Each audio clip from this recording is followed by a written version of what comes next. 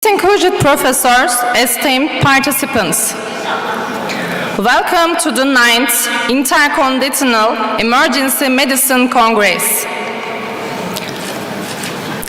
Now, I would like to invite you to the moment of silence to commemorate Mustafa Kemal Atatürk and his hero of friends, the ones who fell for this country.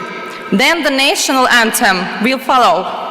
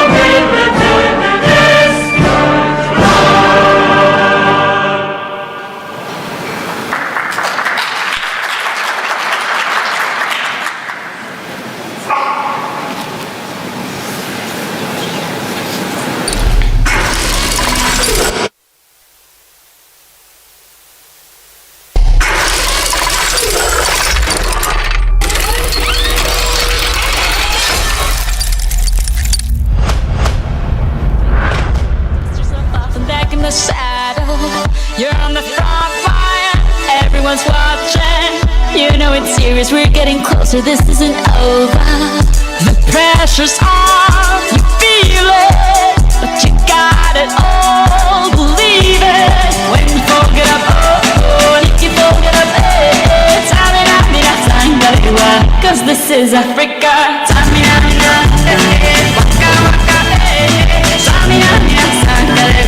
This time for Africa.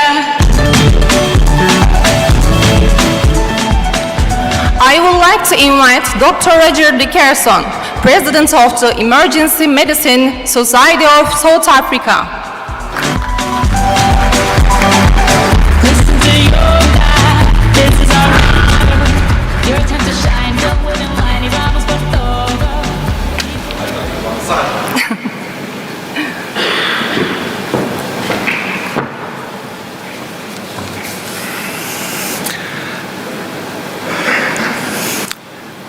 Merhaba Türkiye.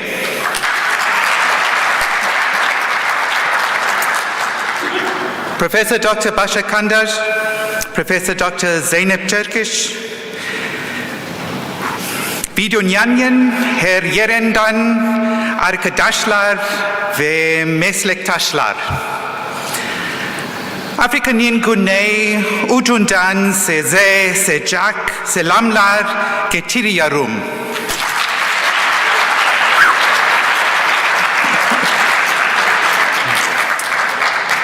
Bir kez daha bo harika konferansen bir parçise olmaktun onur ve mutluluk duyuyorum.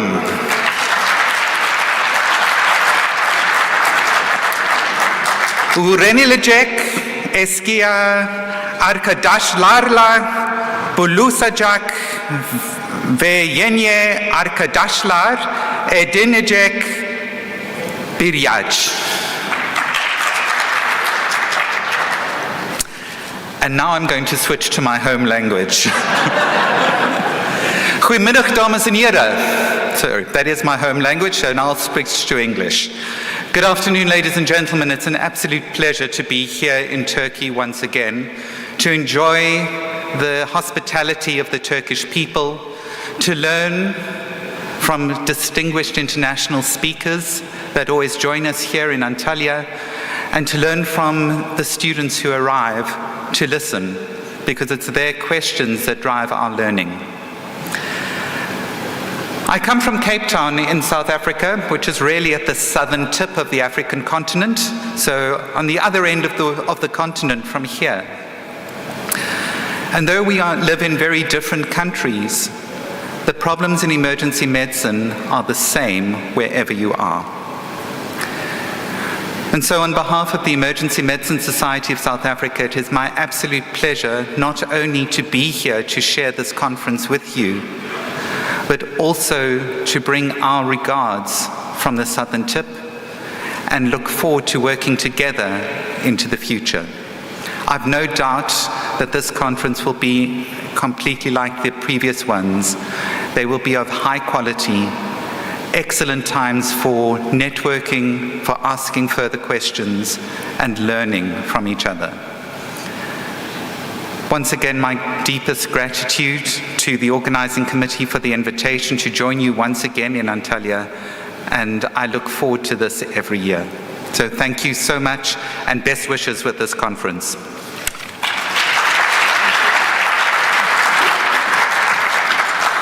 Thank you, Dr. Roger Dickerson, for your opening remarks.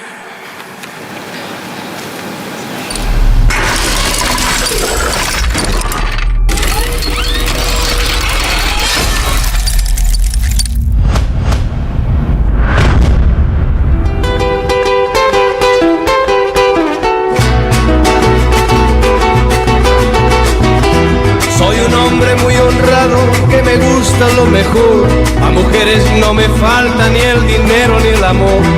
Jineteando en mi caballo por la sierra yo me voy, las estrellas y la luna ellas me dicen dónde voy. Ay, ay, ay, ay, ay, ay, mi amor, ay, mi morena de mi corazón.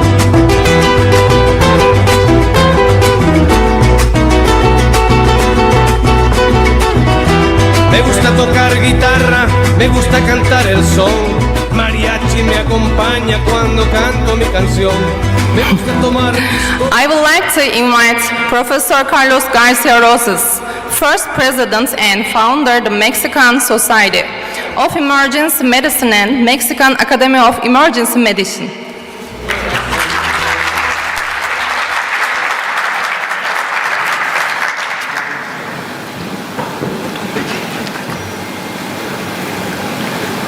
Good afternoon. Thank you very much for inviting me to be here. Bashar, it's a pleasure. Emra, all team of the Society of Turkish, thank you for inviting me to be here. First of all, I want to say that we live in the last 3 years difficult times. We never know that the pandemic will be attacked in that way like we suffer around the world. They show us what important is the emergency medicine around the world. Doesn't matter we are in the north, in the south, in the east, or in the west. The front line of the old system was the emergency room and was the emergency physician. And you are the heroes. And we lose a lot of friends, colleagues, and patients because we don't know how will be this pandemic attack on the humanity. The new times is coming, and we need to change our point of view. We need to be more friendly, more gentle, more help each other to understand how the people suffer in the emergency medicine. Thank you to invite me to be here in this excellent Congress and to share experience and knowledge with my colleagues for other countries and different places around the world. And thank you, and I hope this conference will be great like the other ones. Thank you, and I see you the next days.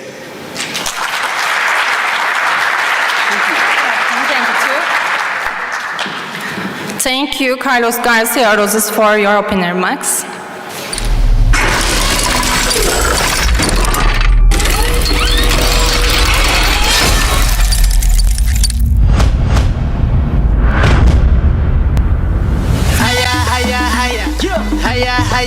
You know what it is. Red one.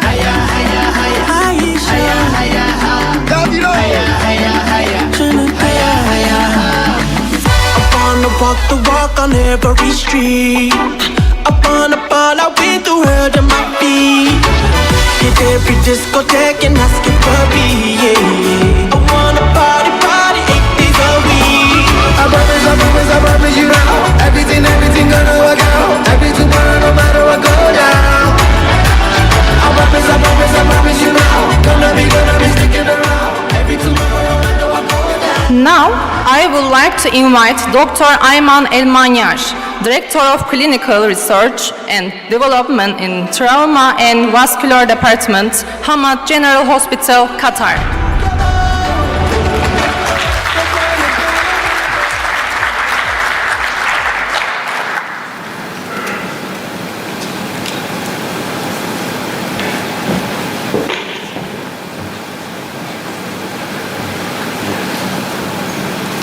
Good evening. Assalamu alaikum wa rahmatullah. I would like to thank Dr. Bashar and the organizing committee for inviting me to attend such a great congress and to maintain a strong academic and scientific relationship with Hamad General Hospital in Qatar. And I hope that this Congress will be very successful, especially we are back in-person meeting. I came from Egypt and Qatar and USA. I know Dr. Bashar since a long time. He is very active and he is working very well for this country. So I wish very successful Congress and wish the best for all and always in-person Congress. Thank you very much. Thank you, Dr. Ayman Elmanyar, for your opening remarks.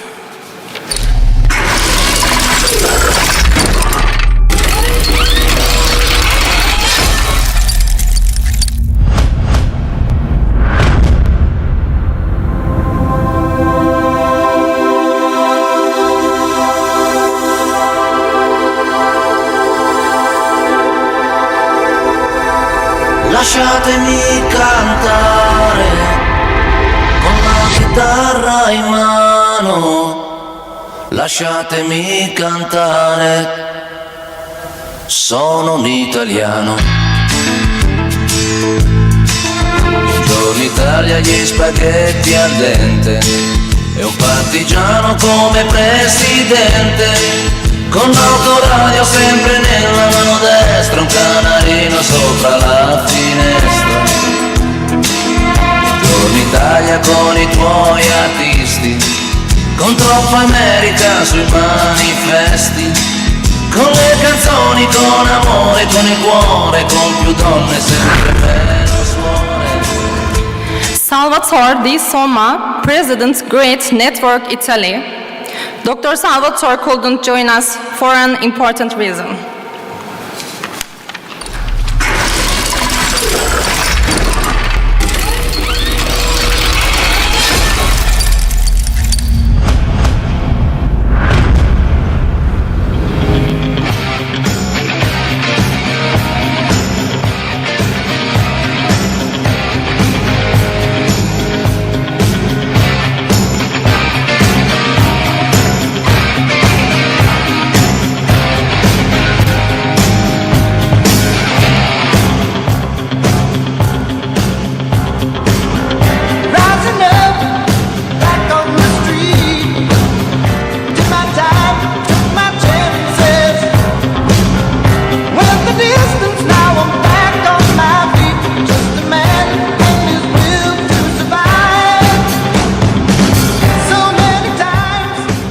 Now, I would like to invite Professor Paul Kivala, President of the ASAP.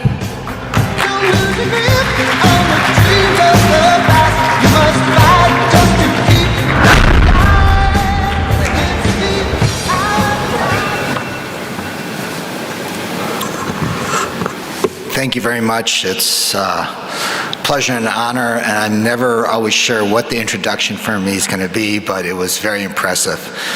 So I would like to thank the organizing committee and Dr. Kandar and Emery and everyone for having me back again this year. I'm echoing what a lot of the previous speakers said, and I wish I could have done it like my colleague from South Africa in Turkish. But unfortunately, I can say marhaba, and that's about it. I promise you, though, next year I'm going to up my Turkish if I'm invited back. But I have to say, you know, this is just such a wonderful conference, and I learned something from this from each of you, and I hope that I can give just a little bit back to each of you. And I think conferences like this make us all better, make our specialty better, and allow us to take better care of our patients and our communities.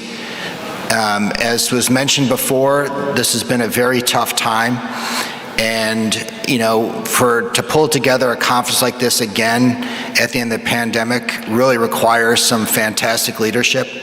I think the organizing committee has done just such a wonderful job, but I would like to, I heard that do any of you guys follow, there's a TV show called Ted Lasso? It's about a football team in the UK that hires an American football coach to basically take over the program. And so I heard that Dr. Kandar was a big football fan. And in the United States, our football, we have American football. And we call football over here soccer. So in that, I'd like to have Dr. Kandar come up here for me for just a second.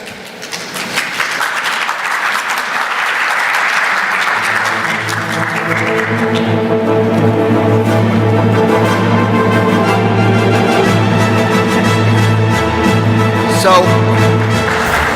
what I've learned is that, you know, to have a very strong team, you really need a leader that's calling the shots. And so I just flew through Los Angeles, and Los Angeles is the home of the World Championship in American football. So what I know it's football, it's a little different football, but what I'd like to give you here is this is a quarterback jersey for the World Championship team.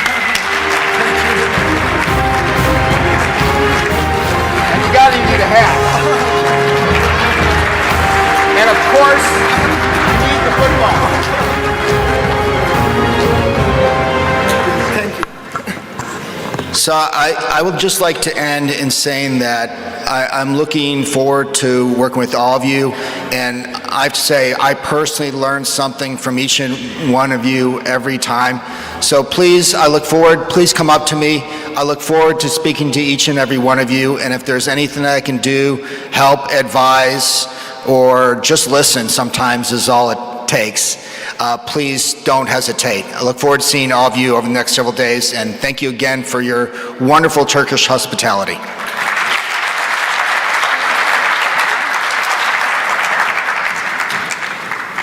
Thank you, Paul Kivala, for our opening remarks.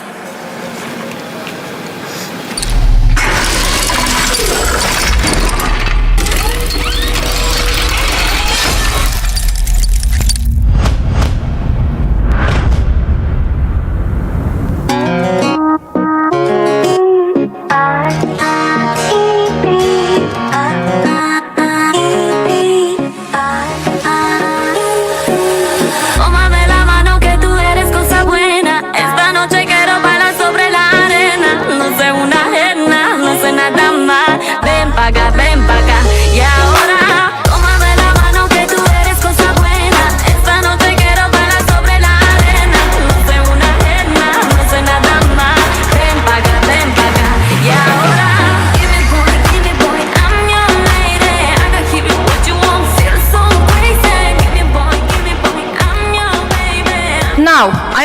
to invite Josep Brugada, who is named by the Spanish cardiologist with Pedro Brugada and Josep Brugada, who reported is as distant the clinical syndrome is 1992. Thank you very much. It's a real pleasure finally to be able to come to your meeting. You know that we have been trying that in the last 3 or 4 years, but the pandemics made it completely impossible. So finally, I'm extremely happy to be here with you and to share with you all the knowledge that you have and that I might transmit to you also, and all the speakers and presenters in this meeting. So I really hope that the meeting will be an incredible success. The venue is fantastic. My first time in this part of Turkey, and it's absolutely magnificent. And I'm really sure that the days that we'll be here together will be great days for all of us to learn and to advance, and finally to treat better our patients, which is all about. And thank you very much for this extremely kind invitation, and I'm really hoping to see the next days with you in this meeting. Thank you very much.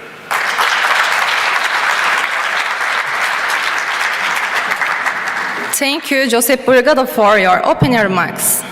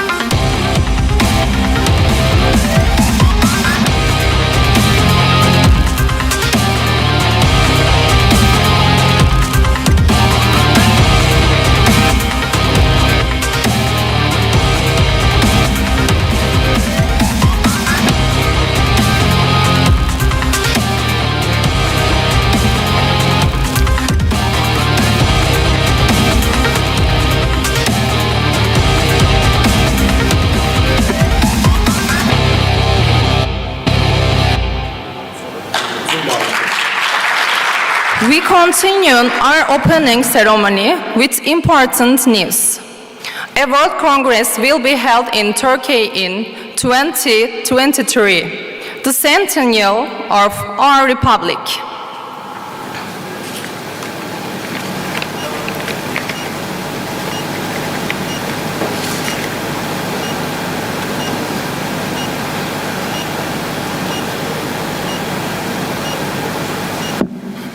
Good evening, everybody. Am I audible?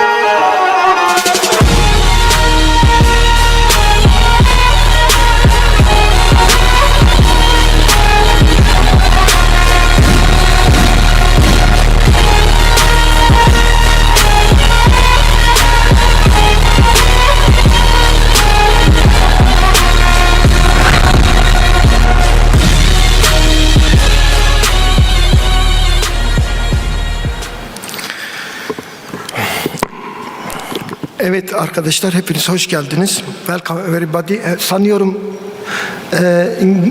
şimdi biz tabii ki İngilizce konusunda açılış konuşmalarını genelde Türkçe yapıyorduk. En sonunda Roger Dickerson'a Türkçe konuşturduk. And finally, everybody speak Turkish. We don't speak English. Everybody speak Turkish. Okay. Emre, siz şeyleri getirin. Erdoğan olduğu gibi geç. Bir şeyimiz oldu arkadaşlar. Tabii ki bu kongreye ilk defa katılmış olan birçok kişi bütün kongrelerin açılışlarının böyle olduğunu varsayıyor. Tabii bizim için bu çok sıra dışı, fantastik, birçok yerde göremeyeceğiniz bir açılış şöleni, bir bilimsel şölen. This is very fantastic, unique opening ceremony for the Medicine Congress.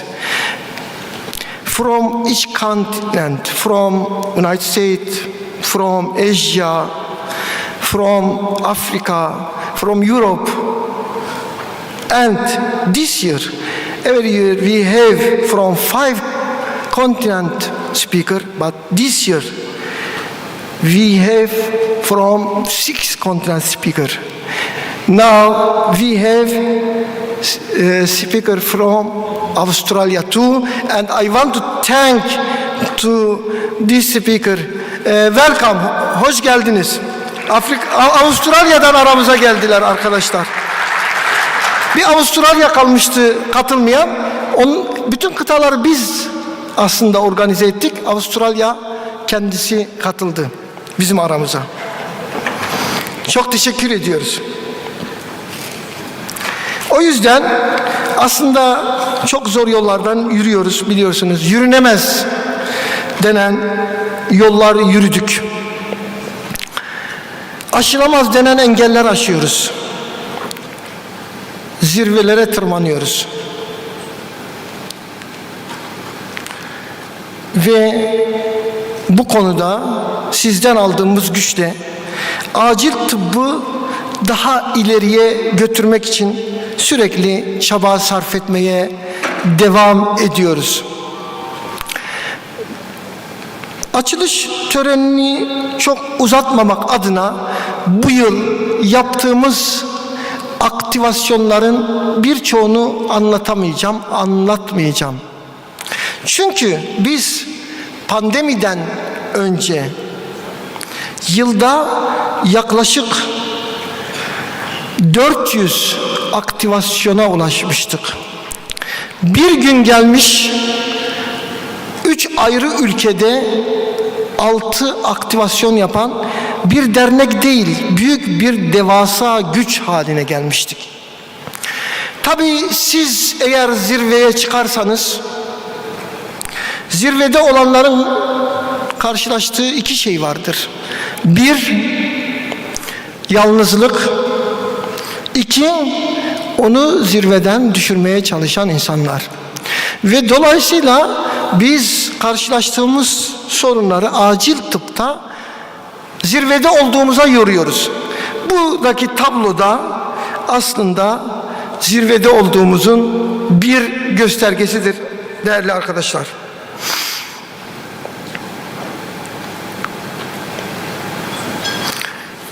Birçok teşekkür alıyoruz aslında. Değişik ülkelerden, birçok konuşmacıdan, bunları göstereceğim bir kısmını. Ama burada Mehmet Gül hocamızın yaptığı teşekkür, hiçbir zaman unutamayacağım bir teşekkür. Türk bayrağı altında yaptıklarıyla onurlu bir şekilde dimdik geleceğe emin adımlarla yürüyen adam yorumu yapmıştı. Şimdi Mehmet Gül hocamızla ilgili bir şey anlatacağım da. Mehmet Gül hoca bugün rektör ataması için YÖK'te olması gerekiyordu. YÖK'te rektörlük için görüşmeyi reddedip ATÜDER'de olmayı tercih etti. İşte bizdeki ATÜDER ruhu bu arkadaşlar. Bunun için bizi yere kolay kolay sırtımızı çeviremezler. Sadece Mehmet Gül hocamız değil, onları da anlatacağım. Mesela şimdi Salvatore bizi dinliyor, Sagar katılıyor. Florida, büyük bir kasırga.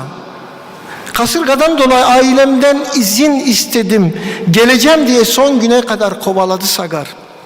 Ve Salvatore bakın bağlandı, bugün bizimle beraber oldu. Dün gelmesi gerekiyordu. Kayınvalidesi vefat etmişti, başsağlığını ilettik. Yani bütün bu zorluklara karşı Atüder'de çalışmaların böyle bir ruhla yapıldığını bilmemiz çok önemli. İşte buraya dışarıdan gelen misafirlerimiz de bize bu şekilde katkı sunuyorlar. Bize değer veriyorlar arkadaşlar. Kongre sabahları biraz zor oluyor. Bunlar da umarım ki sesi geliyordur. Kaldırıyorum efendim. Hani bakıyorum güneşe, evet diyorum, doğdu güneşim. Artık elimi yüzümü yıkıyorum. Güzel bir şarkı, güzel bir banyo. Üstümü başımı giyiniyorum. Sağlam bir kahvaltı. Modumu yakalıyorum tabii. Yani bu gidişat çok kötü gidişat efendim. Türkiye'nin ekonomisi nanay. Neyse, oradaki bu gidişat iyi değil diyorlar. Evet, gerçekten sıkıntılı bir gidişat var dünyada. Biliyorsunuz, pandemiyi atlattık. Üzerine şimdi savaş, her dakika bir yeni sorun, ekonomik kriz derken bütün bunlarla birlikte mücadele etmek zorunda kaldığımızı ifade ederim. Tabii hayatta bazen bütün seçenekler doğru gibi görünebilir. Burada görüyorsunuz. Bilmem tercüme etme şansımız oluyor mu? 2-0, 2-4. Ama şıklar da böyle. Nereye baksan doğru görüyorsun. Ama bunlar için de doğruyu seçmek kolay olmuyor. Şimdi arkadaşlar, tabii ki 6 yıl içinde acilde sorunumuz ne? Sesini açalım. 598 kere hastaneye gitmişsin. Yani yılda 100 kere gidiyorsun. Ben gitmem o kadar fazla. Daha önceden gittim, gitmedim değil. Hayatım işte kaydı var ya. Daha önceden gittim, gitmedim demiyorum. Yani 3 günde bir hastaneye gidiyorsun. 368'e vursak 3 günde bir gidiyorsun. Ben daha önceden... Acile 119 kere girmişsin. 119 kere acile girmişsin. Götürdüler, ben bir şey demiyorum bak. Daha önceden gidiyordum. Şimdi bir şey söyleyeceğim. Şimdi arkadaşlar gittiği uzmanlık bölümlerini yazmışlar. Tamam, o çok uzun. En son şeyi çıkartmışlar. Gitmediği bölümleri çıkarmışlar. Algoloji, beslenme ve diyet. Ona da ihtiyaç yok. Geleneksel ve tamamlayıcı tıpa gitmemiş. 6 yıl içinde 5... Velhasıl acillerin durumu böyle arkadaşlar. Hastanelerimizin durumu da böyle. Tabii biliyor arkadaşlarımızın çok derdi oluyor. Acil değilim ama acil hissetmek istiyorum diye bir alan mı oluştursak diye. Tabii bu sadece aslında acilcilerin sorunu değil. Mesela genel cerrah, dahiliye. Burada da aile hekimleri. Gerçekten herkesin böyle hasta yoğunluğundan ciddi sorunlar yaşadığımızı ve Türkiye'de, diğer ülkeleri bilmiyorum, ülkemizde çok ciddi boyutta hasta yoğunluğu olduğunu, acilde çok fazla hasta olduğunu bildirmemiz uygun olur. Biz kongreleri çok güçlü yapan bir derneğiz. Biz sadece bir dernek değiliz. Aslında hayatın her yanında, bunu göstereceğim, çok çalışması olan bir ekibiz. Birlikte çalışıyoruz. Bir sürü kongre, fantastik, değişik kongreler. Tabii bunlar haberlerde de yer alıyor. Başka kongrelerden farklı olarak. 16. Ulusal Acil Tıp Kongresi başladı. Bu yıl online olarak gerçekleştirilen kongreye pek çok ülkeden alanında uzman akademisyenler katılıyor. Bir kongremizin daha arifesindeyiz. 6 kıtadan 250'yi aşkın konuşmacı, 35 ülkeden 47 dernek temsilcisi, farklı coğrafya ve ülkelerden alanında uzman akademisyenler. Koronavirüsle mücadele sürecinin de değerlendirildiği 16. Ulusal Acil Tıp Kongresi başladı. Acil tıp 21. yüzyılın branşı olacak. Tabii yaşadığımız felaketler, sel, deprem, yangın, travma, savaş, üzerine bir de salgınlar hep acil tıbbı öne çıkarttı. Acil Tıp Uzmanları Derneği öncülüğünde yapılan kongre online olarak gerçekleştiriliyor. Kongreye Amerika Birleşik Devletleri, Rusya, Çin, Hindistan ve Türkiye Cumhuriyetlerden Evet, bunda da şeylerle ilgili genelde kongreden sonra bize bir sürü teşekkürler geliyor. Burada görüyoruz Paul Kivela'nın her zaman olduğu gibi Narenda'nın, ama bunlar içinde en son şuraya bakın arkadaşlar, en son ya bizim iddiamız bu, Daniel Lopez Tapia'nın. Bunu biz söylemiyoruz tabii. Bunu söyletmek kolay değil. Tekrar geri alayım. Dünyanın en büyük, en geniş konferansı olmaya aday bir konferans olarak hep birlikte ilerliyoruz arkadaşlar. Bu bizim için bir gurur tablosu. Acil tıp için bir gurur tablosu. Ülkemiz tıbbı için bir gurur tablosu. Bunu da görüyorsun işte, her yerden ciddi bir teveccüh var. Ve bunlar böyle devam ediyor. Tabii biz dernek olarak çok iş yapıyoruz. Bakın bu yine Facebook'tan aldığımız bir şey. Birileri soruyor, biliyorsunuz böyle soran adamlar olur. Sevgili babalar, bu uzmanlık dernekleri ne işe yarar diye. Hangi branşın ne derdine çare bulmuş bilen var mı? Biz hiç müdahil değiliz toplanmaya bak. Burada bir arkadaş çıkıyor, Onur Saya Karya, hiç acilci falan da değil bu. ATÜDER içlerinde en aktif çalışanları sanırım. İşte bizim bütün camialar içinde örnek bir yapı haline gelmemizin tabi bazen bedeli oluyor ve bunları da beraberce göğüslüyoruz, beraberce üstesinden geliyoruz arkadaşlar. Alex de Souza. Stoh topun gelişine vuruyor ve gol! Miroslav Stoh olağanüstü gollerinden birini daha atıyor Kadıköy'de.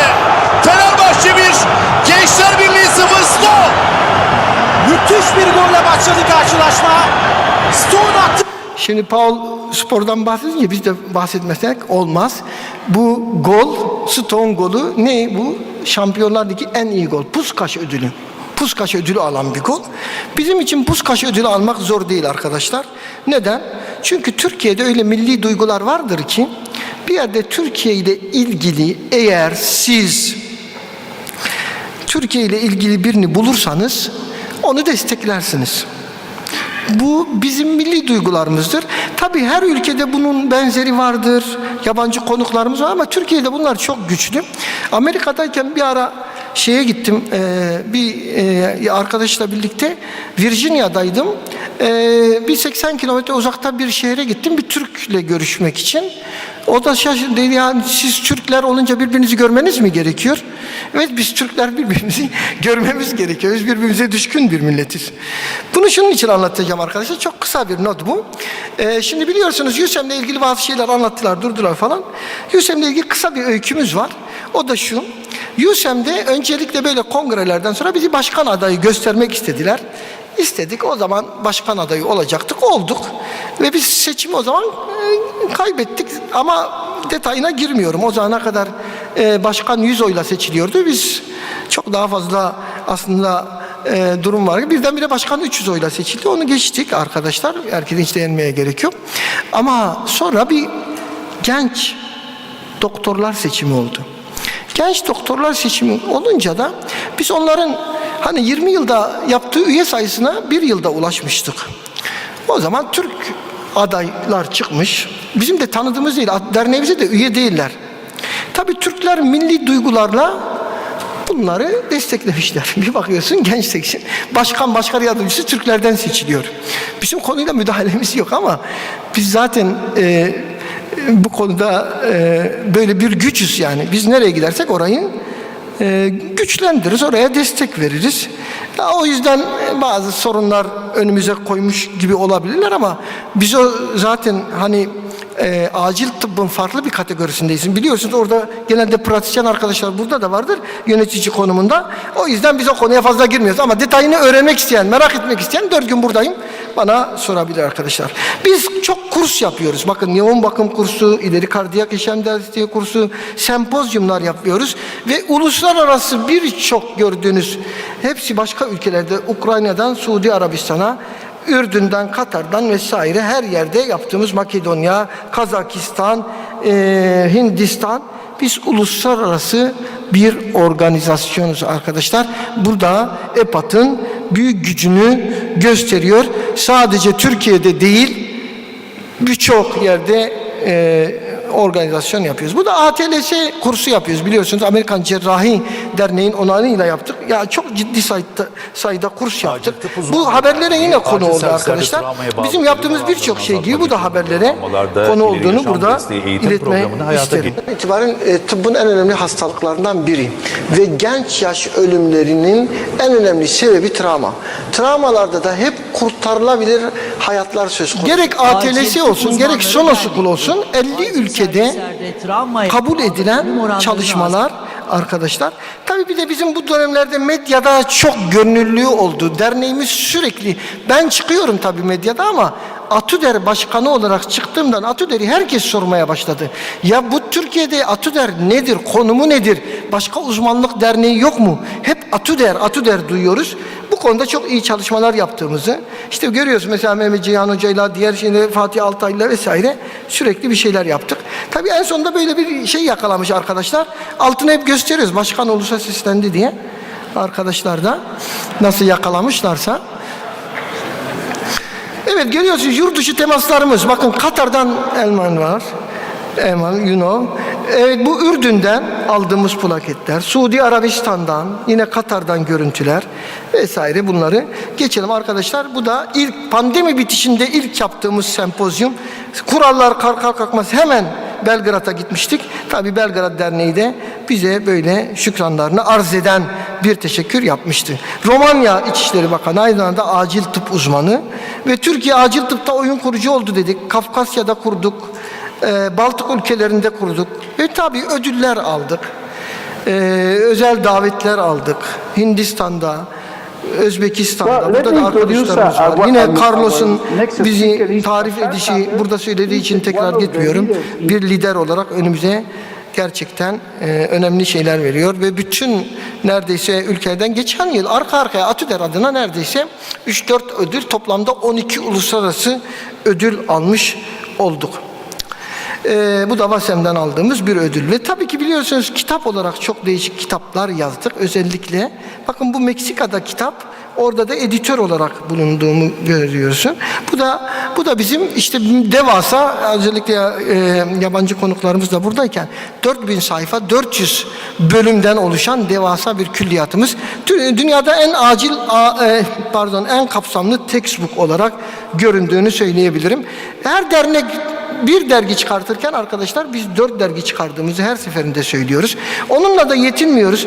Kısa filmler çektik biliyorsunuz. Burada da bakıyoruz, artist olacak arkadaşlara da bakıyoruz. CPR yaptık.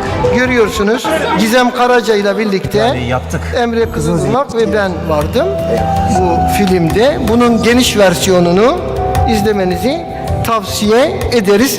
Tabii sağlıkta şiddet hiç çözülmüyor, bitmiyor. Ben onlarla Biz elimizden gelen bütün çabayı yapıyoruz. Filmler çeviriyoruz, kamu spotu. Aslında biz tedaviyi biliyoruz da. İsimsiz kahramanları onlar. İşte onu uygulamak önemli. Onu uygulayacak. Beni siz hayata bağladınız. Kendim ve sevdiklerim adına hepinize minnettarım. Ben şanslıydım. Ama sizin anneniz, babanız, eşiniz, çoluğunuz, çocuğunuz, akrabanız, arkadaşınız bu kadar şanslı olmayabilir. Ne olursunuz unutmayın. Size rağmen olmaz. Ama sizinle iyi olur. Evet, Türkiye bu filmi konuşuyor 80 milyon diye. Haber de yaptırdık ne olur ne olmaz diye. Şimdi gelelim bu kongremize. Arkadaşlar şimdi ben kongreyi çok anlatmak istiyorum ama vakit, ya bizim kongrelerimiz dolu dolu. Her santimetre kadar neredeyse bir aktivasyon var. Çok sıra dışı işler yapıyoruz. Çünkü çok güçlü bir ekibiz. Evet, burada bir futbol turnuvamız olacak. Karaoke olacak. Sonra tabu oynama ilk defa yapıyoruz. Uçurtma, bunları da yapacağız. Acil tıpçıların aynı zamanda bir sosyal bir aktivasyon yapması için şeylerimiz var, çabalarımız var. Tabi biliyorsunuz 99. yılı 100. yıla bağlayan geceyi burada birlikte kutlayacağız. 100. yıla burada birlikte gireceğiz. Gala gecesinde. O yüzden kırmızı beyaz giyineceğiz gala gecemizde.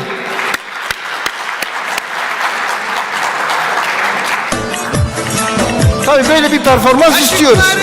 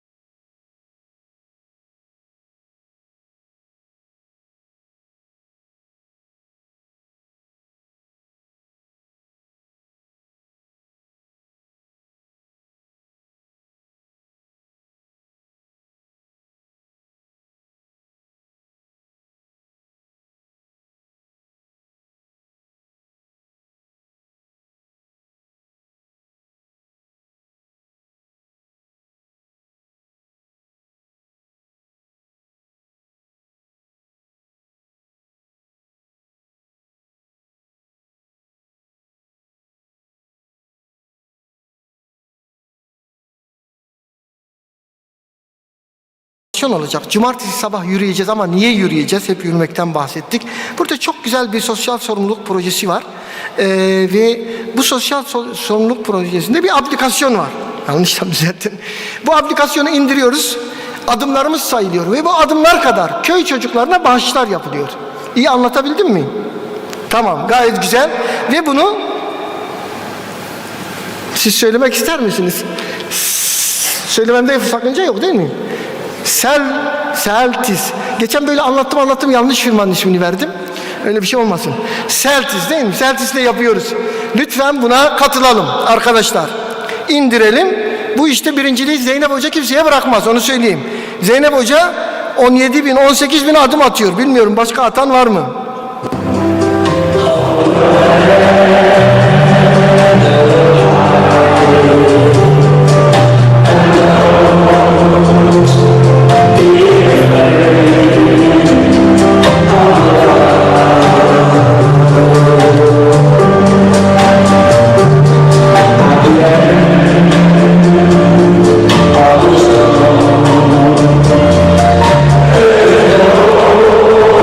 Bunu hepimiz biliyoruz. Asla yalnız yürümeyeceksiniz. Biz bu kadar işi nasıl yapıyoruz? Çünkü biz asla yalnız yürümüyoruz. Benim yanımda benimle birlikte mücadele eden, dimdik benimle birlikte duran arkadaşlarla devasa bir organizasyon yapıyoruz. Sadece kongre, sempozyum yapmıyoruz. Türkiye'nin geleceğine, dünyanın geleceğine faydalı olacak işler oluşturmaya çalışıyoruz. Tabii burada benim yanımda dimdik duran arkadaşlarım, hepsinin ismini zikretmek isterim ama başta Zeynep hocamız alkışlarla,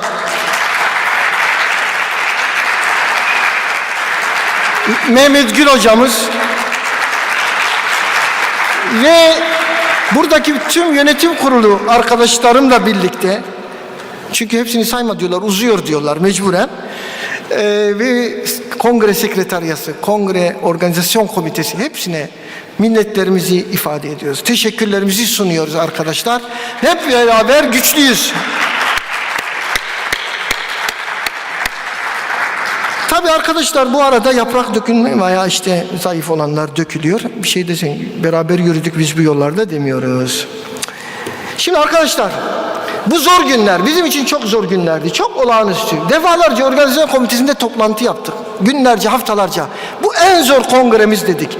Bu en zor kongremizde ekonomik krizlere rağmen bizim yanımızda duran arkadaşlar oldu. Şimdi biz ödül töreniyle bitiriyorum arkadaşlar. Ödül töreninde önce firmaların ödüllerini hemen takdim edeceğiz. Daha sonra günün en önemli anı bir tarihi an. Dünyada birçok kişinin hayatını değiştiren bir sendroma ismini veren Burgada'ya ödüllerini takdim edeceğim. Şimdi arkadaşlar önce gerçekten bütün firmalara ben teşekkür ediyorum. Böyle zor zamanda ki bir şeyler anlatmak isterim de her şey çete girdi, acil tıbba da çete girdi. Bu acil tıptaki çeteler tehdit ve şantajla bilimi tehdit ediyorlar. Ya bilim tehdit edilmez. Bakın bilim her şeyin üstünde olmadıkça bilim olmaz. Bilimi en üstte tutmanız gerekiyor.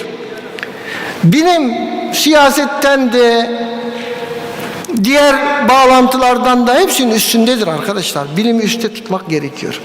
O yüzden tehditlere, şantajlara boyun eğmeyen sizler burada en büyük alkışı hak ediyorsunuz. Önce sizi alkışlıyorum.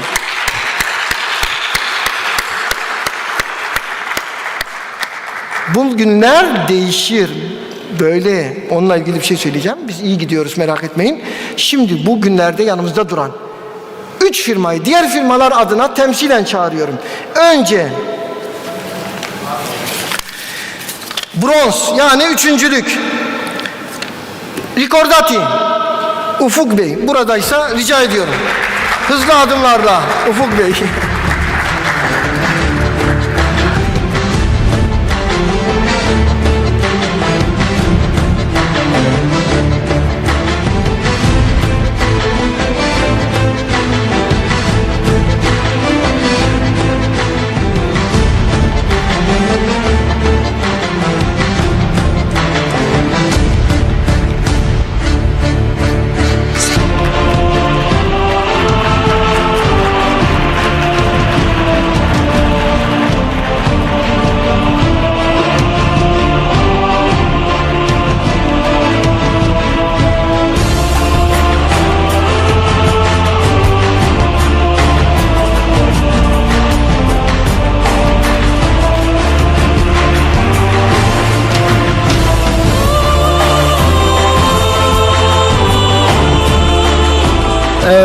tekrar ortaya kadar yürümek istemediğim için buralarda vermeye çalıştım, yutmadılar.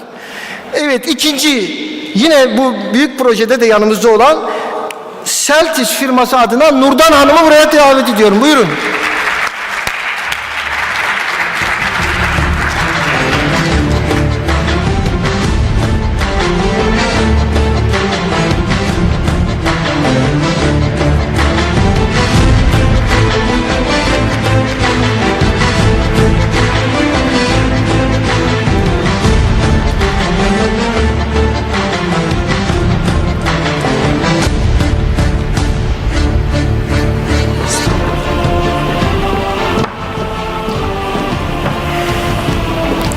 Ve sen olarak altın sponsorluk ödülü. Gerçekten her zaman yanımızda büyük bir güçle durdular. Bütün ekibe teşekkür ediyorum. Menarini Grup, onun adına Aslı Hanım'ı buraya davet ediyorum.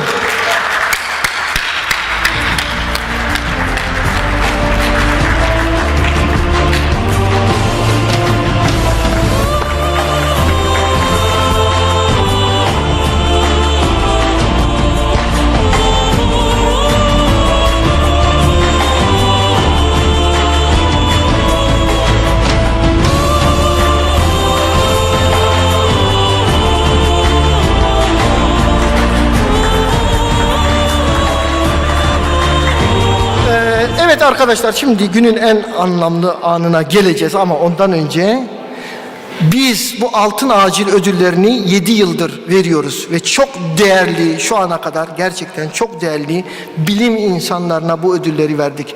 Bakın, bu Gazi Yaşargil 2015'te ilk ödülü alan, şu anda da Milenyumun 100 yılın cerrahı, 100 yılın cerrahı, beyin cerrahisinde Türkiye'mizin gururu. Sonra Aziz Sancar'a verdik. Nobel'den sonra biz ona ödül verdik. Bakın neredeyiz yani, Nobel ödülü alıyor, sonra gelip bizden ödül alıyor. Ve ikinci defa altın madalyayı Aziz Sancar'a verdik. Üçüncü ödülü yine Amerika'ya gitti. Goldfrank, biliyorsunuz toksikolojinin babası kabul ediliyor. Dolayısıyla Goldfrank'ı getirdik. Ona da bu ödülü takdim etmiş olduk. Ve sonra Paul Kivera aramızda, ona da bu ödülü 2018 yılında takdim ettik. 2019'da Bingür Sönmez Hoca, yine bir kalp damar cerrahı, biliyorsunuz Türkiye'nin en tanınmış kalp damar cerrahlarından biriydi. Onu takdim ettik ve 2021'de Vincent de biliyorsunuz kritik bakımın kurucusu, dünyada gerçekten bu konuda lider olmuş bir bilim adamı. Ve şimdi en son ödülümüzü, gerçekten kendisiyle burada olmaktan büyük gurur, büyük onur duyduğumuz, bakın basit bir şey değil. Futbol sahasında bir arrest görüyorsunuz değil mi? Genç insanların kalp durması sonucu ölmesini görüyorsunuz. Ve bu sendromu tanımlayarak dünyada birçok gencin hayatta kalmasına vesile olan büyük bir buluşun, büyük bir bilim adamını buraya getirmekten çok büyük onur duyduk. Ve bu ödülü kendisine takdim etmek bizim için hayatımızda onur duyacağımız, gurur duyacağımız bir an olacak. Bunu da mümkünse Zeynep Hocam'la birlikte verelim. Zeynep Hocam buraya gelin ve Joseph Burgada'yı buraya davet ediyorum ayakta alkışlarla.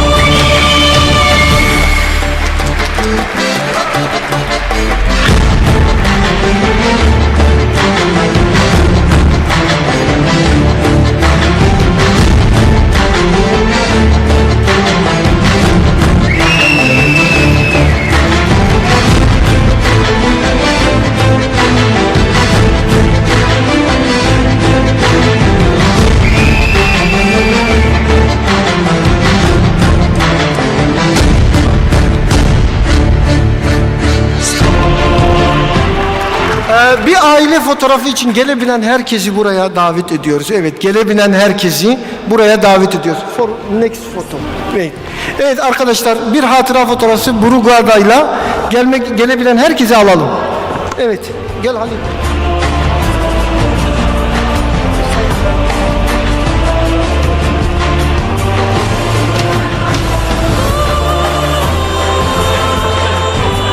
Thank you very much. It's a big pleasure for me to be here in Antalya, and finally I could make it after the pandemic. 2-3 years that we could not make it, and I'm really very happy to be part of this meeting and to be with you today here.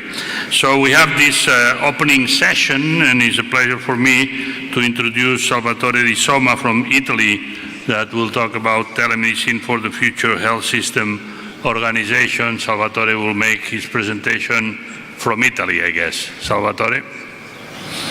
Yes, thank you so much. Can you hear me? Yes. Thank you very much, Professor Brugada, and especially thank you to Professor Kander for the very kind invitation. Unfortunately, I have to apologize because for last minute personal issue, I was not able to come there, but really it's always a pleasure to be part of this really important international meeting on emergency medicine.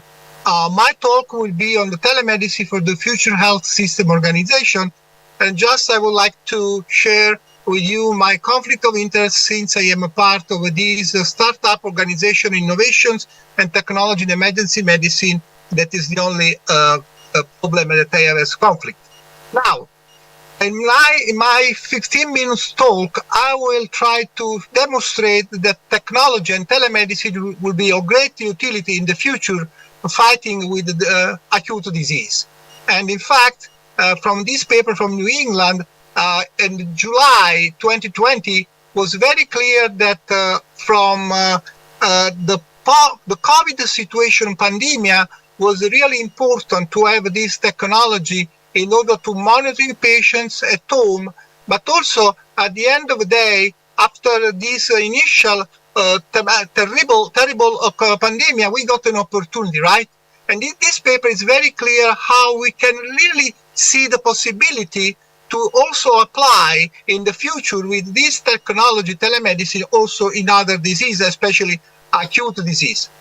This is what we did in our institution, La Sapienza University in Rome, try to take people out of the emergency room, right? Because during the pandemic, I remember very well that many patients, they immediately came to the emergency room, but not all of them were really very serious to be admitted.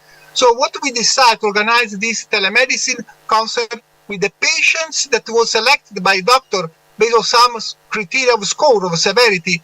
And then there was a nurses station that was able 24 hours a day, 7 days a week to monitoring the patients with this smartphone.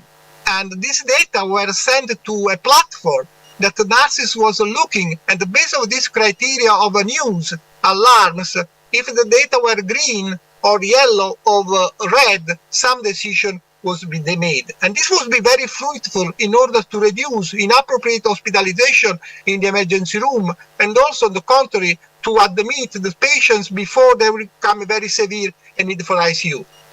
But let's see now, how can we really try to implement in our daily practice in the emergency room utilization of telemedicine? You remember very well that during the pandemic, many patients with other acute diseases such as stroke or myocardial infarction or acute heart failure, they died at home because they were a little bit concerned to come in the hospital. But at the end of the day, we have to see now which are the consequences of the increase of many acute diseases coming and expecting in the future in the emergency room.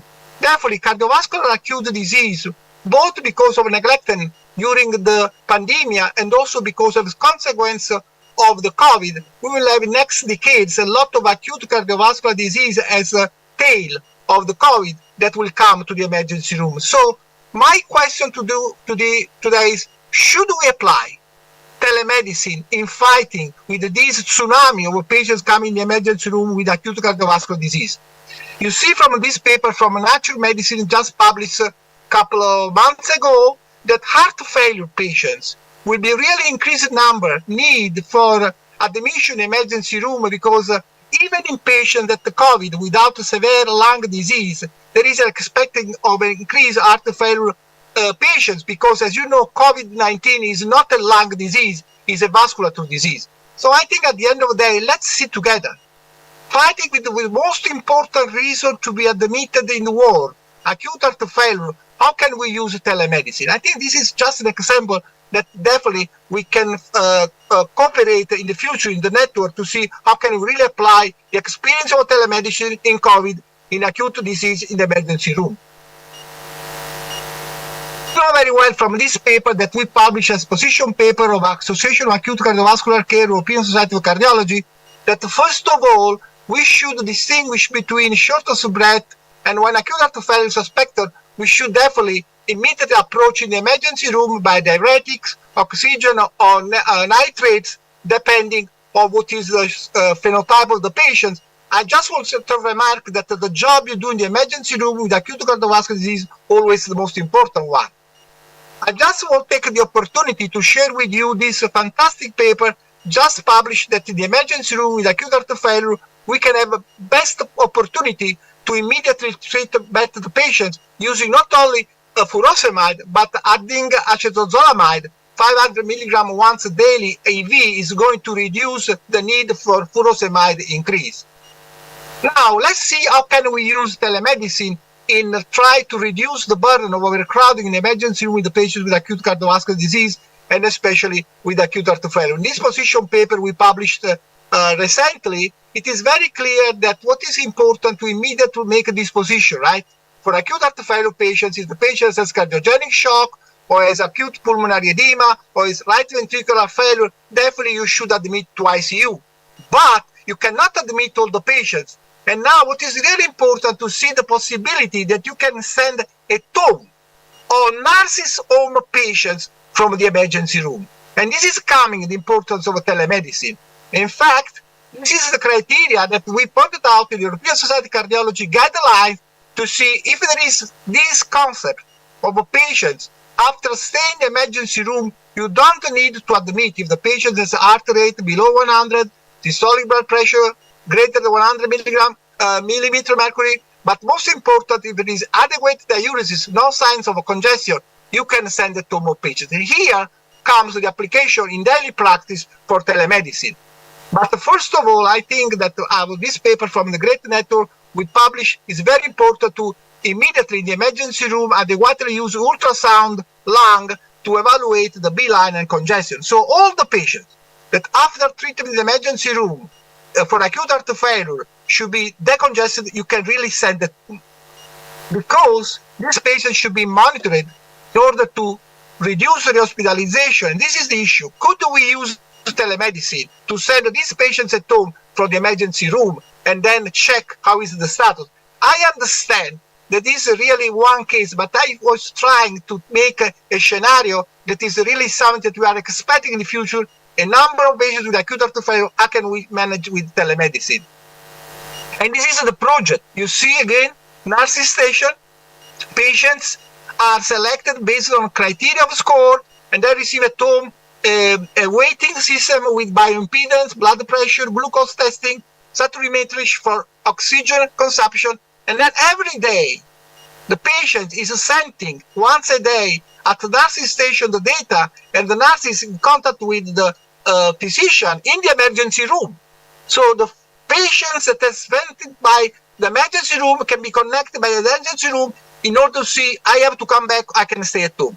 And this is what we did already in our preliminary 200 patients in Rome, where you can see having this monitoring, you can have a lot of information to decide, especially if there is no body water increase, if there is adequate diuresis, to take the patients at home and not into the hospital. I think this is a kind of, let's say, hospital at home that is also possible thanks to telemedicine.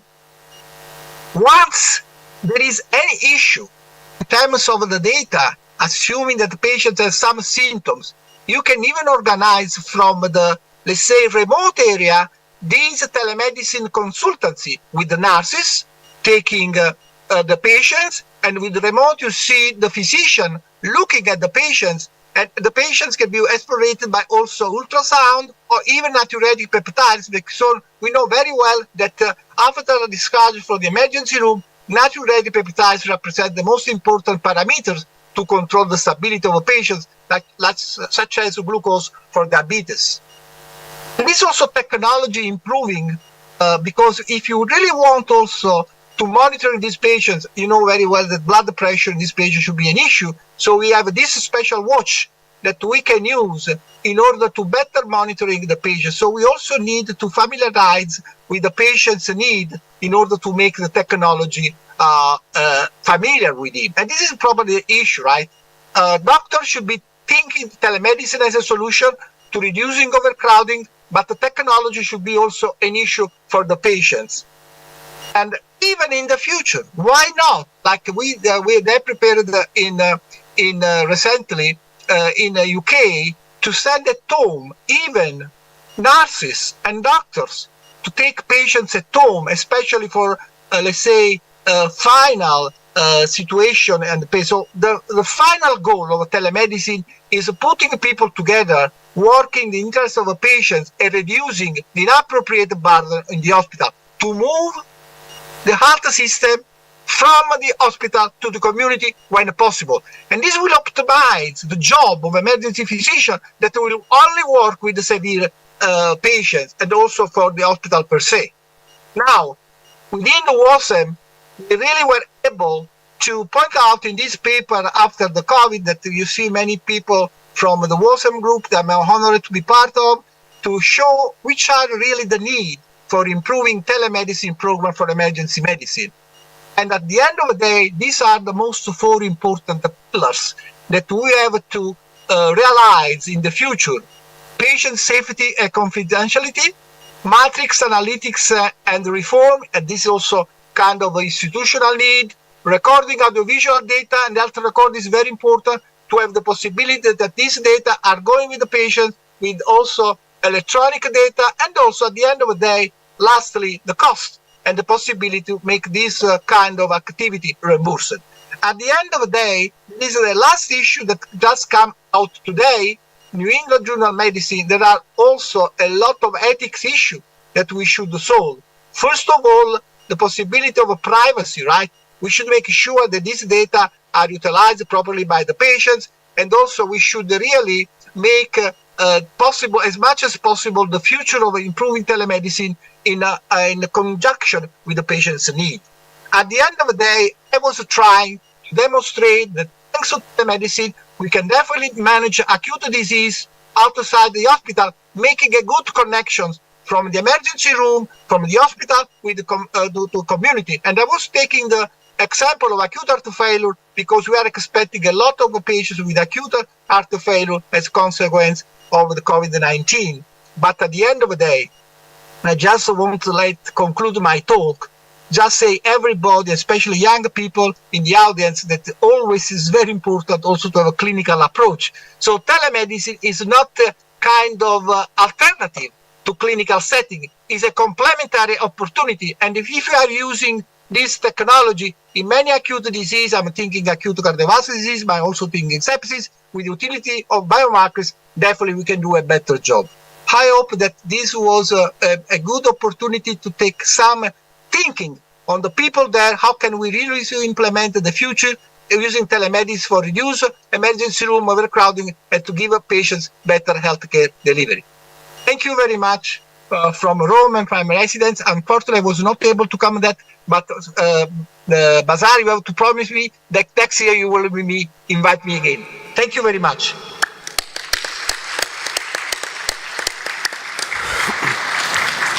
Thank you very much, Salvatore, and please accept our condolences for you. This is in this time, and you can join us. It's very big honor for us. Thank you very much, Salvatore, and in next time we waiting you face to face, I hope, inshallah. Yes. Thank you. Salvatore will have a discussion at the end all together with the three presentations. So now let me introduce Ariel Kibela, that will talk about the lessons learned from the pandemic.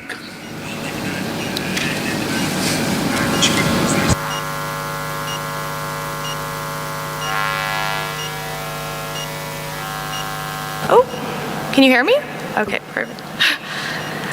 Thank you, Dr. Kandar and Dr. Brugada. It's really an honor to be introduced by two of the most influential cardiologists and emergency physicians in the world, and it's a bit intimidating as well. Nevertheless, thank you for having me, and thank you for joining me today. I graduated in May from Pitzer College in Los Angeles, California, studying international politics and East Asian studies. I wrote my thesis comparing East Asian COVID response model to the United States. So that's what I'm going to be talking with y'all today. Oops.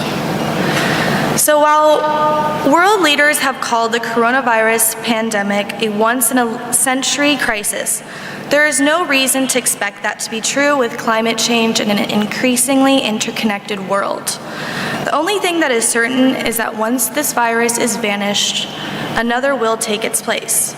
Pandemics are inevitable. However, the systematic policy failures that accompany the spread of a virus are not. So if you look at this map, you can see that mortality rates due to COVID-19 have varied substantially across the world. In particular, there's a striking contrast between the Asia-Pacific region versus the United States. In particular, the East Asian tigers, which are Singapore, Hong Kong, Taiwan, and the Republic of Korea, have received universal praise for their ability to effectively respond to the pandemic. Given their close proximity to the outbreak and relatively low infection and death rates, are really a testament to the government's response to the virus. So let's talk about these governments and their difference to the United States. So the East Asian tigers are considered to be a developmental state, which means they're a welfare state. Because they were late to industrialize, they had to facilitate their own growth, which sometimes meant intervening in market failures and limiting individual rights to do so. The regulatory state is what the United States is considered to be, and that's not a welfare state.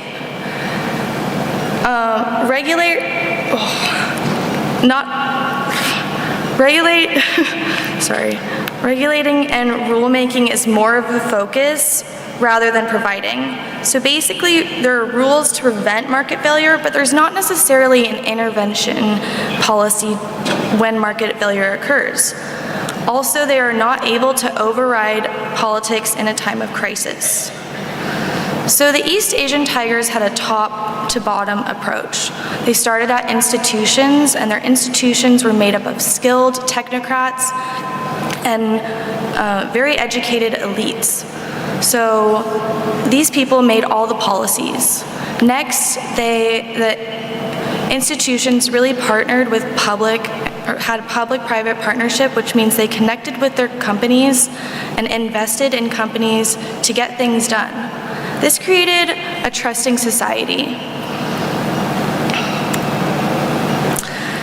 So when it comes to pandemic preparation, COVID-19 is not the first epidemic that has spread through East Asia. SARS spread rapidly across the region in 2002. While the global death toll of SARS was much lower compared to COVID-19, the SARS outbreak inflicted huge GDP losses to the tigers. So after the virus hit, the governments realized they needed to invest and create a protocol for other public health crises. So they all decided to create an institution to step up in case of a virus. So if warning of an illness arises, it acts as an operational command point for direct communication among central, regional, and local authorities. These disease prevention agencies are particularly robust because they can override politics in a time of crisis. They also used H1N1 and MERS to really practice these crisis management techniques. Masks also became a norm during this time, and they used masks a lot during COVID-19. So when word came out that COVID-19 had been spreading, institutions issued strict travel controls. And this was not recommended by the World Health Organization at the time. They then used transparent and clear messaging to the public through apps and websites. They instituted school closures and mandated mask wearing and lockdowns. Next, these government institutions banned private companies from exporting masks and invested in companies to ramp up private mask making.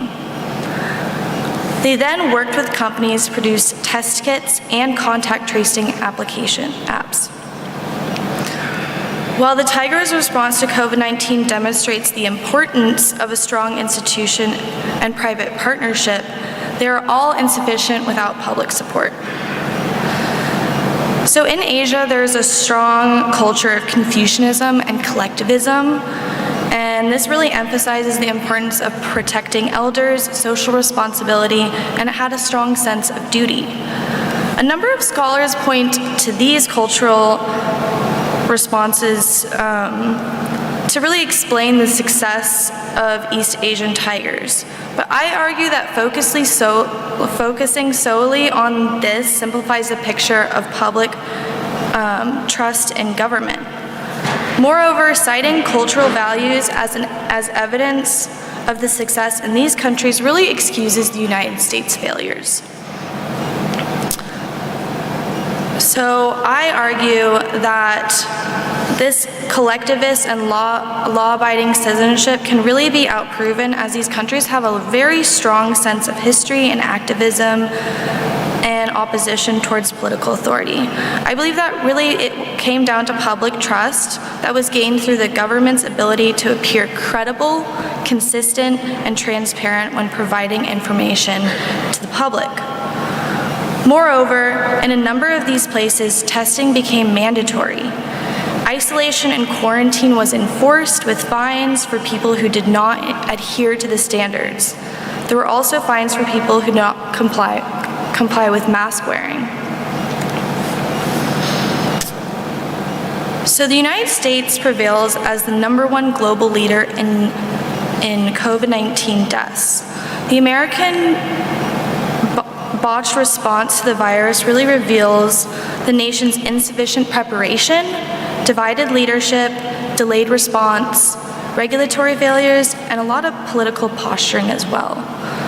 So taking a look at institutional hurdles, the Center for Disease Control and Prevention, the CDC, and the US Food and Drug Administration, the FDA, made it illegal for private labs and even local public agencies to jump into action with their own solutions for test making. Instead of enlisting the private sector early on in the pandemic, like the East Asian Tigers did, the US officials relied on test kits prepared by the CDC, and many of which proved faulty. So for at least 5 weeks, the United States had no idea where COVID-19 was. Another issue was that in the 10th Amendment, this made it impossible for the federal government to really have a national mandate that applied to every single state. So each state was kind of doing their own thing. Another issue was poor leadership. PREDICT, which is a research program for pandemics and epidemics, was disbanded and defunded during the presidential transition. And the Defense Production Act, which basically tells companies what to do in time of a crisis, was not used to its full potential. And also there was very unclear messaging to the public. So this obviously created a lot of public distrust. So if citizens do not trust their government, they're more likely to question or disobey government orders. Moreover, testing was not instituted was not mandatory, and it was on a voluntary basis. So whoever wanted to get tested could get tested, but they weren't telling people to go get tested. Moreover, there was no universal mask mandate, and contact tracing efforts were only instilled recently. So if you see here, this is some of the reason why the United States prevails at the top for COVID-19 deaths. So quickly jumping over to vaccines, the United States was one of the first countries to develop a vaccine. However, this led to a lot of vaccine nationalisms. The United States basically hoarded a bunch of vaccines, and there was also a lot of vaccine hesitancy. So a lot of American citizens weren't very trusting in their government. On the contrary, East Asian tigers had a bit more of a difficult time getting access to the vaccine, and also due to geopolitical conflicts, they had another issue just getting the vaccine. However, they were still able to overcome hesitancy, unlike the United States. So looking at this map, or this graph, you can see that Singapore, South Korea, Hong Kong, and Taiwan really are at the top of vaccines and compared to the United States. So some ways that they were able to overcome hesitancy is they really trusted their health organization. They persuaded elderly to get vaccinated quickly. They fought fake news, and they made vaccines widely accessible. On the contrary, the United States, many people were wary of the safety of the vaccine. The vaccine became very political, became an argument of Democratic versus Republican sort of conflict, and there was a ton of social media misinformation. There was also an issue with racial concerns in many different groups. So thank you for listening to me today, and let me know if you have any questions later.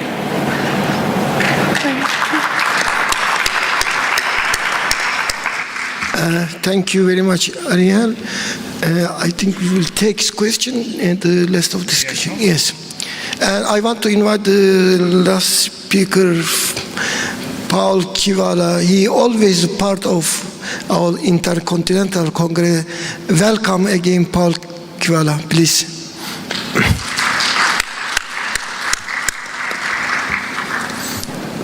Thank you, Dr. Kander. It's always a pleasure and honor to be here in Turkey. This is definitely one of the best congresses that I attend every year, and I look forward to hopefully coming back and seeing you many times in the future as well. I'm going to be talking today about wearable technology in the emergency department and EMS, and this kind of goes a lot with the pandemic. It goes a lot with Dr. DeSoma's talk on telemedicine, because a lot of that has expanded very quickly over the last several years. My hospital does do something called mobile integrated health. And that's something where we use a lot of other providers to try to discharge patients home quickly, and oftentimes avoid admissions altogether. There's a program that our university is part of that has been at Johns Hopkins and Vanderbilt for many years, where it's called a hospital at home, where we'll discharge potentially 20% of the patients can be discharged to home rather than admitted. And we'll talk about the wearable technologies and things that are in there. I also have advised to several different technology firms, and a member of the American College of Emergency Physicians Innovations Committee, and also their task force looking at the future of emergency medicine. And I also work as a medical director of an ambulance company that's pretty innovative as well. What I want to talk to you about today is kind of the technology that's evolving very, very quickly. And one of the things that happens is we as emergency physicians don't really get any specific training on these things. And the changes are happening very quickly. And so I'm going to talk about some of the pros and cons of wearables, but I'm also going to talk about the different definitions, because what's a wearable? Do you know what a wearable is? Has anyone ever told you what a wearable was? Well, there's a lot of different things, and we'll talk about wearables. We'll talk about carryables, things that you can carry, and then we'll talk about portables. And all of this is something that is in addition to the various apps that are on your phone that could be a whole nother talk all by itself.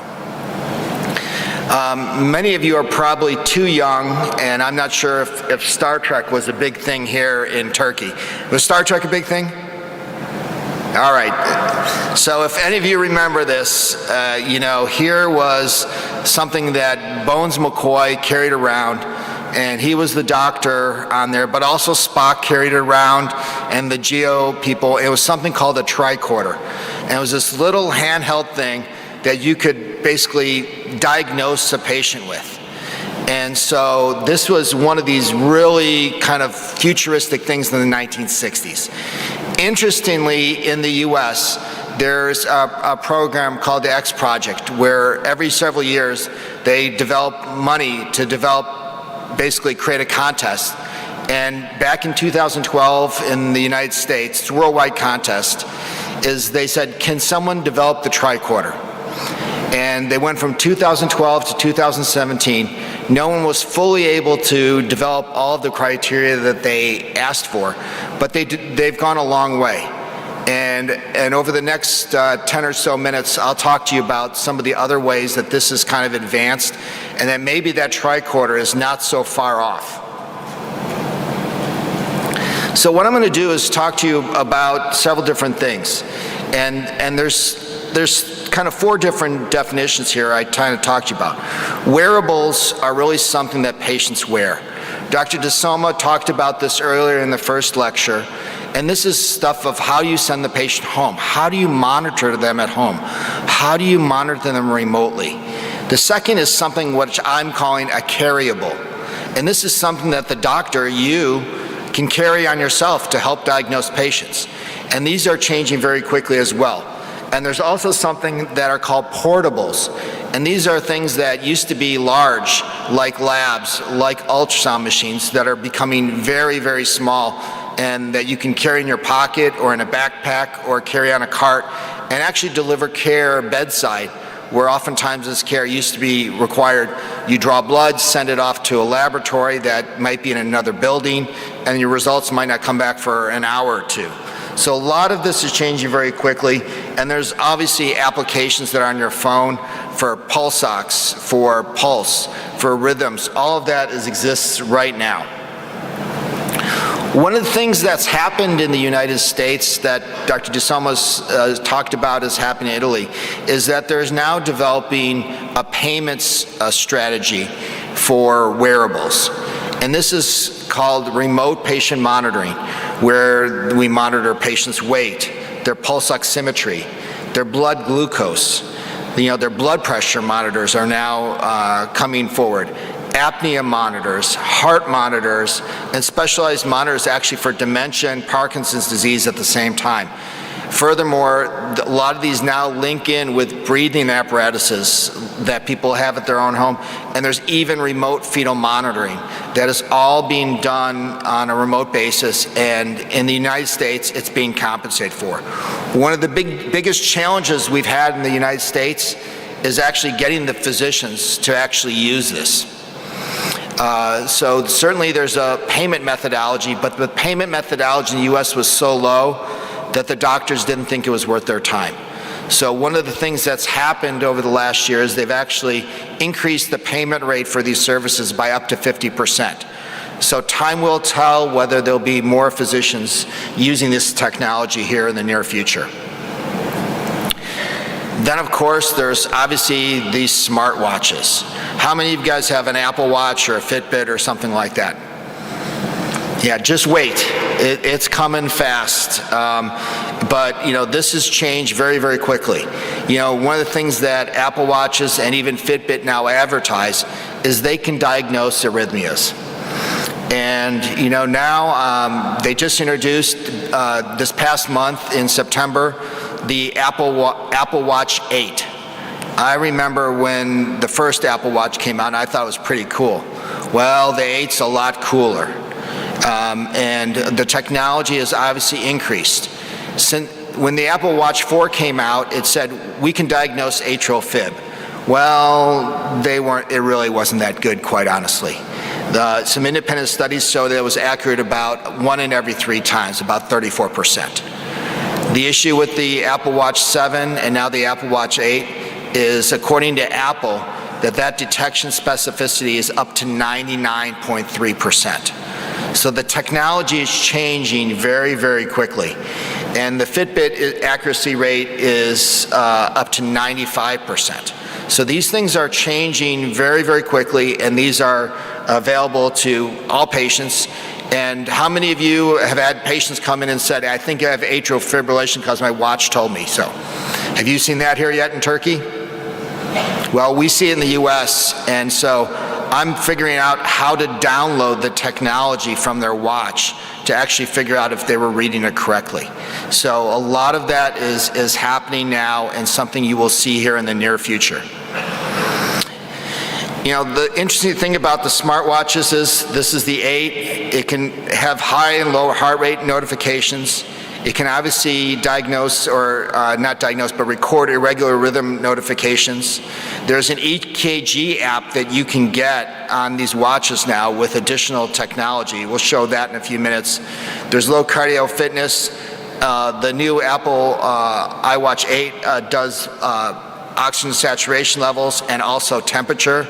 And there's even a fall detection monitor that you can get to older patients. If they fall down, it will potentially help notify emergency services.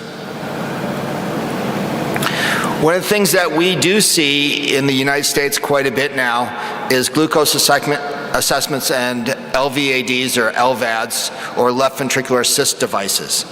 And so we are now using these, and we're learning how to record these. How do we use these to monitor patients' blood sugars without sticking them for additional blood, and making sure that their cardiac assist devices are actually working appropriately. The interesting thing is when the Apple Watch 8 came out, there was a big rumor that the Apple Watch 8 was going to be able to test your blood sugar measurement without poking you. Turns out the Apple 8 came out and it wasn't ready for prime time. So is it going to be ready for the Apple Watch 9, which is supposed to be out in somewhere between 12 and 18 months? Time will tell, but clearly the technology is getting very, very close to be doing remote monitoring of blood sugar and other things without even sticking the patient.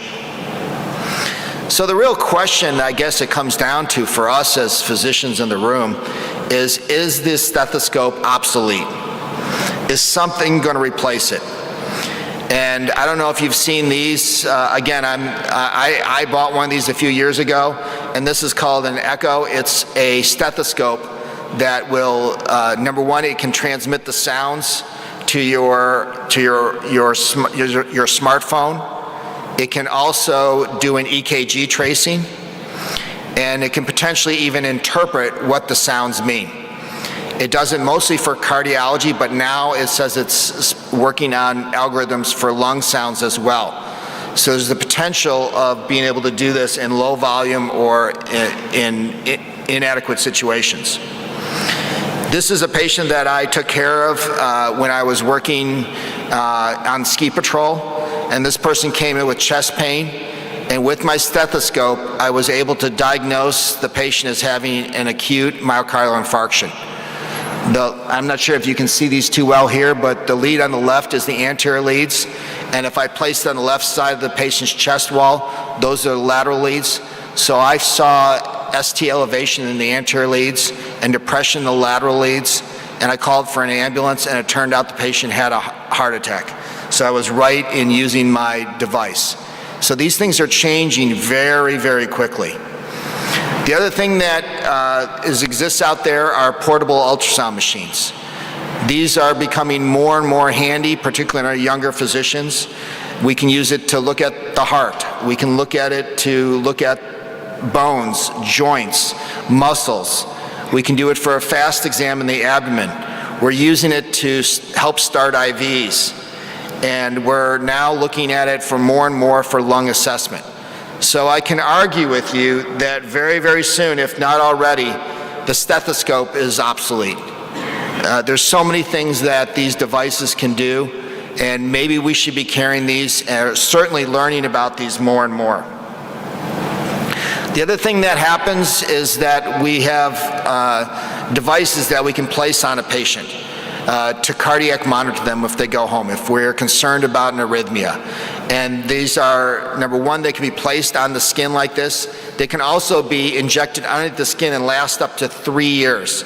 So these are things that can be done very quickly, efficiently.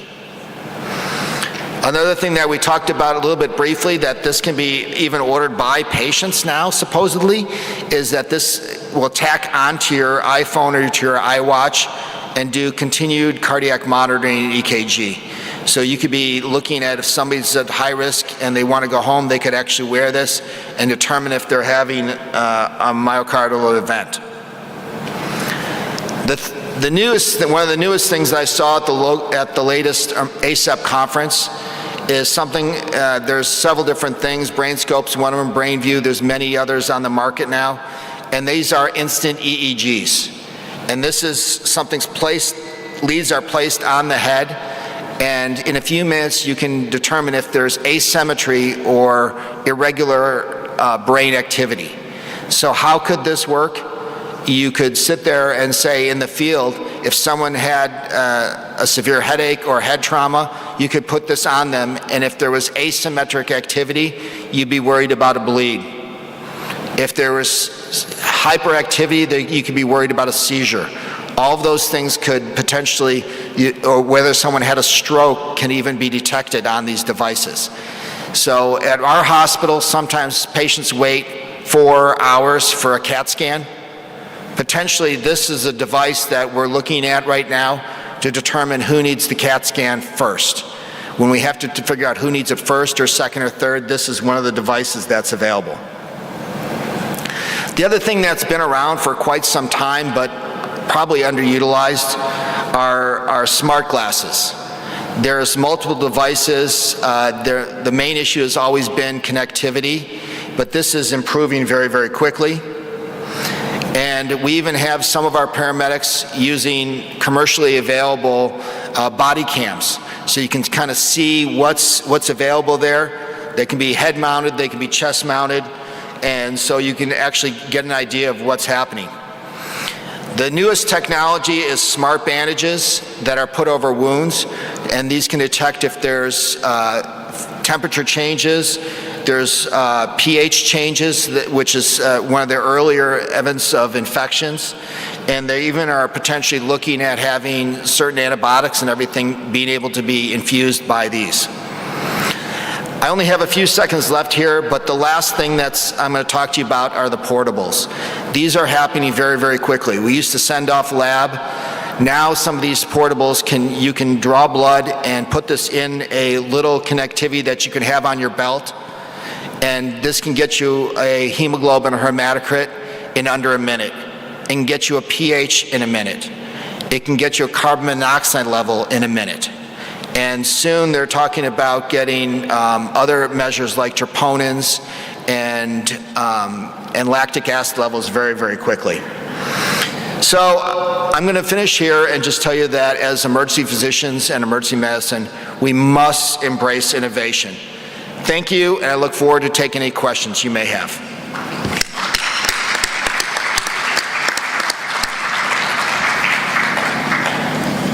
Thank you very much, Paul. Thank you very much, all the speakers. We have something like 9 minutes for discussion and questions. So if there is any question from the audience, and while somebody, yes. Let me ask you, Paul, first question about technology. Of course, we have wonderful technological improvements, and we have the portable echocardio. I'm talking basically about cardiology, okay, which is my field, and where a lot of technology has been developed in the last years.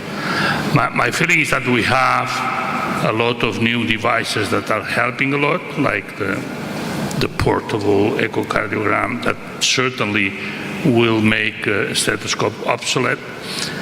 But at the same time, my feeling is that we also have a lot of devices looking for a pathology, and not on the contrary. Some engineer has a very good idea on something, and then we have to find how to make the application in the real world. I'm thinking on Apple Watch or all these sorts of wearable things that measure the ECG, where we see more and more patients that become absolutely dependent on the ECG and on the symptoms. And my feeling is that sometimes we are creating new patients. And in fact, probably in the last 3 years, one of the most frequent things I recommend to my patient is just to get rid of his watch, Apple Watch, or recording ECG, because they are constantly looking at it. So how do we use all this incredible technology in the real world to make life, let's say, more easy for physicians and probably more effective for the diagnosis, but not just because we want to do more? Dr. Brugada, that is a great question. And I think this is one of the challenges we face, is that we don't have the training on these devices. And we don't know how accurate they are. And so one of the problems that I've seen so far, and along with your lines, is someone says, I think they came to the emergency department and says, my Apple Watch told me I was in atrial fibrillation. And we downloaded it, and it turns out they were not in atrial fibrillation. We watched them in the emergency department soon, but when we got to look at their tracing, their watch was on very loose, and it was bouncing around. And when it bounced around, it looked like it was irregular. So I think one of the things that we have to do is we have to educate our patients. We have to work with our manufacturers. Our manufacturers have to work with us, because some of these things are very good. There's great technology there, but again, it's how do you use this? How do you not create new problems or new diseases that don't exist? And I think that is one of the challenges that we're going to have to work together as a specialty. We're going to have to talk about this, of of doing more studies on these, but also to make it easy for us to interpret this, is how do you get this off of somebody's Apple Watch if they have it? I don't know if too many of us have ever looked at that. And I think that's something that needs to be part of our training as we go forward, is how do we use this in an effective way? Did that answer your question? Sure.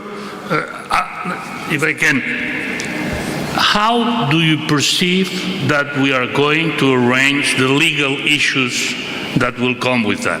Because many patients, when we give them a home monitoring system, whatever that monitors them, they are strongly believers that we are watching them 24 hours a day and that we will react immediately if something happens.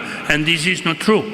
We are not doing that. We're not going to do that. We don't have the capability to do that. And if, for whatever reason, we decide to do that, we will get big legal problems. How do you perceive that? Yeah, I think the legalities of how do we send these patients home, at least I can speak in the United States, is being worked out. And what we do is we do shared decision making with the patients. We give them options of what they can do or can't do, the advantages and disadvantages. Because, as you're right, patients think that if we're going to send them home, they're going to be monitored to the second every minute. And even if something does go wrong, they're still 10 to 12 minutes away from paramedics and an ambulance. So it is a problem as we go forward, but the technology is coming, and I think for us to sit back and do nothing is not the right thing to do. I think what we will have to do is potentially legislate, or certainly develop very, very clear communication to patients so that they don't we are all on the same page with what the potential risks and benefits are. Thank you. A question for Ariel. Your presentation was a very political one, of course, and I'm not very sure that the Republicans will be very happy with your presentation after some picture. Of course, this happened everywhere, except maybe in your comparison in the countries where they really trust the system and the recommendations, like the countries you were, the tigers that you were explaining, because this exactly happened the same in Spain, okay, where we have the opposition and the government left and right, and they were, fighting all the time, and if one says one thing, the other one says the contrary. And so why the technicians, the physicians, the people that know is not taking the lead in all that? What are we doing wrong? We, the physicians and the society, the scientific society, what are we doing wrong not to be able to manage and to really lead this type of circumstances? How can we do that? Well, I think the main issue comes down to creating like an institution at the top that can really provide transparent messaging to everyone, which doesn't allow for people to make their own path and do their own thing.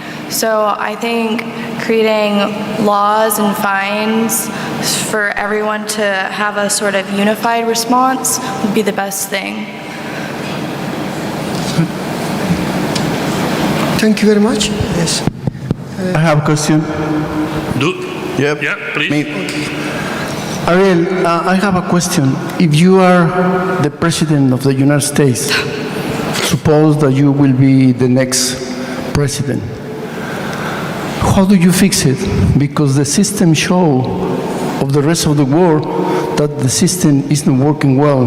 You have the big numbers, the number one in the world about the effect of the COVID in the rest of the world. If you will be president, how do you change it? I think if I was president of the United States, it's a big statement, I would get rid of parties. Like, I would get rid of the Democrat and Republican Party. No, just kidding. I mean, I think that's a really big question and very important. I think really what it comes down to is having people trust their government, which is a big issue right now. And trusting your government comes down to believing that the people at the top deserve to be there. So having sort of like an educated elite, a technocratic elite, really would be important, and having that sort of partnership with your government and believing that your government is doing the best for the people. So that means the government needs to be investing in private companies to really get things done adequately and effectively, especially in a time of a crisis. And I think when you have those two things, I think the trust will follow. But yeah, that's what I think. Do we have Salvatore online? Yes. Emre, Salvatore is online? Okay. Can you hear us, Salvatore? Yes, can you hear me? Oh, hello. Let me ask you something about the monitoring of the patients with heart failure at home. Because there are some information that has been published some years ago that basically the most important issue is not to record a lot of things, but just to have contact with them. So if you have a nurse that calls them every morning and reminds them that they have to take the pills and that they have to eat, let's say, healthy and exercise a little bit, and if you do that every morning, this is more powerful than any information you can get, except maybe for weight, okay? That's probably the only two things that have been demonstrated to be very, very effective. No control of weight, and if the weight increases, take more diuretics, and remember them to take the pills, because 50% of the patients do not take the pills appropriately every day. So how do you match that with the need of high technology, a lot of resources that are required, because if you want to go home to visit the patient, it is probably more complex than having the patient in the hospital, you know? So, and it becomes, we want to make it easy, but sometimes we are getting it more difficult, no?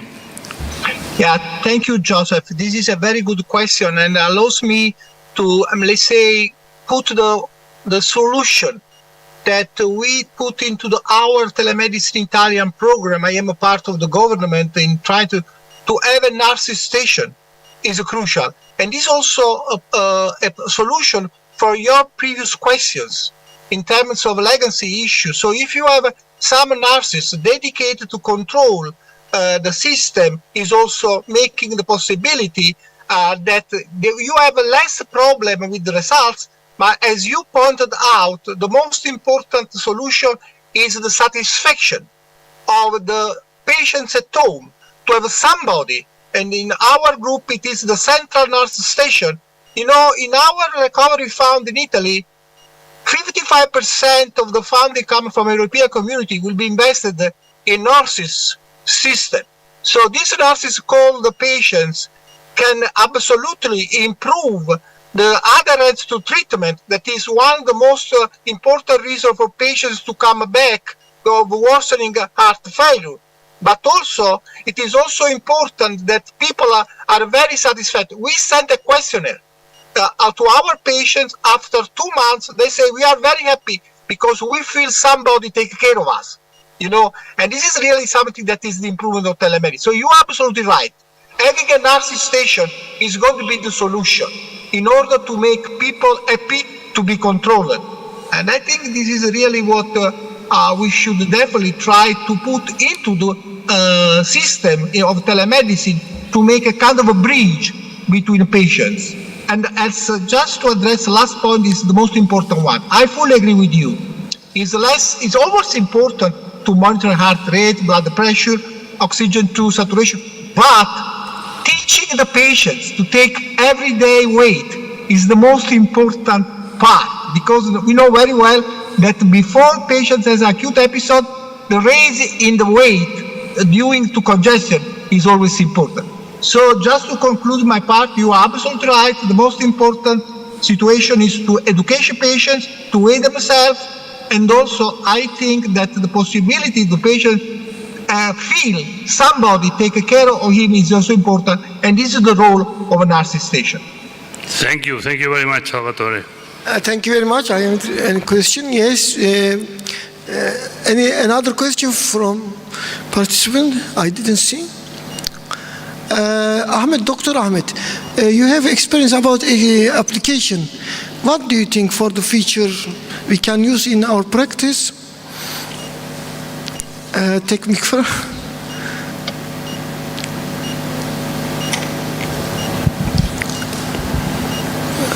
I use scoring system apps mainly in my phone, but maybe in the future I was really interested about the glucose monitor without the pinprick, but I don't see how it's coming to the iWatch before it's developed as a glucose monitor separately without a stick. Do you know if that technology exists currently?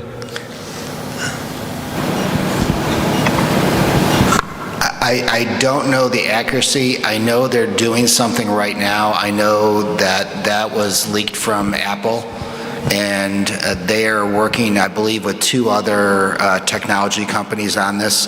How they do it, I have no idea. But that was, I know it's there. I'm assuming it's not very accurate, and that's why they didn't introduce it on the 8, but could it be the 9, the 10? I don't know, but I think, you know, we all talked about how are they going to do it with the iWatch for pulse oximetry, and they can do it. And now they're looking at blood pressure, and they're actually fairly accurate. You know, they're not super accurate, but they do exist. So I think, you know, the technology is coming very quickly, and my thought is if you can envision it, with the young people out there doing the advances right now, it's just a matter of time. Thank you very much. I think we haven't more time. We will finish. Thank you very much. We're waiting all to after 20 minutes for fantastic opening ceremony. Thank you very much for joining us. That they have in different fields. Let me introduce one of our speakers is Dr. Hikman Amarov. He is from Uzbekistan, and he wants to talk about the stent graft in emergency, challenges and achievements. Thank you, Doctor, for being here.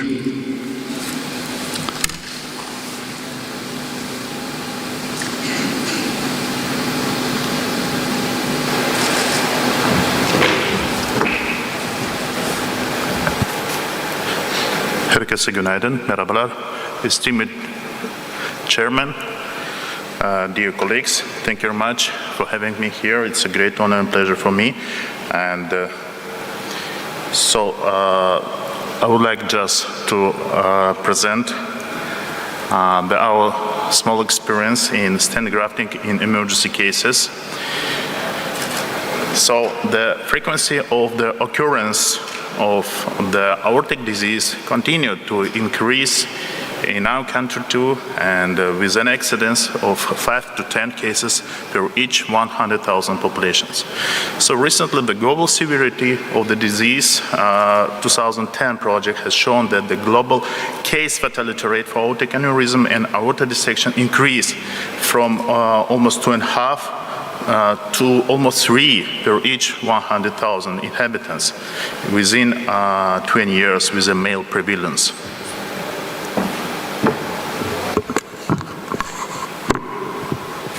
Okay, now it's good? Yes. Okay. So, as long as the issues of the abdominal aorta are more or less solved in our hospital, which is one of the biggest emergency hospitals in my country, we would like to focus our efforts on the ascending and descending thoracic aorta, which so far is still issued to be solved and get to be closed. So we all remain the aortic wall histology and what the peculiarities it has and what a dissection can cause for the fatal catastrophe. And there are two main classifications of aortic aneurysms, as you know. There are by Stanford and by DeBakey. And mostly the aneurysm of the valsalva sinus, aneurysm of ascending, as I said, aorta, aortic arch, the descending aorta aneurysms, abdominal aortic aneurysm, and aneurysm of combined localization or general. And of course, it's caused to rupture and the very, very, very sudden death. So let me demonstrate some cases from our hospital. The 3 patients, mostly male, which referred us with several stages of the thoracic aortal aneurysms and what we succeed to do with them. So the first patient is a male, 40 years old. All the patients appeared to the emergency this year. So the male, 40 years old, with a periodic pain in the chest, increased blood pressure and infirmity. So, of course, it's male again and a beta blocker consumer and suffered in history chest injury due to the accident. This is just to be noticed. On the CT of the chest organs revealed aneurysm of descending thoracic aorta. So here we can see the aorta aneurysm is a sac formed. So here is a moment of the stent graft installation. You see the wire is inside the left atrium, and 22 G's grafting is going down. Hello? So after the stent graft installation, we got this picture. You can see the mesh of the aneurysm now is isolated from the general vessel. And you can see the contours of the graft. And this is the final result. You see the stent graft, so we succeeded to use only one segment. It's about 30 centimeters long. And on the descending, so it's type B by Stanford. And here is CT angio after the implantation of the stent graft. So patient survived. The next patient is 47 years old, male again, with a pain behind the sternum, dyspnea for little physical, for very less physical exertion, increased blood pressure again, and general weaknesses. So I think the main clinical factors of this. So remarkable that the blood pressure was above the 240, and this was usual for them. So this is a chest CT again before the procedure. You see again the aneurysm of the descending thoracic aorta. Again, this is a type B by by Stanford. And this is angio, direct angio of the thoracic aorta. Again, you see the aneurysm. It's also mesh-like. And the wire provided. So in all cases, we use the transfemoral approach.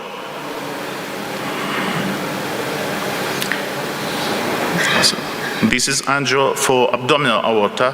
You see the aneurysm goes down for the infrarenal segment.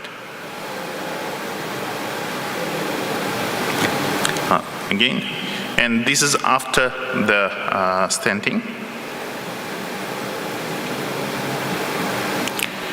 And this is our third patient. It's quite young, 39 years old. The patient, again, with a pain behind the sternum, shortness of the breath, dyspnea after with a less physical exertion, increased blood pressure again.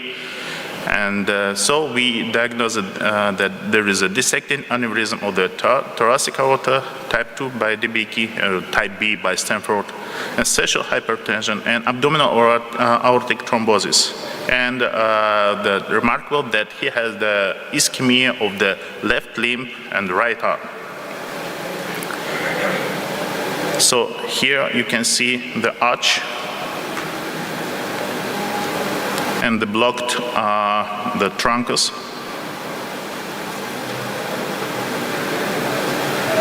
Now it's restored.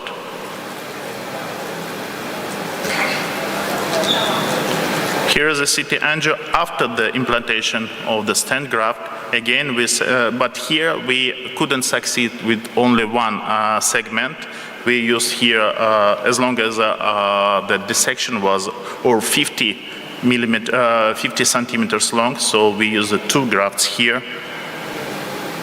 So thank you, and it was very short presentation. Just would like to remind that the aortic dissection in emergency remain the main death cause in the quite young male population. Thank you. You're welcome. We expect to make the question at the end of the presentation. Okay. Thank you, doctor, for the presentation and the cases that you are here. Well, we want to continue with our speaker is Dr. Ayman El-Meyab. He's cardiology, and he's the Director of Clinical Research and Development in Trauma and Vascular Department in Hamad General Hospital in Qatar, and also is Associate Professor of Clinical Medicine in Weill Cornell Medicine College. He wants to talk about the topic in high shock index in the emergency room. What does it mean? Thank you, doctor, for being here.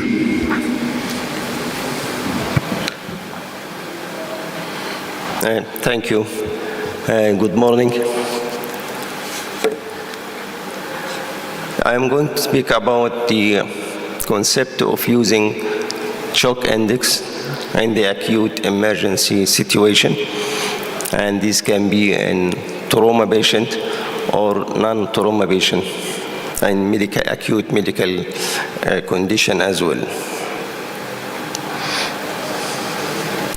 So shock index is simple. It is just divide the heart rate divided by the systolic blood pressure. So it can be from the first look, you can decide what is the shock index. For example, if the heart rate is 100, systolic blood pressure 100, This means shock index is 1. It is a physiological index that can easily obtain during the initial assessment for risk stratification and starting the treatment in trauma and non-trauma. However, there is some confounder that may limit the use of shock index in some situation. And to cover or to overcome this shortcoming, shock index can be integrated with a point of care blood test or point of care ultrasound. So shock index can be used alone. You can depend on shock index alone as assessment tool. Some people can use the reverse of the shock index. They make it systolic blood pressure divided by the heart rate. Some people can use it as called delta shock index. Delta shock index means I will check the shock index now and after 1 hour and see what happened. The change is in positive or negative. And this delta or change is reflecting the severity and the outcome of the patient. Some people are using diastolic shock index. They are not using systolic. They use heart rate divided by diastolic blood pressure. But this one is especially important if you are looking for the vasodilatation effect, especially in case like sepsis. So we are not going to talk about any one of this. We are talking about shock index alone, which is heart rate divided by systolic blood pressure. The second issue is to use a shock index as a part of a tool that happen in what this score called the ABC score. They use shock index with other parameters, simple parameters. We also in Qatar proposed a new score which called FACILA score. We use the shock index in addition to serum lactate and ultrasound exam in the emergency, what's called the FAST exam. Bioshock index, we used this also as a new tool in Qatar, which used in brain injury, traumatic brain injury. We use the shock index linked to the result of cardiac troponin. We found that cardiac troponin and brain injury is reflecting the mortality of the patient. It increases the mortality 3 times. Other people can use the age-adjusted shock index because shock index can vary with age. It is not in young like adult, like old. So they multiply shock index by the age. And another people can use with the mean arterial pressure. But the last two need some calculation. So the use of shock index can be in the pre-hospital situation, in the emergency can do it, in the EMS, or on arrival to emergency, or can be in the ICU. What is the normal value for shock index? It is between 0.5 to 0.6. Anything above 0.7 is high shock index, and anything below 0.5 is low shock index.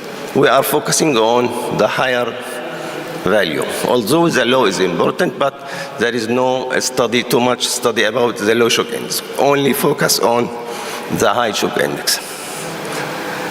So what is the idea of this shock index? Why we focus on this? Because shock index, heart rate and systolic blood pressure. Heart rate is reflecting the hypovolemia. And when the patient loses blood, the heart starts to beat faster. So there is a heart rate which indicates something, especially bleeding. Also, when they bleed too much, the blood pressure becomes too low, so there is hypovolemia and hypotension. So the shock index will increase if the hypotension becomes more than the increase in the heart rate. So when we lose more than 30% of blood, according to the SALS classification, the mortality will increase up to 23%. So it is important to look for the heart rate and systolic blood pressure in the trauma patient. So we use the shock index in chest trauma. and we classify patient who has less than 0.8 and more than 0.8, and we found that in chest trauma, the patient who has shock index more than 0.8, they need chest intervention quickly, they need blood transfusion, massive transfusion, and the mortality is increasing. It reached 7% in comparison to less 1% if the shock index is less than 0.8. Also used in pelvic trauma. So in pelvic trauma, which is mainly due to bleeding around the fractured bone, the shock index can predict the need for transfusion, blood transfusion. And it can predict early shock and correlated with the saturation and lactate. So we divide our patient here, but using cutoff of 0.9. So patient with pelvic fracture and shock index more than 0.9, they need massive transfusion in 8%, and the mortality increase up to 13%. And the predictive value of shock index, we can see the negative predictive value is 98%. So this means that if the shock index is less than 0.9, the patient will not need any transfusion. So you can rule out easily by using the shock index in pelvic fracture. Also, shock index is correlated very well with the amount of blood transfusion. And you can see from this figure how the need for transfusion is increasing with increase the cutoff of shock index. So 0.8, 0.9, 1, and so on. This means more need for blood transfusion. The second one is the integrated shock index. As I told you, there is what's called Facila score. Facila is coming from fast scan, shock index, and the serum lactate. So we have 3 parameters which can easily taken during the emergency triage. And in a few seconds you can get the result. And according to this, Facila score more than 4, it has higher mortality and also the need for XLAB. The patient need to go for a surgery emergency and he needs massive transfusion as you see in the curve. The increase in the Facila, the increase in the need for massive transfusion or any blood transfusion. Also, when we compare Facila with the other scoring like rapid or ABC score, we found that Facila have good area under the curve. So we already published this in the World Journal of Surgery. The bioshock index, I said in brain injury, we link the shock index with the troponin because we found shock index is not predictor in traumatic brain injury. But when we link it to the troponin, we found the mortality is very high.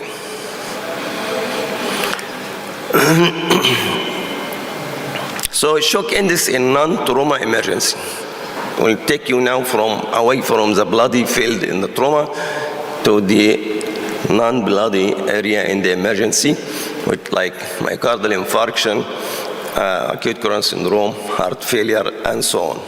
So we have tested the shock index in 24,000 patients in our region, in the Gulf region, a patient who presented with acute coronary syndrome. The idea that shock index is a predictor of microvascular damage and the extent of myocardial injury. It also predicts short-term and long-term mortality in ST elevation myocardial infarction. And also it increased the hospital mortality in non-ST elevation myocardial infarction with poor 5-year prognosis. Higher shock index may reflect the sympathetic overactivity, which is associated with fatal ventricular tachyarrhythmia, which is also a reason why high shock index can be associated with high mortality, because this means sympathetic overdrive, which can cause tachyarrhythmia and myocardial infarction, which is very serious. Elevated shock index is suggestive of more severe cardiac dysfunction. We analyzed the data from 7 Arabian Gulf registry and 24,000 patients. And you can see here from the multivariate analysis, the right part of the table, as the arrow showed, that it predicts mortality. So high shock index is associated with 3-time mortality in acute coronary syndrome. And also shock index is associated with a 2-fold increase in the occurrence of heart failure after myocardial infarction. And also it can be associated with 4-time occurrence of cardiogenic shock if in patient with acute coronary syndrome. And this is just a curve to show you that we have tested this in STEMI and non-STEMI and in acute coronary syndrome. And you can see that the shock index is going up, then the mortality is going up. We also tested the shock index in patients with acute heart failure, and this is also multi-center, multinational observational study. And this was done on around 5,000 patients admitted with acute heart failure. The cutoff of shock index here was 0.9, and we compared those who had less than 0.9 and more than 0.9.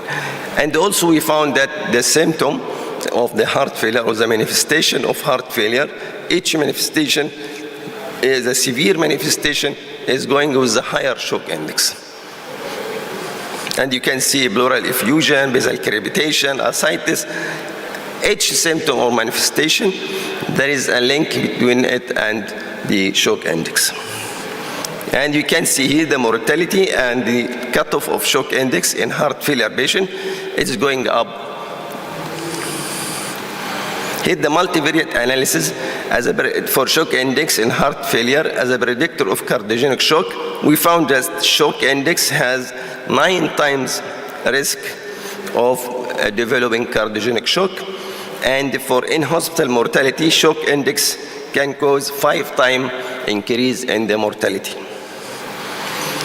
For the 3 months mortality after heart failure attack, the shock index is linked to or can cause mortality by 3 times or 2.5 times in patient with heart failure. So shock index is a simple bedside tool that can use for triaging and risk stratification in acute heart failure, and you can predict the cardiogenic shock and the arrhythmia. In conclusion, that shock index is a simple, instant, bedside, easy tool for triage, risk assessment, early intervention, and prognosis in acute care, including trauma and non-trauma. However, confounders should be considered and overcome. Confounders here mean that some people in trauma, for example, or myocardial infarction, they have severe pain. Pain itself can cause heart rate goes up, so it will increase the shock index, which is not reflecting the losing of blood. So this is a confounder. Also, if you give the patient inotropes before arriving to the hospital, this will increase the blood pressure, so it will affect the reading of the shock index. So there is some confounder you have to put it in your consideration. If the patient have beta blocker, for example, before the accident, the heart rate will not go up, so the shock index will be affected. How to overcome this? As I mentioned, to link with other simple tool, which can be done immediately. The point of care lactate, it can be done in 1 minute. So this is a simple guide to save time, cost, and lives. And thank you. Thank you, Dr. Heyman, for the excellent presentation. And we want to continue with our next speaker. Is by Zoom. Is ready, Dr. I think is there. Well, our next speaker is Dr. Wang Shong from China. He wants to talk about what we are doing in the prevention sepsis campaign in China in the emergency department. Dr. Wang is actually working in the Changgun Hospital in Tsinghua University in Beijing. Thank you, Dr. Wang, for being here by Zoom. Thank you for the President for your introduction, and thank you for invitation, and I'm very glad to share our work with all of you.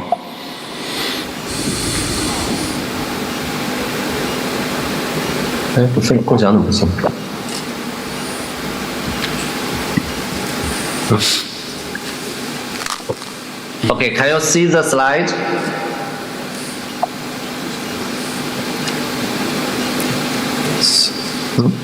Yes. Can you see slide? Yes. Yeah, right. Okay. Yes. I want to spend some time to introduce the program Preventing Sepsis Champion in China. 1 million people suffer from sepsis around the world each year, and in the developed country, its average cost of treatment for the sepsis patient more than 20,000 British pounds. The lethality of the patient is also terrible, with a 90-day mortality as high as about 35%. As the disease worsens, it can raise to 50%. In China, approximately 23 million people have to be treated in ICU for sepsis each year.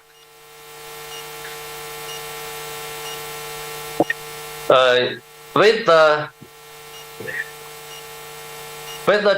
development of infected disease, the hospital length and in-hospital mortality is increased significantly. Before sepsis, patient can be treated in emergency department, and if they had sepsis, the patient should be transferred to ICU.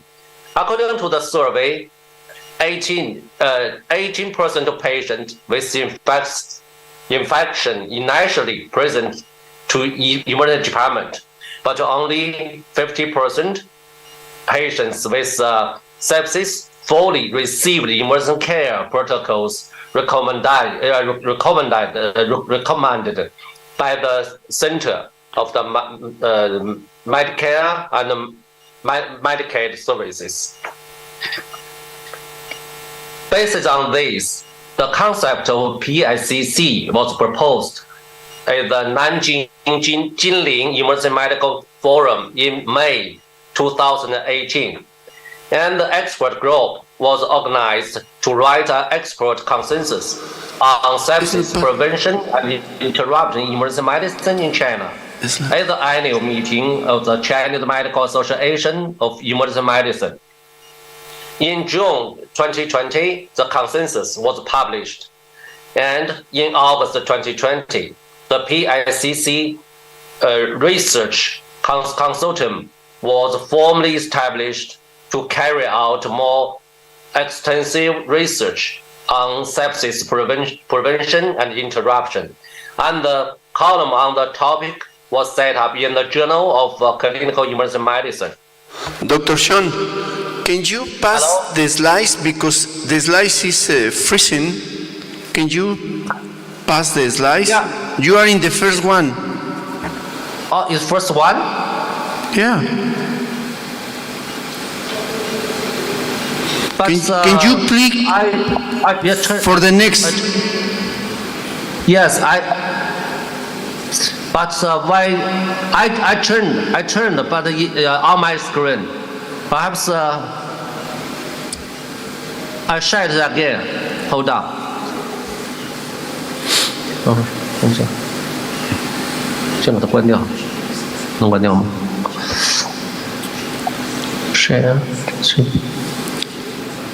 ？Share the screen and then. Yeah. Again.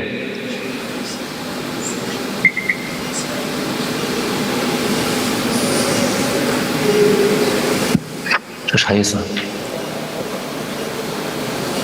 ？I'm sorry. Okay. Can you see? I see. Okay. Okay. 要不就别全屏了，全屏我估计它是不是就 Is it changed? Now we are in the diagnosis of sepsis. Is the The 8? diagnosis of sepsis? Yeah, we are in the 8. Slide number 8. Okay. Yes. 8. Is correct? Based on Sir, is correct? okay, the 8 is correct. Okay. All members are located in Sichuan and Beijing and Tianjin in different provinces in China, all of China, and so in different province and city, the experts do some work for the prevention and intervention of sepsis. In order to find the risk factor of sepsis in infected patient, we collect 17 participated according to the PARO system. 20 experts were asked for review the data through 3 rounds of surveying. We got 48 variables. So we set up a system. We call that early assessment of sepsis engagement, the EASE. The EASE model was created using multivariable logistic regression. EASE, which consider of alcohol consumption, lung infection, temperature, respiratory rate, and so on, had excellent predictive performance with area and curve value of 0.78. Lastly, a nomogram of EASE was developed to facilitate clinical use. And this is another research work that's with the advantage of ultrasound technology. We can use bedside ultrasound to evaluate the septic cardiomyopathy and emergency shock early. We use different color to represent different ranges of motion of the myocardium, so that we can find myocardial strain and myocardial work in sepsis heart.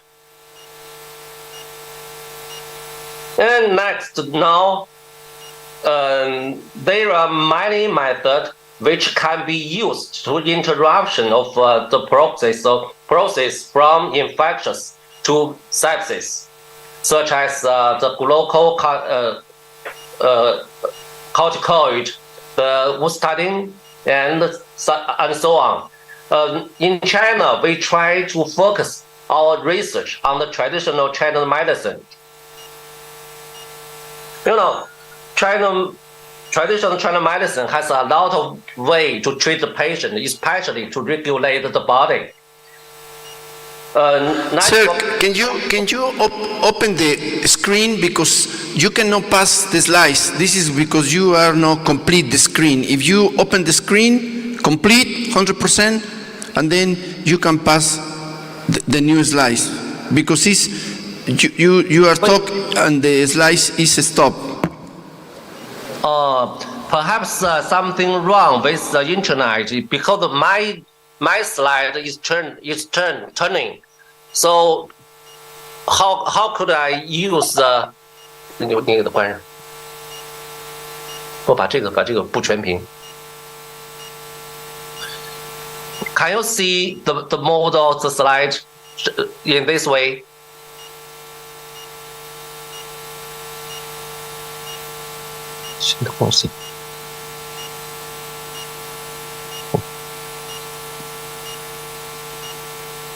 Can you see the slide?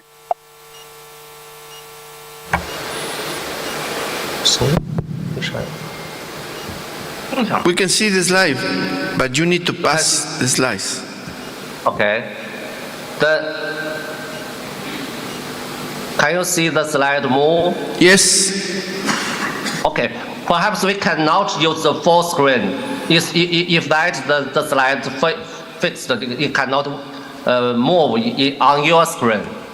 Okay. So can I use this model? Continue, please. Thank you. Okay. Thank you. I'm very sorry.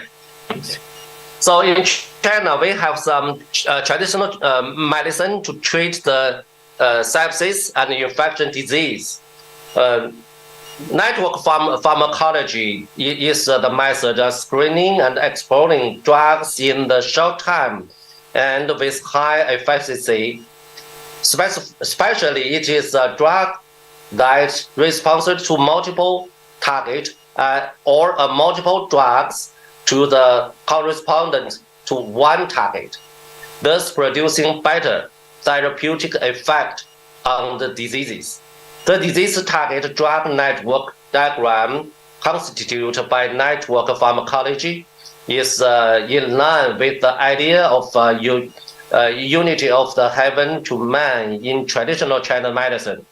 We use the pharmacologic database and analysis platform of TCM system to the composition of 热毒宁 is a kind of Chinese traditional medicine, RDN, and we use GO analysis of chemical pathway enrichment analysis of the gene symbol associated with sepsis.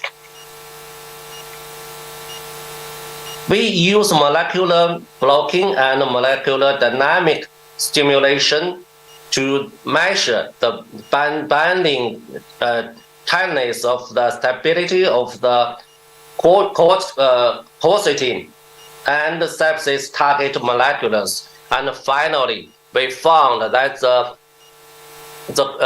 quercetin, one of the compounds of 热毒宁, can protect endothelial cell with the PI3K AKT pathway acting on AKT1 in sepsis state.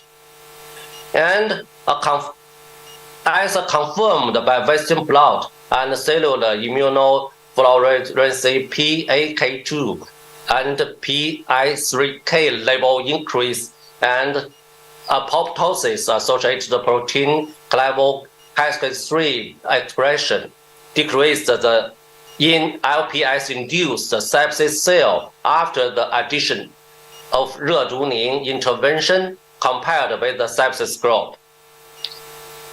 And another research is routine can prevent septic cardiomyopathy by reducing mitochondrial damage in cardiomyocyte and inhibiting cardiomyocyte apoptosis.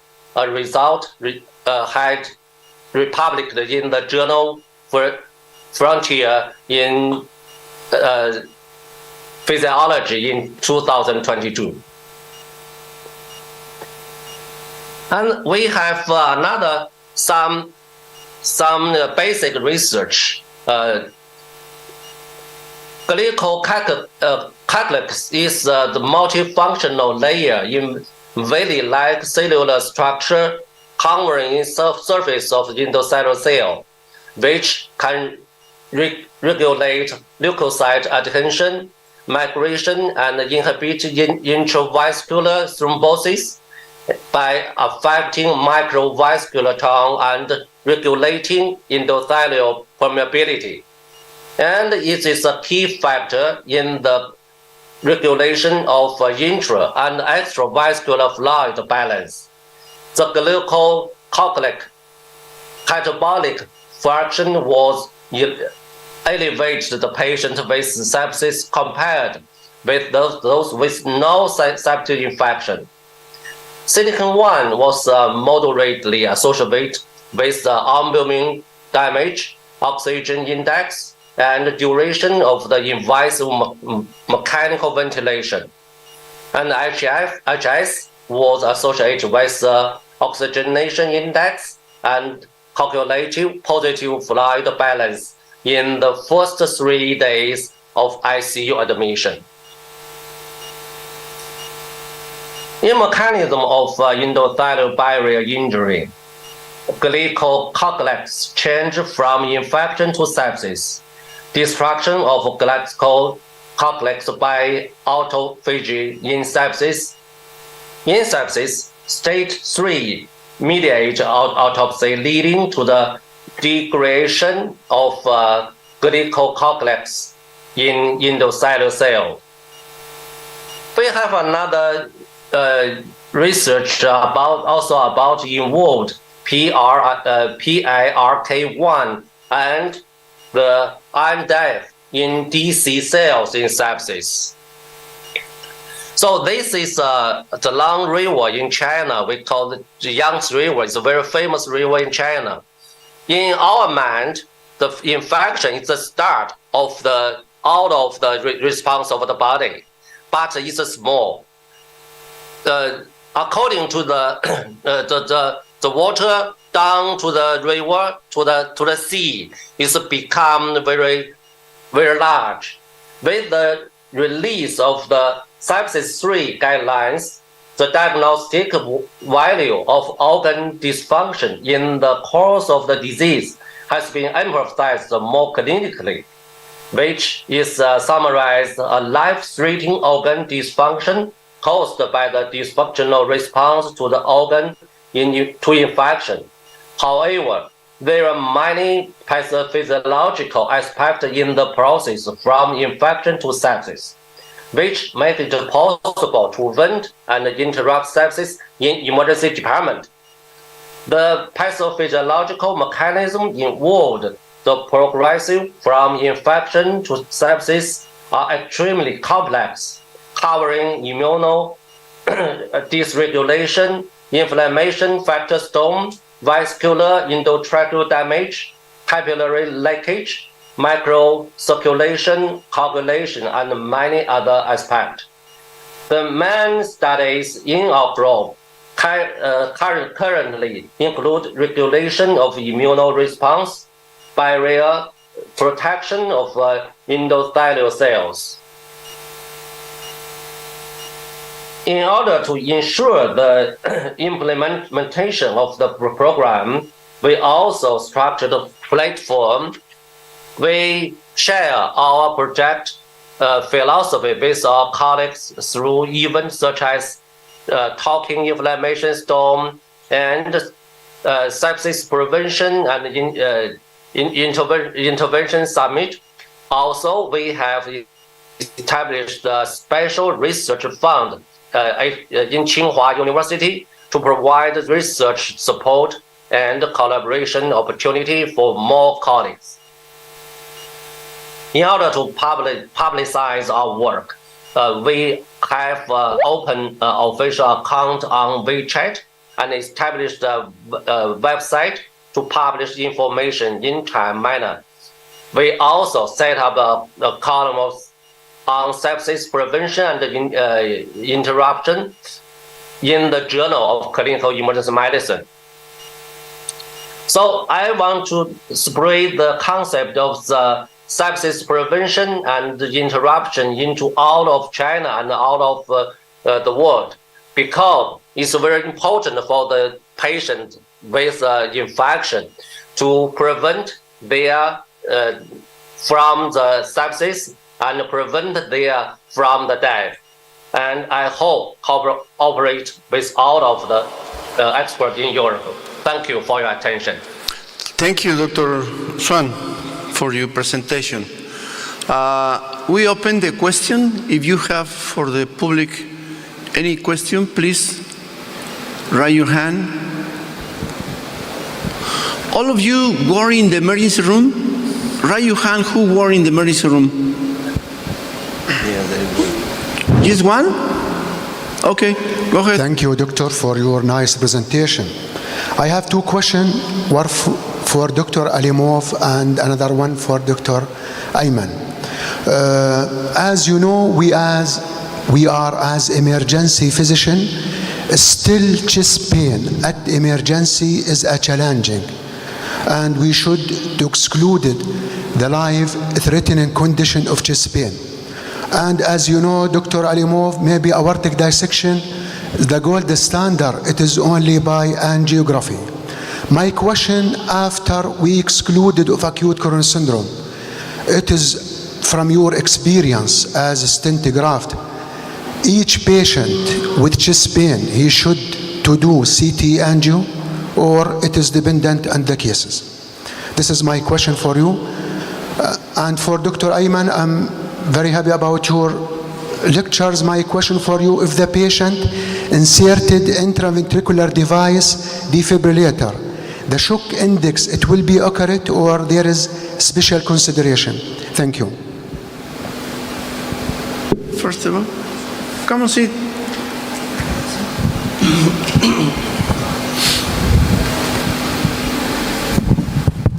Thank you very much.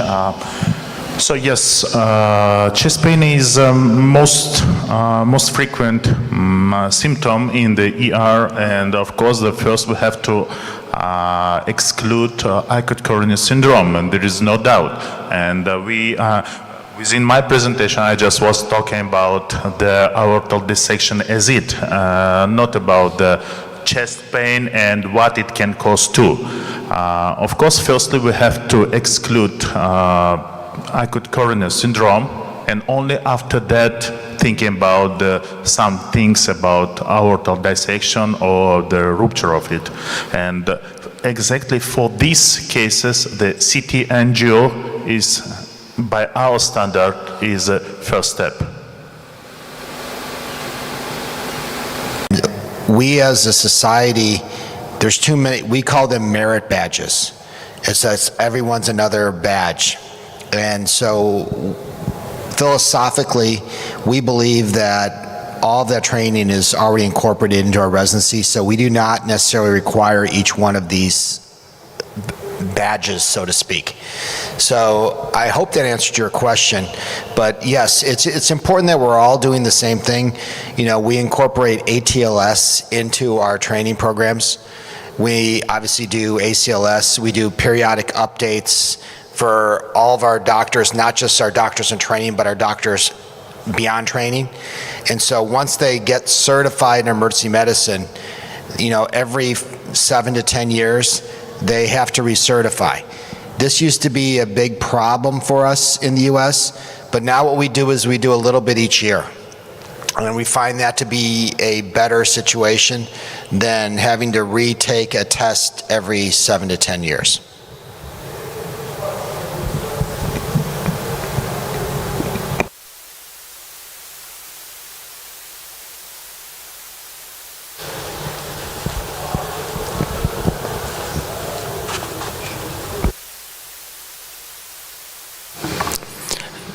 Thank you for all. No any more question? Thank you for all. Our session is finished. 5 minutes later, we'll start the last session of today. Okay? Thank you.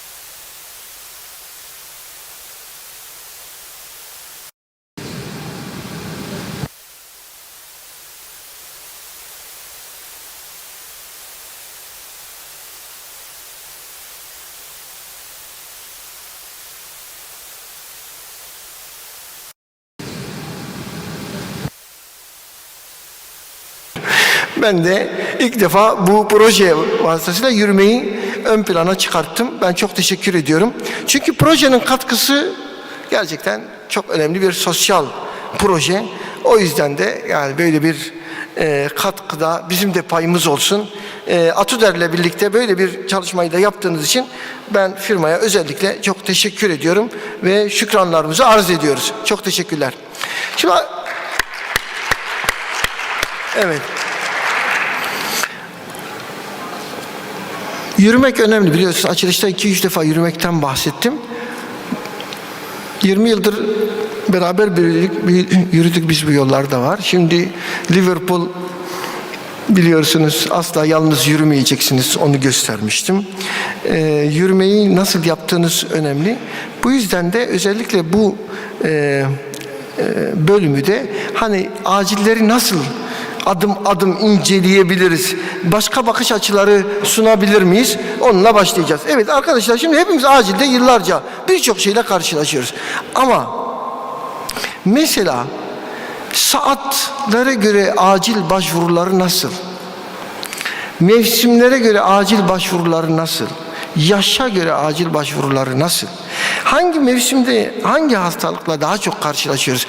Peki buna göre bir dizayn yapılmalı mı? Acil servisler buna göre yapılandırılmalı mı?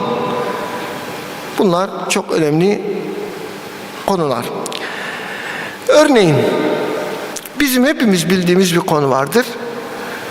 Yaz aylarında bizim ortopedi yataklarına ihtiyacımız vardır. Ve ortopedi hastalarıyla uğraşırız. Ama kış aylarında da bizim bekleyen koa hastalarımız vardır. Koa hastalarını yatırmaya uğraşırsınız. Ben o zaman öyle flexible bir hastane olmalı. Yani bizim yazın ortopedi yataklarımız artmalı. Kışın göğüs hastalıkları yataklarımız artmalı gibi flexible acil modelleri oluşturmamız lazım demiştim. Şimdi onlarla ilgili de bazı konuları burada irdelemiş olalım. Bu yayını hazırlarken gerçekten biraz hani rastlantısal oldu diyelim. İlk çalışmamız da Aksaray Üniversitesi Tıp Fakültesinden, Sayın Dekanımızın fakültesinden çıktı. 5 yıllık süre içinde acil servise başvuran hastalar, miktar ve çocuklar incelenmiş. Çok önemli. %50 erkek, %49 bayan. Yani hemen hemen eşit. Burada ciddi bir şey görüyoruz. Ve yine de hiç aslında tahmin etmedim. Mesela ben burada bir anket yapsam en çok hangi yaş grubu başvurur desek o kadar belki de tahmin edemeyeceğimiz bir şey. 10 yaş altı en fazla. Halbuki çocuk acil farklı bir konuma alıyoruz. Burada beklediğimiz yaş yüzdesi aslında bakarsanız yani biz geriatrik acillerin çok daha fazla olduğunu düşünüyoruz. Ama neden böyle oluyor? Çünkü geriatrik acil muhtemelen çok daha fazla zamanımızı alıyor. Yatak doluluğunu oluşturuyor. Yoksa burada bir anket yapsa eminim ki en çok %60 yaşın üzeri olarak çıkacaktı diye düşünüyorum. Bunun dışında yine dikkat çekici bir şey var. Yani 10 yaş altında ondan sonra ikinci değer 20-29 yani. 20-29 acil başvurusu. Bunlar üzerinde düşünmemiz gerekir. Tabii bunu yeşil alana göre falan hesaplamak lazım. Hepimizin tahmin edeceği, doğru tahmin edeceği bir şey var. En çok başvuru 16-24 prime time. Peki bundan nasıl bir sonuç çıkartalım? Bakın burada da flexible yani esnek çalışma saatleri oluşturulması lazım. Yani 16-24 teki ekip daha dinamik, sayısı daha fazla, daha güçlü bir ekip olması lazım. Burada bir sürü ana bilim dalı başkanı ve idareci arkadaşlar var. Onlara söyleyeyim. Bu istatistikler önemli istatistikler. Hepimiz yaşıyoruz bunları. 16-24 arası. 16-24 arası en çok ihtiyacımız var. Nöbeti ona göre ayarlayalım. Ki ben bunu yapmıştım. Nöbet usulünü şöyle yapmıştım. 8-16, 16-08. Böylece 16 ile 24 arasında 2 kat nöbetçi olmuş oluyordu. İlk uygulayan benim yani bunu. Uzun yıllar önce tabii. Bunun dışında tabii hepimizin tahmin ettiği en çok yeşil başvurusu oluyor ve en az gerçek acil çok az. Binde üç gerçek acil. Çok düşük. Ama maalesef yeşil alan başvuruları çok ciddi boyutta.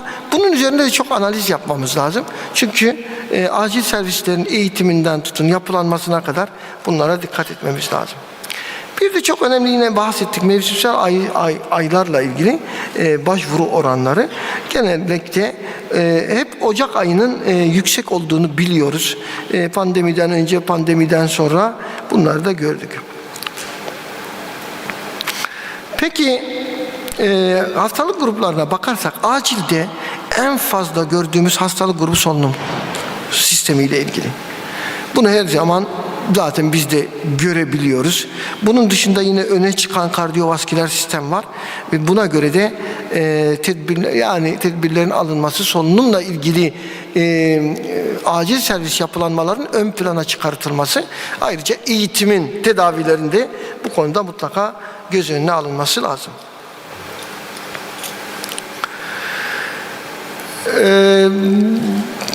Biz biliyoruz ki Kasım, Aralık, Ocak KOH aylarımızdır. Bakın pandemiden önce şunu yaşadık. Bilmiyorum siz de karşılaştınız mı? Mesela solunum yetmezliği olan bir hastada non-invazif mekanik ventilasyon ihtiyacı o kadar oluyor ki KOH atakta.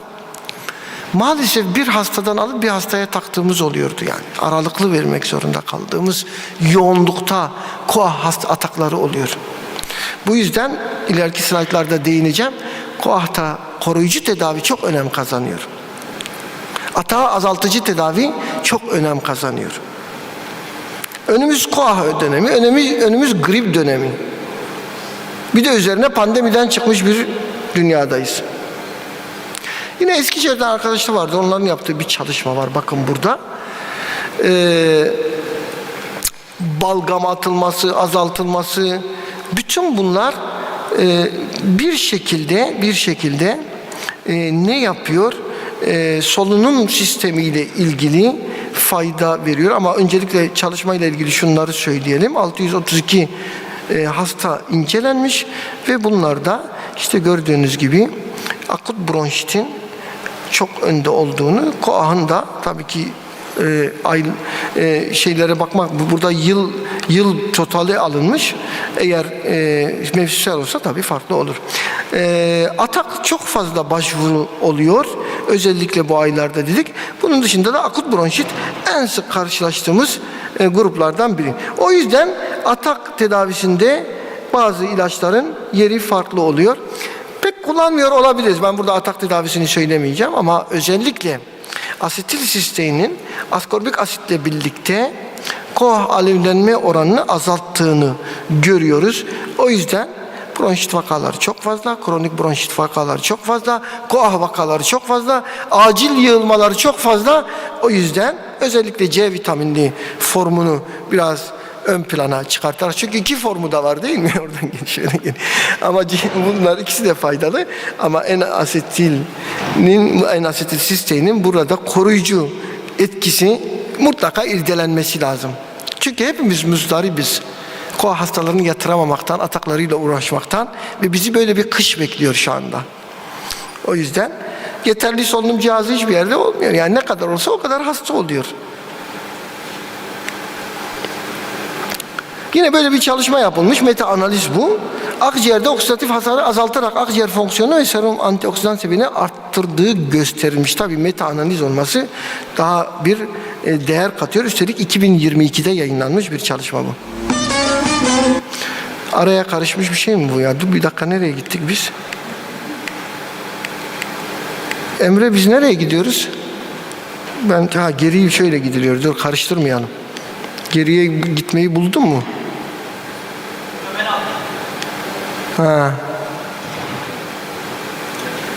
Yardım alacağız her zamanki gibi. Başa kadar gittik, tekrar gözden geçiriyoruz. Tamam. Ama şurada anlaşıldıysa bir sürü iş başına geliyor ama bu bir halk türküsü.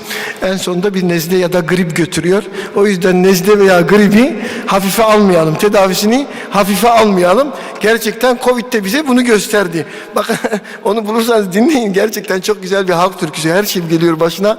Adamın akciğeriyle ciğer böbreğini de alıyorlar. Kanser diyorlar ama bir grip götürüyor. O yüzden kışa hazır gidiyoruz, gribe gidiyoruz.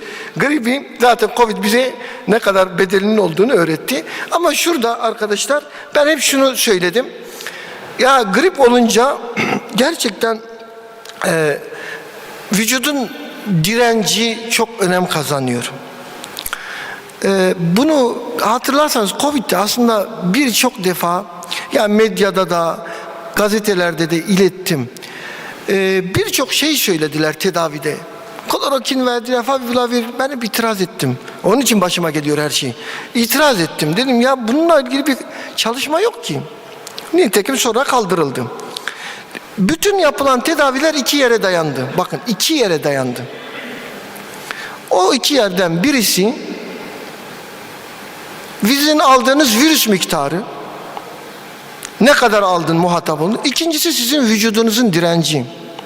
Peki vücut direnci nasıl olacak? Dinleneceksiniz, besleneceksiniz. Semptomlarınız kontrol altında olacak. Semptom kontrol altına almazsan vücut direnci olmaz. Ama biz ne yaptık? Semptomatik tedaviyi göz ardı ettik. Oysa mutlaka semptomatik tedavinin çok iyi bir şekilde yapılması lazımdı. O yüzden arkadaşlar burada grip özellikle ciddi bir hastalık, ölüme de sebep olabilir. Burada çok dikkatli olmamız gerekiyor. Bağışıklık sistemi zayıflamış kişilerde, kalp, akciğer, böbrek fonksiyonları bozuk olanlarda, tabii böyle pandemilerde sapasağlam durumlarda da bununla karşılaştık. Yani ben daha önce İstanbul'a giderken Ok Meydanı'nda çalıştım bir dönem. Öyle haftada 2 gün. Sonra işte İstanbul'dayım. Hiçbir şey yok. Arabada bazı çizikler olmuş, maliyetini anlatıyor. Çizikler olunca da boyadık arabayı yanına. Boyayınca ne yapacağım? Araba yok. Ne yapacağım? Metroya bineceğim. Metroya bindim. Ya metroda tabii onun özel kuralları var belli saatlerde. Kendinizi bütün kalabalığın içine atmanız gerekiyor. Ve çok uzun bir mesafe. Yani orada gribi hayal edemedim. Yani grip, bir pnömoni hayal edilemez. Yani bu nasıl bir ortam? Yani tabii ondan sonra hastaneler dolar taşar. Yani onun için koruyucu tıp çok önemli diyoruz. Grip bizim yakamızı bırakmayacak arkadaşlar, öyle görünüyor. İşte bu kritik dönemde, kritik bir dönem, özellikle yeni böyle şeyden çıkmışken, Covid-19'dan, eğer H1N1 yakalıyorsak mutlaka aktif tedavi etmemiz gerekir arkadaşlar. O yüzden buna pratik bir algoritma oluşturmamız lazım. Yani eğer siz akut influenzadan şüpheleniyorsanız mutlaka oseltamiviri de eklememiz uygun olacak. Çünkü pandemi sonrası risk faktörleri daha çok artmış durumda. O yüzden hani daha belki kendi geçer vesaire olmaz. Bakın burada bir özelliği daha var. Ateş, öksürük ve miyaj gibi az önce söylediğim semptomları tedavi etmekte de bize yardımcı olacaktır. Ayrıca vücut direnci demek iyi uyumak demek. Uyku düzenini arttırmakta önemli, viral yayılmayı önlemekte önemli. Dolayısıyla bunu mutlaka yapalım. Özellikle acilde burada çalışan arkadaşlarımız var. İkinci basamaklarda biz çocuk acili, erişkin acili ayırmıyoruz. Acil tıp uzmanlarımızın, asistanlarımızın çoğu uzman oldukları zaman bir de gidiyorlar. Ne yapıyorlar? Çocuk pediatri acili de bakıyorlar ki burada pratisyen arkadaşlarımız da var. O yüzden de influenza tedavisi onlarda da bir şey kazanıyor, önem kazanıyor. Orada da şahsi tedavilerin daha uygun olduğu görülüyor. Sadece oseltamivirin özellikle pediatrik yaş grubunda daha rahat alınabildi ki çocuklara ilaç vermek en önemli şey görünüyor. Bunun dışında biliyorsunuz koah atak tedavilerinden bahsettik. Soğuk hava şartlarında bunlar artacaktır. Ayrıca kapalı ortamlar bizim zaten hepimizin yaşadığı şeyler. Bu yüzden de atak tedavisinde mutlaka neyi kullanıyoruz? propium bromürle salbutamolu, tabii onu biliyorsunuz, hemen anlıyorsunuz ne dediğimi. Bunları diğerlerine göre daha etkin oldu. Hepimiz kullandığımız için biliyoruz. Sadece belki hani isimler aşina değil, onu da çalışmalarımızla isimleri de biraz daha aşina hale getireceğiz. Özellikle GNA 2022'ye göre burada da hem acil servisteki tedavi açısından önem kazandığını, hastaneye yatışın azaldığını, ki az önce onu söyledim, yatak bulmak çok zor hastalarına. Hastaneye yatışı azaltan tedaviler bize çok faydalı. Bunları hiçbir zaman unutmayalım arkadaşlar. 2022 GNA'ya göre de bu tedaviyi yapmamız lazım. Yine GOLD'da da aynı şekilde her iki ilacın monoterapisine göre birlikte kullanımlarının çok daha uygun olabileceğini görüyoruz. Bu yüzden bunu öneriyoruz. Değil mi Ayşe Hanım? Doğru söylüyorum. Tamam. Mevsimler geçişlerden bahsediyorduk. Evet, acilde kış ayrı, yaz ayrı, bahar ayları ayrı. Bunları biraz daha toparlayacağız. Süreyi de düzgün kullanacağız. Merak etmeyin. Bunlar arasında hastalıkla hiç dikkatinizi çekti mi? Mesela ben bu soruyu vizitlerde soruyorum. Onu söyleyeceğim slaytlarda, ama giz kanamasının mevsimi var mı sizce? Mevsimi olur mu? Bazı hastalıkların mevsimi yok. Ama bazılarının var. Kimse bilemedi. Önceden biz biliyorduk. Gastrointestinal sistemin kanamalarının da bir mevsimi var. Onu da birazdan anlatacağım.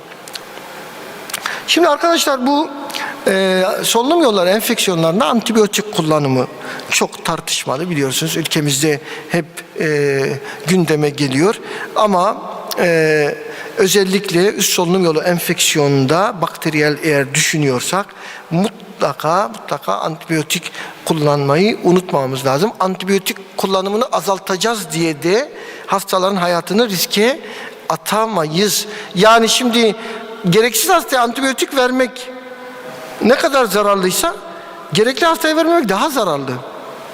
Gerekli hastaya vermemek ondan da daha zararlı. Onu iyi ölçümlememiz mutlaka gerekiyor. Çünkü biliyorsunuz ki siz de çok iyi yaşıyorsunuz.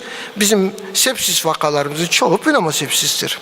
Ve üst solunum yollarıyla başlamıştır. O yüzden bu konuda çok dikkat etmemiz lazım.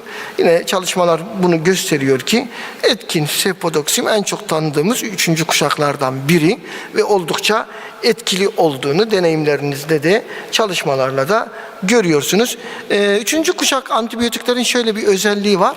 Hani gram negatif etkin ön plandadır. Gram pozitif etkinliği biraz zayıftır.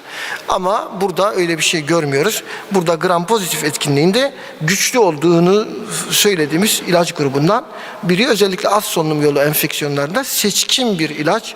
Bunu da buradan tekrar söylemiş olalım. Yine kronik kalp hastalığı ve solunum sistemi hastalıkları ve bu hastalıklara bağlı ölümlerin soğuklarda daha fazla olduğunu görüyoruz. Bunun dışında da kazalar, düşmeler ve yaralanmalarda kış aylarında da bir artış görebiliyoruz. Peki acilde hemen her reçetede ne görebiliyoruz? Non-steroid antiinflamatuarlar. Bu yüzden de özellikle düşmelerde, çarpmalarda mutlaka reçetelerimizde oluyor. Az önce bahsettiğim semptomatik tedavide de mutlaka bu ağrı kesicilerin bir şekilde reçete edildiğini biliyoruz. Bunun için de tabii neler önemli? Hızlı etki etsin, yan etkisi az olsun. İki şey istiyoruz. Bir, hızlı etki etsin. İki, yan etkisi az olsun. Bunu incelemek lazım. Burada da işte görüyorsunuz gerçekten 1909 hasta bu konuda parasitamolle kombinasyonun daha iyi olduğu gösterildi. O yüzden de dexketoprofen trometamolla birlikte kombinasyonun etkili olduğu ve bizim de deneyiminiz var zaten, ben soruyorum. Bu konularda iyiyiz. Bunun dışında alerjik problemler bizi ilkbaharda bekliyor. Alerjik rinit, alerjik solunum yolu problemleri ve astım dahil. Onlar da şeylerde görüyoruz arkadaşlar. İlkbahar aylarında özellikle atopik yapıda çok insanımız var ve bunların da ciddi bir şekilde tedaviye ihtiyacı oluyor.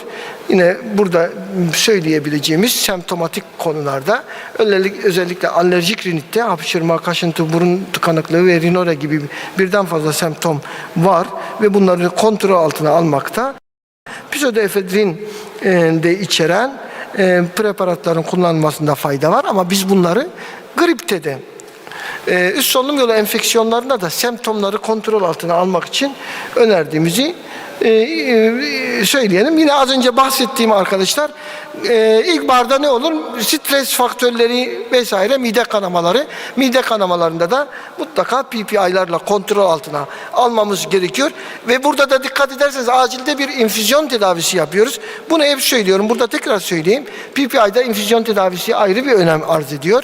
Çünkü acildeyken ne yapıyoruz? Mide pH'ini 6'da tutmaya çalışıyoruz. Neden 6'da tutmaya çalışıyoruz? Çünkü pıhtılaşma faktörlerinin en iyi çalıştığı şey o. Onu da ancak infüzyonla sağlarsınız. Onun dışında da mutlaka bir PPI ile tedavisini devam ettirmek gerekiyor. Burada da hızlı etki, uzun etkiyle rapipronazolun ön plana çıktığını söyleyelim. Peki yaz aylarında neler bizi bekliyor? İşte gastroenteritler hemen orada kendini gösteriyor. İdrar yolu enfeksiyonları biraz daha yaz aylarında önümüze daha fazla çıkıyor arkadaşlar. Bunlarda da neler yapabiliriz? Gastroenterit tedavilerinde özellikle çocuklarda bu daha ciddi bir sorun. Kaybettiği sıvının mutlaka verilmesi lazım. Ama işte semptomatik tedaviler orada da önem kazanabilir. İdrar yolu enfeksiyonları ise piyelonefrite zemin açacak ve bunlar ÜSE gibi değil. Yani hani viral olduğunu düşünmüyoruz. Burada mutlaka antibiyotik vermemiz lazım. Orada da yine sefadoksimin etkin bir antibiyotik olduğunu burada iletebiliriz. Şimdi arkadaşlar sonuç olarak bu da benim anlatmak istediğim aslında yaşlara göre acil servisler değerlendirilmeli. Hasta başvurularına göre acil servisler yapılandırılmalı.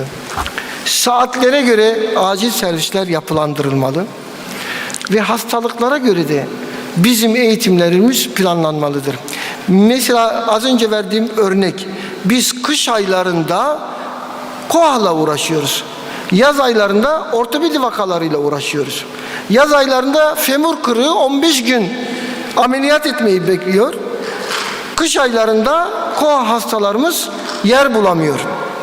Bunun için planlamaları mutlaka buna göre yapmamız, eğitimlerimizi de buna göre tazelememiz gerekir. Mesela kış aylarına girince eğitim konuları farklı olmalı. Yaz aylarına girince farklı olmalı.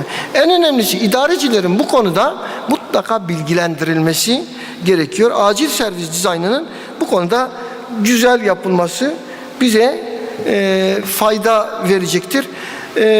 Bir konuyu yine özellikle vurgulamak istiyorum arkadaşlar. Verdiğimiz tedavilerin önemini bilelim ve hastaların semptomatik tedavilerinin çok önemli olduğunu unutmayalım. Covid pandemisi döneminde bu konu biraz fazla gündeme geldi.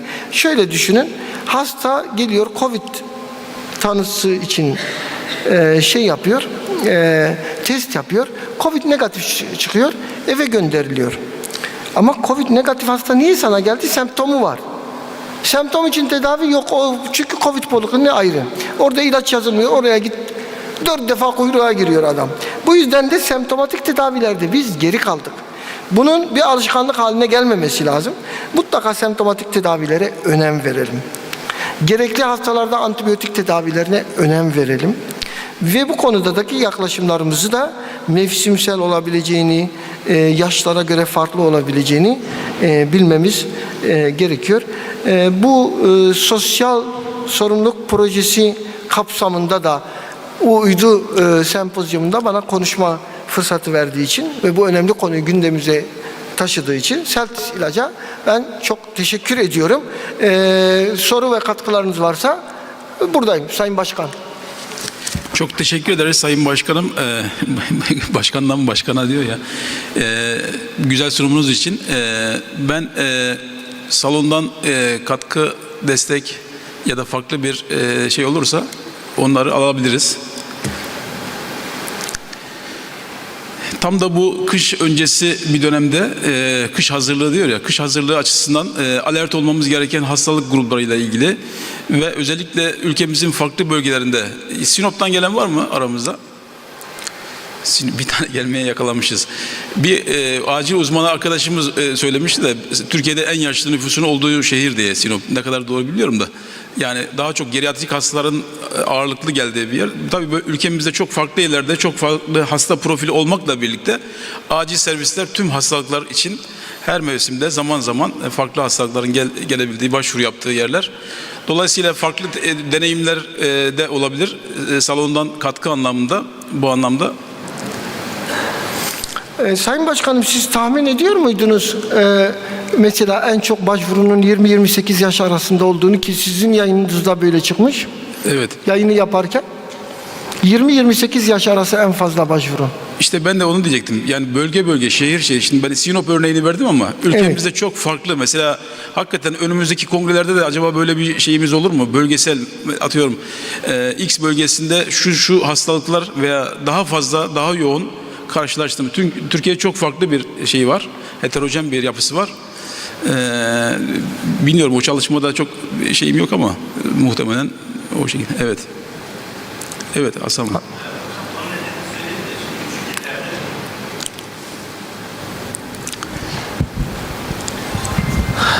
Hasan Sultanoğlu, Düzce Üniversitesi'nden. Hocam küçük illerde üniversitelerin çok büyük bir etkisi oluyor. Bizde de keza öyle. Üniversite açık olduğu dönemlerde genç başvuru sayısı çok fazla artıyor. 20 ve 29 yaş arası. Muhtemelen aksayıda çıkma nedenlerinden bir tanesi de o olabilir. Üniversite gençlerinin malum en ufak nedenden dolayı yani, acillere başvurması o oranı değiştirme şeyleri yüksek hocam. Evet. Sanıyorum çok önemli bir nokta, çünkü biz bu konuda deneyimimiz oldu. Bizim aslında tabii ki çok merkezli yapacağımız çalışmalar bu konuda bize ışık tutar. Bunlar içinde de muhtemelen geriatrik aciller ön plana çıkacaktır. Ama şunu da unutmamak lazım. Gerçekten sayı olarak yeşil alan çok fazla sayıları etkilediği için muhtemelen yeşil alana başvurularda da değişik yaş grupları olabilir. Yani hani geriatri çok fazla yeşil alana gitmiyor. Dikkat ederseniz burada aslında çok önemli bir istatistik de vardı. Bu bizim için de önemli tabii yine de. 1000'de 3 gerçek acil. Mesela Amerika Birleşik Devletleri'nde arkadaşlar bu semptomlara baktığımızda şuuru kapalı bir şekilde komayla başvuranların oranı %20'ymiş acil servise. %20. Bizde kaç? Biz 1000'de 3 falan yani. Yani acil servisler yapılanması böyle. Ama şimdi bu sorun şöyle bir şeyi getirmiyor. Yani bazı arkadaşlar özellikle eğitim konusunda diyorlar ki hocam biz yeşil alan hastaları bize bir şey katmıyor. Hayır, yeşil alan çok önemli bir alan. Neden biliyor musunuz? Çünkü dispepsiyle giden ve MI çıkan hasta yeşil alanda. Baş ağrısıyla gidip anevrizma çıkan hasta da yeşil alanda. Bunları ayırt etmek bir uzmanlık işi. Bunu göz ardı etmememiz lazım. Evet, daha basit hasta grubu olabilir ama aynı zamanda yeşil alana başvurular. Bunun tabii ki hastane öncesine taşınması, acile bir süzgeç oluşturulması, bir bariyer oluşturulması çok önemli. Ama maalesef bunu sağlayamadık. Bu koşullarda da nasıl olur bilemem. Mutlaka sistemin yeniden aciller üzerine yapılanması lazım. Ya benim merak ettiğim bir konu da yani hani az önce bahsettiğim ortopedi göğüs yataklarının sayılarının veya değiştirilmesi gibi bir uygulama, ya mevsimlere göre yatak sayılarında değişiklikler planlayan klinikler oluyor mu, yoksa sadece idari inisiyatifle mi boş olan yatağa yatır şeklinde mi gidiyor?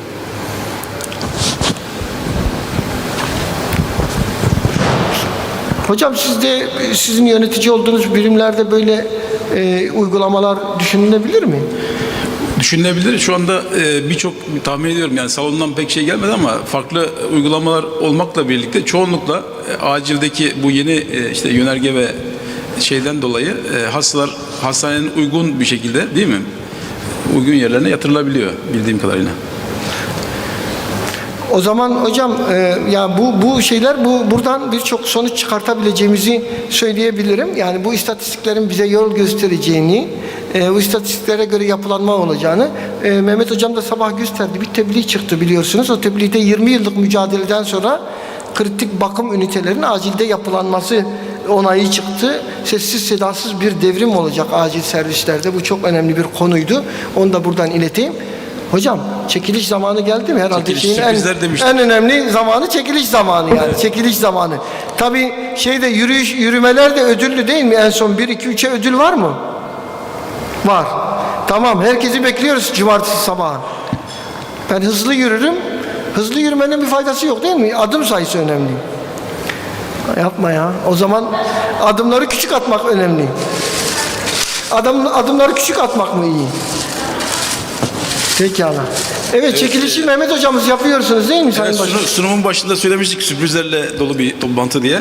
Şimdi bu şanslı katılımcıyı bulmak için bayağı bir karıştırdım şöyle. Biraz kendimi arıyorum da. Evet arkadaşlar. Tek bir çekiliş yapacağız değil mi hocam? Bir tane yedek çek istersen. Önce yedeği çek, olmaz. Bir tane çek, olmazsa yedeği. Şöyle en sıkı sarılmış bir tanesini çıkardım. Heyecanla bekliyoruz. Boşmuş. Pardon. Evet. Çalışayım. Doktor yazsa herhalde. Doktor Muhammed Çakas. Muhammed Çakas burada mı? Tamam. Muhammed ne istiyorsun? İsteyeyim. Çekiliş sende, ne istiyorsun? Sana özel, hadi bakalım. İlk çekiliş olduğu için. Ama canım yani şeyli bir şey iste yani şimdi. Kurallara göre bir şey iste. İsteyebiliyor muyuz? Evet. Ya mümkünse kongre isteyebiliyor muyuz? Ağanın eli tutulmaz. İstiyor. Evet. İstiyorsunuz. Seneye VASEM Kongresi'ne kaydınızı yapıyoruz. Teşekkür ederiz. Tamam.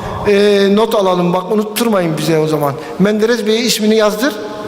Tamam. VASEM Kongresi'ne kayıtlısın. İlk üyemiz, ilk kongre katılımcısı sensin. Teşekkür ederim. İyi. Başka bir şey istemedi yani. İyi. Ne istese vereceğiz. Evet. Peki çok teşekkürler. Var mı hocam? Hemen şeye başlamamız lazım. Arkadaşlar burada diğer sunum devam edecek. Katılımlarınız bize mutluluk veriyor. Biliyoruz tabii burada takım elbiseyle ders dinlemek kolay değil. Dışarıda değişik bir ortam var. Ama yine de burada bulunmazdan çok mutlu oluyoruz. Burada bulunun, devam ediyoruz. Diğer tarafta görevli olanlar da çıkabilirler. Çok teşekkürler. Evet. I'll ask him to introduce himself in a moment. We are looking forward to the session. Just some rules of engagement. Each of our speakers has prepared a presentation which will run for 10 minutes each, and then we'll be able to have a 20-minute discussion thereafter amongst all of the panelists, looking at this very important topic of concerns for the future of emergency medicine in the various areas. So with that, I'm going to hand over to my colleague to introduce himself. Good morning, everybody. My name is Anwar Lawadi. I'm from Kuwait. My background is emergency medicine, international EMS, global health and public health, and disaster medicine. I would like to thank the organizing committee for this, wonderful opportunity, and to meet colleagues from, internationally to share all these experiences. We also would like to thank also Roger for the introduction, and without further ado, we'll start the session. Right, so our first speaker is coming from India. Srinath Kumar is an emergency physician. He has been a pioneer of emergency medicine within the Indian region, and he is passionate about the work that he does. And I'm also told he is a fantabulous ballroom dancer. So time to dust off those twinkle toes and get him out to the stage.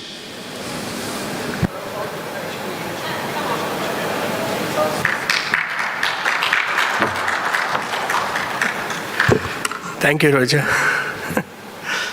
It's always a pleasure to be with you, and you being a moderator, it will be more active for both the audience as well as the speaker.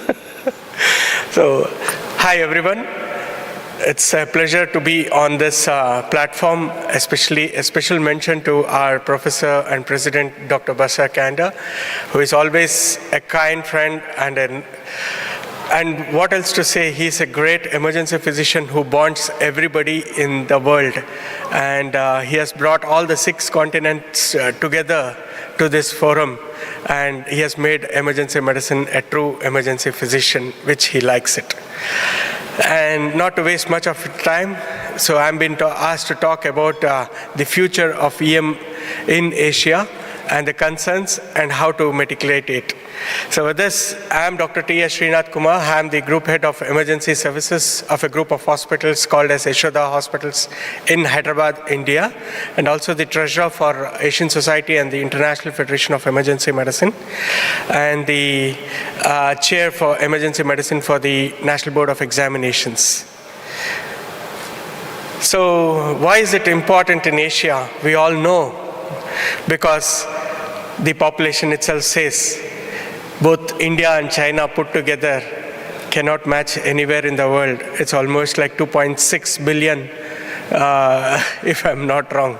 So that is the reason why we are here to take care of it. And remaining population, as you put together, it doesn't come anywhere near close to it.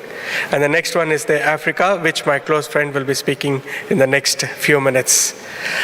And we know in Asia there are multiple countries, and each country itself is a continent, and EM itself as a specialty was not recognized 30 years back or 40 years back, even before we have not been anything, before we were born also. And this is the whole platform you can see where all India, the EM is being recognized, and 27 as per 2019 data, that's what it says. And to develop any specialty, it is important that it phases through 3 phases. That's what every time we keep saying. That is a primary stage, where the various specialties apart from the emergency medicine come together, they make a platform, they create the syllabus, they give it across. And then the secondary stage is the economic structure, because every subject itself has its own importance by itself. And then lastly, when such societies form up, every country has its own society. They form, they create the curriculum, they create all the things which is required, and they submit it to the legislative structure, that is the National Health Policy. And then once the Medical Council of India, what we say in India, which or any other country, the health ministers sit with the societies and take a call and say that this is a specialty which has been recognized. So this is how each and every department gets into place, and EM is the one which is the most important. And as such, if you see in Asia, apart from our illnesses, which Dr. Basar was telling about, the influenza, COVID, everything, it is not the only one. We have the vulnerable continent as the disasters also. So these are the 10 top countries which has the disasters also. So hence the disaster medicine is also important apart from your regular medicine. And this data I have taken up from the Asian Society, where they have put up a good background of every country which has been developed as an EM as a specialty. So you can see Singapore was the one which got the earliest recognition in emergency medicine, and third was Turkey.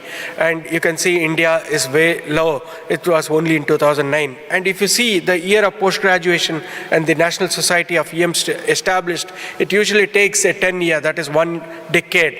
So every specialty goes through this phase, and only then it becomes a recognized specialty in the country itself. So that is how EM has developed. And so we can imagine why I'm telling all these things is the future of EM is now with youngsters of you all. You all should take it forward, because a hardship has been put into the specialty to be developed itself. So you can see the emergency doctors for the number of population. And again, country-wise, if you see, the Thailand has the number of population, and you can see the number of ED doctors, which has the highest.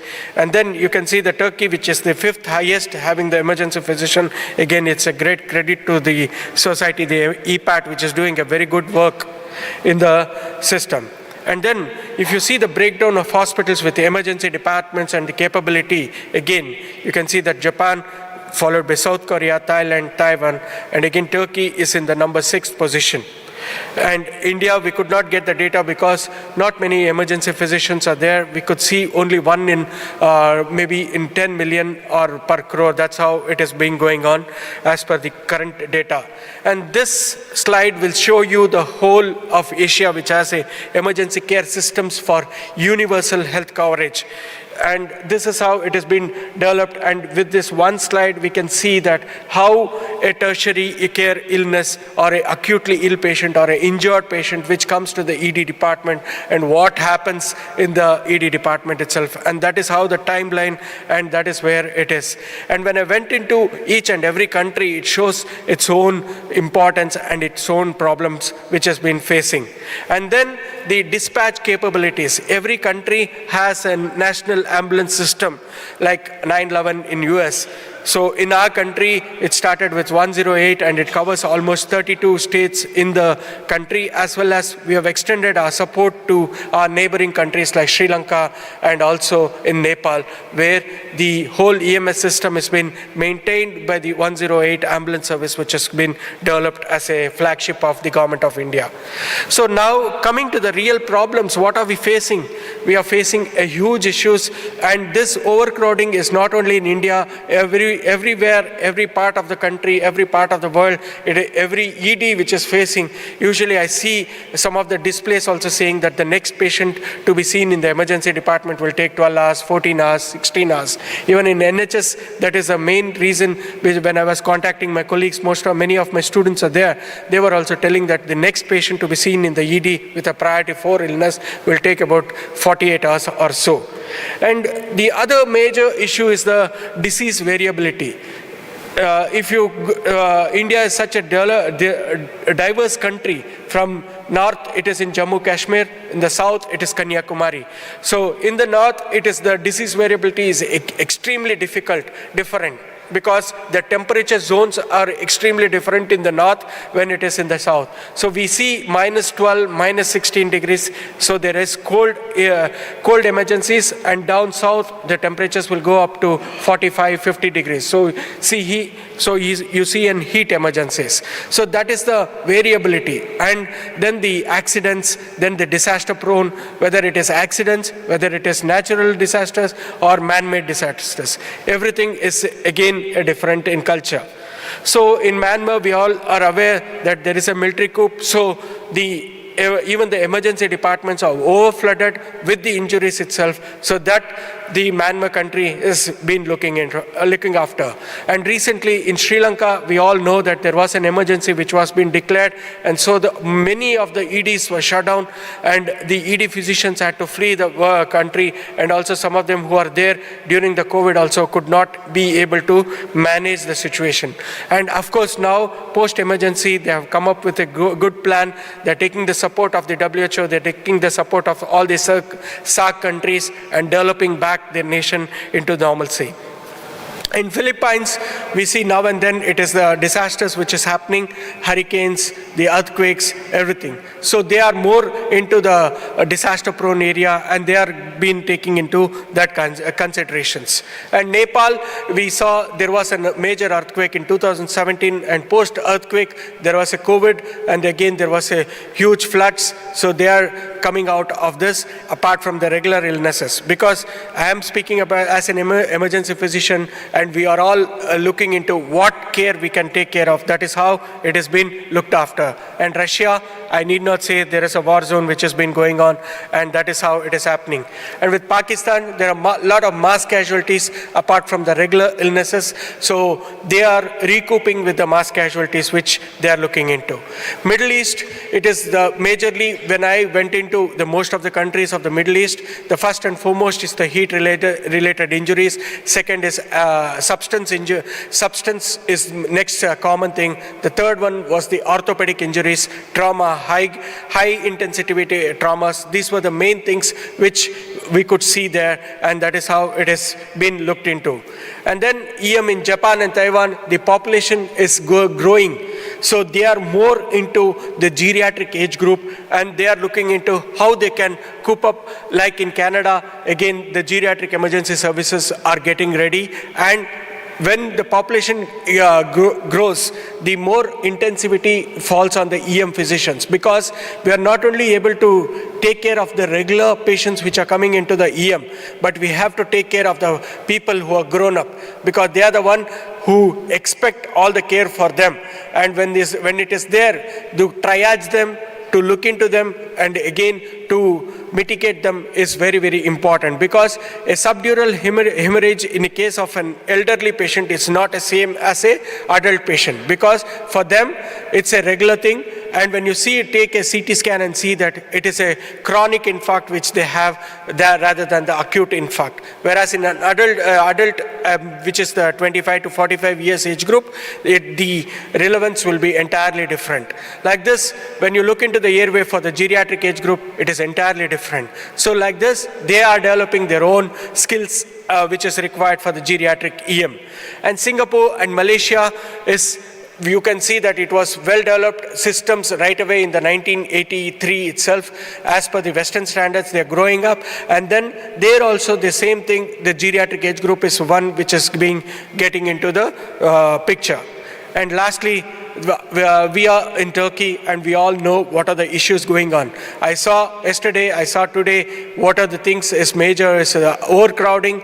Everybody wants to visit an emergency department because it is free in care, and then when they come to the emergency department, they want everything to be done on their table itself. So this major issues are being seen. When you put everything in common, there are 4 things which I would like to tell. One is overcrowding. Second is the infectious diseases which we are just coming out of COVID. 3 waves, 4 waves, 5th wave is gone through, but we have forgotten our regular medicine. The regular medicine is your non-infectious diseases, that is your hypertension, diabetes.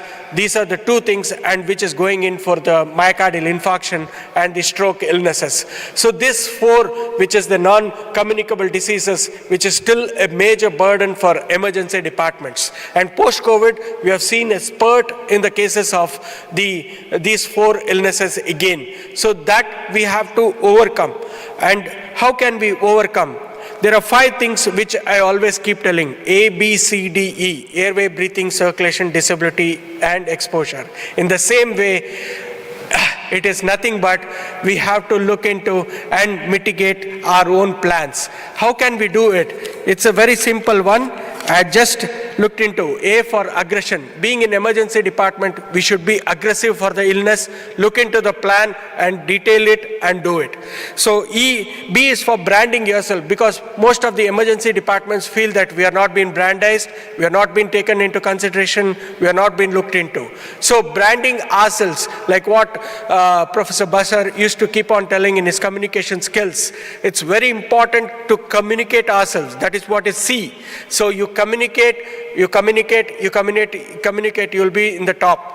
If you don't communicate yourselves, you will always be let down. The third thing, that's communication. 4th is your detailed planning.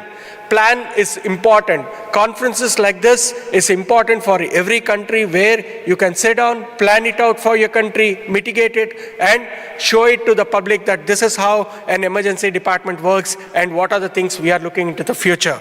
Lastly, environmental injuries, especially the climate change which is happening and which we are seeing across the world, is bringing in a lot of diseases which are unknown to us or not heard of it.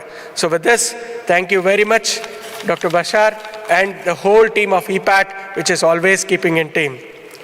So, welcome to India for our next program, which is the Emergency Medicine Congress, which is happening in this month end, November, month end 25, 26, 27. Thank you. Jai Hind. Thank you, Srinath. We're not going to take questions at this stage because we've got a segment scheduled for discussion at the end of the session. So if any audience members do have any questions, if I could ask them to hold on to them for the discussion period. But thank you. Thank you.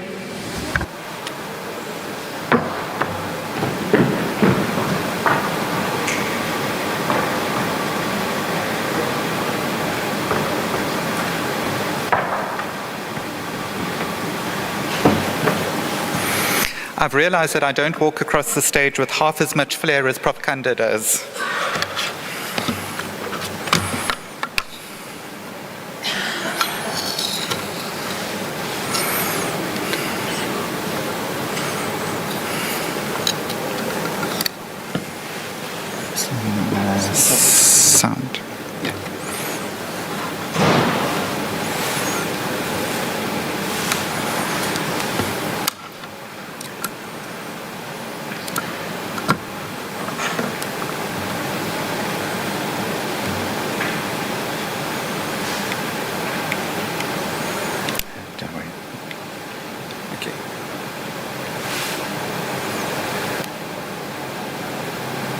just going to quit this. I'm not going to use the presenter for this one.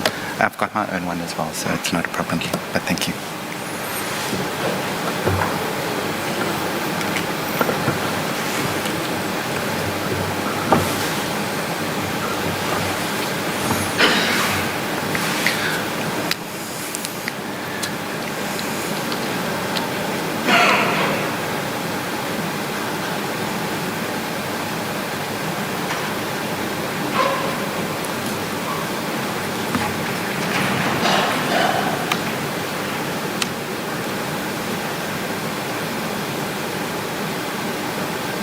Yeah, that's picked it up nice.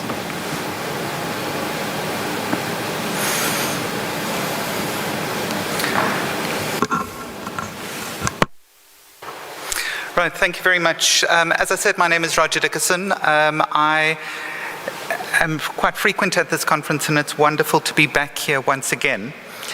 I am from the beautiful city of Cape Town. That is a picture of my hospital sitting in front of Table Mountain. But we are sitting in this beautiful part of the world at the moment. What I'm going to be looking at during this little while is looking at some of the concerns with regards to the future of emergency medicine on the African continent.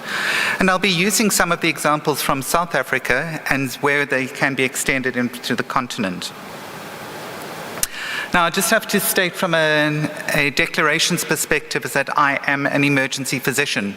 And because I'm an emergency physician, I do come with requisite warnings. I can do problem solving, I can do multitasking, but often I'm filled with bad language, and especially if I have not had coffee.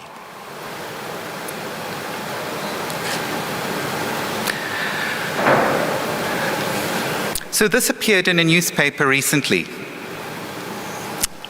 And admittedly, when I saw this, my first thought was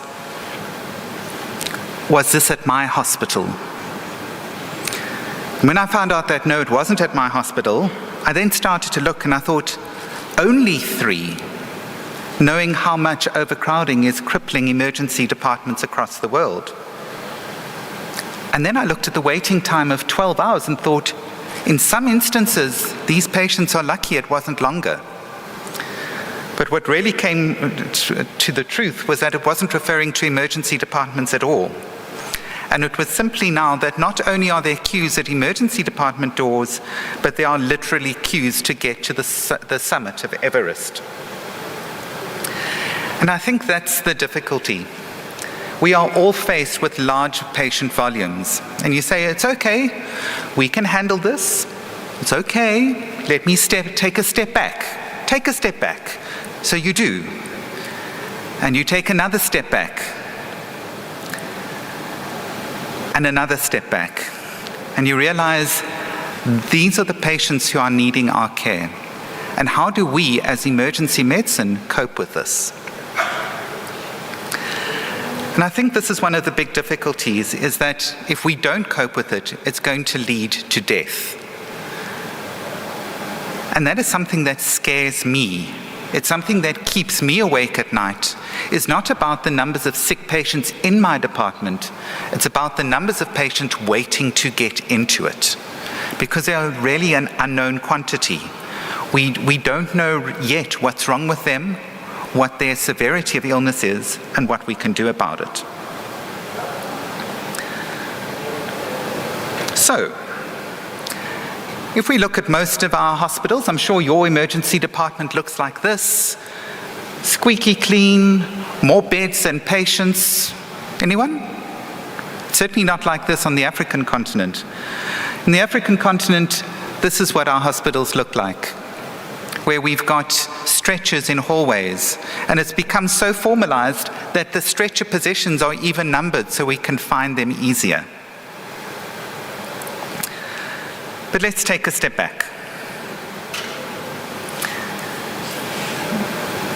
This is an internal medicine resident in her natural habitat.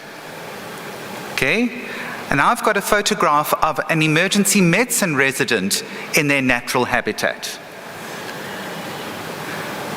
I've just realized that that looks very much like Professor Zainab. Do you wear your hair out to the side, Prof?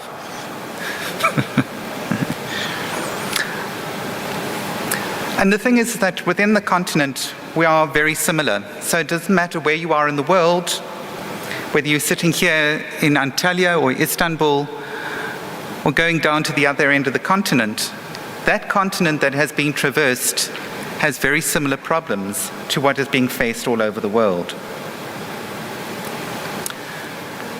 Emergency medicine is the new kid on the block when you compare it to other disciplines.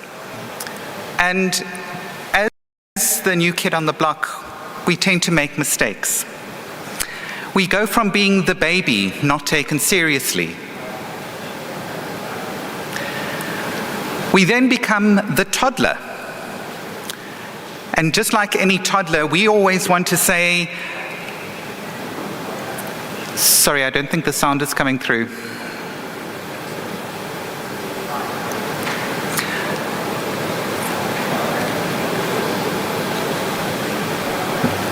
What we find out is that the toddlers throw tantrums. We want it all, we want it now. So we throw a tantrum. And then when we get it, it's a bit of a problem. Because once we've got it, we're the nasty teenagers. And the nasty teenagers who can't learn from anybody. And so we've then got to say, we need to make a decision. We need to be able to see what are we going to do going forward to ensure that we don't make the mistakes that others have made in their development. The difficulty for emergency medicine is that our decision-making trees are never like this. Our decision-making trees look more like this. And trying to make an appropriate decision in the midst of chaos is never easy.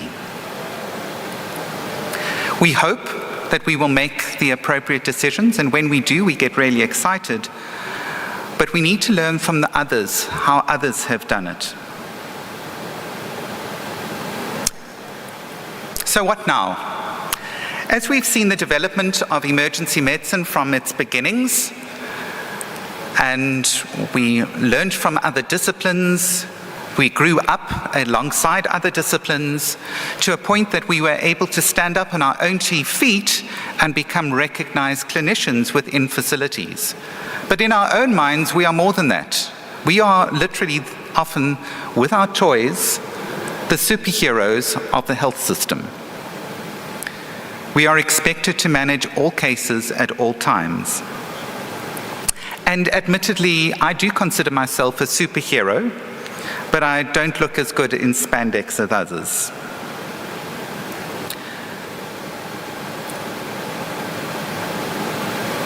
But that can be our own kryptonite. And our own kryptonite is what is going to destroy our specialty. And that is what makes me concerned on our continent. Because we need to look at the life after, and understanding that if we don't do something now, there might not be life after. Because many of our residents are starting to think, if I'm able to get through the specialty program and finish, then what? Is there life after my residency? And let's look at the realities that our residents are faced. Firstly, from a time perspective. Unlike most disciplines, emergency medicine has to function at a high level right round the clock against our circadian rhythms. But in addition to this, it has a tremendous impact on a normal family life, on social lives, when emergency physicians are spending 2/3 of their working careers outside of normal working hours. I've mentioned the patient loads already, but that places additional strain on any individual. And the uncertainty of when that flood will hit adds additional stress. Then there is inevitable conflict, and that conflict may be between divisions, so between disciplines within a facility. It may be between colleagues, and often, unfortunately, these days, it's often conflict between patients and the clinical teams. And we are seeing increased numbers of severe assaults occurring of clinical staff nursing staff, medical staff, by patients and family members of patients. We have the turf wars, now that we are an established discipline, having to fight for what we believe in our disciplines. The access block. At this stage, I've just received the updated stats from my unit this morning. We are outnumbered by a 2-to-1 factor, so there are more than 2 patients per emergency department bed waiting for beds in the ward, let alone the amount of patients that we are trying to meet. And in all of this, our residents are needing to try and balance life and work. And this is generally what a resident looks like at the end of their residency. They start out young and eager, but they are often quite jaded by the time that they end it. And that is something that concerns me, is what exactly are we going to do to ensure that this does not happen again? And this is being reported all over the world with regards to the stresses that emergency physicians are feeling. And that makes me worry. It keeps me up at night. The burnout in emergency medicine in our country is extreme. And most of our clinical specialists are looking to exit the specialty after only 10 to 15 years practicing as a specialist, because they just can't balance it all. And it's also not knowing what's around the corner. In addition to your regular loads, there are things like wars. And there will be another war. And there will be another pandemic. And emergency medicine will need to cope. Because, as was mentioned yesterday, emergency medicine is the front line.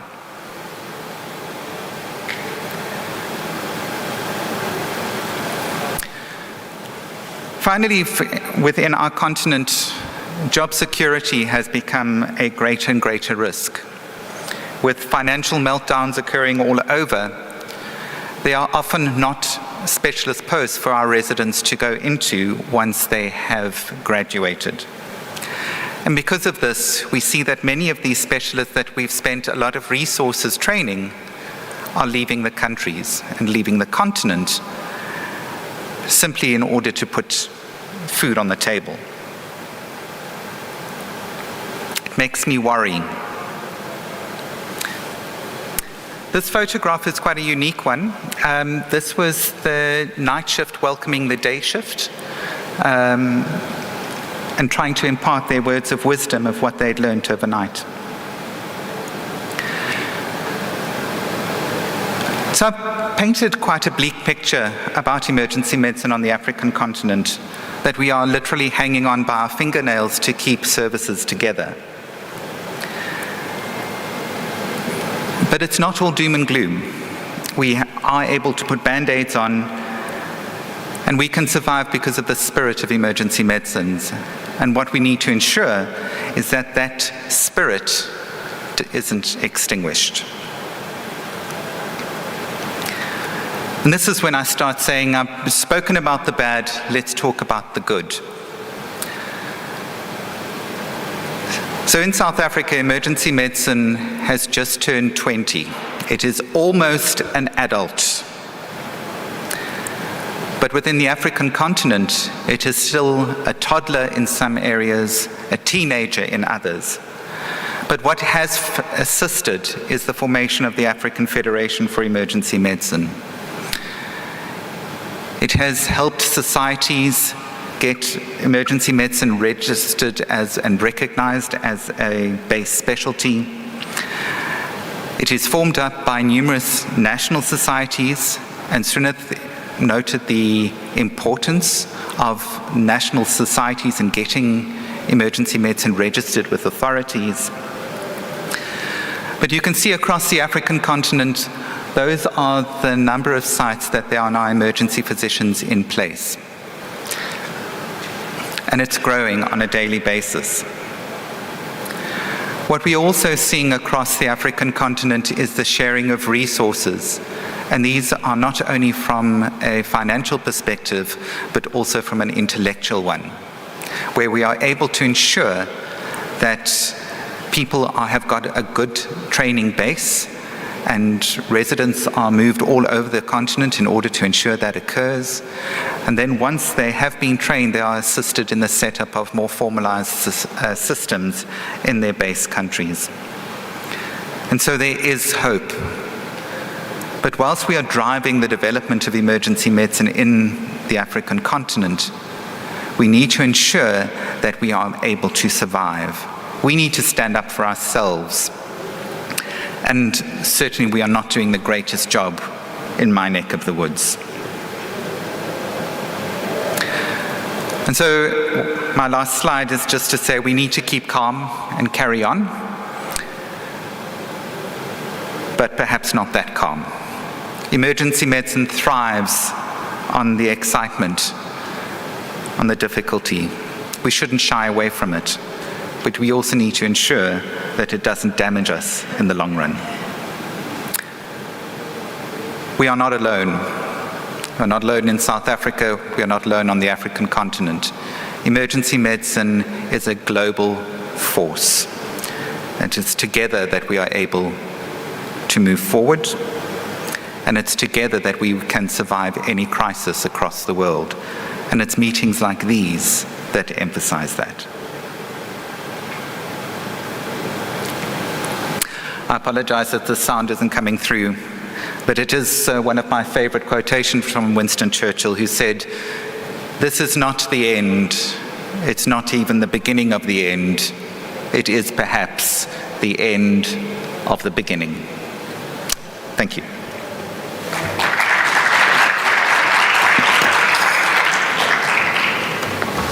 Next is Dr. Paul Kibela from the United States.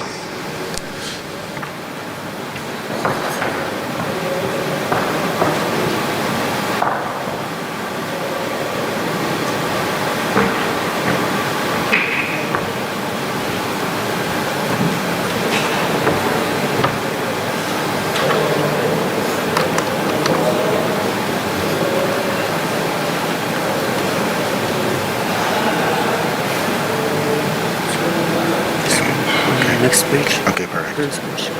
Laser. Okay.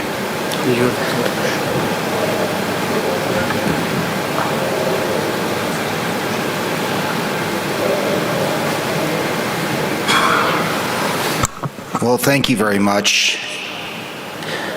You know, I'm giving a report on the Americas, and I'm going to be more heavily influenced on what's happening in the United States. One of the things that's happened through the Americas, as I understand, the volume in Canada after the pandemic is actually up. The volume, the volume in Mexico is up, and overcrowding is a problem in every country. But as Dr. Dickerson has said and pointed out, you know, the African emergency medicine organizations are about 20 years old. In the US, we turned 50 a couple of years ago. And so we're reaching some unique problems that I think all emergency medicine organizations, whatever their age, need to address. And these are some of the issues that we face in the US, which will be very different than some of the issues that face elsewhere. So I'm going to concentrate not on the same issues of overcrowding, but really what's happening in the US and this is concern to the emergency physicians there. The biggest issue that we have in the US right now is a workforce issue. For many, many years, we wanted to train more emergency physicians. We projected that there was going to be surplus, or there's going to not be enough emergency physicians in the United States. But unfortunately now, we probably have trained too many emergency physicians. And so we are looking at potentially in 8 years, in 2030, to actually have a surplus of emergency physicians. But the issue that's happening here is that no one, of course, saw the pandemic. But in the United States, emergency department volumes had gone up virtually every single year. And now when the pandemic hit, volumes obviously went down dramatically, up to 40% decreases during the pandemic. The issue that we have in the US is those volumes are still not necessarily back to 100%. And many people believe that we've plateaued in our volume of emergency department visits. I'm not so sure that's the case, but urgent cares have popped up, and telemedicine in the United States is becoming very prevalent. And insurance companies in the US, which is not an issue to much of the rest of the world, have scared patients from going to the emergency department, saying they're going to get a big bill, that was going to bankrupt them. So they're actually afraid to receive care. As I mentioned, there's these alternative delivery places. Telemedicine is taking off in the United States. It's amazing how many people will talk to their doctor on their phone now, rather than coming to the emergency department. You know, ED volumes are close, but again, our patients are much sicker than they ever were. The other thing that's happened in the US is that we are always in the US, there's somebody trying to make things less expensive. And so oftentimes in some emergency departments, doctors are being replaced by what are called physician assistants. Whereas instead of receiving 4 years of college, 4 years of med school, and 3 to 4 years of residency or 12 years of training, these people receive 2 years of training, or 3 years of training, or 4 years of training. And so they're lesser skilled people replacing emergency physicians because they cost less money. And that is a big concern to many of our emergency physician graduates. Emergency medicine, again, as we came up through youth, we became one of the most popular specialties in the United States. We were well respected, and a lot of people wanted to go into emergency medicine. And hence, a lot of programs started popping up. And so the number of residents that we were graduating 10 years ago to today, it's almost doubled in the last 10 years. So now, perhaps we are training too many emergency physicians, which is a serious potential problem in the United States. The big question here is what's the need going to be? Are our estimates correct? What we've seen during the pandemic is a lot of emergency physicians basically quitting, saying, I'm not going to do this anymore. So perhaps we are going to have attrition, as Dr. Dickerson warned us about, that people are getting burned out and they don't want to go back to do their job. But this, again, is something that we're watching very closely. One of the biggest issues that's affect the United States has nothing to do with emergency physicians itself. It has to do with our nurses. Our nurses quit in huge numbers during the pandemic. And so now the reason that we have so much overcrowding is we don't have anywhere to send them after the emergency department. There are no beds in the hospital, or if there are beds, there's no nurses to staff those beds. So patients that are admitted are backing up our emergency departments. We have the capacity now in our emergency departments to see the patients if we could just get the patients out of the emergency department. Oftentimes, 2/3 of our beds and our hallways are occupied with patients needing to be admitted to the hospital, but there's nowhere for them to go. Another issue that's happening in the United States is the way that the US payment system works for hospitals. It's now bankrupting the majority of the hospitals in the United States. So we're going to be looking for some type of healthcare reform here to make sure that our hospitals stay open. Right now, almost half the hospitals in the United States are losing money. And this is a dramatic change from 4 years ago. So they started right prior to the pandemic, but during the pandemic it made it worse, but there was bailout money and monies to fund that. But now as COVID is over, the realities of the payment process are coming into place, and a lot of hospitals are at risk of closing. And certainly one of the issues is our graduates want to work in urban and suburban areas. They don't want to work in rural areas. And many of the rural areas, even if they wanted to work there, don't have the payment methodology to support an emergency physician. It's hard for probably many of you to realize, but many of our emergency medicine graduates, when they graduate residency, owe about 500,000 euros in tuition money. 500,000 euros or 500,000 US dollars is a lot of money to owe. And so oftentimes they can't get a job to support that. Sometimes it takes them 20 to 30 years to pay that money back, which is a problem. As Dr. Dickerson said, emergency physician well-being now is at an all-time low. The pandemic made burnout not just a problem, but a crisis.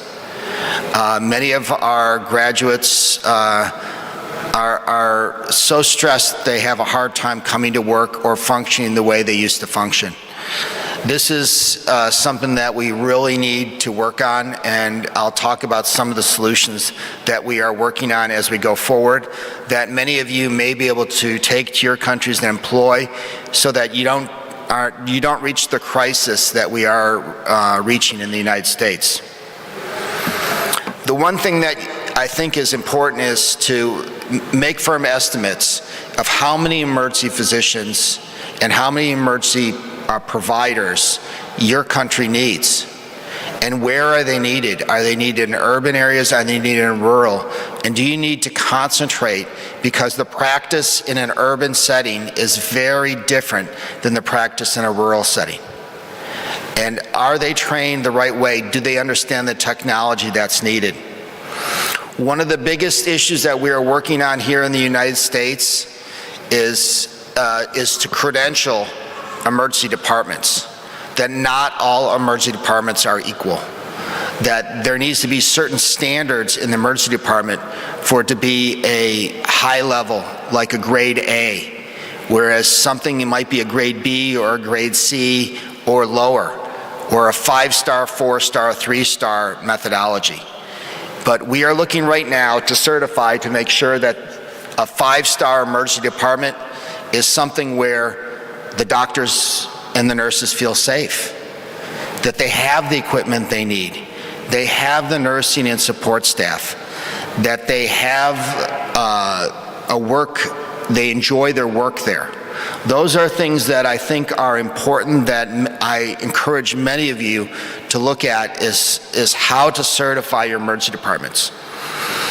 And as Dr. Dickerson said, is where are these patients or where are these physicians going to go? If they get tired of working in the emergency department, what is their next plan? What is their plan B? Can they work in an urgent care? Can they work doing telemedicine? Can they go into hospital administration?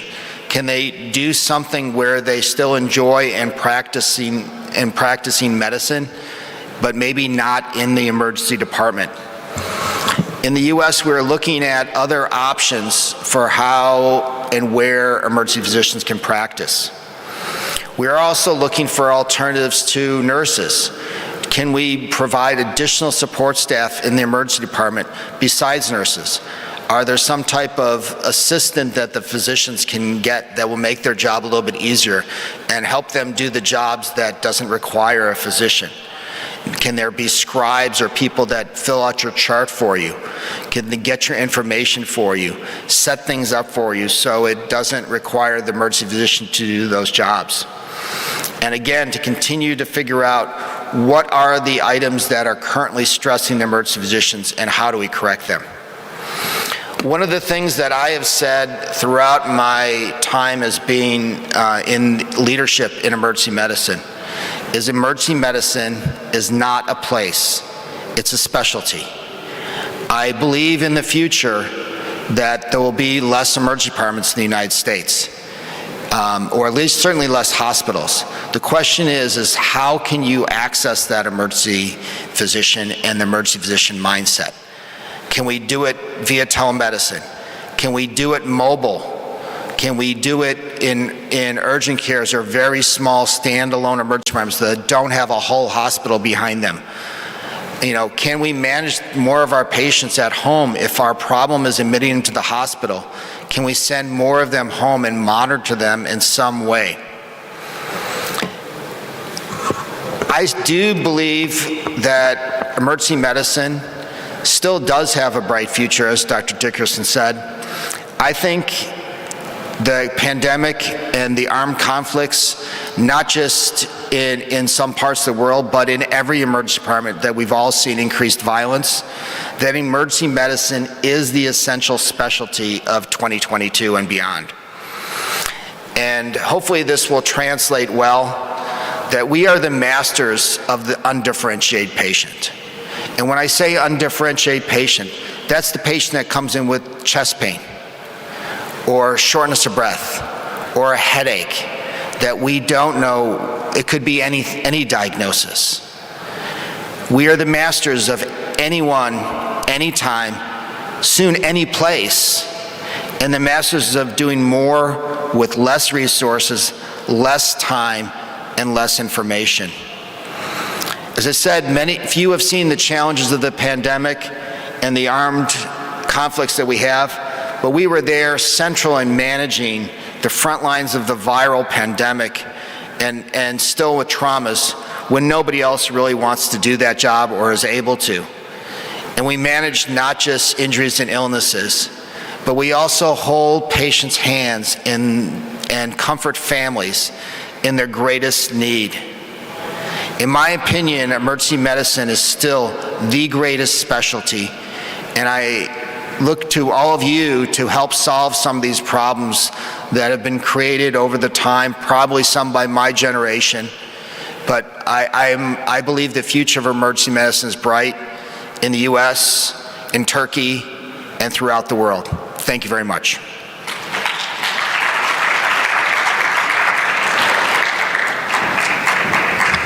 Thank you. Next is Dr. Eric Review from France. I think Eric is doing his lecture through Zoom, so.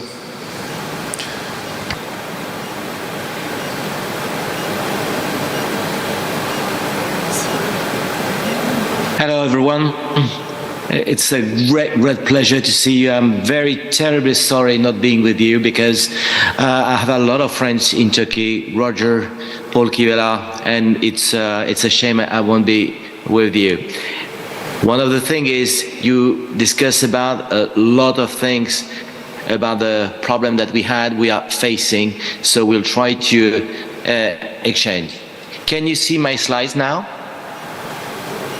Yes, we can, Eric, thanks. Okay, thank you.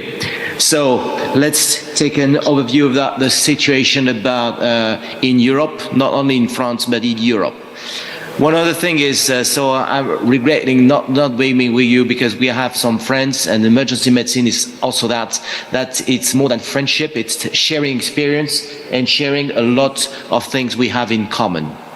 So the situation in Europe, as we do have a rising number of ED visits for the past 20 years, and the situation is still changing, and we'll see how it could be changed. So we'll make a small tour of Europe, and through a questionnaire that can be made about the situation in Europe.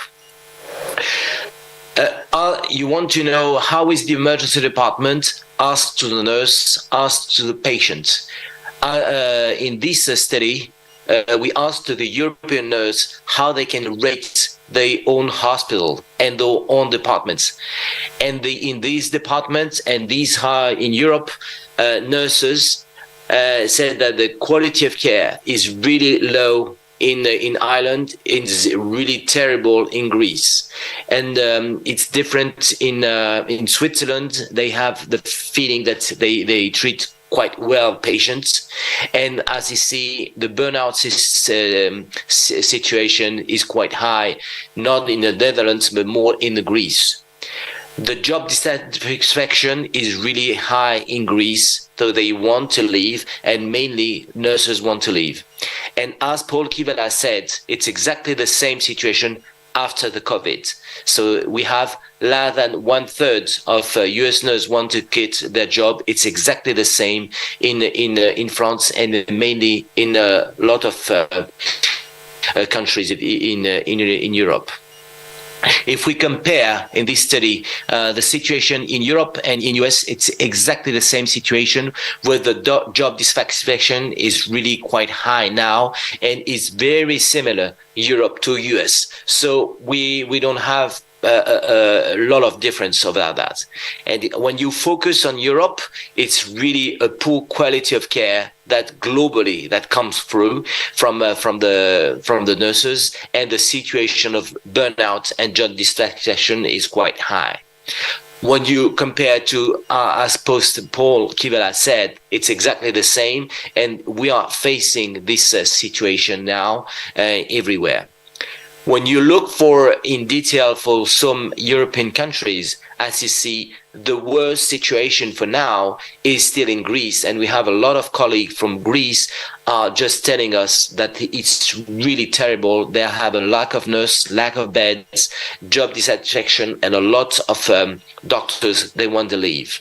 As you see, it's quite similar in different countries in Europe. We don't have all the countries, of course, but it is really terrible that we are facing.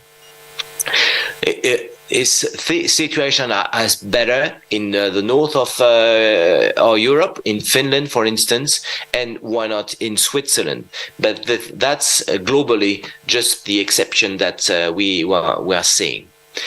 If you ask the patient trusts our hospital, patient trusts our emergency department, but they are still coming to the emergency department.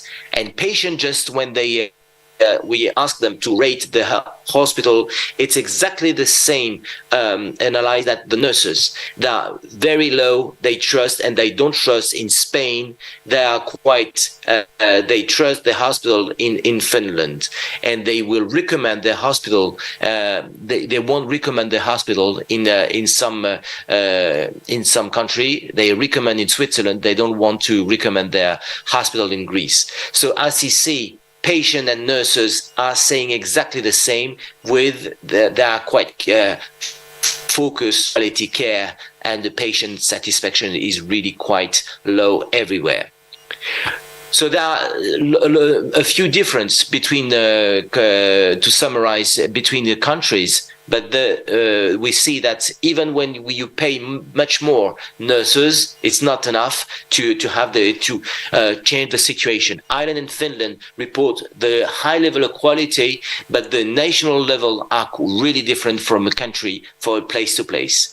As when you see from USA, they have a fewer nurses per capita when you compare to European country, but the more nurses are not the same for per patient in hospital. So we have to have some difference between Europe and US, but it's really quite similar. And one of the things I remember, I gave a lecture 2 years ago in Turkey. We are in the day after the COVID. And as Paul Kivela said, it's exactly the same situation. It's really terrible because we are missing more than 20% of nurses in our hospital now. 20% of nurses, it's exactly the same number of beds we are lacking. So we are closing our departments everywhere in the hospital because of the lack of nurses. We need nurses. And it was due the day after, I could say day after, we are 2 years after the COVID, and it is the terrible situation. We had a congress a few weeks ago in Berlin with the USEM that was exactly the same situation in all over Europe.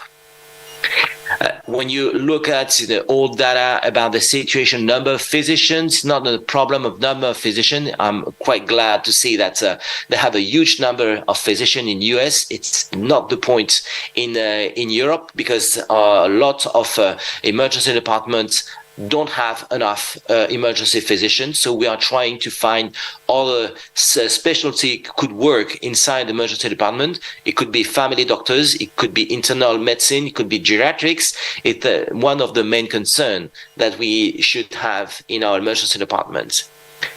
And the second problem we are facing in Europe is the aging population. And the aging population, as you see, is quite different from place to place in Europe, but it will be a tsunami that we will face in the next 10 years. So the aging population will come more and more. And the situation is really quite worrying in Germany, for instance, because they have a high level of geriatric in the emergency department, but exactly the same in Spain, in France, in Italy, that we have a lot of those patients. They are patients, they are geriatrics, but the problem, we don't care enough about them, particularly in the overcrowding situation, as you have seen in everywhere. The overcrowding, here is the map of Europe. Where are the overcrowding problem? Everywhere. And as you may have seen, it was worse after the COVID period. So we have a lack of beds. And why our patients are coming? Here are the data from Europe. They're coming in emergency department because they don't have family doctors, they don't have a GP available, they have for financial reasons, they have many reasons for coming emergency department, but those patients are not responsible of the main problem of overcrowding. The other problem of overcrowding is the lack of beds, and it's the output patients, and as Roger said, it's access block also. So we have many reasons to have quite worried about the situation in Europe. And we have violence. We do have more and more violent patients in our emergency patient department because it's not a safe place in the emergency department. We have a lot of reason for that: alcohol, drug, and do not forget that the nurses and nursing staff are the higher risk of being harmed on the emergency department. We have a reason for that. Take, for instance, agitated patient coming in emergency in the waiting room. This patient is coming, he's getting agitated, and the other guys are quite under pressure, that the pressure cooker effect, and are waiting for hours, they waiting for long. And why the patient is coming in front of me? Why? And it's a better and better system because they're waiting for hours. Nurses say you don't have a problem, urgent problem. What happened then? It's the explosion. That's the patient die in emergency department. It's in the media. And the burnout, I could not come again about the situation. It's all over the world, and particularly now. And after the day after with the COVID, it's worse now. So the burnout, we have a lot of doctors and nurses that are living now. They don't have the feeling that they can stay. So what we can do now about some data, they said that maybe we need to organize the hospital with a better good work environment for nurses first, and we have to focus on nurse because we could have a better quality care. You can tell me that we need nurses also for that. If you take the example of Sweden, they are a teamwork organization program to organize and to make a safety program and a workplace environment for nurses, and the attitude, and they have quality care better organized with this in Sweden. So we could take the example of the Swedish hospital they have done. So the situation in Europe is not really quite high. We need to organize things together, and thanks to Bashar to organize an international conference, because we need to have our brains together, how we can face in a different way, because it's very important to work. We want to solve the problem very quickly for the overcrowding, of course, and the thing is we have to focus what are the main threats we are facing, how we can be attractive for our emergency departments, and because we need to reorganize our emergency department and organize and take our resources. So I would like to thank you, Teşekkür ederim, and sorry, Joe Roger, for the pictures, because it was necessary for me to make that joke. Thank you.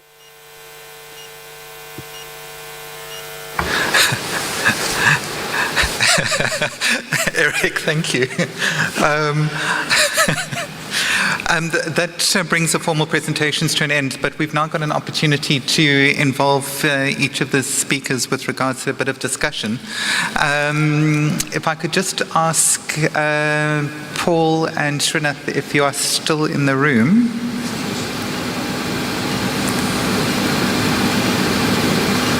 If I could ask you to share the microphone on the far side of the stage, it might be easier. And then we've got Eric on the line still.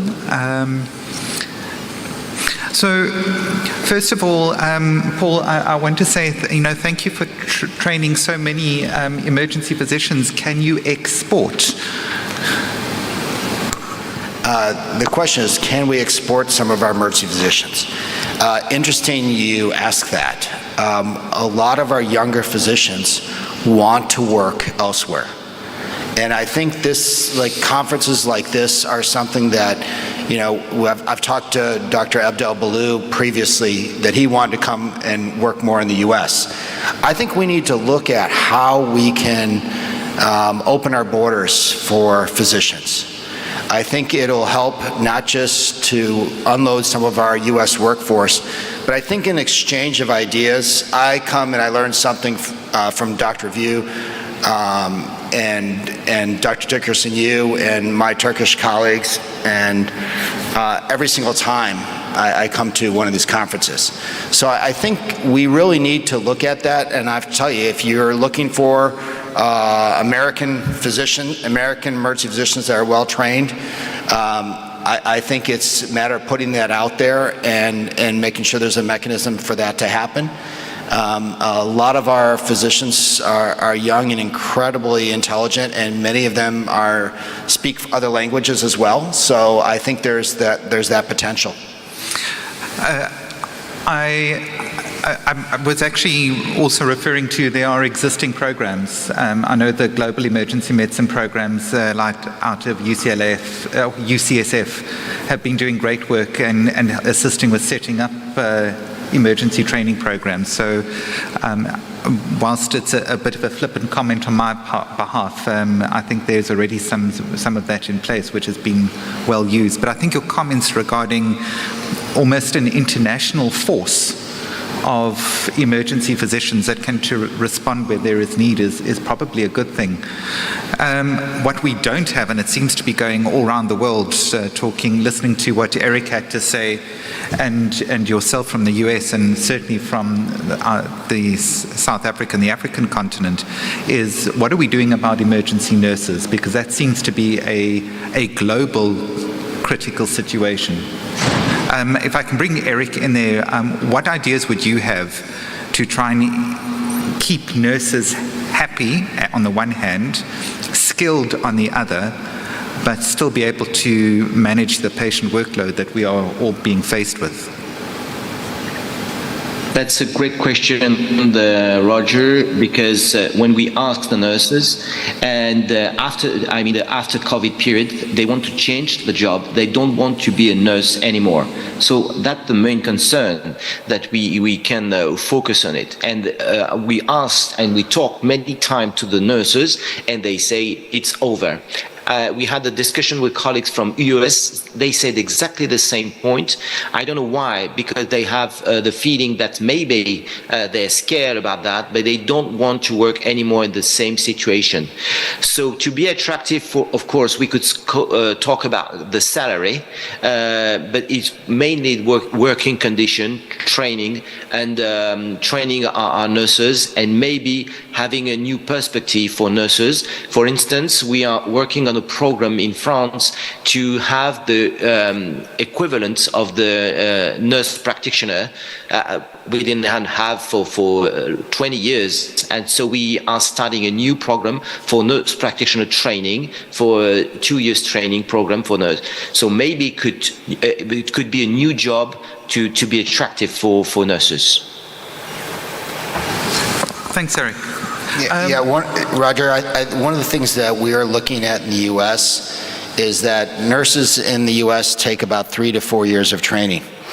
And so we're looking at whether we train nurses at a lower level than a registered nurse, an RN, as a medical assistant, which takes potentially 6 to 8 months of training, or an LVN, which takes 2 years of training, and unload some of the jobs that the nurses don't want to do, that's, quote, burning them out, unquote, and really trying to figure out if we can make all of these jobs a little bit more attractive And same thing with physicians, is take away some of the jobs that we don't want to do, that doesn't require our skill level, that we're forced to do. And I think that's what we're hearing from our younger physicians that are a little bit more insightful, that I don't want to do this anymore, or I don't want to do this job anymore. And I think we have to listen to them, and I think they have to speak up and make those suggestions. Thank you. I just want to make a short comment on the availability of staffing and the future of emergency medicine. Basically, when people go through programs and they graduate and they train and they work in different sites, as we move along, throughout the years, some people they find that they have probably different interests, like in finance, in legal, in admin, or even in the specialty of emergency medicine. They look at emergency medicine probably at a stage and they want to do something like, something more outdoor like wilderness, or even something like special operation medicine, like HIMSS and Medevac and all that. So I think this is a tool that probably institutions around the world want to tap into. First of all, to avoid burnout for emergency physician.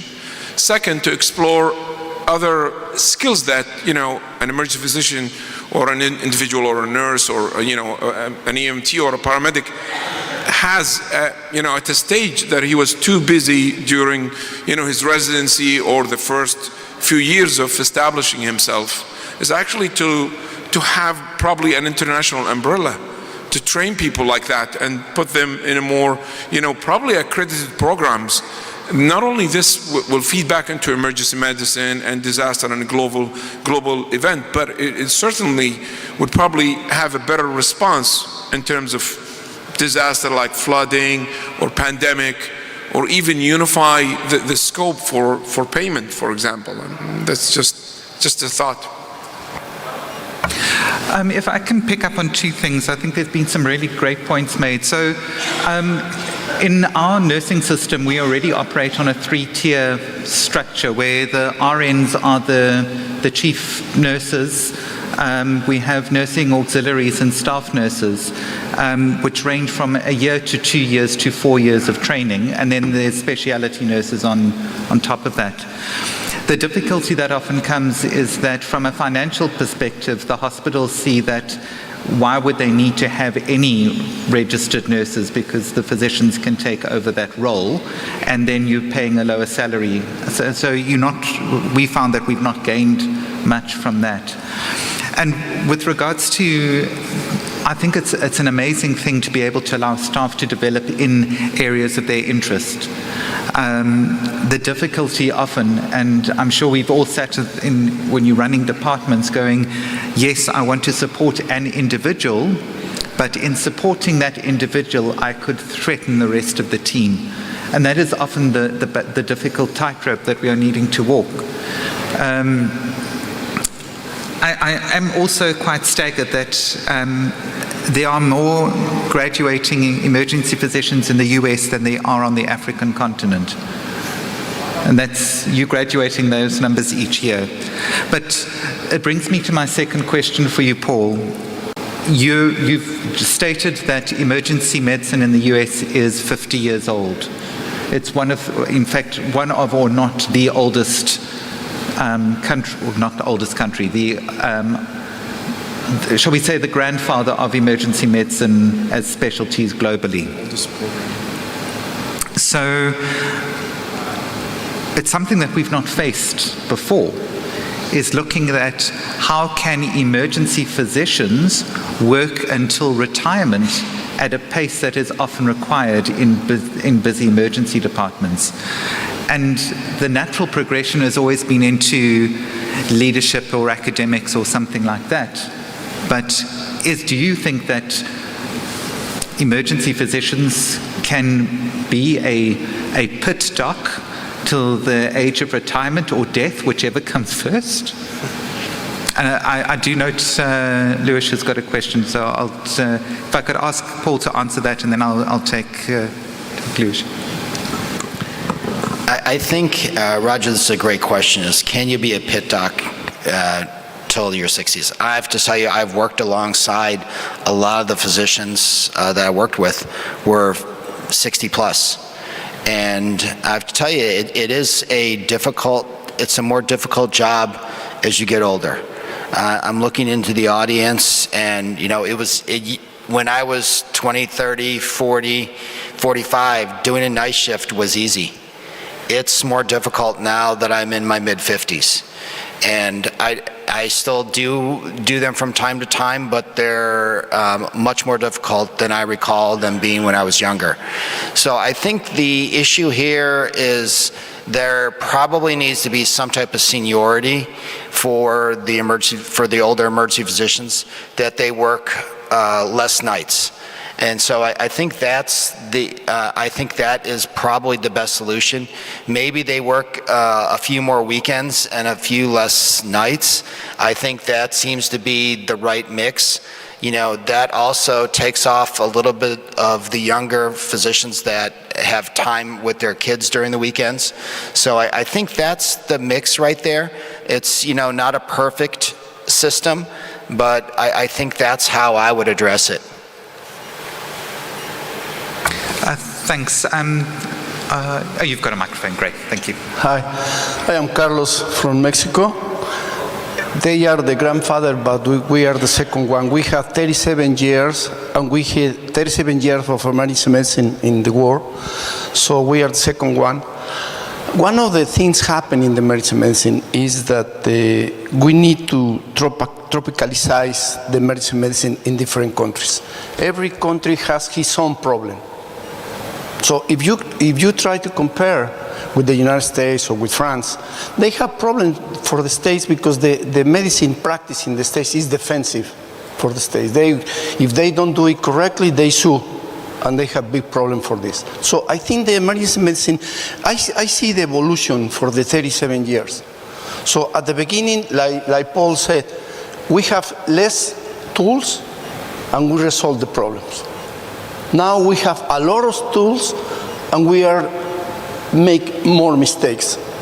Why? Because if we have, one of the things happen is when, I remember 15 years ago when in Bahia, Gunnar Ollner, probably you know Gunnar Ollner, was the president of the USEM.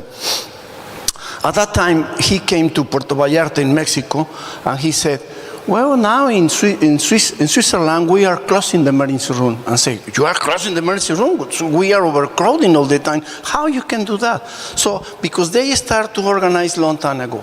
But when you compare this with the countries like Mexico, other countries in Latin America, also in the United States, all the time they are overcrowding. You see in the States, patients start hour and hour waiting for something. In Mexico, if you go to the emergency room, you need to wait 1 week or 2 weeks to get CT. So I think every country has its own problem. My suggestion is, first of all, we need to see. Europe, they don't have all countries recognize the emergency medicine, first of all. Second, for example, Spain, 4 weeks ago, they go to the Congress, and they don't accept it. But they have fighting for 25 years or something like that. Eric, you know better than me how many years they're fighting, but they don't recognize. So we need to training that the people is working in the emergency room. I know many people is general practitioner, internalist, but if you want to work in the emergency room, you need to resolve the problem for the emergency room. So probably you don't want to be specialized, but you need to take the correct courses to improve your knowledge to resolve the problems, first of all. Second, who held the doctors in the emergency room? The nurse. Sometimes the level that they have the nurse between the doctors is too high, too different. So we need to prepare people to help the doctor to resolve the problem. Because sometimes, who make the triage? For example, in Mexico, you arrive, one people is secretary, he have probably elementary school, and she decide this patient is sick or this patient is not sick, and waiting. In similar countries happen the same. So we need to do something that the access to the emergency room need to be quick, good, gentle, and effective. But you don't need to spend too much money to do that. You need to prepare the right people in the right place, in the right hospital to resolve the problem. The pandemic showed us how important is the emergency room. At the beginning, we saved a lot of lives. At the beginning, we are heroes. 2 weeks later, 4 weeks later, the heroes was the ICU doctors. Excuse me, we take the care for the patients, but they don't remember exactly what's going on. So if we work together, we'll be stronger and better, and we can resolve many problems around the world because we are similar ideas, similar knowledge, and work together and be successful in the couple of days. We need to make re-engineer to create ways in the wayside to fix it, the holes that create the pandemic in the emergency room and also in the system.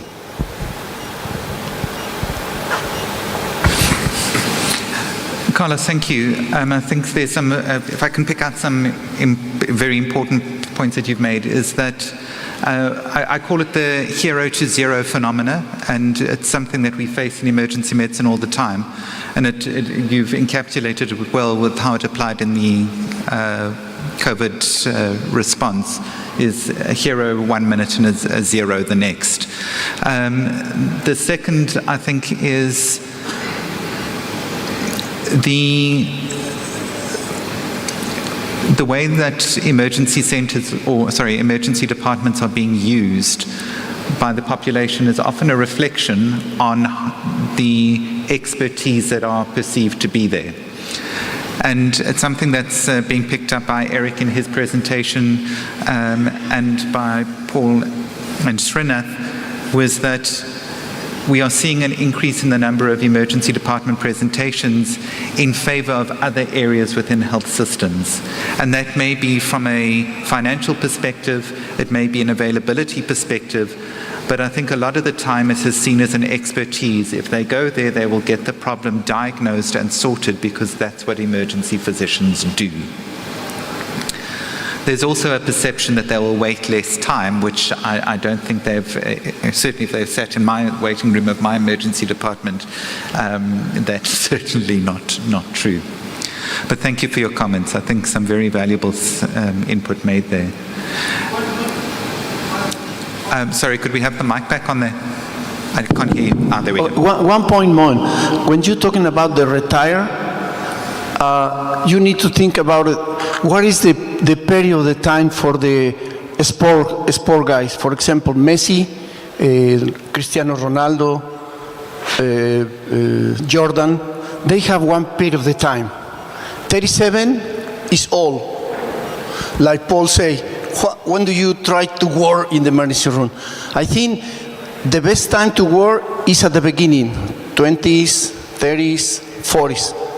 And then you need to take other positions, like training, like teaching, but you don't need to go out all the time because you are the values that you have, you need to teach for the new guys. The new guys need to understand better than us to advance quicker and in the best way. Because one of the things happen now is that many of doctors, like you said, the burnout around Europe and around the world they affected our population. So we need to create, don't go away the old doctors, support for the teaching, support for the program, but stay there because you are very helpful for the system.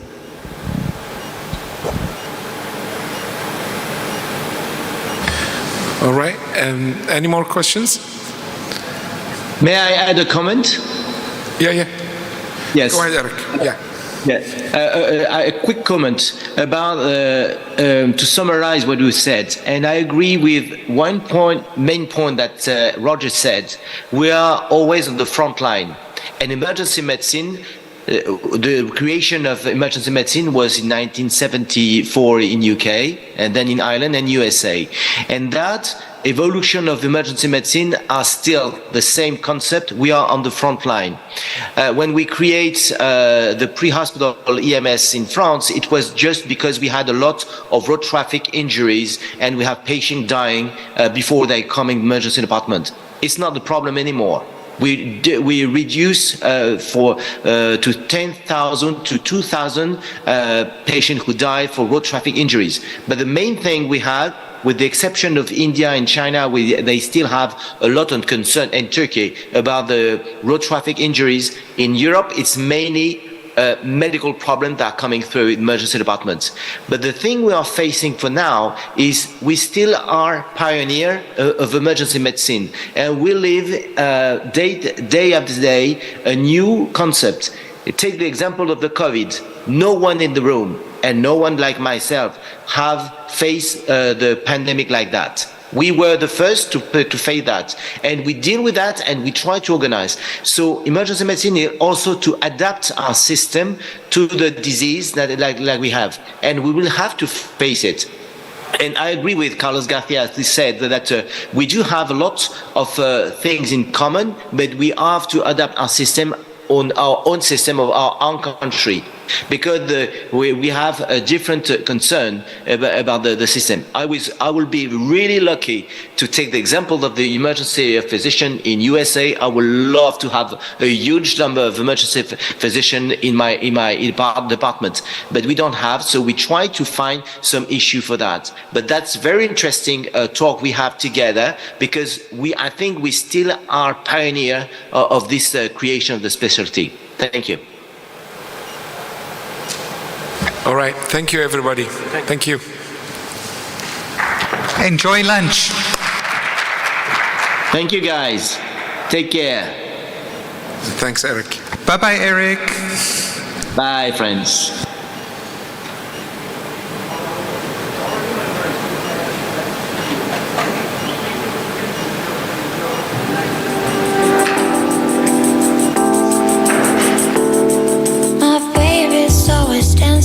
And I want to give the mic to my close friend Hikmet from Ata Yurdu, Uzbekistan. We are in very good collaboration between Turkey Emergency Medicine and Uzbekistan. Yes, Hikmet, please. Thank you very much. Yes, indeed, we are collaborating for more than 5 years, and it's a great honor and pleasure for us.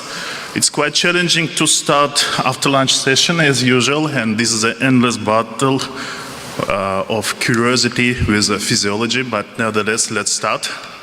So, as Bashar Hojam has said, it's our really great pleasure and a privilege to invite here Professor Giuseppe Brugada for his topic, Sudden Cardiac Death. Por favor, toma la palabra.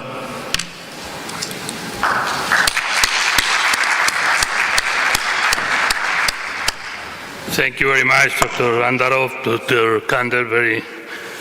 This one next page. Okay. Next page, and later you hold, Translation? push. Yes, hold push. Yes. Okay. Thank you very much. So I will talk in the next minutes about sudden cardiac death, and I will try, first of all, to remind you the definition of sudden cardiac death, which is a form of death which is natural, which is due to cardiac causes, unexpected in time and form of presentation, that is always preceded by sudden loss of conscience, that happens in the next hour after initiation of symptoms, and this happens in someone with or without a known cardiac condition. As you know, the final rhythm that produces sudden death is, in the majority of cases, ventricular fibrillation.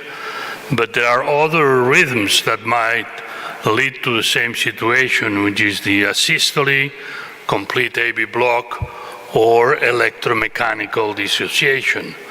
But basically, in our interest, the most important one is ventricular fibrillation. practically any form of cardiac disease can, at the end, produce sudden cardiac death.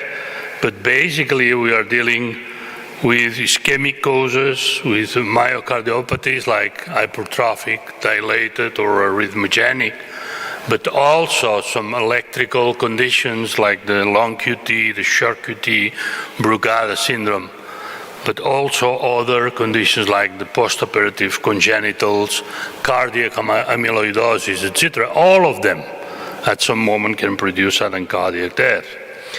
So if we talk about ischemic, we're talking about number one cause of sudden death in our environment. In Europe, number one cause of sudden cardiac death is acute myocardial infarction.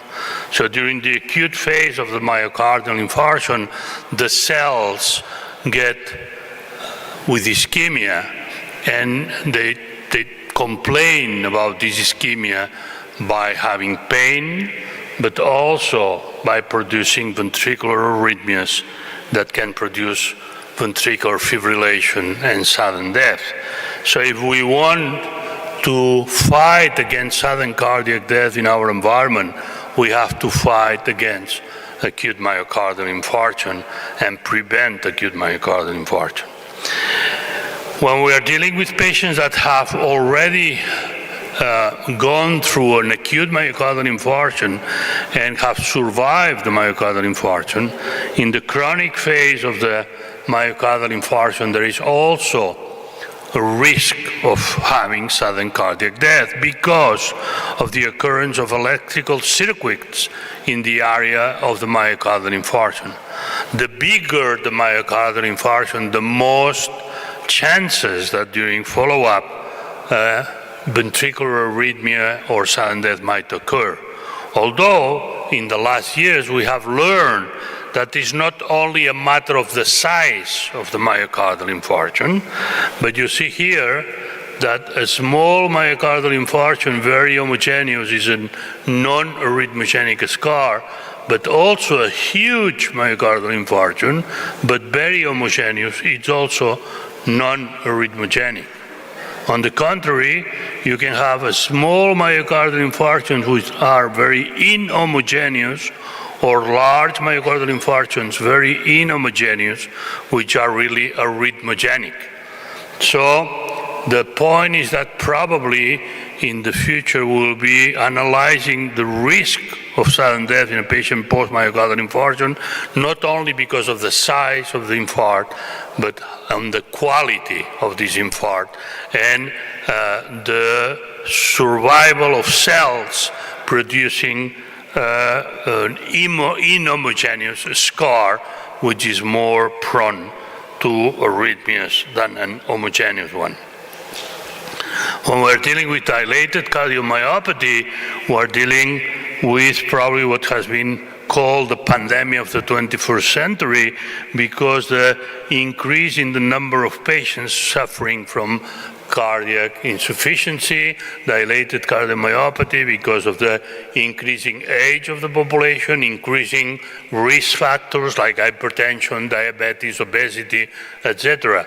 Remember that 50% of the deaths in patients with dilated myocardiopathy are sudden death because of ventricular arrhythmias. So we have to treat the cardiac insufficiency, but also we have to prevent the arrhythmias in this population.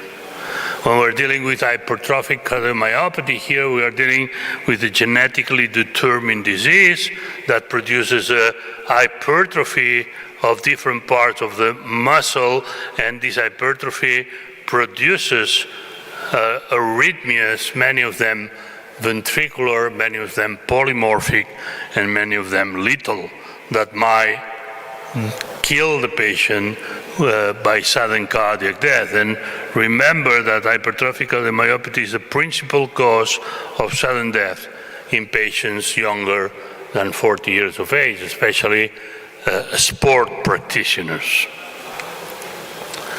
We also have arrhythmogenic right ventricular cardiomyopathy, which again is a genetically determined disease that produces changes in the muscle, basically in the right ventricle, but also sometimes in the left ventricle.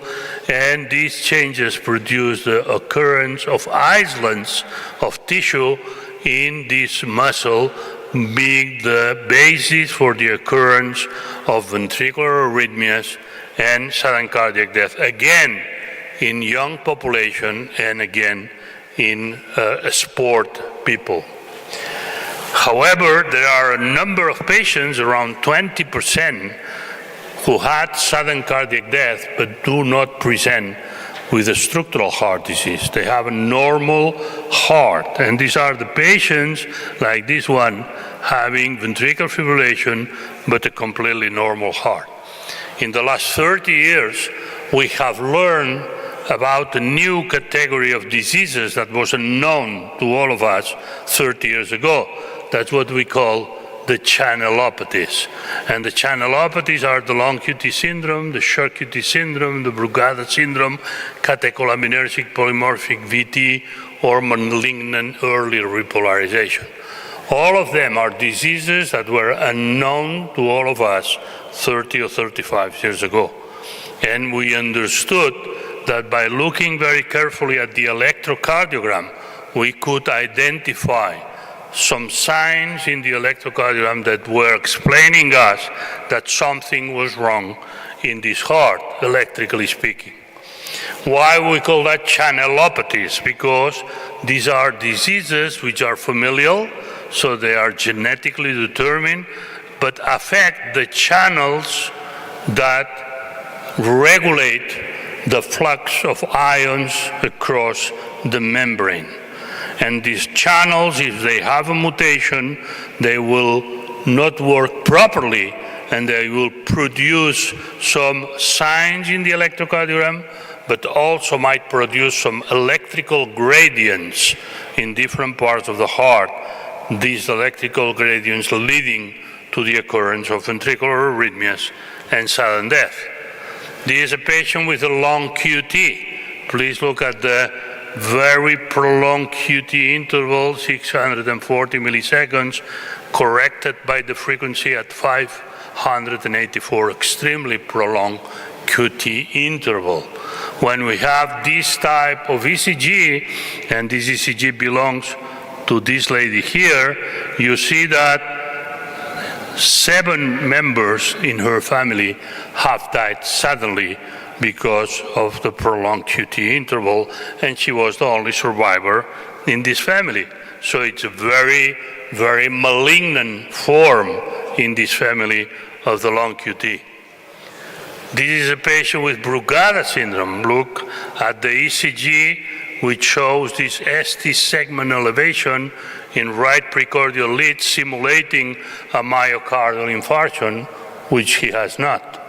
And when you find this type of ECGs, there is the risk in some patients that ventricular fibrillation occurs and the patient might die suddenly. Again, we are dealing with a familial disease. This is a family with Brugada syndrome. This guy here died suddenly. There are other 8 members affected in this family, and this allowed us to identify a mutation in the sodium channel that was responsible for the disease. This is the first patient we ever saw with the Brugada syndrome. That was in '86. In '92, we published the first paper. We defined the characteristic electrocardiogram. We understood the mechanism leading to these anomalies in animal models. We understood that the patient should be protected with an ICD.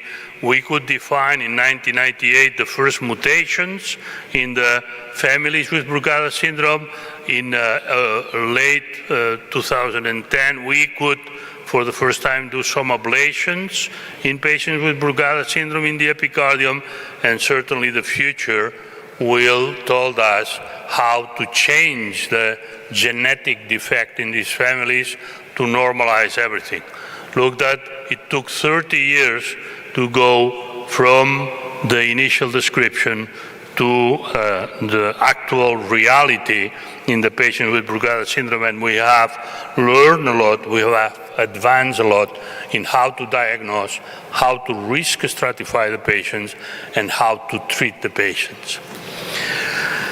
We have also mutations in the potassium channels, like this one, producing this very prolonged QT interval. Look at this T wave, very abnormal, giant, negative T wave in left precordial leads. This is a very dangerous situation. This is a very high instability from the electrical point of view, and this patient might go into ventricular fibrillation at any time because of this very highly unstable electrocardiogram and repolarization defect that might produce certainly some arrhythmias and producing sudden death. So when we're dealing with the long QT, we have the long QT3, which is the one affecting the sodium channel, but then we have the 1 and 2 that affect the potassium channel. So the result at the end is the same by different mechanism. The result is that the repolarization is prolonged, so the QT interval is very much prolonged, and at the end, ventricular arrhythmias, sudden death can occur because of this gradient between different parts of the heart. Also, we described in the year 2000 the short QT interval, the short QT syndrome. We saw these patients, these first initial patients in the year 2000, especially this one here, that was a lady, 25-year-old, that had a syncope. And we received the ECG of this patient, and we thought that it was a mistake because the QT interval in this patient is no more than 200 milliseconds, extremely short QT interval. So at that time, we asked for a repeated ECG because we thought that the machine was not working properly, and we received the same ECG, so we understood that this was probably the first case of short QT syndrome ever described. Unfortunately, this lady, this was a Friday evening, and we asked the lady to come to our hospital, but the lady was living 100 kilometers away, so she decided that she will come to our consultation on Monday because she had a very young boy of 5 or 6 months of age, and unfortunately on Sunday morning, this lady died suddenly.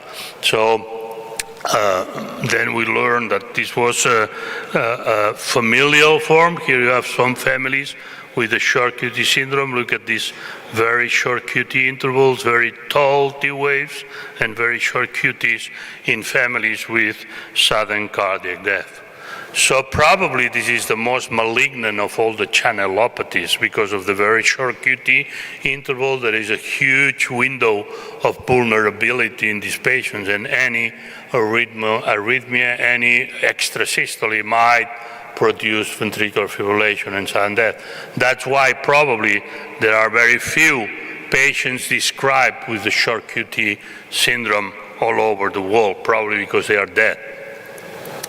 This is a polymorphic, bidirectional ventricular tachycardia, and this is specific from a condition called the catecholaminergic polymorphic VT. Again, a familial disease, genetically determined disease produced by a mutation in the ryanodine channel. The ryanodine channel is the channel that regulates the flux of calcium inside the cell. And during mental or physical stress, the flux of calcium increases. If the patient has a mutation in the ryanodine, this flux cannot occur, and there is an accumulation of the intracardiac calcium, and this produces an intoxication of the cell, and finally produce this type of arrhythmias that you see here appear during a stress test or mental stress test. This is the ryanodine channel and how the calcium accumulates inside the cell and produces this type of arrhythmias. Finally, the last situation described is what is called the malignant early repolarization, which occurs in patients having this abnormality at the end of the QRS complex, like an early repolarization that in some cases might be responsible for the occurrence of ventricular fibrillation. In some patients, there is an overlap between this early malignant early repolarization and Brugada syndrome, and still it has to be studied in the future. At the end, all of these diseases produce ventricular fibrillation because of this electrical gradient between different parts of the heart. So we can say that genetic studies have identified a new category of diseases responsible for syncope and sudden cardiac death in patients without demonstrable structural heart disease. That's what we call channelopathies. The good news is that if you look carefully at the ECG, you will find the signs to identify the patients at risk. So be careful and read carefully the ECGs and learn how to identify the patients that might be at risk. So, of course, in the patients that are recognized as patients at risk, we have to protect them. And we protect them basically by using implantable defibrillators. As you know, implantable defibrillators are extremely reliable devices that identify the ventricular arrhythmia and treat them very effectively in the majority of cases. But we know, and you know as emergency physicians, specialists, that time is what counts. So not everybody can be identified and can have an ICD implanted. The majority of patients that are at risk for sudden cardiac death do not have an ICD implanted because they have not been recognized. And we know that every minute that lasts, we have 10% less chances of surviving. So we need early defibrillation, and early defibrillation requires, of course, very good emergency systems, but also we need public access defibrillation that might allow for the general public to use these devices and to treat the patient waiting for the emergency system to arrive. There is a study in Japan that compares the number of public defibrillators installed in the countries and the number of patients that are shocked when they have a cardiac arrest. And of course, the more devices you have in the street, the more probability that you will be shocked by a bystander if you have a cardiac arrest. And this is my last slide. This is the number of deaths in car accidents in Spain all over the last years. And you see that they did a very good job, because you see that from the 60s we had an increase maximum in 1989, and since then the decrease is dramatical. So they did a lot of very good jobs, a lot of investment, a lot of money, a lot of fees, a lot of fines if you were too fast in the street, you were not having your protection, whatever. So a lot of money invested to go from almost 6,000 to 1,000. Do you know how many patients died suddenly in Spain? 10 times this number. And the number or the amount of money that is invested is 10 times less. So, of course, this is very important, because the politicians should also understand that sudden cardiac death is a major public problem, and investment in preventing sudden cardiac death should be at the level that it deserves for the number of patients suffering from it. Thank you very much.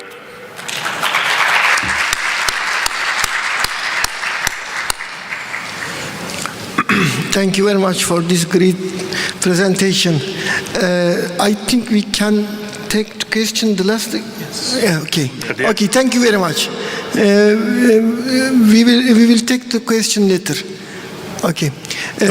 Yes. Now I want to invite the second speaker, Dr. Hikmet Anvarov, about aorta dissection.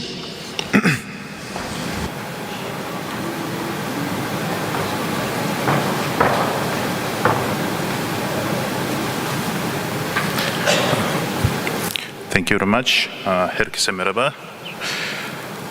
So it's a really great honor to me to be here with you again. And as I've taught you this morning, the main focus in our hospital in Uzbekistan is on the ascending and descending thoracic aorta. Yep. Closer. Okay. Is it good now? Thank you. So some protocol things, I have nothing to declare, only I would like just to stress the contribution of my angio and cardiovascular department in designing these slides.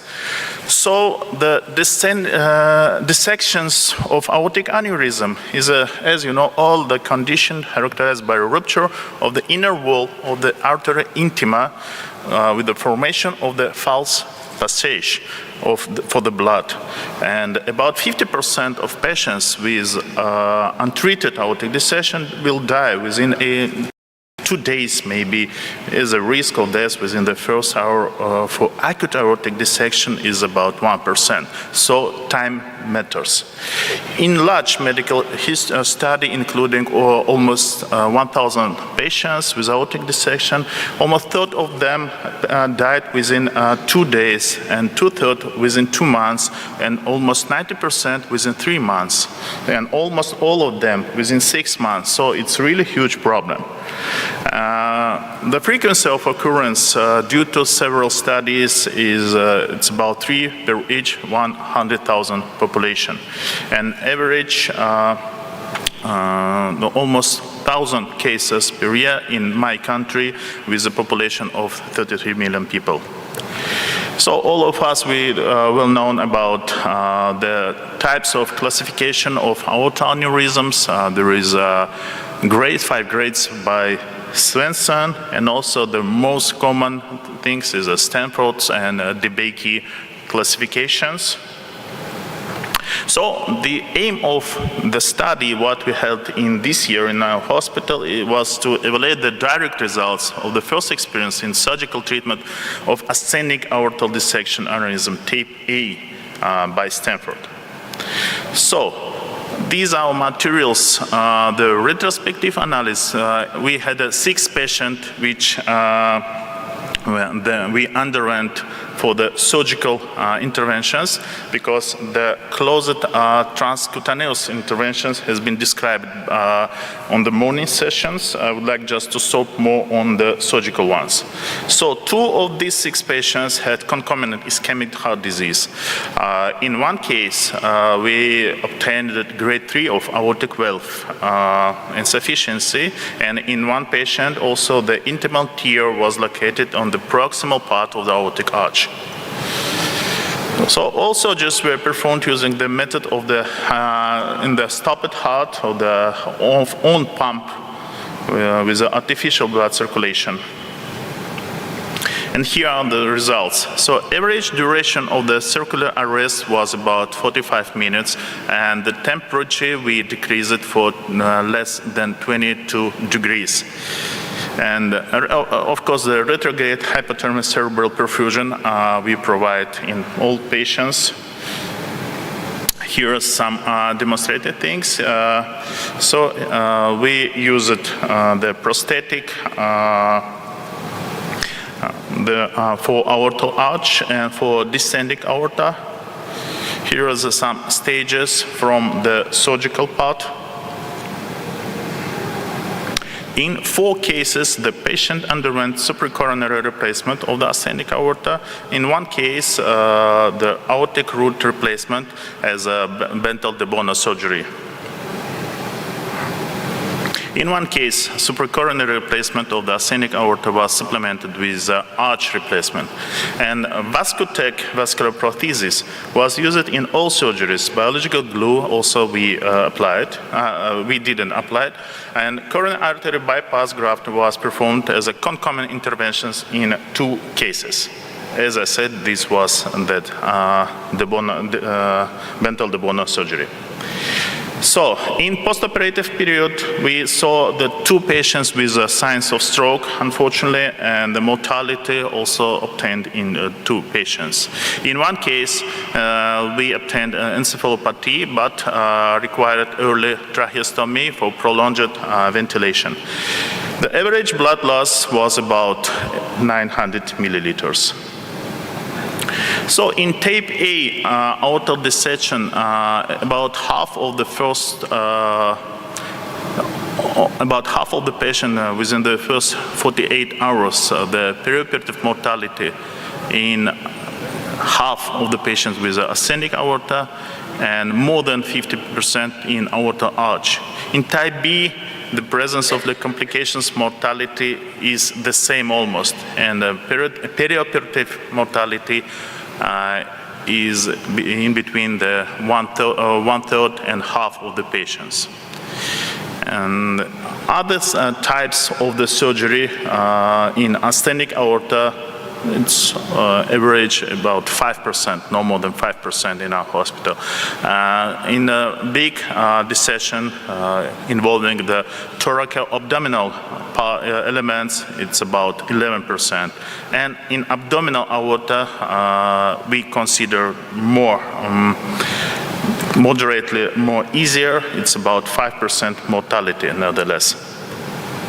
So, obtained experience of surgical treatment of descending aorta aneurysm showed that timely detection and surgical treatment, of course, can achieve satisfactory result with, let's call it, satisfactory, of course, in comparison. Mortality is about 1/3 of all patients. Otherwise, all of them will die. And further improvement of our result associated with the increase of the experience, of course. Thank you. Teşekkür ederim. Thank you very much, Dr. Hikmet.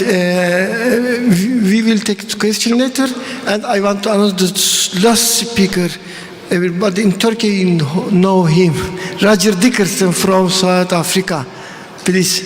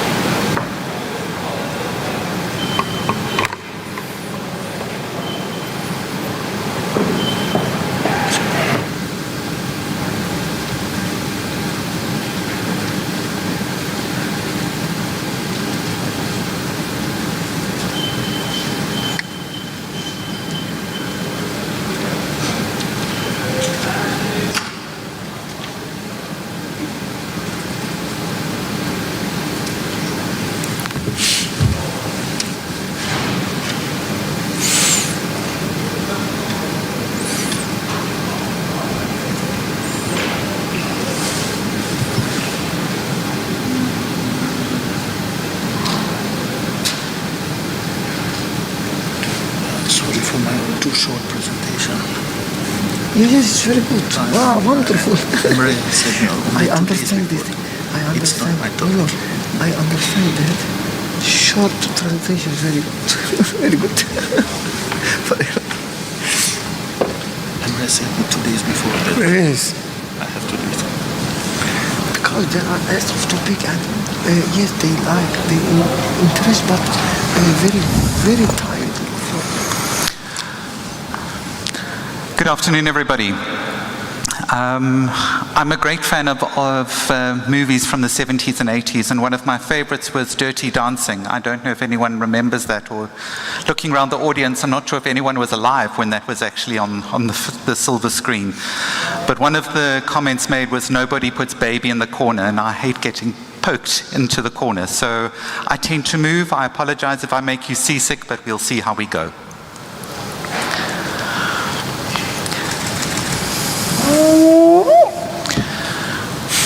So this is my hometown of Cape Town, and I work at New Somerset Hospital, which was actually the first hospital built in South Africa, purpose-built, and was actually the first teaching hospital of the university in South Africa. It is positioned in the waterfront, and so it's a really difficult place to work.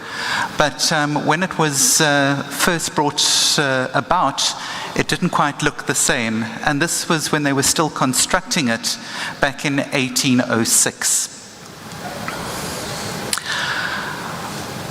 But let's talk about this afternoon. Now, it's an interesting topic, and I must admit, I have to declare that I was a substitute. It was a topic that one of our esteemed colleagues had chosen, and he was unable to make it.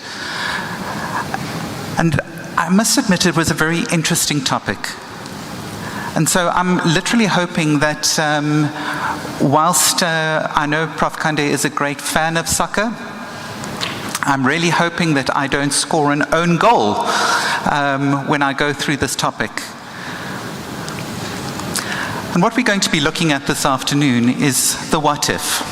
We're going to be looking at the what if our gold standard of managing patients is not available. And I hate what if scenarios, but it's something that we do need to plan for. Because unfortunately, we don't all work in scenarios that are often portrayed in Hollywood. I have never been in the situation where I have been able to park my high-heeled shoes under a bed, or where martinis are brought to me in an on-call room. But the one thing that Hollywood has shown is that in a golden standard environment, anything can be done. Now, I'd like to ask a question. If I look around the room and I ask the question, who here has access to PCI in their facilities? Can I ask you to raise your hands? Hold them up high. Okay, so it's probably about 5% of people in the room. Can I ask you to keep, for those who put your hands up, keep them up for me? Nice and high, wave them. I'm old, I don't see so well anymore. Good. All right, keep them up. This is your calisthenics for the afternoon. Okay, keep your hands up. Now, for those of you who've got access to PCI on a 24-hour basis, or is it only during certain times? So we're looking, if I look around this room, thank you for your participation. If I look around this room, very few of us have actually got access to the gold standard in managing some of these cases. And so I'm going to talk through an approach.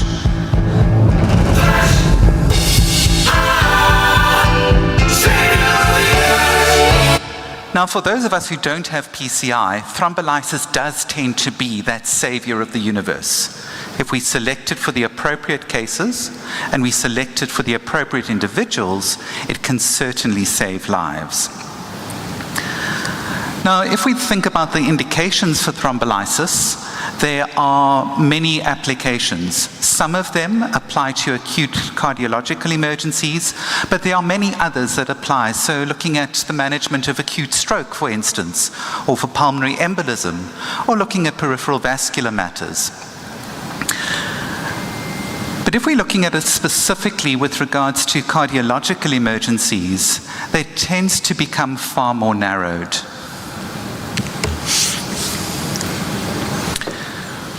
So if we think about the concept of the acute coronary syndromes being a scale or a realm, a continuum, where it starts with something as simple as angina pectoris on the one side, it then progresses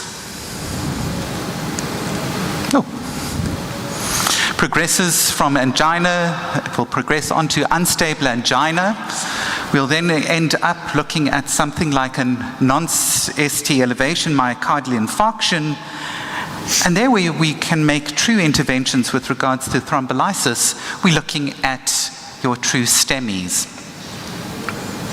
Now, if we look at this continuum, the spectrum of the acute coronary syndromes, the application of thrombolysis is actually in a rather small subgroup. And the reason for that is that not only do you have to have a STEMI diagnosed, you need to confirm that it is not one of the channelopathies that Prof. Brugada spoke through, that we often can mistake it for.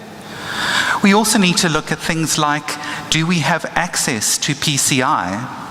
And if we don't have immediate access, what time frame would we have access to? And there's been various timelines that have been postulated, but the suggestion is that if you don't have access to PCI within 2 hours, we should be proceeding with thrombolysis. Now, in the facility that I work, we do have a cath lab, but it doesn't operate on a 24-hour basis. And so, depending on the time of day, will change our approach to these cases. So time is an aspect. There are indications and contraindications that need to be applied from a patient perspective, and they need to meet the diagnostic criteria. And so it really is a very small subgroup. That very small subgroup of the acute coronary syndromes that can, in fact, be thrombolyzed. But now the problem that we often run into in these scenarios is that we use it as our base therapy. But if we are not able to access it for our patients, we start getting ourselves into a bit of a quandary. Because as you're aware in medicine, it's never as simple as a yes or a no. Because if we look at the things like the contraindications, and if there are absolute contraindications, that makes a lot of sense. And you'll see contraindications listed on thrombolytic checklists in many organizations and published in many journals, etc. Those are fairly finite. Those we can accept. The ones that pose quite a difficult thing for us are the relative contraindications. Because here, we are needing to apply our minds and balance risk. Balance the risk of an event occurring from the therapy that we are instituting versus the risk of a patient having a worse outcome from their primary pathology. And what it really does is that it ends up being a yes, a no, or a maybe. And it's the maybe group that gets us into a quandary. Because our decision making isn't binary. Our decision making often in emergency medicine is based on a lot of input with regards to how much information we've got at the time. And this can lead us to a vicious circle. We've got a patient who needs to be thrombolyzed, but meets a criterion that would be a contraindication. If we don't have access to PCI, what do we do? And if we look at all of the treatment protocols that have been published, it starts primary PCI is really the way to go. If you can't do that, then thrombolyze. But now if you can't thrombolyze, those patients should be going for PCI, but that's not available. And we end up getting ourselves into quite a vicious circle. I'm going to try and simplify this a little bit. And it's because I tend to operate best at 3 a.m., and when I'm operating at 3 a.m., I need to have things simple. So, you've diagnosed a true ST elevation myocardial infarct. You ask yourself, do I have PCI available?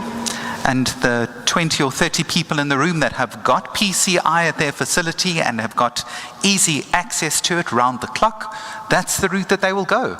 They will say to themselves, that's great, let's say yes, we've got PCI and we're going to proceed with PCI, and we know that that does have the greatest, better outcomes. So that's a green, that's good. The difficulty comes is that if our PCI is not available, and that is where we are needing to consider the thrombolysis. But before we can do that, we need to look at those contraindications. And again, it's not a yes or a no. If there are no contraindications, the decisions are easy. We can proceed with thrombolysis, and we need to do that as soon as possible to restore perfusion and save muscle.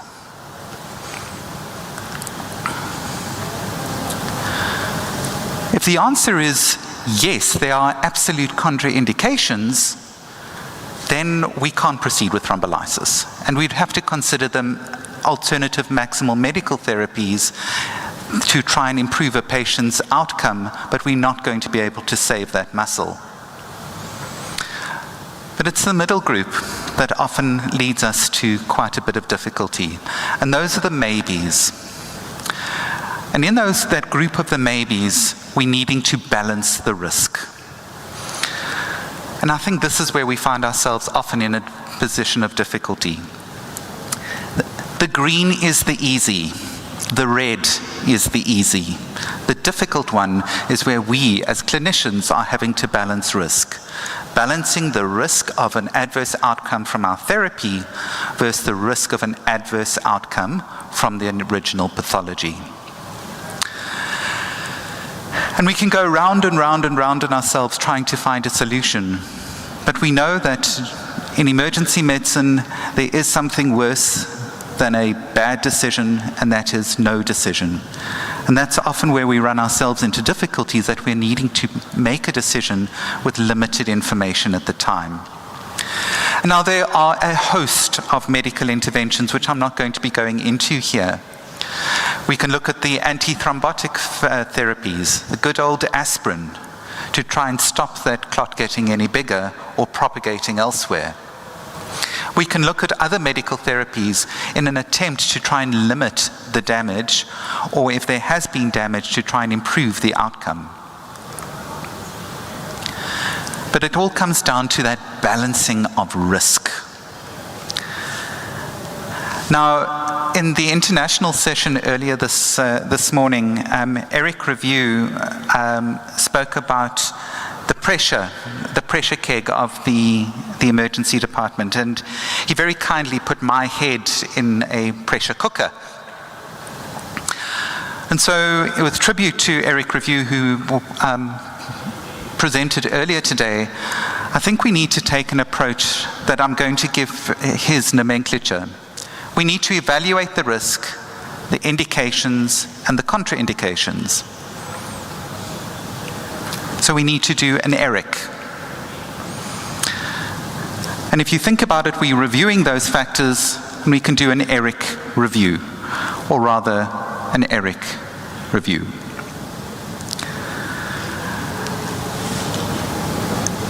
We need to evaluate the patient, evaluate the risk, and then make a decision. And it needs to be timeous. The longer we wait, the greater the pathology. The maybe group is the most difficult one that we have to manage. It is non-binary. We take risk ourselves, but at the end of the day, the patient takes the ultimate risk. Thank you very much.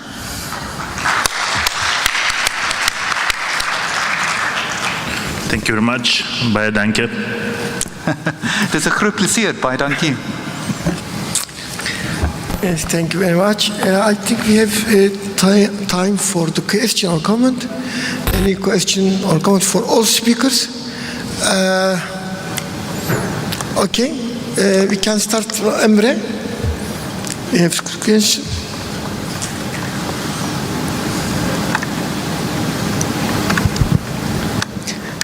Hello, my name is Emre Atish from Karabük University.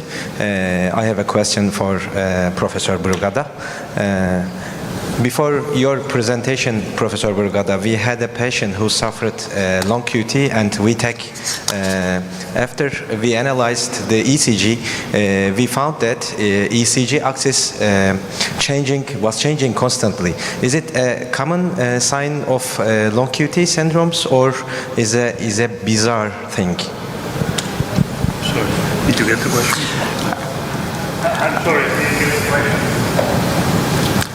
Sorry, could you just repeat that question? We were just struggling to Yes. Before your presentation, we had a patient with long QT and VTAC. After we took the ECG, we found that ECG axis was changing constantly. So is it a common sign for the VTAC with long QT syndrome, or is it a bizarre thing? I'm sorry, I'm having a... With lots of the sound, I cannot understand. I'm getting close. It's a personal consult. Yes. I'm sorry. Before your presentation, we see a patient who had long QT and we take a test. And after we took the ECG, we found that the ECG axis constantly changing. Is it a sign of the long QT channelopathies or is it a bizarre thing? What was the sign? What the? Axis, ECG axis changing constantly. Oh, the axis. Yes. Okay. Sorry, I'm sorry for that. No, the T wave, yes, but not the axis of the ECG.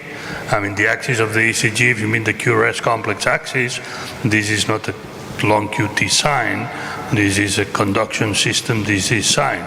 But if you have a changing in the axis of the T wave, then of course this is something that you should take into account because it's clearly related to the repolarization. It is a very poor sign, normally indicates a very high risk.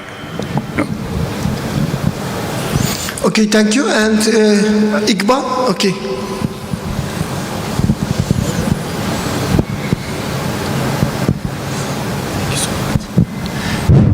And thank you for all the professors for their great presentations. I want to add something about Professor Rogers' questions about the PCI. I think we couldn't get the question or we misunderstood. In our country, more than 90% of the patients from ST elevation MI, they are underwent to PCI. And I have a question for Professor Brugada. The patients are coming to emergency or emergency department for the syncope or loss of consciousness or chest pain, and we diagnosed Brugada syndrome. But even they are stable. Are all the Brugada syndrome patients must underwent to the ICD replacement before discharge, or can it be delayed?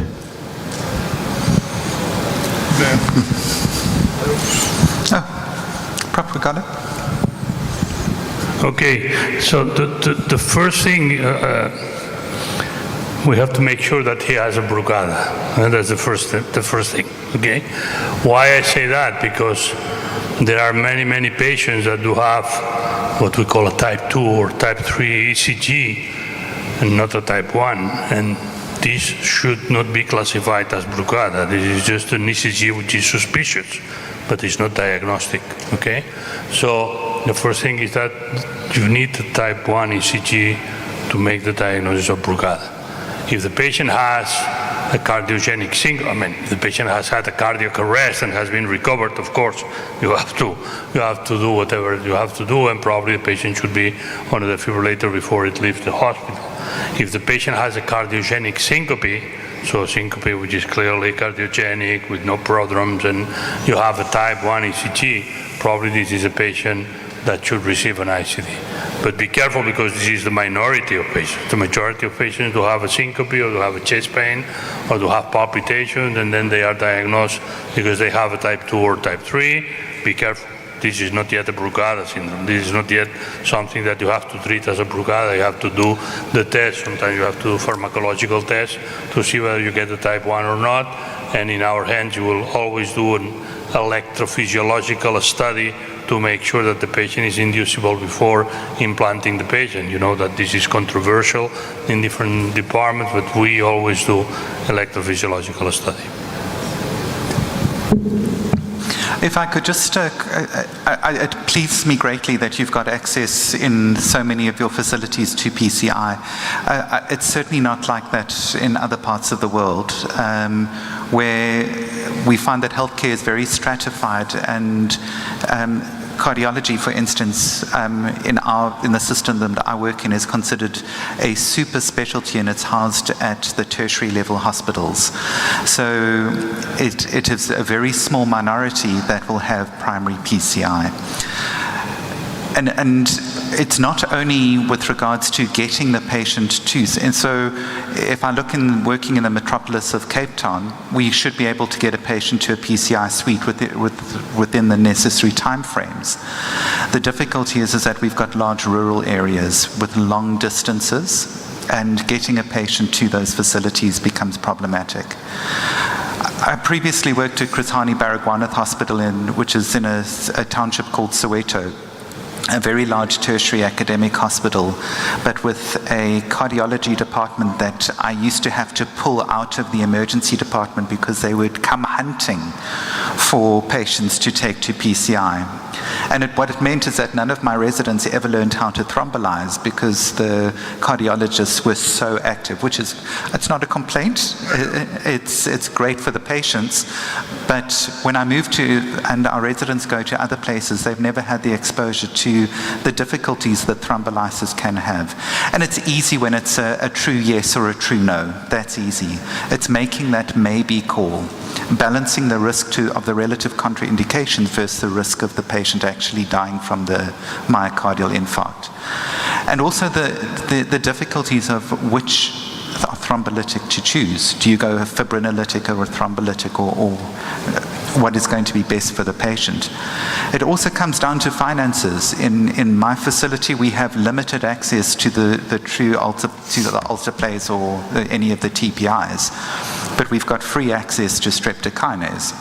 And so it becomes that difficult scenario of not only deciding whether the patient should get thrombolized or not, but then which agent to do it with.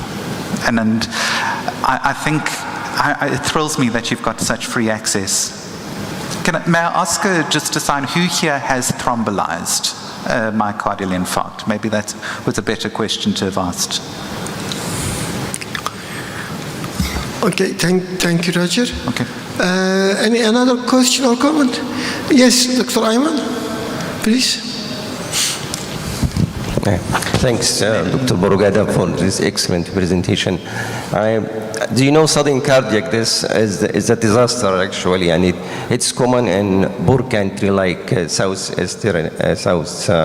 Asian. Do you have any recommendation to have a screening plan, for example, in the school for the student to screen for ECG to pick up who has the channelopathy, and is this any patient who has channelopathy, the ECG finding is present since birth or it changed with the age?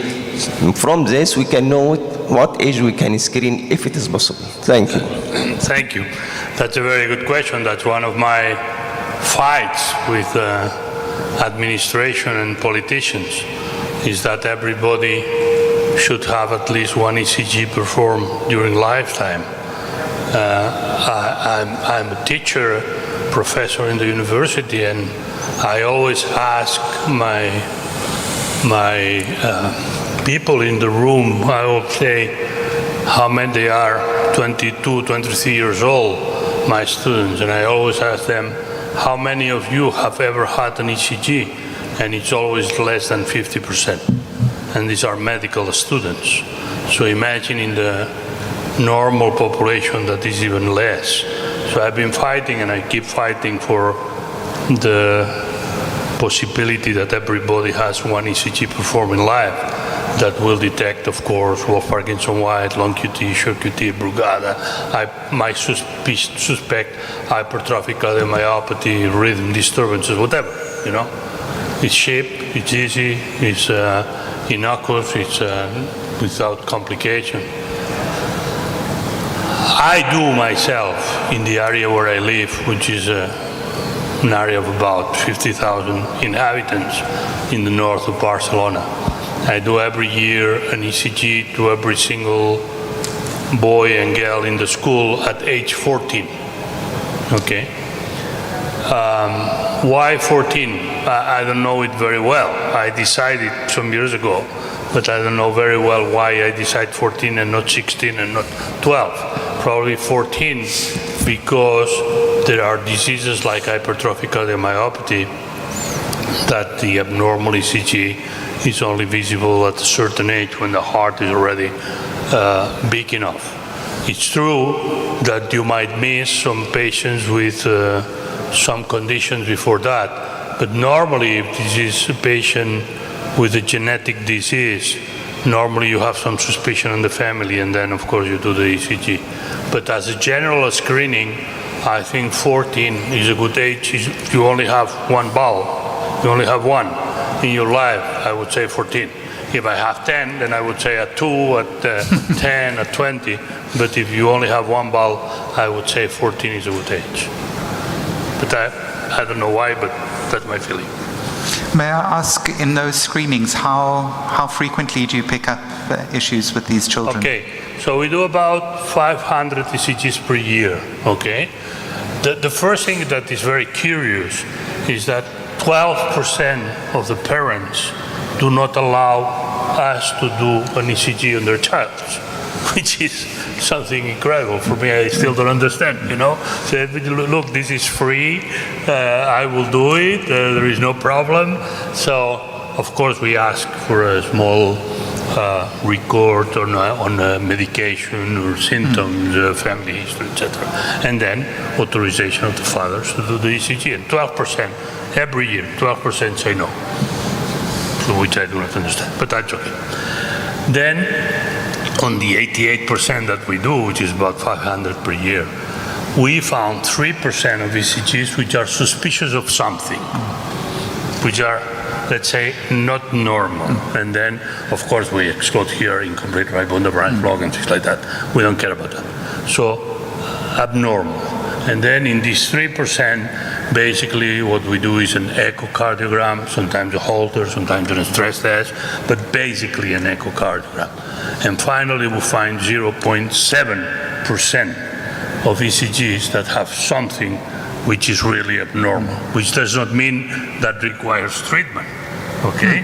But that they are normal and the patient should be followed up every year, whatever. So it's about between 3 and 4 ECGs per year or patients per year that has something that should be followed. Of course, we found Wolff-Parkinson-White, which is asymptomatic. We found some long QT. We found some suspicion of cardiac hypertrophy or patients that do have a lot of extrasystoles, ventricular extrasystoles, and then you have to follow them. We had one with a suspicion of how you call that, an abnormal coronary artery that we could suspect on the ECG, and it had to be operated, so we found things. If you take those numbers and extrapolate them to a country's population, those become huge. Sure. And those are numbers of lives that could be saved. Yeah, but if you do that, it is like, why should you not do that once in lifetime, you know? And we're doing at 14, but maybe when you get your driving license, whatever. At some moment that the majority of people do, not the military service, which was before, because now there is no obligatory military service, so you cannot have it. And of course, you will find things, and you will find things that you might, you know, see every year, new patients coming, or patients that should be suspected of something, and of course you will have to do echoes and stress tests and whatever. That's true, but that's prevention. Yeah. Thank you very much, Rgada. Thank you. And we finished the time, and we have to give very 10 minutes, only 10 minutes. After 10 minutes we will come again for Satellite Symposium. Arkadaşlar 10 dakika sonra uydu sempozyumu sadece bu salonda var. Çekiliş yapacağız. İsimlerinizi yazdırın. İstediğinizi veriyoruz çekilişte, ona göre. Tamam. Thank you very much.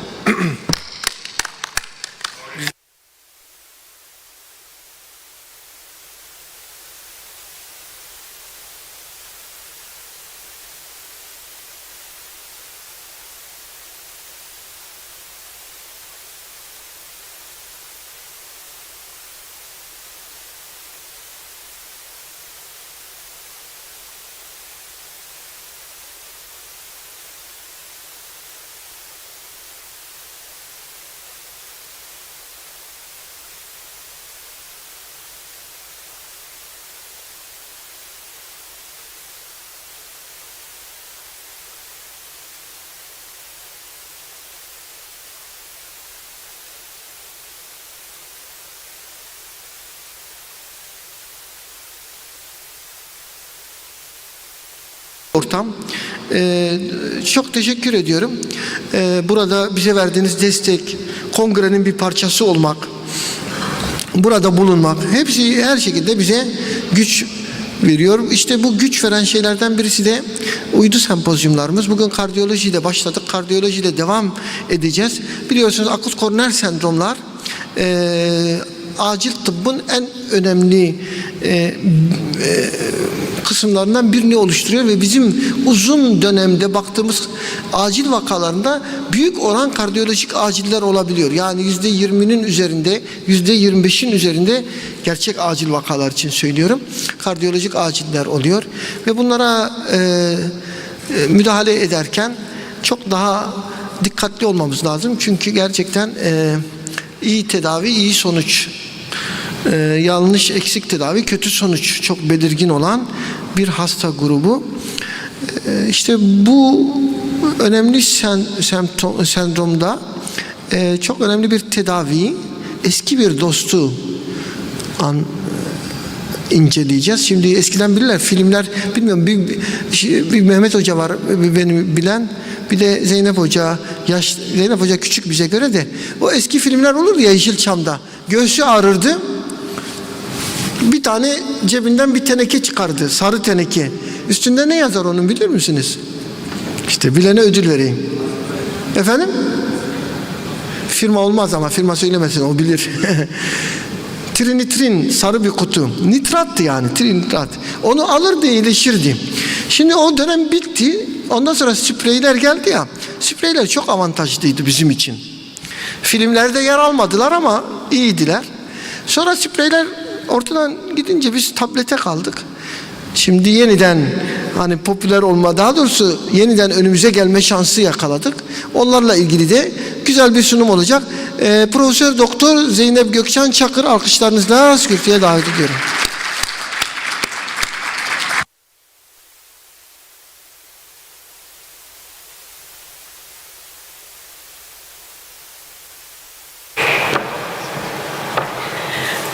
Daha fazla adım olsun diye biraz uzağa oturdum. Sahneye çıkmam zaman aldı.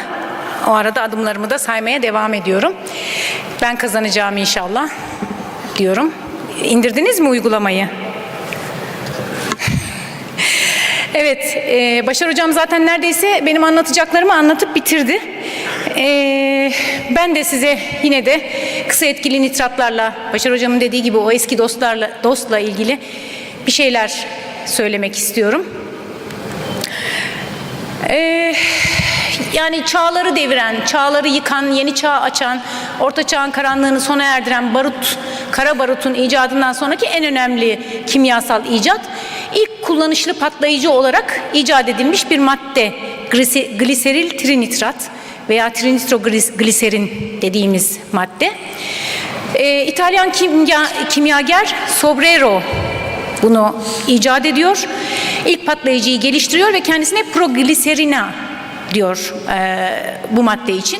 Ama daha sonra barış ödülüyle tanıdığımız İsveçli kimyager Nobel bu patlayıcıya çok büyük bir ilgi duyuyor ve en büyük gelişmeleri Nobel'in şirketi kaydediyor ve bu patlayıcıdan bir dinamit icat ediyor.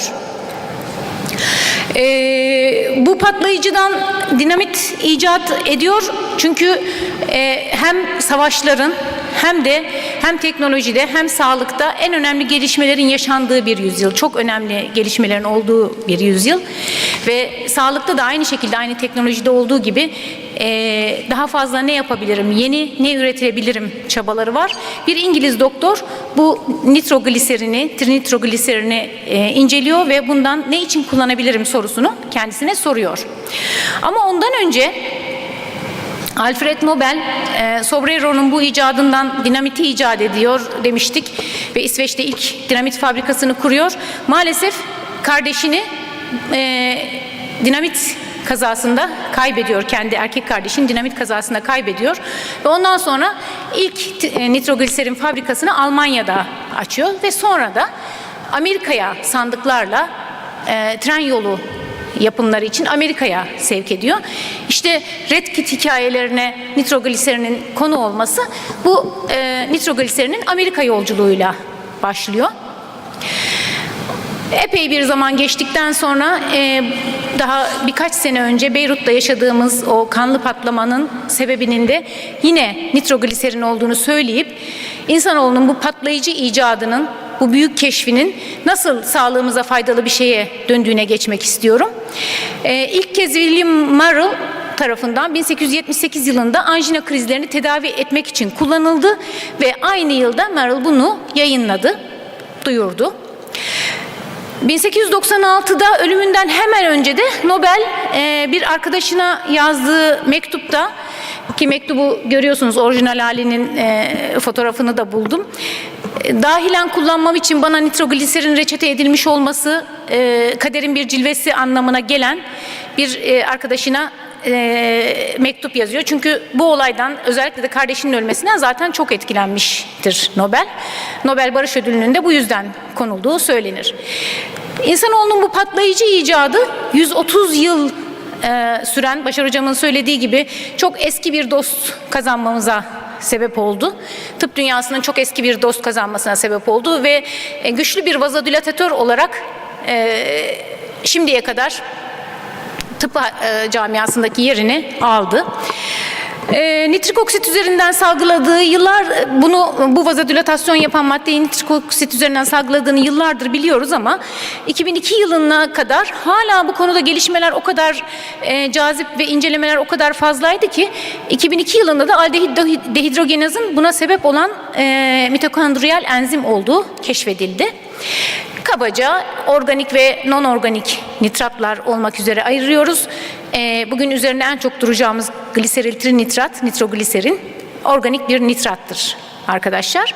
Dediğim gibi nitrik oksit üzerinden yapar vazodilatatör etkisini ve guanilat siklaz bu dönüşümde rol oynar. Düz kas çeperinde, endotel hücrelerinin yüzeyinde meydana gelen bu enzimin indüklediği reaksiyonla nitrik oksit salınır ve vazodilatatör etki gelişir. Nitrogliserin nitrik oksit üretimini tetikleyerek veya onun eylemlerini taklit ederek birçok özelliğe sebep olur. Damarları genişletici birçok özelliğe sebep olur veya bizim istediğimiz vazodilatatör etkiyi sağlayacak birçok farklı eylem yapar. Bunlardan bir tanesi zaten bildiğimiz nitrik oksit üzerinden yaptığı doğrudan vazodilatasyon. Vazokonstrüksiyonu inhibe ederek dolaylı bir vazodilatasyon da yapar. Ayrıca vasküler endotelyuma trombosit salınımını engelleyerek antitrombotik etki de yapar. Antienflamatuar etkiyi lökositlerin vasküler endotelyuma yapışmasını engelleyerek yapar ve aynı zamanda antiproliferatif etkisi de vardır. Anjinadaki, daha doğrusu akut koroner sendromlardaki yolculuğumuzda Başar Hocam zaten ufak bir giriş yaparak başladı. Bu konudaki en son kılavuzdan aldığım bir cümle ile ben de sunumun en can alıcı bölümüne başlamak istiyorum. Nitratlar yalnızca arterleri ve arteriyolleri genişletmekle kalmayıp aynı zamanda seçici venöz dilatasyonunu da indükledikleri için hem art yükü hem de ön yükü azaltan benzersiz vazodilatatörlerdir diyor. En son 2020'de yayınlanan Avrupa Kalp Cemiyeti'nin kılavuzunda, akut koroner sendrom kılavuzunda. Bu özelliklerini de ve çok kullanışlı bir preparat, farklı farmakolojik şekillere girme özelliğine sahip, tablet formu, sublingual tablet formu, ayrıca transdermal formu, sprey formu, birçok farmakolojik yapıya da ticari şekle dönüşme özelliğine de sahip çok kullanışlı bir preparat. Bugünkü konumuz aslında kısa etkili nitratların acil serviste kullanımlarıyla alakalı. Tabii ki en önemli yeri de akut koroner sendromlar burada teşkil ediyor. Ana kullanım alanlarımız. Çok yeni bir çalışma Türkiye çapında yapılmış geniş çaplı TÜRKMÜ çalışmasında bizim toplumumuzda en yaygın akut koroner sendrom bulgularının tipik göğüs ağrısı ve dispine olduğu vurgulanır. İşte nitrogliserinlerin çalıştığı ana yerde burasıdır. Tipik göğüs ağrısı ve dispineyi düzeltmek için çalışırlar. Gördüğünüz gibi şöyle kabaca size bir antianjinal ilaçları sınıflamış oldum. Nitrogliserinden hala 130 yıl geçmesine rağmen burada çok önemli bir madde olarak yerlerini alıyorlar. Farmakolojik ajan olarak yerlerini alıyorlar. Ve hala 2022 yılına geldiğimiz zaman hala daha nitrogliserinle ilgili review'lar, çalışmalar yapılacak kadar da önemli bir yeri var. Kardiyolojik özellikle olaylarda ve birçok tıpla ilgili birçok alanda çok önemli bir yeri olan ilacımız. Acil serviste kullanımıyla ilgili aslında tabii ki akut koroner sendromlar ve şimdi sıralayacağımız birçok nitrogliserin etkili olduğu tıbbi durum acil serviste gerçekleştiği için, ilk başvuru yeri acil servis olduğu için aslında nitrogliserinin de en çok kullanılacağı yerler acil servislerdir. Yine işte az evvel sunduğum çalışmadan aldığım bir bölüm diyor ki özellikle semptomların başlangıcından sonraki ilk 10 gün içinde mortalite başta olmak üzere erken kullanımın ne kadar erken başlarsa nitrogliserin kullanımı o kadar fazla etki eder. O kadar çok etki eder. Burada erken kullanımın altını çizmek istiyorum. Ne kadar erken başlanabilirse bu erkenlik saniyelerle, dakikalarla ölçülen bir erkenlik düzeyi. Onu saniyeleri, dakikaları geçtiğiniz zaman da günler içerisinde başlanabilmesi, mesela stabil anjinada bir an evvel reçete ediliyor olabilmesi çok çok önemli. Eskiden kullanıldığı, artık kullanılmadığı bir yer var güncel kılavuzların vurgu yaptığı. O da tanı amaçlı kullanımı. Eskiden göğüs ağrısının tipik vasfını değerlendirmek için nitrogliserin verilip eğer nitrogliserine cevap veriyorsa bu ağrının koroner sendrom olduğu yönünde, koroner arterlerden kaynaklandığı yönünde bir genel kanı oluşurken daha sonra özofagus üzerinde de özellikle özofagus spazmlarının da aynı şekilde nitratlara iyi cevap verdiği görüldüğü zaman bu ayırt edici özelliğinin olmadığı ve tanı koyma amaçlı kullanılmaması son kılavuzlarda özellikle vurgulanıyor.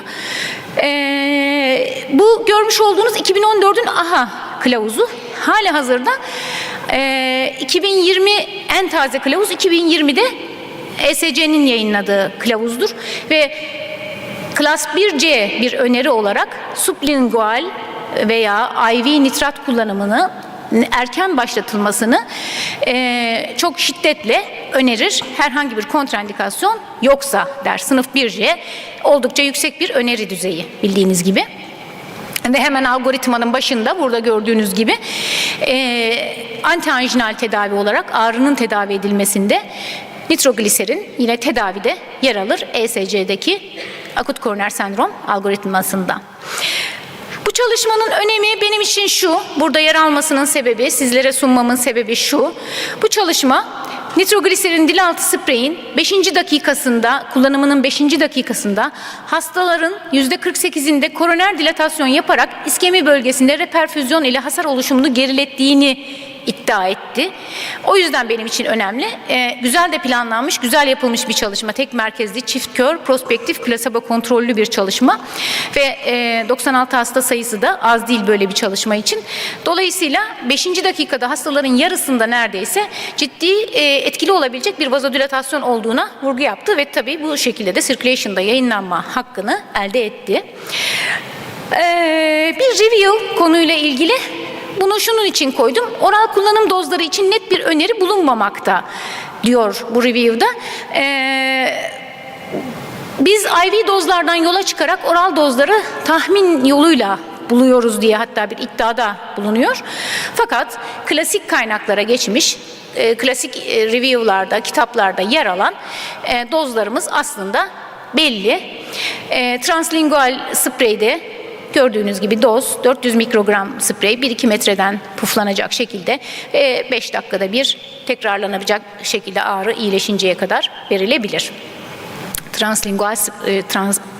Sublingual sprey için söylüyorum. Acildeki önemli kullanım alanlarından bir tanesi de acilin yine mayor hasta gruplarından birinde akut hipertansif kalp yetmezliği ve pulmoner ödemde tabii ki. Bildiğiniz gibi akut hipertansif tedavi ve pulmoner ödem, akut hipertansiyon ve pulmoner ödemin tedavisinde, temel farmakolojik tedavisinde vazodilatatör ve diüretikleri kullanırız. İşte nitrogliserin burada vazodilatatör olarak önemli bir rol oynar. Çünkü neydi? Az evvel gösterdiğimiz o kılavuzda yer alan cümleyle, vurucu cümleyle hem ön yükü hem art yükü azaltacak vurucu bir vazodilatatör etkisi vardı. Ve kalp yetmezliği belirtisi olan kişilerde oldukça faydalıydı. Bu da yüksek doz nitrat kullanımının düşük mekanik ventilasyon, düşük endotrakeal entübasyon yapılma ihtiyacı, kan basıncında iyileşme, miyokard hasarında azalma, hastanede kalış süresini kısaltma ve yoğun bakımda kalma süresini kısaltma ya da yoğun bakım ihtiyacını azaltma gibi kriterlerin iyiliğiyle alakalı olduğunu vurgulayan bir yayın. Ve yüksek doz IV nitrat kullanımının altını çiziyor. Fakat ben bu yüksek doza bir de erken kullanımın vurgusunu yapmak istiyorum. Ne kadar erken o kadar iyi diyen bir makaleyi de sizinle paylaşmıştım. Bir an evvel başlanmasının bu açıdan da yanınızda olmasının ve hemen kullanılabilmesinin, Başar Hocam'ın anlattığı Türk filmi sahnesi benim gözümün önünde, çok da aradım aslında buraya görsel olarak koyabilmek için ama bulamadım. O beyaz saçlı amca cebinden işte ilacını çıkartıyor ve kısa süre içerisinde toparlıyor. Çok da aradım buraya koyabilmek için, bulamadım. Çok dramatik ve kısa sürede başlandığı zaman çok belirgin etkisi olan bir ilaç olduğu için bir an evvel başlanılması yüksek doz kadar önemli. O yüzden ben bu yayının yaptığı yüksek doz vurgusuna ve bir an evvel diye de bir etki faktörünü eklemek istiyorum. Bunun için de sublingual uygulama şeklinin hastanın cebinde taşınabilmesi, acil servislerde, prehospital ambulanslarda bulundurulması, bir an evvel kullanılabilmeye başlaması açısından bir artı değer olduğunun altını çizmek istiyorum.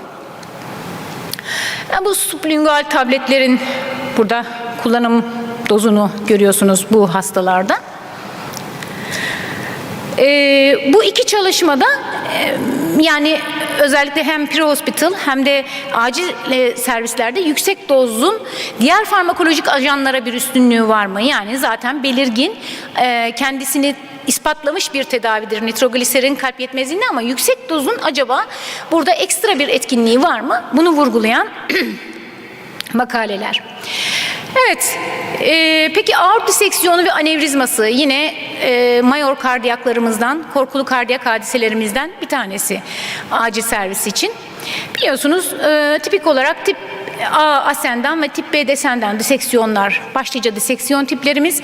Tip A tamamen cerrahi bir diseksiyon tipi, ama tip B'de başlangıçta süreç medikal olarak yönetilebilir. İşte bu medikal tedavi hasarlı aort duvarındaki kan basıncını azaltmaya ve hemodinamik stabiliteyi sağlama amacına yönelik olacağı için burada bir vazodilatatörün işimize yarayabileceğini kabaca tahmin edebiliriz.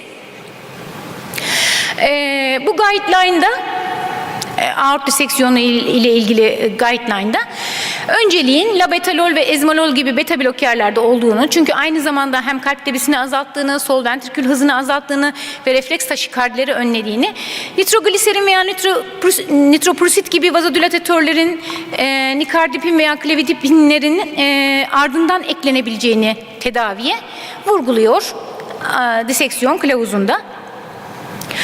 Acildeki mümkün kullanım alanlarından bir tanesi, yani çok mayor kullandığımız, elimizin alışkanlığı olan bir alan olmasa bile preeklamsi ve eklamsinin sebep olduğu hipertansif durumlarda kullanabileceğimiz yönünde bir takım bulgular var. Tabii ki sizin de bildiğiniz gibi preeklamsi, eklamsinin asıl tedavisi bebeğin ve plasentanın doğurtulmasıdır. Fakat bu arada da anne ve bebek için bir risk dengesi gözetilir. En uygun doğum zamanı seçilmeye çalışılır. Doğum eyleminin başlatılması ile ilgili bir takım özellikler vardır. Ve biliyorsunuz ki oldukça mortal de seyredebilecek bir hastalık olduğu için bazen çok ciddi kararlar vermek gerekir.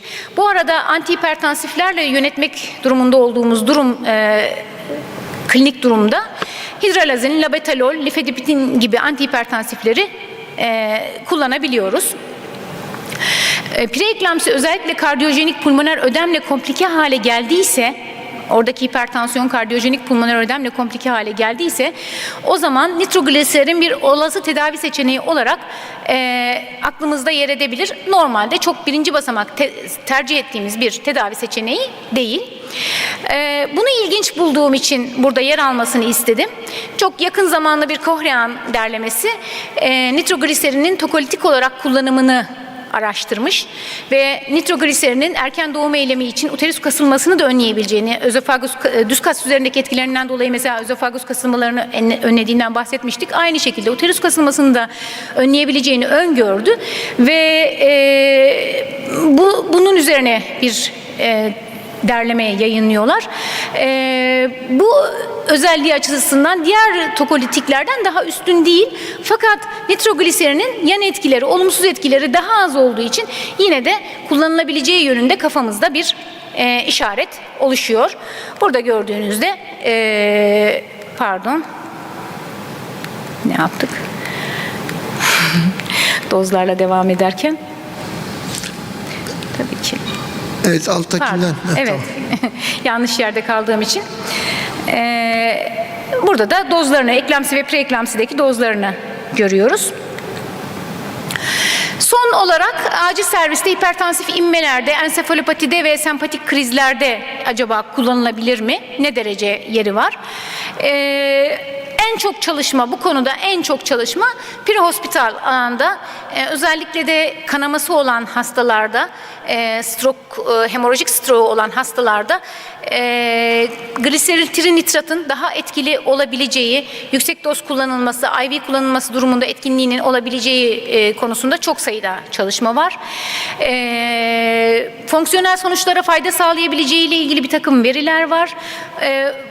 Fakat yani nitrogliserinin hipertansif ensefalopatiyi tedavi etmek için tercih edeceğimiz bir antihipertansif olduğunu gösteren çok güçlü elimizde kanıtlar yok.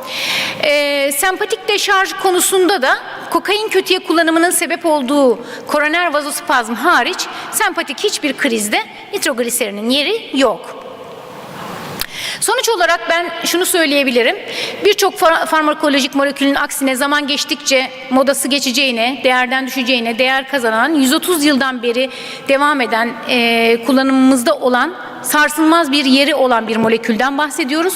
Ve bu molekül sublingual sprey formuyla kolay taşınır, çok çabuk elde edilir. Yanınızda taşıyabileceğiniz, o anda yanınızda olabilen bir form halinde çok özel bir kullanım alanı sunar size diyorum ve çok teşekkür ediyorum.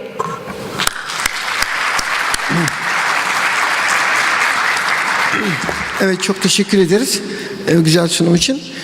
Tabii konu hepimizi ilgilendiren çok önemli bir konu. Çünkü hepimiz kullanıyoruz nitratları. Hatta bir ara son slaytlardan nitrat hipertansif ensefalopatide de kullanmaya başlandı tekrar diye kafam karıştı. Sonra yaptık, yani hızla değişiyor, bir kullanıyoruz bir kullanmıyoruz. Ama özellikle sprey formu bu konu daha gündemimize geldi. Biz de bunu anlatalım istedik. Burada şimdi yönetici pozisyonda hocalarımız var, dekanlarımız burada. Hem Mehmet hocamız hem de Ayhan hoca da geldi, sağ olsunlar. Şimdi biz bunların acil servislerde kullanımını destekliyoruz. Mehmet hocam, ben bu konuda aslında 112'nin işte genel müdürlükle görüşüp ambulanslarda olmasını, çünkü prehospital alanda da dediniz değil mi? Olmasının uygun olduğunu düşündüğümü ifade ettim. Ne dersiniz, ambulanslarda kullanılsın mı bu açık hastane öncesi?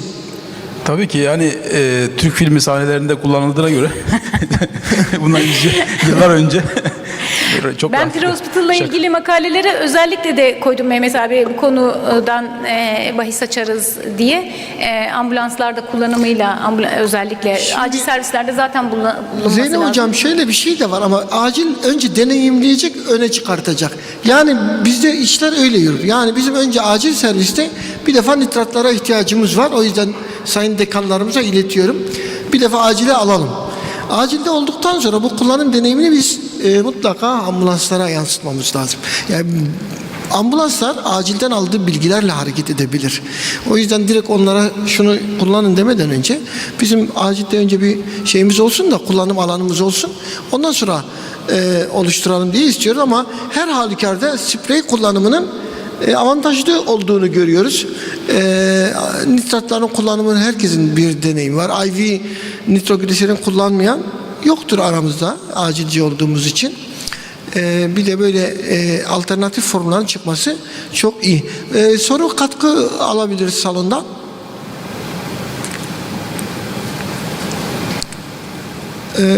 Pek soru katkı yoksa biz soralım falan diyormuşum. O zaman çekilişi getirin bari. Çekiliş yok mu? Kimse sormuyor. Çekiliş yapalım. Nitratlar tanıdık. Onu da söyledim. Bak bu soruya ödül ver. Trinitrin de hatırladın mı Mehmet Hocam? O sarı kutu. Bir de o şey vardı. Yaşlı amca alıyordu böyle göğsüne alıp iyileşiyordu hemen.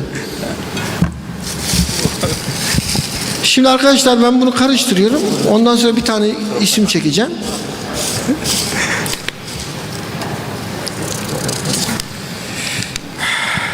Emine Aykol. Emine Aykol burada mı? Yok, şansını kaybetti maalesef, üzgünüm. Bence ikinci şans. Emine Aykol yok. Ona da söyleyeyim biraz içi yansın. Derste olmadı. Şimdi şunu çekiyoruz. Bir dakika, şu geldi.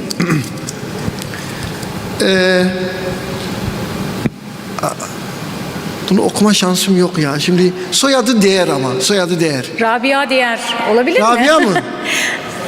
Vay, Rabia Değer. Evet, alkışlarımızla. Tamam Rabia, ne istiyorsun? Sen böyle bir kura gördün mü? Bak, ne istiyorsun? Ona bırakalım. Vay, çok güzel. Yani hocam haddimi aşmasam az evvel Menderes abiyle standın başında konuşurken ATLS kılavuzunu gördüm, biz satmıyoruz dedi. Satar mı ne yapar bilmiyorum. Efendim? Çok da mütevazi bir isteği var. ATLS kılavuzunu Yani ilk aklıma gelen oydu diye. Tamam, ATLS kılavuzu içeren bir kitap istiyorsunuz. Tamam, anladık. Ama çok mütevazisiniz. Ben de daha doğrusu bunlar kursunu isteyebilirim ama yani ilk aklıma geldi. Bir şey soracağım. Rabia, öncelikle cevap şöyle. Hocam canınızın sağlığını isteriz diye bir cevap oluyor. Bunları öğretelim asistanlarımıza. Önce can sağlığı. Evet. Şimdi Rabia Hanım'a o zaman ATLS kılavuzu içeren bir kitap istediniz. Tamam, bunu temin edeceğiz. Bence kongre falan istiyor. Ben kitabını kendi adresine gönderebilirim. Tamam. Becet Hoca sponsor oldu kitap. Becet Hoca mı gelmiş? O Becet Hoca mı? Odur, evet. Galiba Tamam, hoş geldin hocam. Becet Hoca size kitap gönderecekmiş. Tamam. O zaman siz başka bir şey isteyin. Behçet Hocam ATLS kursu hediye etsin Rabia'ya. Tamam. Behçet Hocam Yok, başka bir şey yok artık. Başka bir şey yok. Evet. Teşekkür ederim hocam, sağ olun. Becet Hocam, siz baklava yollasanız daha iyi olmaz mıydı? Neyse. Evet. Becet Hoca da geldi, renklenecek şey tabii. Kongremiz biraz daha renklenecek. Evet Mehmet Hocam, buyurun. Sayın Dekanım, buyurun. Şimdi bir devlet büyüğümüz bir seçim sonrası yüksek oy alması nedeniyle bir şehre geldiğinde dile benden ne dilerseniz diye söylediğinde şehir halkı demiş ki ya sizin sağlığınız Rabia da biraz öyle oldu ama buna cesur şey yapmak lazım. Behçet Hoca herhalde onu tamamlayacak. Evet. Tamam, ben de huzurunuza ATLS kursunu arkadaşımıza hediye ediyorum. Teşekkür ederim hocam, sağ olun. Becet Hocam, yanlış anlamadıysam siz hediye ediyorsunuz. Bizi karıştırmıyorsunuz değil mi? Tamam. Evet. Tamam. Tamam. Becet Hoca hediye ediyor, tamam. Ona göre. Tamam, peki.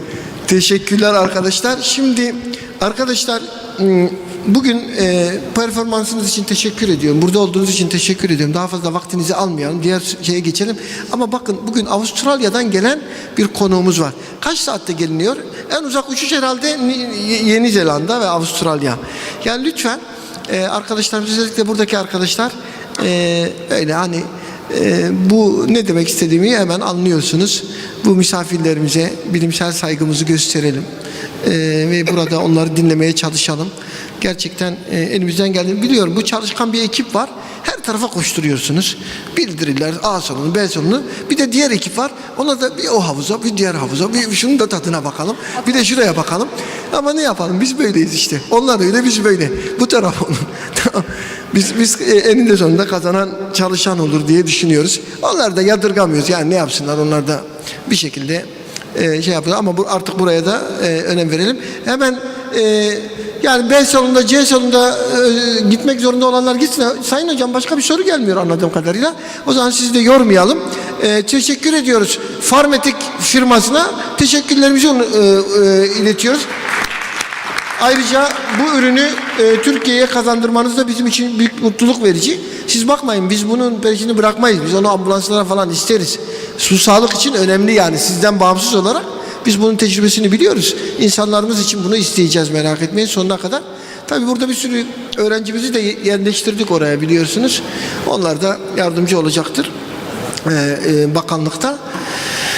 Evet arkadaşlar, 4'te diğer sunuma geçiyoruz ve bugünkü son iki sunumumuz, burada da yabancılar, kalabilen arkadaşların burada kalmasını istiyoruz. Hatta burada kalanlara sürekli şey yapalım, sürekli çekiliş yapalım. Madem birini de Behçet Hoca verdi, burada kalanlara bir çekiliş daha yapacağız. Ama kaldıktan sonra. Teşekkür ederim.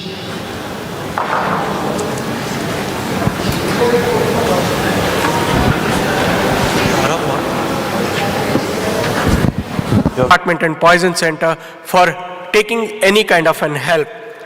So with this, I thank you all very much for giving me an opportunity, and I welcome you all to MCON 2022, which will be happening from November 24 to 27th in India, in Trivandrum. It's a God's own country, it's called as. So welcome you all. Thank you very much. Thank you, Doctor, for interesting lecture. Thank you. Thank you.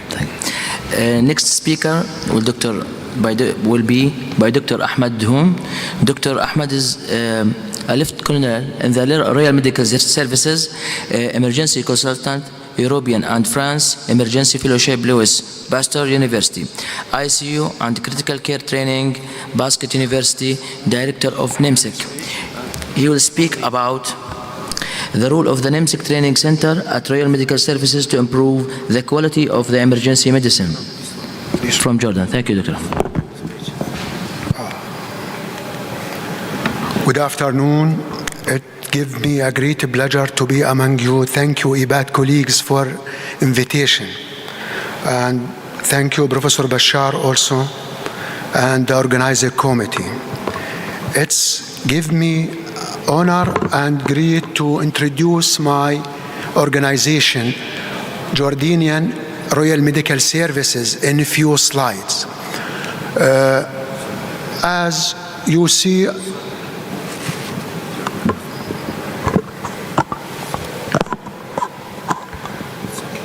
we have around 24,000 Royal Medical Service personnel, 11 or 12 institute and military hospitals,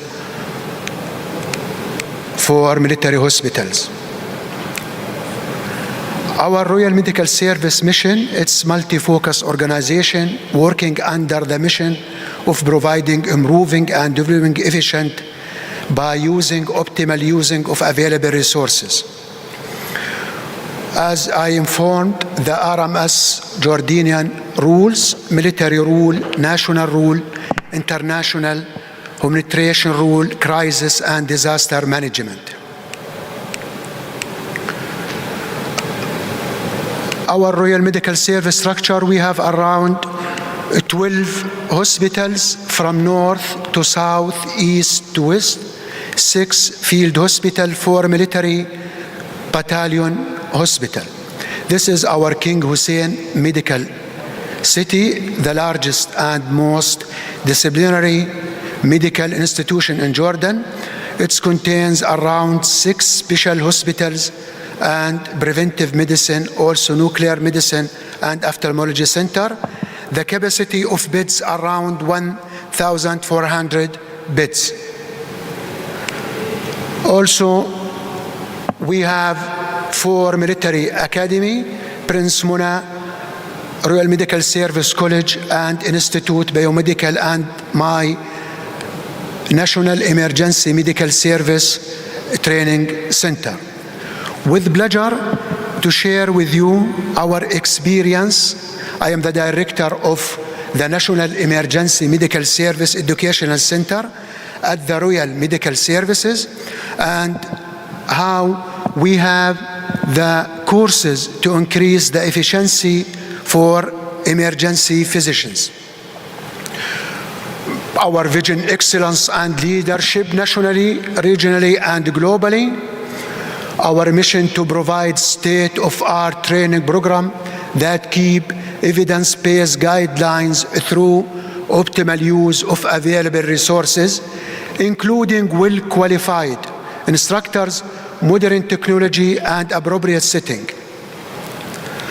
In 2009, our training center, NIMSIC, was accredited by American Heart Association, and we started to conduct basic life support, advanced cardiac life support, pediatric advanced life support, pediatric emergency recognition and stabilization, in addition of neonatal station program, and also triage courses. Also, it is these courses for physicians, nurses, midwives, paramedics, and also for non-healthcare providers. In 2013, our center accredited by American Cardiac of Surgery, and we conduct advanced trauma life support for physicians, for doctors. In 2015 also, we are accredited by American Society of Trauma Nurses in cooperation with American College of Surgeons to conduct advanced trauma care for nurses also. In 2015 also, accredited by American National Association of Emergency Medical Technician, NAMET, and we provide PHTLS, pre-hospital trauma life support for doctors, nurses, and paramedics. In 2019, we accredited by American Academy of Family Physicians, and we started to conduct basic life support in obstetric and advanced life support in obstetric. Our training center, at NIMSIC, has ability to conduct different type of courses to cover all target group in the community. It's not also for doctors, for nurses, for midwives, across design, also for non-healthcare providers. As the models of emergency medicine, we know there is 2 models of emergency medicines: stay and play philosophy or scoop and run. So that in our center, we started to have both of them, to have a courses pre-hospital and also in hospital.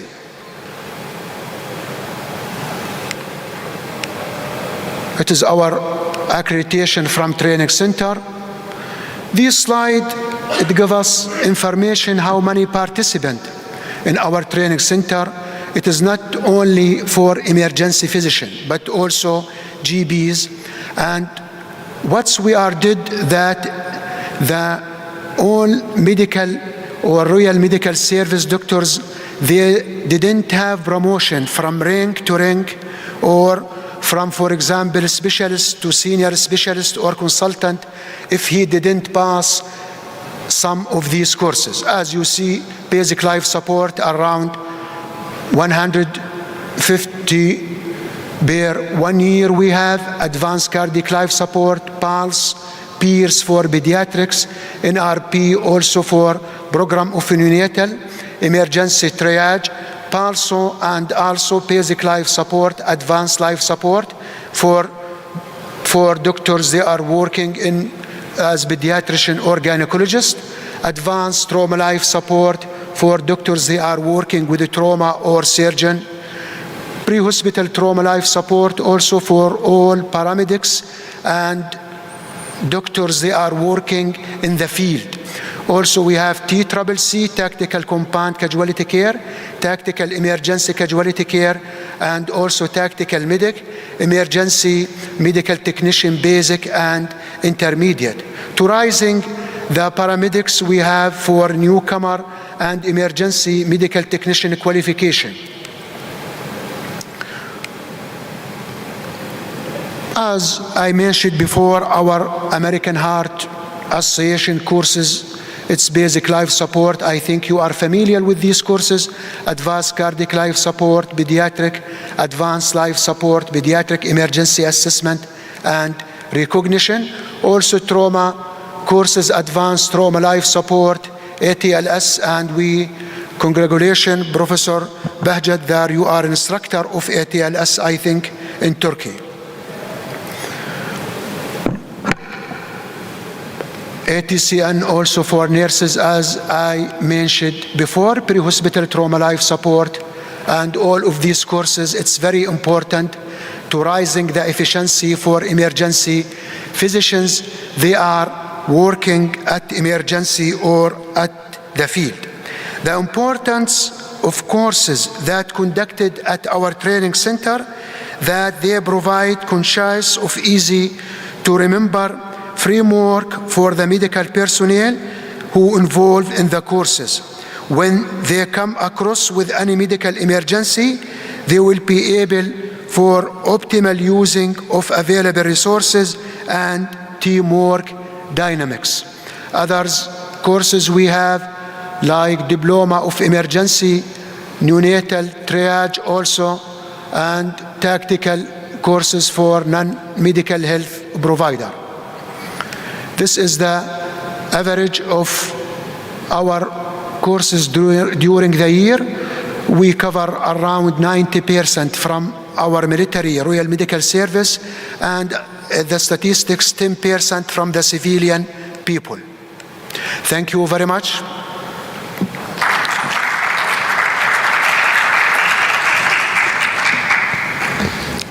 Thank you, Dr. Ahmad. The last speaker at this session, he will be Professor Dr. Rajadoura. He is Senior Consultant and Head Department of Emergency Medicine and Critical Care at Apollo KH Hospitals in Milfishar from India. And he will talk about evolution of pre-hospital care in India and the way forward. Okay, we can do it.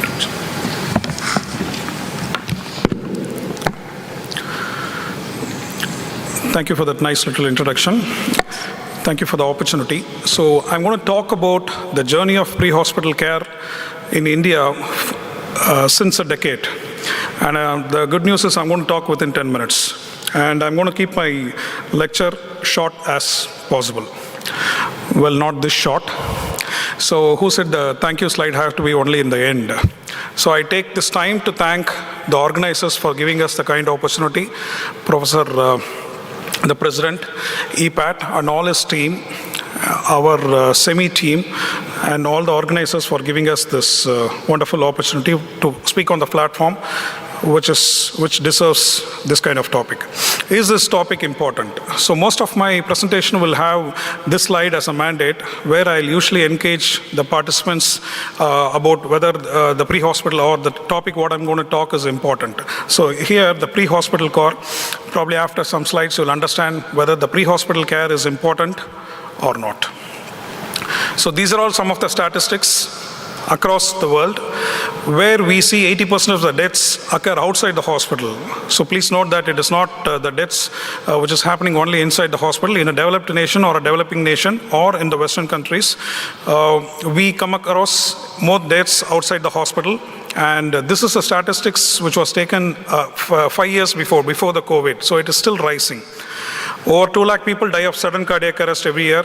And the single most strategy to improve the victim's chance of survival is always bystander CPR, and the single most effective intervention that has saved maximum lives in the history is CPR, which is bystander CPR. So let's talk why we need early CPR. I am sure this is a crowd where you all know aware of about the platinum 10 minutes and the golden 1 hour concepts, so I'm not going to talk much on this. To be more precise, CPR increases the sustainability of rhythm and the chance of survival, which is the platinum 10 minutes. So this is a familiar slide to all the emergency physicians across who are sitting here, the trimodal death distribution. So do not take only, this pattern is only for trauma. This is for all medical as well as surgical emergencies, including trauma patient who comes to our emergency department. The first, you can see the 3 peaks here, the first phase within minutes, second phase within hours, and the third peak within the days or months. So the first peak usually, they say it is not unable to prevent. So when we have a good pre-hospital care, the chances of the peak is coming down is very highly. That is what we have demonstrated in our country. And the second phase, when we have a good ER, good functioning ER with all, good emergency physicians, trained emergency physicians to take care of ACLS, the cardiac life support and trauma life support and all emergencies, this peak also can come down. When the accessibility and the emergency physicians, the ambulance services, which all I'm going to talk in the next coming slides, we can bring down these peaks also. And the third peak, which happens mostly inside the hospital, either in the ICU or in the wards. So death due to infection or multi-organ failure, when you have a good team of doctors working along with you, and when you have good pre-hospital care and the emergency care, the chance of you reducing the third peak of death is also inevitable. Right, so this is a trauma statistics. This is our country, India. Most of you all know. So by the time I was talking, I was talking for the past 2 minutes, a death would have happened by now. Death related to trauma and other medical emergencies would have happened. So every 2 minutes a death is happening because of trauma or related to it. And these are the various state-wise representation of deaths which is happening inside our country. So how do we prevent or how do we reduce the chances? So we need to improve the pre-hospital care. As I said, the first peak have to come down because of the good pre-hospital care. The second peak, we need to improve the knowledge of our emergency physician, improve the basic structure, and improve their skills with regards to treating those critically ill patients, and you need to form a good team in our critical care units and the wards to reduce the third peak. Whether we have done it is not a one-day process, it is a gradual process. And so as it has been mentioned in AHA's chain of survival, you need to follow this interlinked chain of survival without any break. Any break in this interlinked chains reduces the chance of survival for patients. So now you guys tell me, based on the statistics, is this topic important? The pre-hospital care, what we are doing for the past 10 years? Definitely yes. So I'm going to talk a little bit about the journey of our pre-hospital care for the past 10 years in our country. And I'm not going to include, I'm unable to include all the people's work here. So we have included maximum what we could do for this objective. In short, the short objective would be to save lives. So a typical scenario on Indian roads, a road traffic accident. So what do you think people would be doing there? Or what do you think a healthcare professional would be doing there? A good Samaritan, ADMAX, even now, would try to ask for an ambulance, to try to call for an ambulance. Why they are not coming forward to help these victims? Of course, there are places where people are helping and people are doing resuscitation. People are trying to help each other, but not everywhere it is happening, particularly not only in our country, almost all the countries. Why? When we assess the reasons, we found that it is lack of awareness, because people are scared when somebody is fallen, collapsed, and with a lot of blood, and somebody screaming or screaming next to the patient. Somebody has fallen unconscious because of various reasons. They do not know what they exactly need to do. So it is lack of awareness, fear about the loss. People think that most of the time the bystanders are also harassed after the incident, and they fear about the loss. We don't have a good communication system. The transport ambulances are all short, because I'm from a country where about 1.4 billion people are there in that single country, as Dr. Srinath was telling. So we and China together can match the rest of the population throughout the world. So accessing to the ambulances, communication system, access to the healthcare, and a trained emergency physician are all pitfalls. So what, as a group, as Society for Emergency Medicine, as each and every emergency physician in India have done so far. So what we thought is we have to give widespread CPR training, develop rapid responses, establish high quality CPR and training to them. Where, like fire extinguishers in Western countries, we also need AEDs throughout our country, and we need to have a good definitive care. So this is a huge task, and as I told you, we didn't establish this in an overnight, and this is a decade of efforts which I'm going to show you all. Of course, nothing happens unless we dream. We dreamt of the same, and to some extent we have, arrived to this. A dream of every emergency physician, at least one BLS provider in each and every home. This was a dream since a long time, and we need to create mass awareness, that is large volume, high frequency, large volume, low frequency, and as well as low volume, high frequency training is what we aimed at, to create awareness to the general public as well as to the other people. So this is, ladies and gentlemen, this is a red letter day for throughout all the emergency physicians in India. On April 7, 2016, we trained about 50,000 people. Can you all imagine? We trained about 50,000 people in CPR, and it has been in the Guinness World Book of Records. We as a society have participated, and we have done it in the institution where I was working. So by this, we created a mass awareness. Each and every emergency physician society, after this, we thought, when I was having a meeting with the media, one of the media person asked me, when do you think this record will be broken? I told to them, I wanted this record to be broken the next day. Even the organizers was slightly not happy with me, having spent crores when I was telling that I want this record to be broken, because we didn't do record for records, we do this record for awareness. So more and more such records, where it comes, more and more people will be aware, and as expected, like a chain reaction, a lot of people attempted. And of course, ladies and gentlemen, this record still remains unbeaten, and many of the people have done subsequent records in CPR in different categories. So this is one such scene from that. This is me. I think we need to, Dr. Srinath will agree, we need to perform Guinness World Record to keep ourselves slim, isn't it? So this was me training about 5,000 people at one go. So we had about 8 sessions where we trained about 40,000 people, and subsequently there was a relay about 10,000 people. So on that particular day, that is on 2016 April 7th, we trained about 50,000 people, and this was marked in the Guinness World Book of Records. But creating a record, as I told, it is not good. It is a one-time event. It is not going to help much. We need to focus on the low volume, high frequency training, which we are aware, and we identified the end users, the school, college students, police, fire, and district officials, and we started training for them too, which has been happening for the past, from the time we established as a society in emergency medicine. Each and every physician is doing their part to do the same, and we are also doing the same. So this is the present hospital where I was working. Of course, every hospital, every emergency physician are donating AEDs to make AEDs available in different parts of India, and we are training people to the first aid thing. And this is the integration of first aid and school curriculum.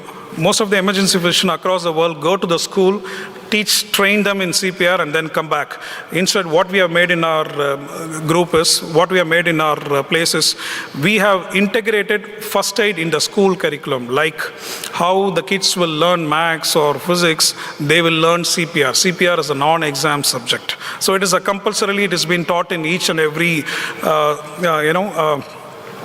the school student of that particular school, and he will be trained in CPR. That is our goal. So once he's trained, he's been certified, we have a process, and he's been certified, he's been retrained. So we see to that the integration of first aid in school curriculum happens even now in the right way. Of course, as I was telling you, the small volume, concentrating on the small volume, we as a SEMI was doing this national level basic life support and cardiac life support. It is a replica of AHA's, American Heart Association's basic life support. For the people who are unable to participate there, we have formed this. It is an interactive session where we train a lot of people on every day in different cities. So this is the National Trauma Life Support. So this platform is a peculiar or an interesting opportunity, I would call, because I'm sharing all these things in front of our academic chair, Dr. Srinath. So this is the training report what we have from the last year. This training is provided to all the government doctors, and this is done as a pilot course in Tamil Nadu, a state in India, which has pioneered this aspect of spreading training to the doctors, combining with the government. This shortly will be adapted to all the states. We are spearheading for the same, and more people will be trained for the same. So these two, Dr. Srinath and Dr. Sarana Kumar, are the program directors who developed the group of people and organized the team to teach each and every medical colleges. So we are doing this for the past 2 years. We have trained about 15 medical colleges in across Tamil Nadu. As it is again like an advanced trauma life support 3-day course with interactive lectures, hands-on training, Kahoot online quizzes, and pre-test and post-test. On the completion, they will be given a certificate. So we didn't do just the course, we assessed the outcomes also. As the graphs clearly mention, the knowledge post this NTLS course was very high to the participants, and this is what exactly we wanted at the end.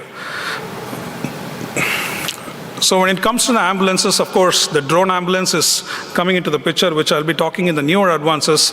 We have road ambulances. Of course, we have pioneered the air ambulances across India, and we have separate teams to take care of air services as on date. And we have what is called as bike ambulances, which we introduced a decade before in our country, to assess the narrow roads to help the victim as soon as possible.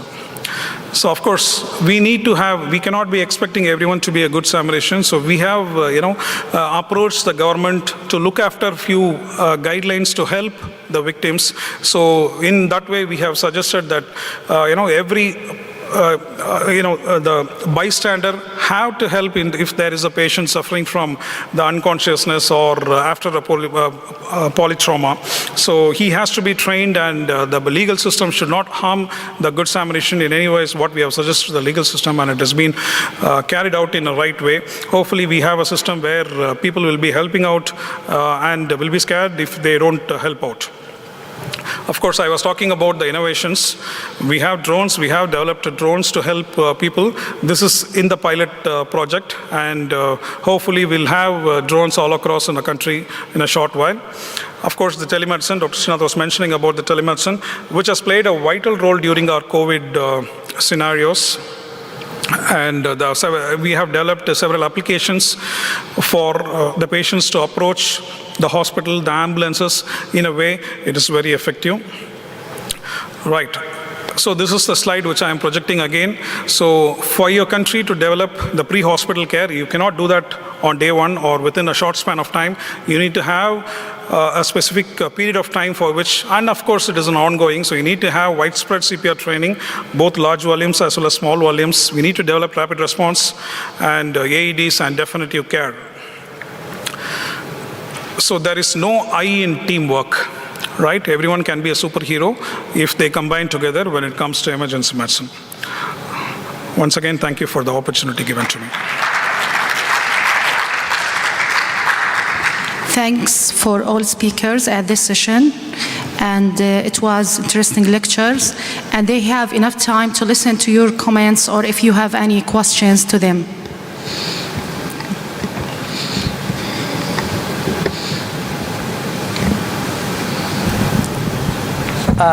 Thank you very much. This is Dr. Behçet from Istanbul. Each speech was really very nice. Great. Thank you to everybody, to all speakers. Just my first question to Dr. Srinath. Can we hope for new antidotes in toxicology This is for you, infection especially. And for the Dr. Ahmed, Prof. Ahmed, is it necessary to have all these trainings in Jordan? Is it must? I just want to learn it. Then for the last one for Raja, thank you very much for your sharings. Just firstly, I want to appreciate and say congratulations to the Savitri University in India for their basic life support and first care that they teach to the community. But the photo should be specific to India. It must be really very difficult to teach basic life support or first care to 1,000 people in stadiums. But it is specific to India. As you mentioned, over 18% of the deaths happen in also hospitals. So I'm really agreeing with you. Your question is really very important, definitely, very important. As you mentioned about the dreams, I think all the reality should be given from the dreams. You know, there is a philosopher in your country, one of your previous presidents, he says, the dream is not the thing that you saw while in your sleep. The dream is thing that doesn't make you to sleep. So that's why I want to appreciate you. You are teaching the community about the first care, first aid in India. This is one of my dreams. I just have a suggestion. Can we achieve it? To teach all the students graduate from the university, and it could be must to teach the basic life support or first care to all the couple that are going to marriage. Thank you very much.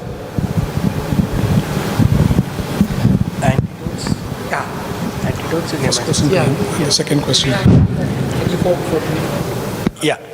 So the first question is towards the antidotes. Yes, there are a lot of things which is happening, and especially if you visit to many emergency departments now, they have created the disease-specific antidotes in those emergency departments where they see commonly. If you take me, I have created a full box of antidotes which comes commonly. I have taken an epidemiology of my system where last 2 to 3 years which have come to my emergency department, I have seen that this is what is required.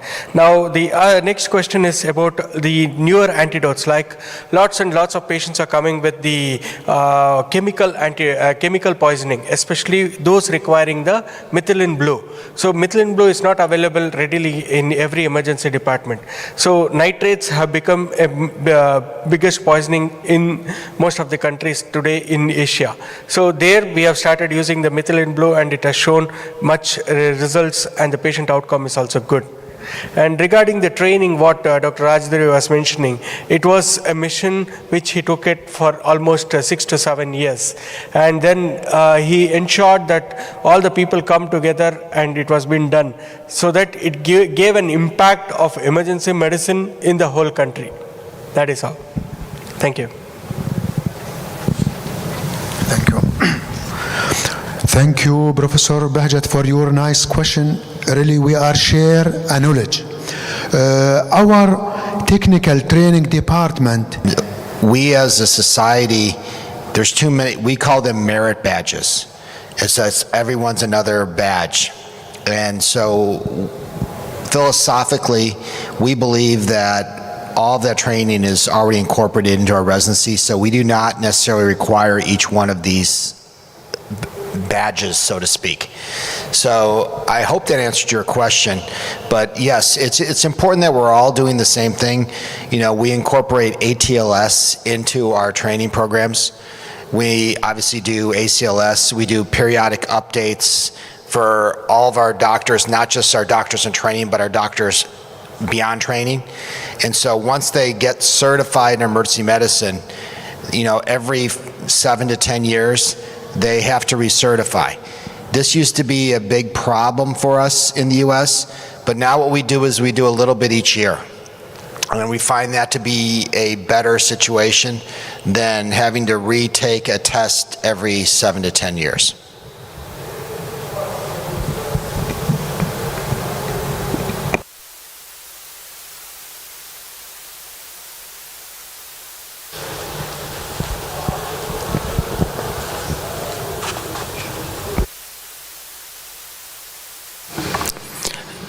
Thank you for all. No any more question? Thank you for all. Our session is finished. 5 minutes later, we'll start the last session of today, okay? Thank you.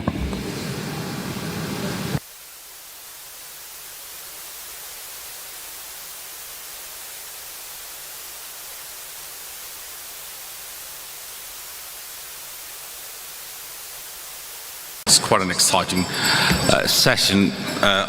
My name is Athar Ali Mohammed. I'm one of the ED physicians from Australia, and I have got Dr. Ahmed Al-Joom with me. So there's a slight change in the program. I think the first session we will be kind of starting with the pediatric ocular trauma by Dr. Hesham Kaftan.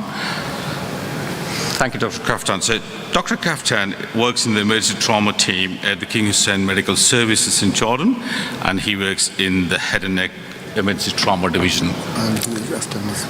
Next page. Next previous page. Laser. Okay. Good evening. I'm glad I'm here with you. Our lecture is about the pediatric ocular trauma and emergency.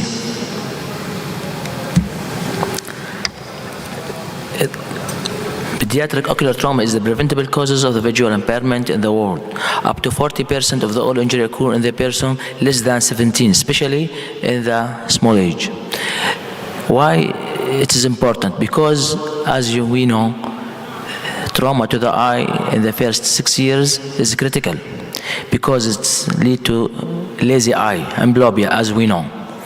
So eye injury are leading causes to the visual disability and non-congenital unilateral blindness in children. Very commonly, eye injury occurring during the sport and even when at the home or school, anywhere. Speak fast about the anatomy of the eye. You know, our eyelid, lower eyelid, cornea, sclera, and the retina and cornea and iris, everything. The most important thing we know about the orbital wall is the lamina papyracea. Lamina papyracea, which is the thinnest bone in the orbital wall. Approach to the eye examination. The history. The details of the mechanism and time of the injury. Where, when, how, and with what. Chemical or alkaline. Change. First, we ask about the change in the vision, flashes, floaters, or any shadow. Symptom: pain, visual loss, double vision, photophobia, or any other symptom. The eye examination. The vital sign, as we know, is the visual acuity, external eye anatomy. Look for trauma, foreign body, or any other. Pupillary response, equal rounded, reactive, full, visual field, extraocular movement. If there's any limitation, we must keep in mind, because there is trauma make me the fracture to the orbital wall, so the entrapment for the muscle. Fundoscopic examination is the last and the important thing. If there is chemical bone, proceed for provide copious irrigation before history and before examination, before anything. Imaging study, plain X-ray to look for orbital wall fracture, CT scan to look intraocular foreign body, MRI. If there is metallic foreign body, MRI is contraindicated. Keep in mind. Emergent eye situation, eye trauma, blunt versus sharp, chemical, infectious. First, eye trauma, eye laceration, maybe superficial or deep, special care to the involving the lid margin and the tarsal plate and levator muscle, and the lead maybe lead to the apoptosis and that canaliculum, the medial canthus. The latter need tubing technique to prevent it before after healing. Check for associated foreign body or globe injury. Treatment: primary closure or delay closure after 12 to 24 hours if a human bite or contaminated wound. Tetanus prophylaxis for all any skin injury. Full thickness, this is picture like this presented to our emergency. Okay, maybe trauma lead to the subconjunctival hemorrhage. As we know, this is treated with a cold compressor and artificial tears of the symptomatic, and avoid aspirin or NSAIDs and heavy lifting. And this take to 1 or 2 weeks or maybe more to resolve. And maybe trauma lead to corneal or conjunctival foreign body, which is the The patients complain of the pain, tearing, photophobia, blepharospasm, and foreign body sensation. We must avert the upper eyelid to look for any hidden foreign body or any entrapment. Treatment: topical anesthesia and remove with the foreign body by the needle or cotton, triangular swab, or topical antibiotic drop or ointment. We must avoid patching in children because it leads to the lazy eye. Like this foreign body, maybe in the upper eyelid, on the inner surface of the upper eyelid, or in the cornea directly. Corneal abrasion ulcer. It's an epithelial defect due to the trauma occurring by the pain. Foreign body sensation, tearing, blepharospasm, and decreased vision. Dramatic response with installation topical anesthesia because it's pain relief. The ulcer could be sterile or contaminated or infected. If you have the upper eyelid, always as foreign body maybe it is the causes of the ulcer. Treatment: lubricant and topical antibiotic and cycloplegic to relieve the pain. Like this ulcer. Orbital anatomy, as we say previous, the most important is lamina papyracea, which is the thinnest point in the orbital bone. Orbital wall anatomy, orbital wall fracture, orbital floor fracture, maybe blowout fracture. The most common, as the floor is the weakest part, the roof of the maxillary sinus, usually due to blunt trauma. Symptom and sign: eyelid swelling, diplopia, restricted eye movement, especially upward, due to entrapment of the muscle. Enophthalmos, hyperesthesia over the cheek. Imaging study: plain X-ray or CT, observation with the tetanus prophylaxis, prophylactic antibiotic with a broad spectrum, and nasal decongestion by 2 for 2 weeks. No nose blowing because this is increase the air under and delay the healing.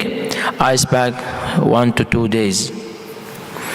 Go for surgery if entrapment muscle, oculocardiac reflex, heart rate decrease with eye movement. Facial hyperesthesia, sympathetic diplopia with minimal improvement over the time, or large floor fracture leading to the enophthalmos. Surgery is the most commonly performed if indicated after 1 to 2 weeks if indicated. Like this, there is restriction as we see in the picture because the entrapment of the muscle inferior rectus. Define hyphemia. Hyphemia is the blood in the AC, the anterior chamber, usually result due to blunt trauma, projectile or penetrating trauma, but can be spontaneously, as in juveniles and the granuloma. Commonly in the pediatric population, sign, symptom, pain, decreased vision, and irregular pupil. Clinical grading from 1 to 4 according to the level of the blood in the AC. Complications: secondary hemorrhage, rebleeding, high risk in the first 5 days, and high rate in young children, and cerebrohypemia.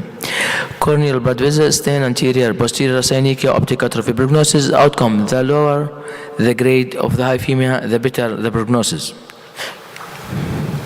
Management of the hyphemia: complete bed rest, risk of hospitalization or outpatient.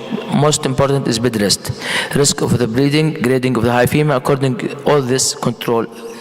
Treat the patient as hospitalization or as outpatient. Elevate the head 30 to 45 degree. Eye shield to prevent the rubbing of the eye. Pain control: avoid antiplatelet effect, certain NSAIDs. Topical cycloplegic, atropine, atropamide to reduce the ciliary muscle spasm and dilated of the iris to decrease the rebleeding risk. Topical maybe need drugs to decrease IOP, and topical or systemic steroid to decrease associated irides and development of the synechiae. As this picture of the hyphemia, blood in the AC. Okay, retrobulbar hemorrhage. As we know, retrobulbar from the most important and cases presented to the emergency can result in the rapid elevation of the orbital pressure because of the orbit is a relatively closed compartment. Untreated orbital compartment syndrome may result in the optic nerve ischemia and irreversible vision loss and less than 90 minutes. This is maybe spontaneous or traumatic. Sign symptom pain, decreased vision, diplopia, proptosis, and lidichemosis and tightness, and subconjunctival hemorrhage all over 36 degree, with chemosis and limited muscle motility and increased IOP. Decreased visual acuity and people response positive rapid treatment, lateral cathetomy and catholysis, or maybe can you give hypertonic saline 20%, 20 milli over slowly over 20 minutes. Like this, retrobulbar hemorrhage.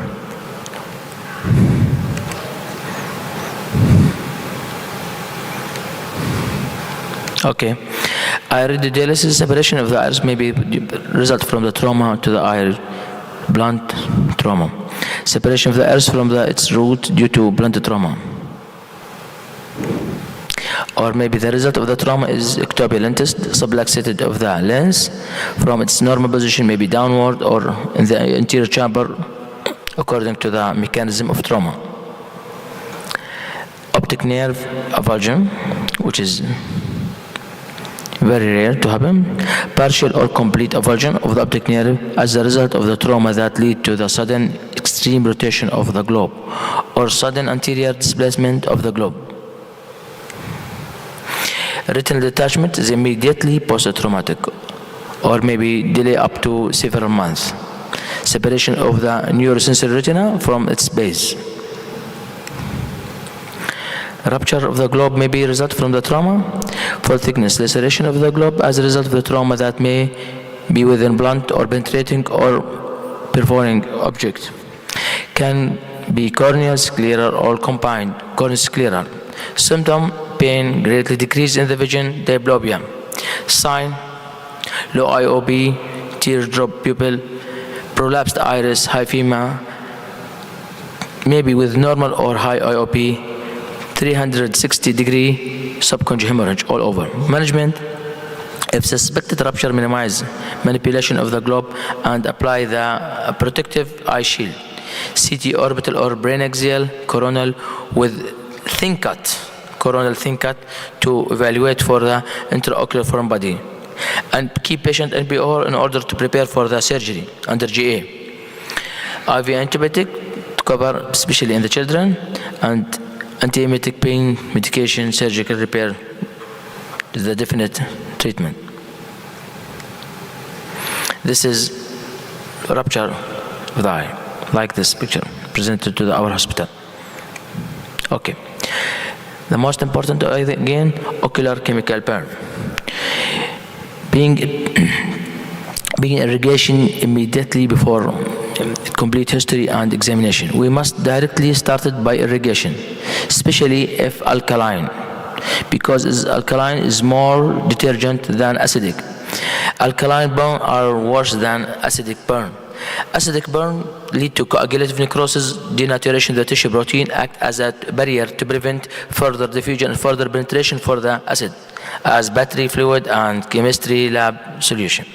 Alkaline liquefative necrosis don't denature tissue protein, tend to penetrate deep in the eye, like cement, cleaner, drain, cleaner, fertilize, any other alkaline burn, because they contain sodium hydroxide. Clinical finding, conjunctival hyperemia, blanching. The latter has bad prognosis and indicate severe ischemia, chemosis, corneal epithelial erosion, and corneal haziness and edema, and severe corneal opacification, limited ischemia all over.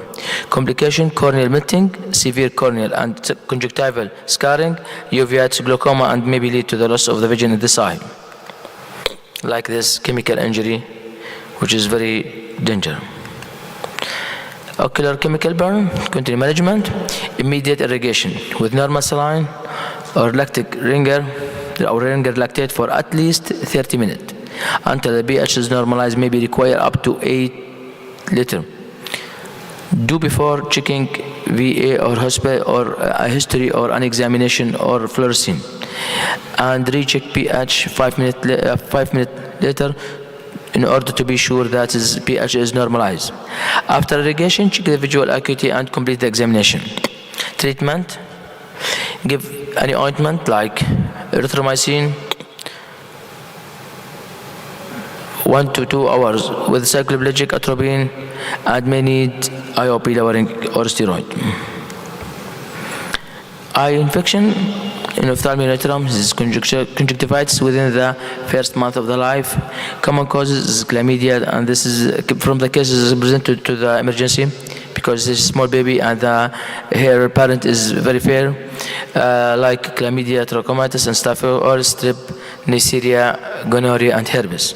Sign: purulent gonococcal and or mucopurulent discharge, conjunctiva injected, and eye edema, chemosis. Management: conjunctival scrubbing for gram-positive and stain, chlamydia antibiotic test, culture, blood and chocolate agar, and viral culture for treatment with topical antibiotic, eye drop, and or ointment, and guided by the result of the gram and negative. If chlamydia trachomatis, treat with the systemic erythromycin, and since pneumonitis and otitis media can coexist with the erythromycin ointment 4 times per day. Acute conjunctivitis, the last, may be viral, chemical, bacterial.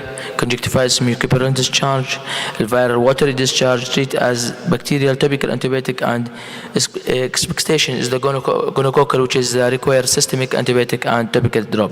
Viral supportive treatment with cold compressor and artificial tears, which is highly contagious for 1 up to 10 days. So we must be careful with the deal with this patient with the virus because it's highly contagious. Cellulitis. Cellulitis may be preseptal or orbital cellulitis.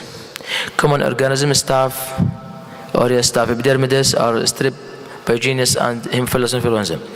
Preseptal cellulitis involve soft tissue of the eyelid and preorbital tissue anterior to the orbital septum. Patient presented with erythema, swelling, tenderness, eyelid, and surrounding preorbital area. Orbital cellulitis, more serious infection, involve extension of the infection posterior to the orbital septum, which is more danger than preseptal. And the risk, it's danger due to the risk of the cavernous sinus thrombosis, and meaning that's brain abscess. Proptosis and ophthalmoplegia decrease vision, significant pain on the eye movement, and abnormal pupil, and decrease in the vision and the color vision defect. Like this, orbital cellulitis picture. Treatment of the cellulitis: mild preseptal cellulitis, oral antibiotic may be enough. Severe preseptal or orbital cellulitis, you must admit the patient and start on the IV antibiotic with a broad spectrum until the infectious agent is identified. Can add a topical antibiotic ointment. So we must ENT consultate if the sinusitis or mucopurulent, and if the patient is immunocompromised, consider mucormycosis and severe fungal infection with a black Jarska sign in the nose or roof of the mouth. Immediate surgical debridement and antifungal treatment. Thank you for attention. Thank you. Thank you very much, Dr. Hisham, for your presentation. All the questions, it will be after the finishing of the session. We are, as emergency physician, really we are looking to deal with these cases in ophthalmology. With the pleasure to introduce our next speaker, Major Dr. Arij. She is family medicine specialist, training fellowship in community medicine, master degree, working as representative of infectious disease at the Royal Medical Services. She will talk about public health emergencies in our Royal Medical Services. Please, Dr. Arij. Good evening, everybody. Thank you, Dr. Ahmed, for introducing me at this sweetie way. And also thanks for organizing committee for kindly invitation to me. And I'm really so happy and proud to be here with you today as a guest speaker. Today I'm going to talk about public health re-emerging disease, and I will give more details of focus on one disease of it, which is seasonal flu. And really I have chosen really flu, this topic, because influenza familial, okay. I have chosen this topic because influenza familial for all of us, and it's constantly re-emerging disease because it's, as we know, it has genetic variation and rapid adaptation, which allow virus to serve up new strains each cold and flu season. And that occurs because immune system or our body is not primed to fight. Let's start.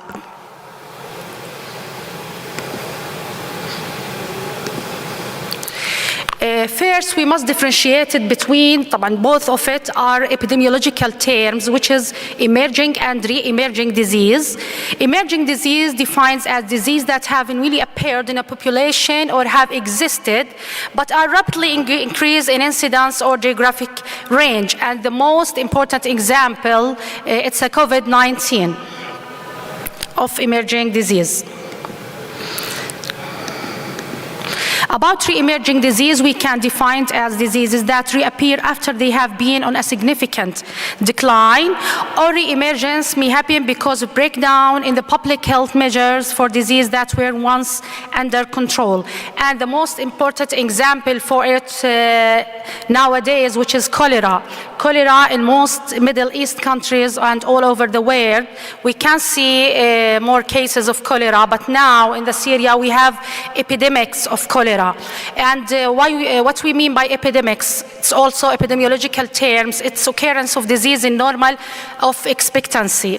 And all the countries around the Syria or had refugees from Syria now prepare new guidelines to control these cases if we have more cases in our country. They can also happen when new strains of unknown disease-causing organisms appear. I will give more details about influenza, seasonal flu. It's RNA enveloped virus. It's related to family called Orthomyxoviridie. It's very, very, very small. This picture, it's under microscope. It's about 80 to 200 nanometers. We have more than 400 types of viruses, but we will focus mainly on the 3 types, A, B, and C. And about the B and C, we have not genetic mutation over it. More the mutation we can see with the strain A. So also we will focus on the serotype A. About the A, it have something which is called glycoproteins over the surface of the virus. Glycoprotein antigens, which is called H and N. H refer to hemagglutinin and N refer to the neuroaminidase. These pictures give us more details about how these glycoproteins present on the outer surface of the virus, and if we have any genetic mutations, it will be happen at these glycoproteins.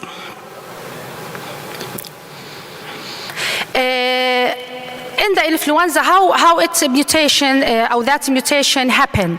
It through something which is called antigenic shift and drift. What we mean by antigenic drift and shift, at what's the main differences between it? About the antigenic drift, it's a slow change, and the main difference between the antigenic shift and drift, it's a slow change in the viral genes due to replicating error or random mutations result in the new virus strain, and that's what happened with seasonal flu every year. But about shift, it's rapid and large antigenic change in a virus and requires at least, we need 2 different types or serotypes or strains to combine to form a new viral serotypes. Also, we have another name for it, which is called phenotyping change. And the most familiar example of us, what happened in the swine flu, H1N1 and H5N1. Let's give more details about influenza flu. Why it's important? Because we have every year about 9 to 41 million cases. And despite how common is it, it's a serious disease. And every year we have 450,000 deaths and about 650,000 hospitalization occur in all age groups because of it. We have high-risk group. We can see the more number of deaths in this high-risk group. Healthy children can die from the flu. The younger the child is the higher risk for serious flu complication. And this complication we can see in this high-risk group, which is an older age than 60, a younger age than 2 years, and if it's in units, also we can see more complication with it. Also, any immunocompromised patient due any cause, they are on the chemo. On the chemoprophylaxis drugs. Also patients with a chronic disease such as hypertension and DM for long period. They will suffer more if we have influenza flu, seasonal flu. So when we give vaccine and talk about the flu vaccine, we will focus on this high-risk group. Young children are at high risk for serious flu complications such as اللي هي بنسميها secondary bacteria pneumonia, ear and sinus infections, and also dehydration. Now let's give you some information about seasonal flu. As we know, seasonal flu incubation period about an average from 5 to 7 days and average about 4 days. We have symptoms appear about 2 days before. The patient will be infectious to others about 2 days before appearance of signs and symptoms. And about signs and symptoms, all of us are familiar with it, which is general weakness, headache, low back pain, also low-grade fevers, and بالإضافة اللي هي عندنا اللي هي respiratory symptoms such as productive cough. About the treatment of it, as we know, antibiotic is not effective for treat because it's viral, so we use antiviral. And the most important prophylaxis measures, which is اللي راح talk about اللي هو الvaccine, الفلو seasonal flu vaccine. Mainly we have 3 types of the vaccine. Contains اللي هي عندنا أول شيء the first weakened pathogens اللي هي life attenuated, which we called life attenuated vaccine, and inactivated, or which we called inactivated vaccine or killed vaccine. It's the same pathogen. It can't make us sick. And also we have, if we have made the vaccine from subunits of the virus, which is a smaller part of pathogen like an antigens. What's the main differences between 3 types? A life attenuated vaccine, it give us something which is called lifelong immunity. So in the future we don't need extra or booster doses of the vaccine.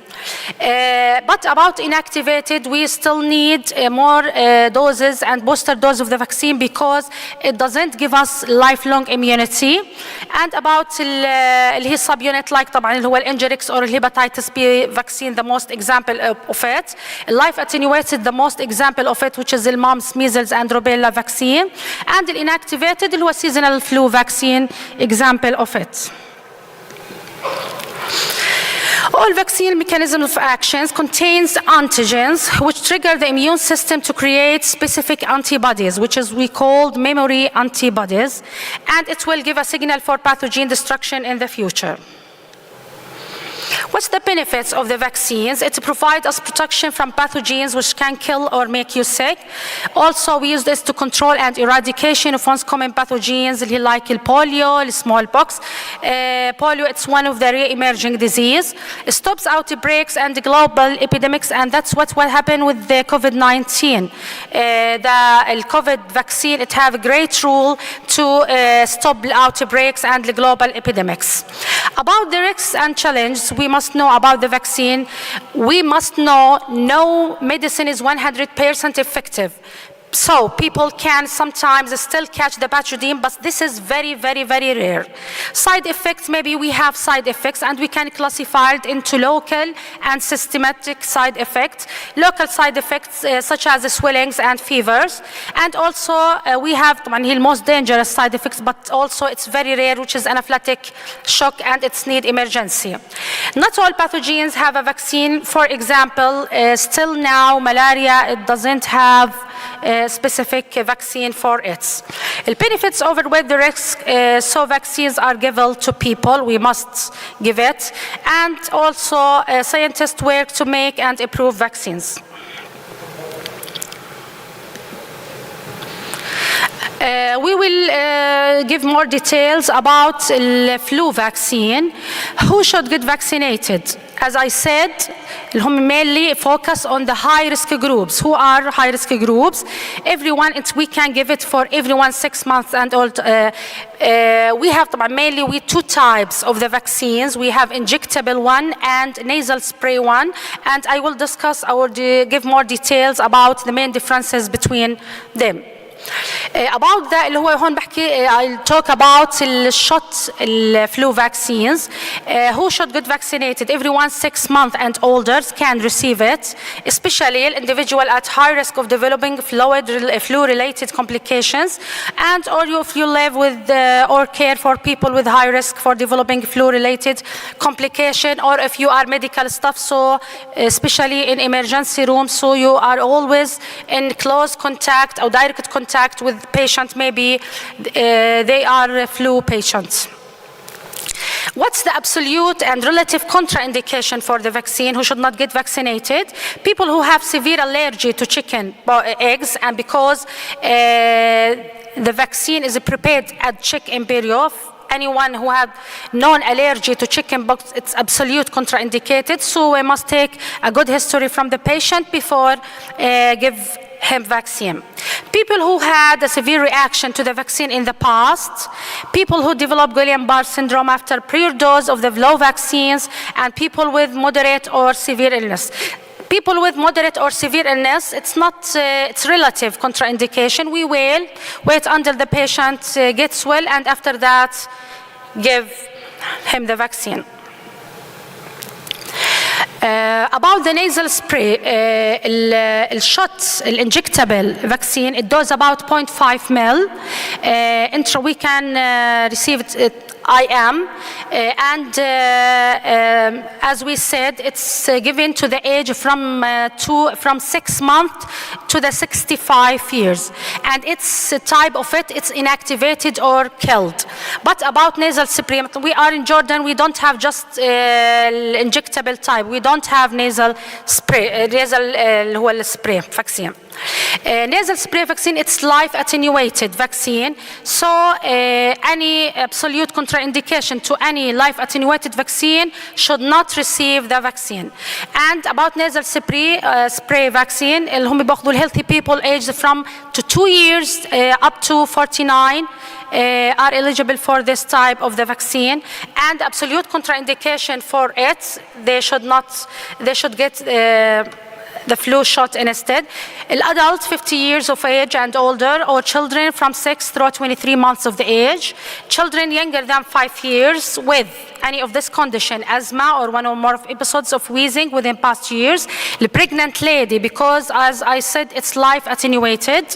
Injectable, it's safe for pregnant lady at any stage of the pregnancy. She can receive it from the first stage, from the first trimester of the pregnancy. People who have certain long-term health problems, muscle nerve disorders or weakened immune system. Also anyone in close contact with someone whose immune system is so weak, because it's, I said, life attenuated, and they require care in the protected environment. Also children or adolescents on long-term aspirin treatment. Does the shot cause the flu? It's the most common questions we received from the patient? The answer, no, the flu vaccine doesn't cause the flu. Maybe it causes flu-like symptoms, but it's not a flu. The viruses in the vaccine are weakened, as we said, it's attenuated or killed, inactivated, so the shot and the nasal spray won't cause you to get the flu. The vaccine will prompt your body to develop the antibodies necessary to fight, and it's the mechanism of action, as we said, of the influenza viruses, and a slight reaction to the shots, such as soreness, redness, hotness at the site of the injection, and maybe we have mild muscle or fever may occur. Thank you for listening. Thank you, Dr. Arich, for your nice lecture. All the questions, as I said before, at the end of the session. With the pleasure to introduce our last speaker today, Dr. Attar Ali Mahmoud. He is consultant of emergency medicine, clinical lecturer, University Melbourne, director advanced life support in Australian Station Council, emergency medical service trauma, advanced trauma life support instructor, stream lead clinical service of clinical governments, and also Australian of emergency medicine. He will talk about transformate scenario planning in healthcare.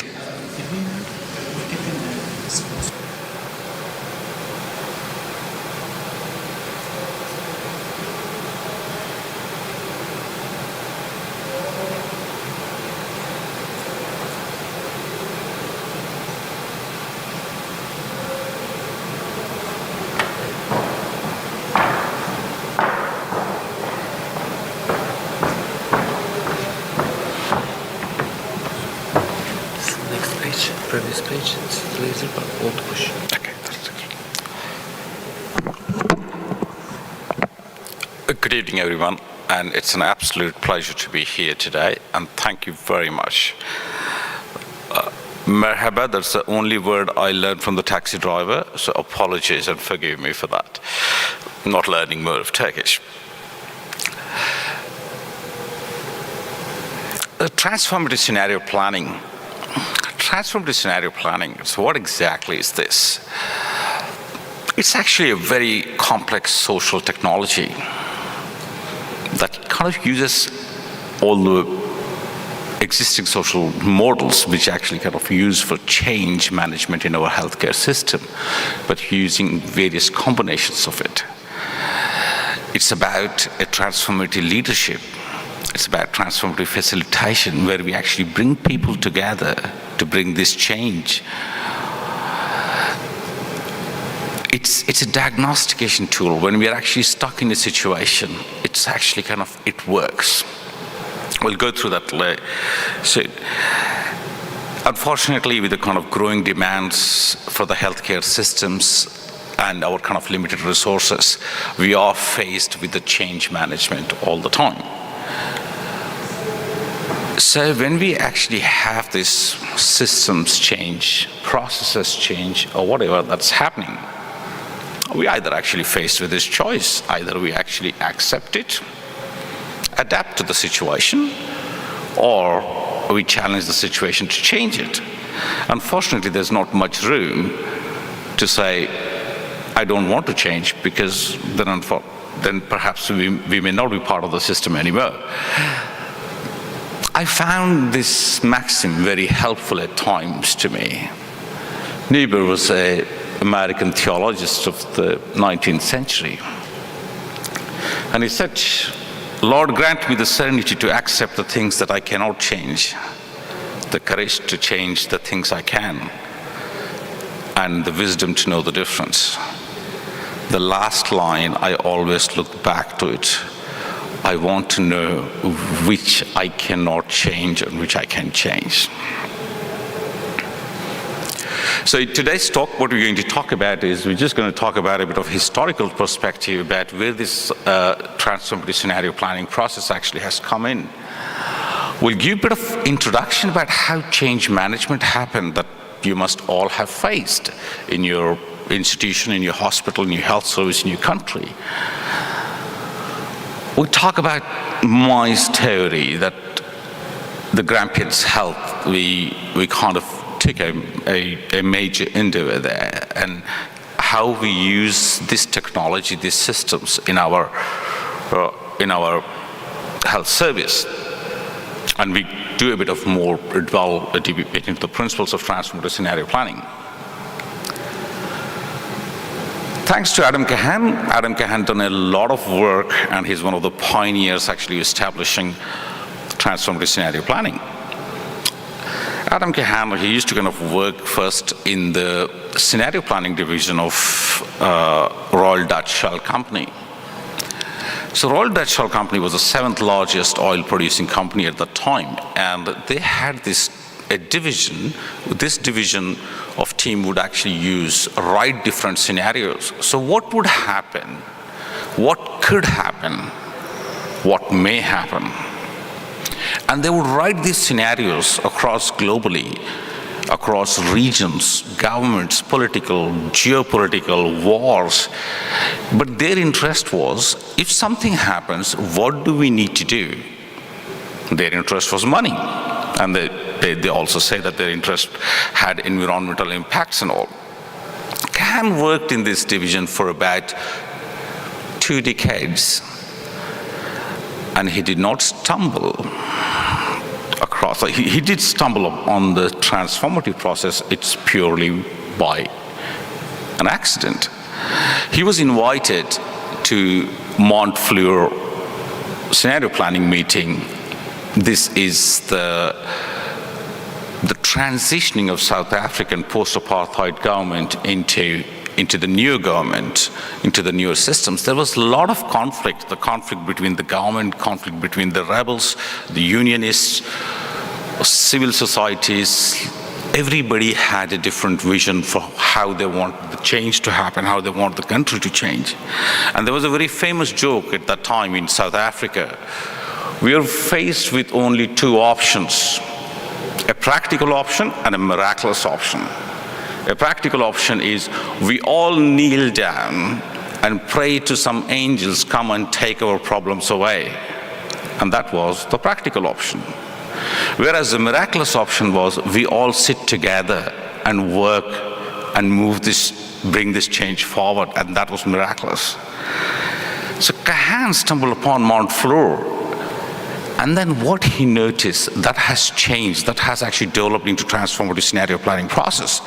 He kind of worked after that in the Colombian transition, Guatemalan transition. He worked in Ethiopian, the conflict management.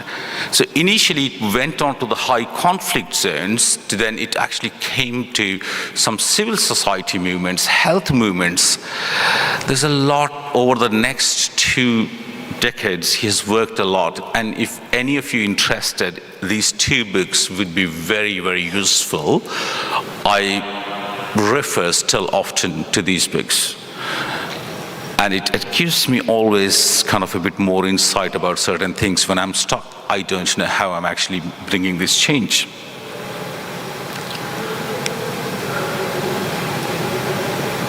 So what the Australasian College of Emergency Medicine did is they took Kahan's work, saying it's been applied in societies, it's applied in various big institutions, it's applied in the country transitioning. Why can't we use that in our healthcare? And they developed this changing module, leading change module. And I was fortunate enough to be the part of that module.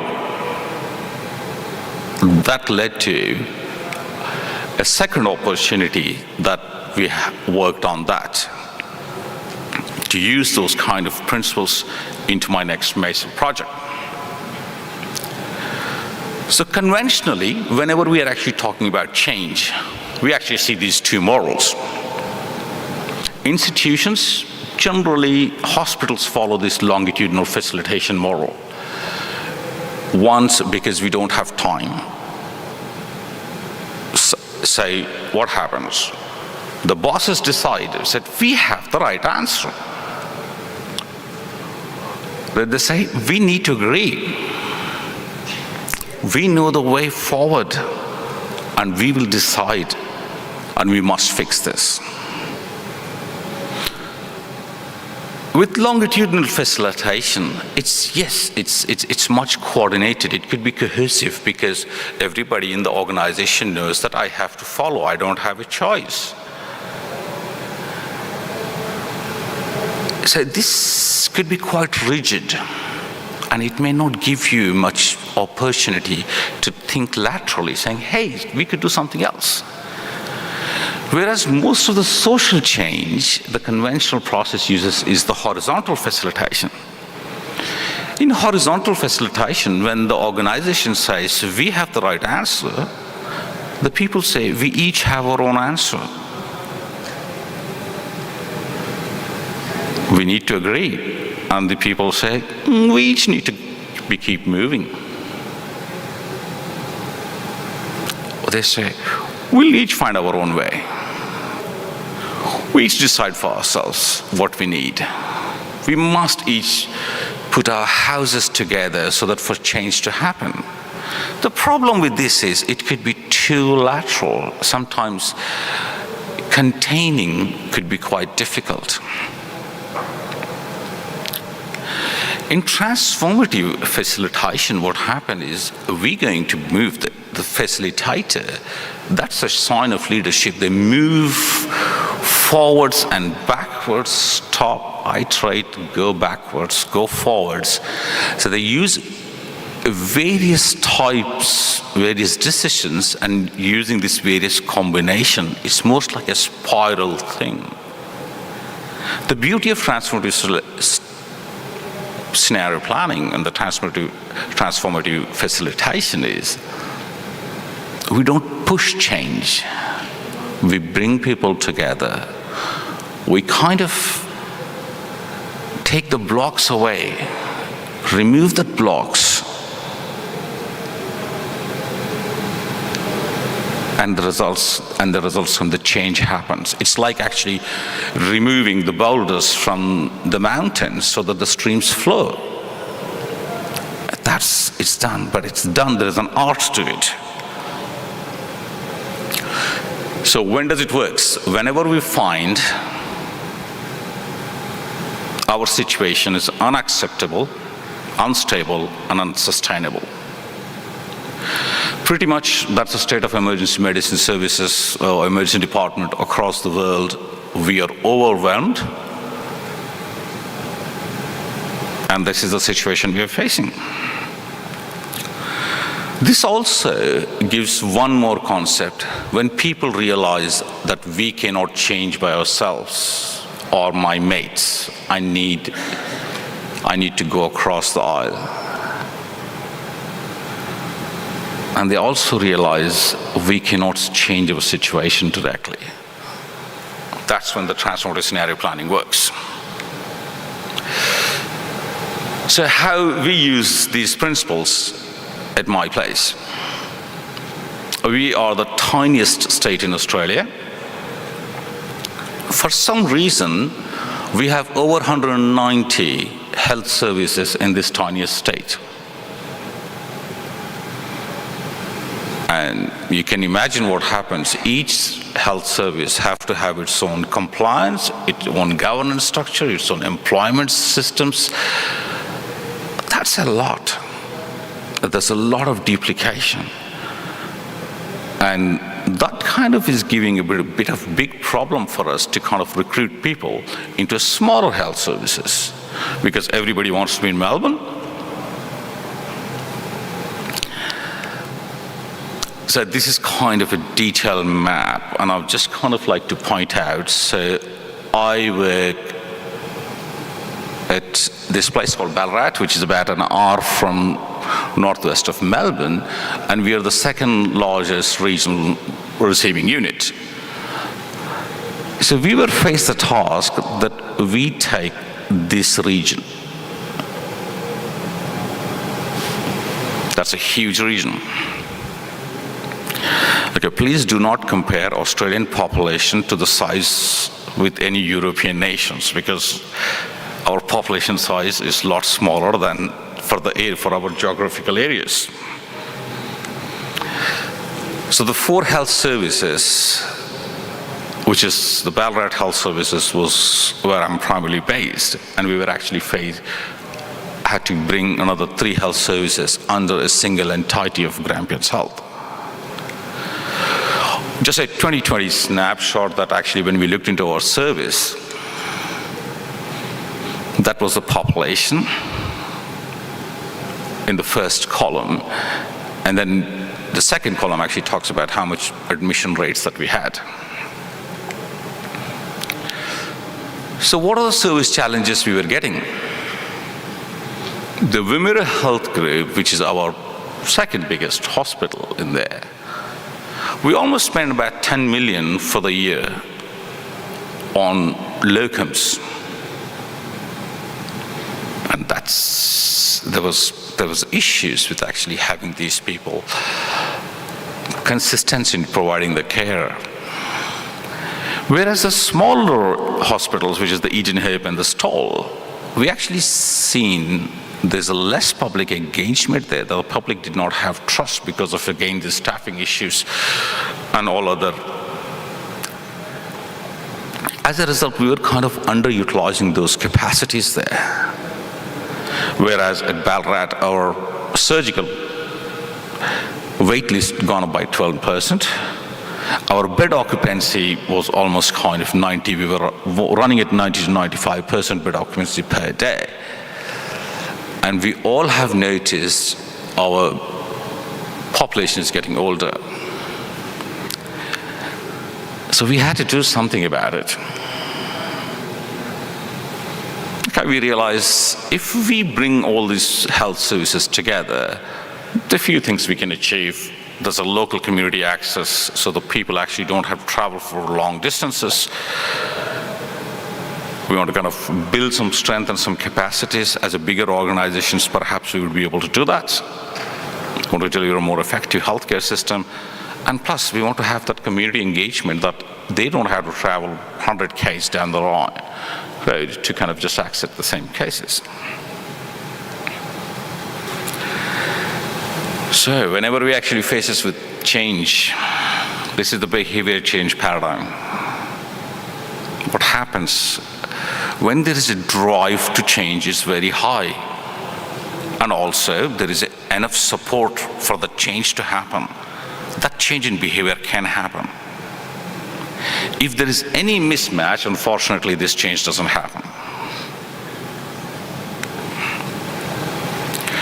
So we had to form kind of a massive project team. I don't want to dwell much into that. And I was leading the clinical services and governance structure of this team.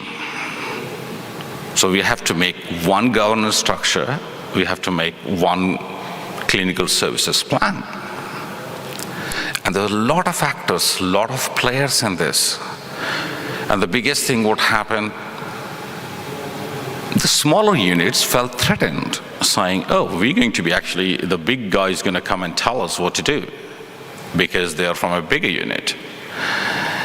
And the other hospital which was struggling, they were just taking anything we would say as threatened.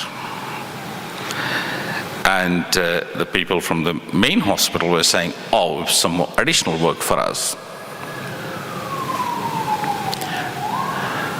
So we approached them by making 10 clinical divisions initially. However, once we started kind of working them, we realized the pharmacy services did not want to be part of it because they did not identify themselves as the part of the diagnostic group, which is fair enough. So we had to actually create an 11th division, and then we worked with the scenario planning process with each of these services. You have 5 minutes, Dr. Attar. Thank you. So what happens in the transformative scenario planning process? It's a 5-stage process. You want to start with co-initiating, co-sensing, co-presencing, co-creating, and co-evolving. The first step as a co-initiating is quite important. You want to kind of recruit people. the system-wide representation. You want to have as much wider group that you want to recruit. But there's few things that you want these guys to be.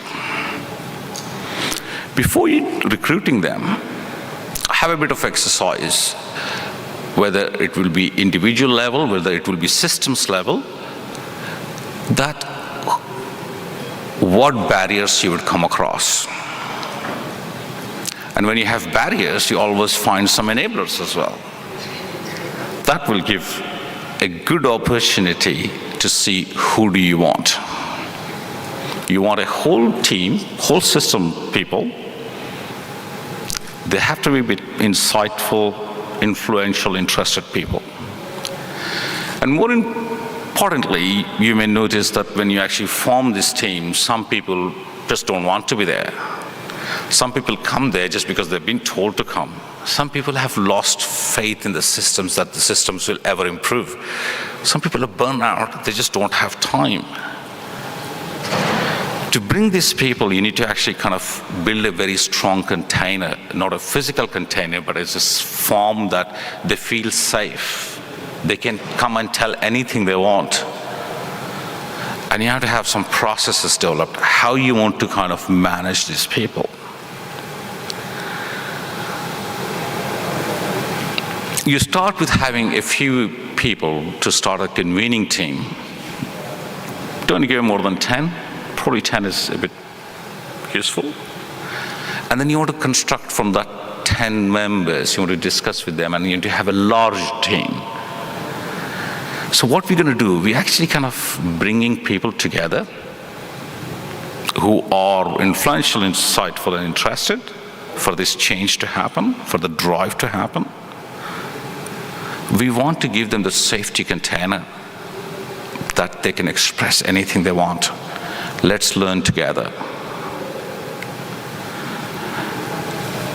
The role of facilitation here, the transformative leadership here is, it's quite important. You need to have this very fine balance.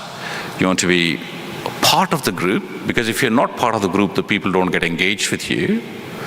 But equally, you have to be outside as well. So you want to have a circle. You want to be inside the circle, and you want to be outside the circle. So outside the circle, so that they see you as a third party who's there to kind of brokerage a deal here. But they shouldn't actually see you as a threat either, because if you kind of give a lot of your expert knowledge, then people actually perceive as a threat. It's a bit of delicate balance. But the other thing about this facilitator plays is he or she plays a game, an inner game and an outer game. Outer game is, we want this change to happen. Whatever the change may be, I don't know, because I haven't actually unraveled the mystery. But I want to be. So the inner game is, that's when we call it a reflective inaction, that I do not have to do anything, but what I need to do so that I do not have to do anything. It's a very interesting concept for the reflective inaction. I would encourage you to read if this actually kind of philosophical concepts interest you. Once you bring these people, you listen to them. Let them tell their stories. Try, Dr. Attar, to finish in 1 minute, please. Okay, so sorry guys, I have to just kind of, so towards the end, once we actually kind of have listened to the stories, once we have actually find out what's happening, you start building some relations. Unfortunately, I had some couple of good examples, but I have to kind of let it go. So what we do is, then once people have felt comfortable, they share their stories, there is a bit of relationship building up happening. That's when you actually get the strength. And the strength, actually, people open up more. There's trust building happening. At that time, you just ask people, okay, so tell what can happen. What should happen? or what might happen. The last stage, the fourth stage, is very important as a kind of facilitator. You module how this would do.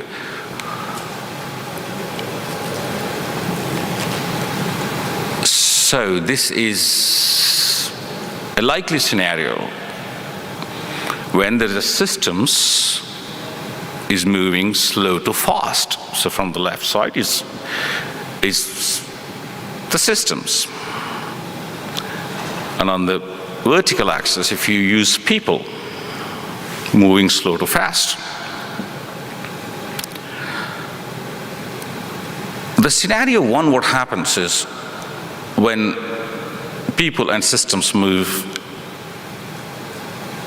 so one is moving very fast, the people are moving very fast, or the process is moving very fast. But so like an organization saying, we need to do this very fast, but the people are not ready. That's a disaster situation. That actually results in capsize. The second is a situation that where both the systems and people both move forward to bring this change. This is good. You want to capture this. But this cannot last long. People get tired, exhausted. The resources, resources we don't have. A scenario 3 can happen, which is portage. In portage, what's happening is everything is moving at a pace and adapting. And again, a scenario 4 is they're both very slow. The people in the and the systems, they're both very slow. So really change doesn't happen. You look at these likely scenarios and use 2 different analogies here. So you want to kind of start kind of a adaptive process. So if this happens, what I need to do? Whereas you look at a transformative process, in transformative process you say, hey, this is the possibility, which one I want. Which one is in my best interest? But once I know which one is my best interest, I want to write that scenario. So say, what are my threats if I want to achieve this? What are my weaknesses if I want to achieve this? How can I achieve this? You get your answers about the situation that you're stuck in. You remove the roadblocks. It gives you a very clear picture that lets you to act on it. So you transform your understandings, you transform the relationships, you transform your intentions. With all those transformations, you transform your actions and change your systems, change your situation. And you fly together. The flight of flamingos was actually the theme of Montfleur, going back to the same situation. Thank you very much. Thank you, Dr. Attar, for your amazing lectures.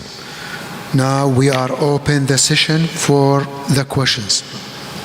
Any question, please? As usual, Professor Bahjat, please.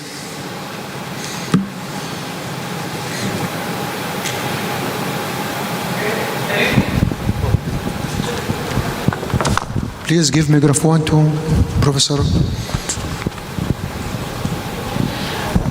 Thank you very much to all 3 speakers for their nice speech.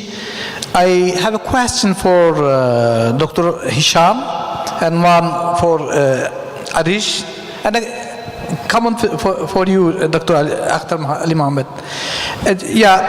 To me, in emergency department, the most difficult physical examination of the patient is ocular emergencies. For example, I am working in emergency department since 23 years. 2 years as GP, 4 as residents, and the remaining as physicians. But I'm still afraid to examine a patient with ocular emergency because it involves a very small area, and there are so many different disease. So really, as I said, I'm working in ED since 23 years, but it is a scare for me. Do you have any suggestion for me to be much more better to examine the patient and care and do their management. And please let me finish my question. And one question for Dr. Arish. In your third slide, you mentioned we have 450,000 deaths, annual deaths, and 650 hospitalization. According to this knowledge, the average of the mortality is over 70 for the hospitalized patients. Is it right? I might got wrong. Is it right? The average of the mortality in the hospitalization patients is about 76. This percentage, it's Dr. Arish, Dr. Hisham, please be in the front of listening. Okay. You can come here, please. And for Dr. Ali, Akhtar Ali Mohammed, thank you very much. It is really very impressive, very interesting for me to listening such a lecture, and it is about transformative scenario planning. You mentioned about many things that are really, really very important for a success. I mean, you talk about the coordination. Okay, I think it would be better to have additions such as communication, a well communication, have communication, when to communicate, to whom to communicate. And also we may mention about the responsibility, sharing the responsibility. And also to accept the mistake. If anybody accept the mistake, they can find a solution. Otherwise, never. They can. If I do not accept my mistakes, I cannot find any solutions. Then, and to always we mentioned about the self-protection. I think it is wrong. It should be a group or whole protection. We may mention about it, and changeable. Everybody should be prepared as changeable, change their mind, their skills, practice, and like this. And we may know about our limitation, knowing or aware about the limitation. Nobody is a hero alone. Nobody is here alone. So you shared and philosophy sentence. I want to share one of my. There is a problem. You have a problem, and it needs a solution. If you have a solution, do not wait. Do it immediately. This is the first step. The second, you have problem, but there is no any solutions. There is no any solution. Please and please, do not hurt anybody and neither yourself. Thank you very much. No any question. Okay. First, thank you, Dr. Bahjat. The cases I speak in my lecture, we must manage by any doctor in the emergency, even by the GB doctor, because if there's cases presented to you to the emergency with chemical injury, acidic or alkaline, we must keep in mind first step irrigation before even sent to the ophthalmologist, or even before the ophthalmologist come to the emergency in order to examine the patient. This first message. Second message, we must keep in mind, maybe the patient is presented to the emergency after midnight. You must keep in mind everything, every step first. You must examine the eye. You must know this case is orbital cellulitis or retrobulbar cellulitis, retrobulbar hemorrhage. We must deal, because the time is very important. We don't delay up to the ophthalmologist come, because maybe this is affect the patient and maybe lost. If you try to examine the eye, maybe you manage the patient in proper way. But maybe you fear because it's a small area. No, this is wrong. You can deal even before the ophthalmologist come. According to from the history, take the history of the patient and try to examine the eye.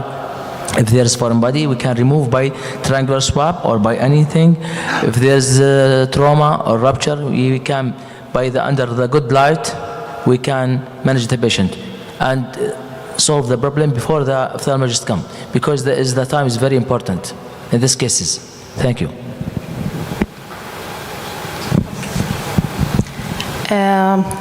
That number are estimated from CDC, and the total number of deaths, it's among complicating cases. From complicating cases, not from all the number of all of total cases over the world. So it will be less than the world. You have any that else? No, I think, do we have time for Dr. Akhtar to share his story? Dr. Ahmed, do we have time for Akhtar to share his story? Yes. He has a story. Thank you. I think one of the things that is, as you said, mistake. Accept mistake. As an organization, as people, we need to learn to forgive people. We can't be holding people for mistakes. Mistakes happen. We all can make mistakes. So in a conducive environment, in a good organization, you want to achieve this balance of power, balance of love with sense of justice. When this balance prevails in any organization, you have a much healthier staff, you have a much healthier organization. So forgiveness, we need to have incorporated into our systems. The second aspect is, as you said, that if you see that you have seen, if you know how to fix a problem, perhaps it could be the right approach in that situation, but not necessarily always. Because we again, going back to that longitudinal model of command, we're saying, I know this, I have seen this, this will be done. But if you ask a story from a different person, that could be quite different. So yes, there's no right or wrong answer. There's no hard and fast rule. We just kind of adapt. But again, how we are adapting, how we're getting that balance. And sorry, just remind me the last part of the question was? No, you had a story. You want to share a story, one of your stories. Oh, the story? Okay. So apologies if I'm taking a bit longer time. So when Kahan was actually working with the Colombians in the 2017, so when the Colombians were actually brought in, so they had the guerrillas, they had the military, they had the government, they had the academics, business people. And one of the priests got up and said, so how the relations got built up. The priest got up and said, I happened to go to this mass grave, and I found bones mixed with adults and very young children. And I asked the forensic pathologist there, how did this happen? So this is a mass grave of pregnant women. The moment he said that, there was an absolute silence in that group. And that is your aha moment to bring these people together. And the same guerrilla said, we are here for this meeting because we don't have to do this again.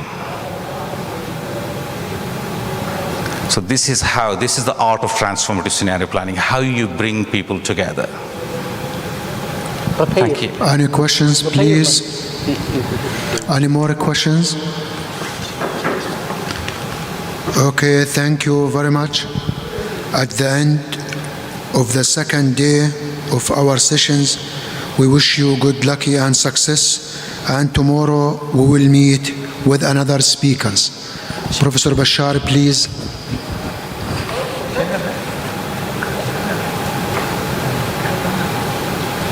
Okay, no.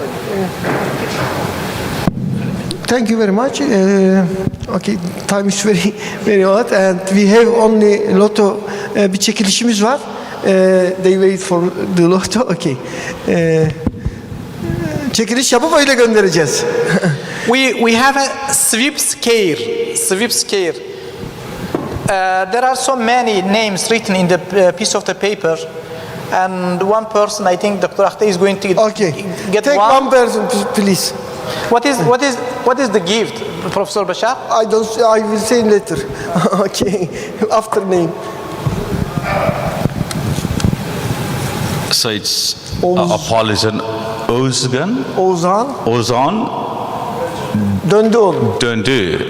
Okay. Ozan döndü. Ozan. Okay, I will extend the gift. Tiran sempozyumunu veya gelecek ilki kongre arasında seçim yap. Kayıt olarak. Hiç sevinmedin lan. Teşekkür ederim öncelikle. Gelecek kongreyi seçeyim ben. Okay, adam bilimsel ya. Tiran gideceğine okay. Choose for the next kongre. He's going to be full sponsor. No. Well done. Congratulations. Thank you. Hayırlı olsun. Teşekkür ederim, sağ olun.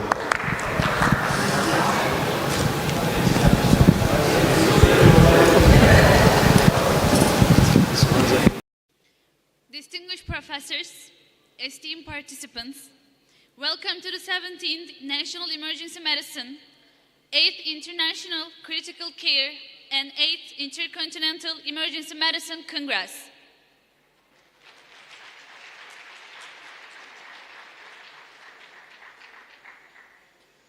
Now, I would like to invite you to the moment of silence to commemorate Mustafa Kemal Atatürk and his hero friends, the ones who fell for this country. Then the national anthem will follow.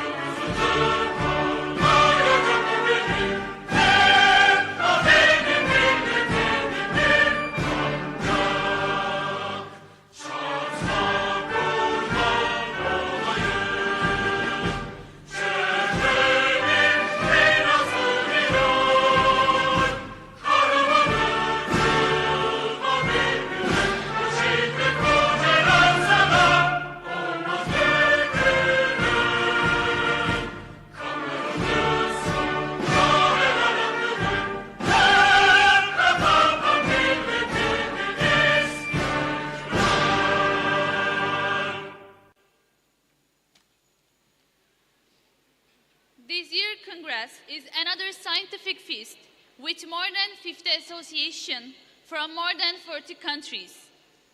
On this meaningful day, now I would like to invite Professor Paul Kivila, past president of the ASAP.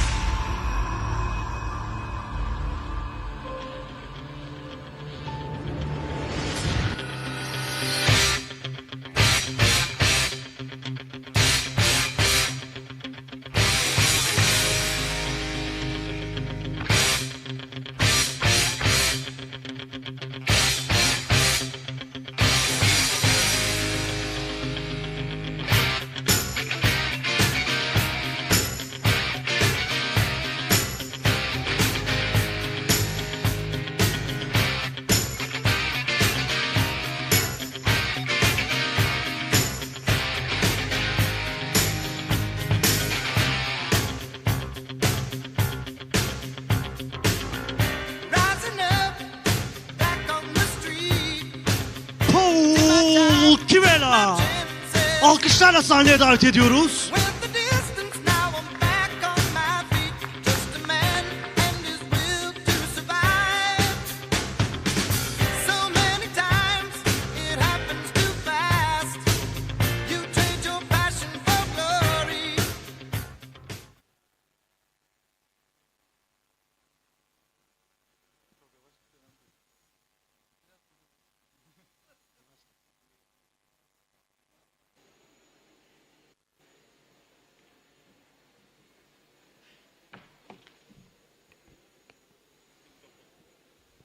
Well, thank you very much. It's a pleasure and an honor to be back here in Turkey with my friends and you, my colleagues. Emergency medicine for the past 2 years, nearly 2 years, has faced an unprecedented worldwide pandemic. It's affected ourselves, our patients, our families, our communities in a way that none of us could possibly foresee. It's an honor to be here with you today, to be with you, to share ideas once again face to face, without masks and with masks, but here again face to face, which I think is the most important thing. You know, a couple years ago, I always wait for this video and I smile every time because it's always a special video presentation. A couple years ago, I was portrayed as a cowboy. And you know, a cowboy is a good thing. A cowboy is self-sufficient. A cowboy is strong. A cowboy is a leader. And right now, you know, I appreciate the sentiments, but there is another cowboy leader here in the crowd that I want to bring up here right now. Dr. Bashar Kandar, where are you? Please come up here.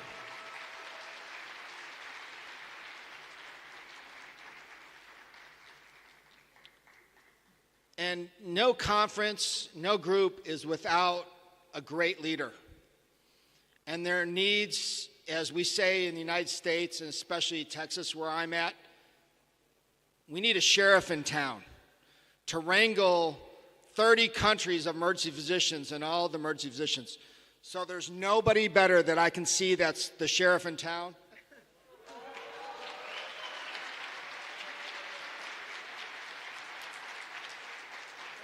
And I hope you all agree. I think he wears that hat proud and well.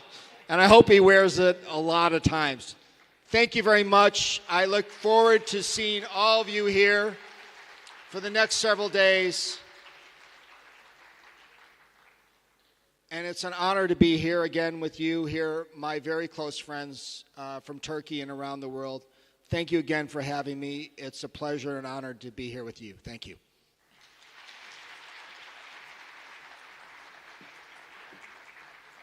Thank you, Paul Kivila, for your opening remarks.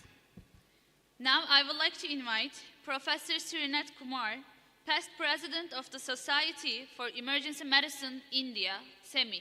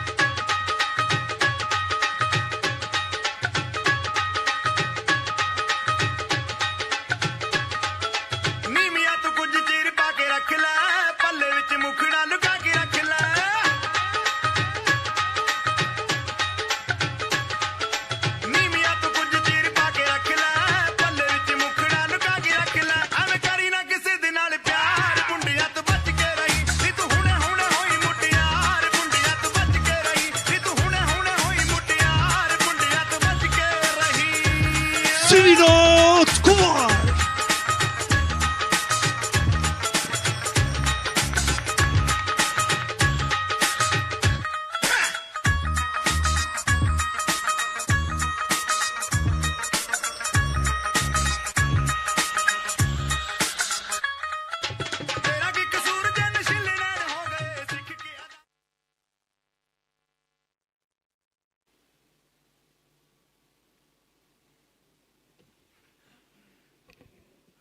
Good evening, everybody. It's always a pleasure to be here in Turkey along with Professor Bashar Kandar. There is no words to express tonight that last 2 years how much we missed each other. And then every time when we come here, it's a great experience. It's just not only exchanging our ideas, but meeting the people and getting to know each other. And every year by year, you meet a lot of leaders across the world here in Turkey. It's always blessed to meet the tallest leader in emergency medicine in Turkey. There is no competition. He has come 3 times to our country, and it was always a pleasure to be with him in our country also. Many leaders we have met, many leaders are come, many leaders will go. But what we never forget is emergency medicine, which brings together all of us.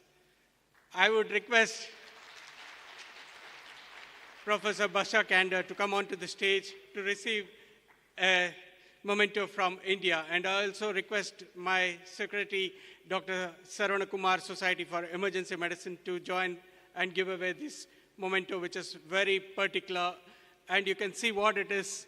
It's nothing but we had sent a that is the Society for Emergency Medicine India emblem to NASA, which was been taken all the way to Mars. And there we dedicated this to each and every emergency physician across the world.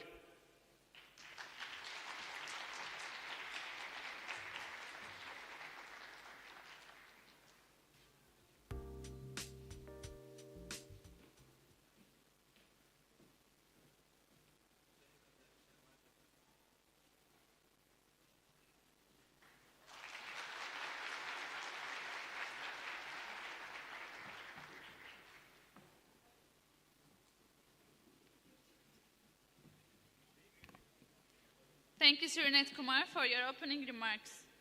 Now, I would like to invite Eric Review, co-chair of the pre-hospital section of USEM, co-chair of the Clinical Practice Committee of IFEM.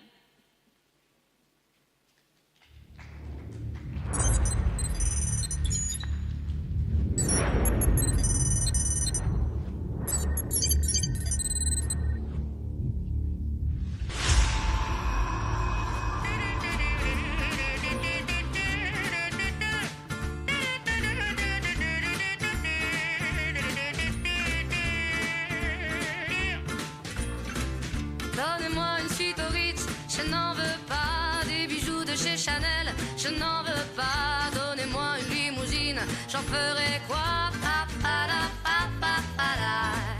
Offrez-moi du personnel, j'en ferai quoi? Un manoir à Neuchâtel, ce n'est pas pour moi. Offrez-moi la tour Eiffel, j'en ferai quoi?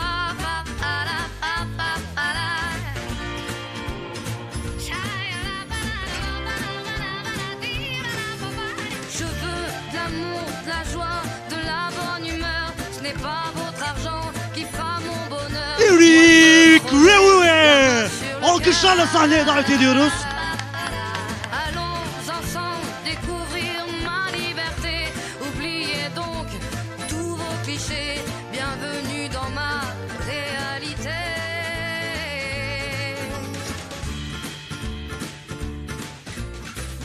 J'en ai marre de bonnes manières, c'est trop pour moi.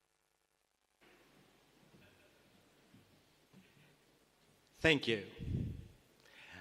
I didn't have a present, I gave it already to my friend Bashar. 2 years, it's too long. I miss you guys. And just let's have 5 minutes, about why we are here and why we love emergency medicine. This emergency medicine is the most interesting 15 minutes of every specialty. Who has the best story to give? We do. We are the good friends when we have dinners to speak about that. We give lots of funny stories about that. We are always on the front line, always. We are in terrorist attack, in overwave, in COVID. We do have always our EMS system, emergency department, physician and nurse. We are always here. That's why we have to be proud of. The thing is, we never sleep. Never. We always there. And then we are the best doctors of the hospital because we let them surgeon sleep. We are good. We are good emergency physician if the surgeon can sleep. That's why. That's our job. And our family knows that. We made mistakes, but we learn from our mistakes, and we exchange of our mistakes. And this Congress, we exchange of that. I made mistakes. I just give you my mistakes. You made a lot of things we have to exchange together. That's a lot of things we have together and to learn from you, from the others. Yeah, sorry, Barbara. Portugal had Ronaldo. Brazil had Neymar. Argentina had Messi. You had a team. Not anymore. We have a team now, a soccer team. I know that Bashar loves football. You have an excellent team. But you in Turkey, you are the first in the world from emergency department. No one has more than 1,000 to 2,000 patients per day. No countries has got. You have it. So that's the thing. I'm very proud to be here and to learn a lot of you and your experience. One of the things is emergency medicine, that's it. Normally, our part of life, home, work, community, and self. That's normally that we have to do. It's not always like that. Our job is bigger and bigger. It takes more and more for us. And we are far from home, far from our family, far from our friends. It's dangerous. And all of the colleagues from all over the world speak about the burnout system. The thing is, we know that maybe our life will have to change in another way. This way, you have to keep on ourselves. Work is very important. We have to take care of a home, of your community. And this Congress is the famous example of why friends are here, why we are here, and we are together. So thank you to you to make this Congress so funny, to have so lot of exchange together. So I enjoy you to come to the next Congress. And as you know, we are here in Turkey. And what's the name of the hotel here? Titanic. I hope we won't sick together. But I would just say thank you to Bashar.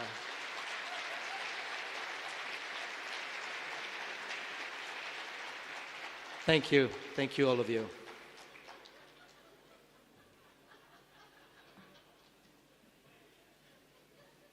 Thank you, Eric Review, for your opening remarks.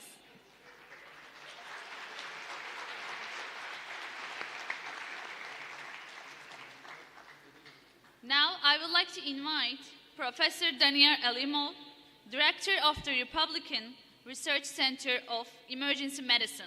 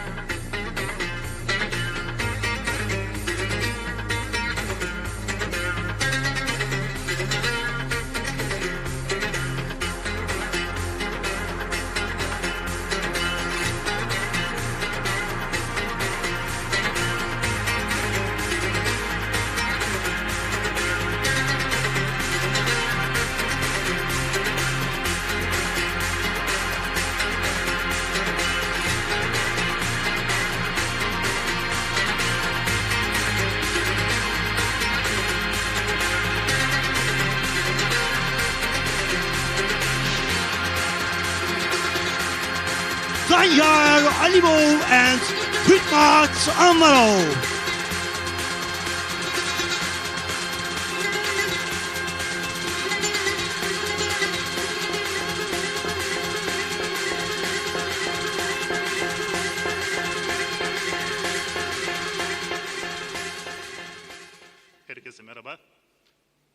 Thank you very much. It's a really great honor for us to stay here again and again. We wish to come here, and we came here again.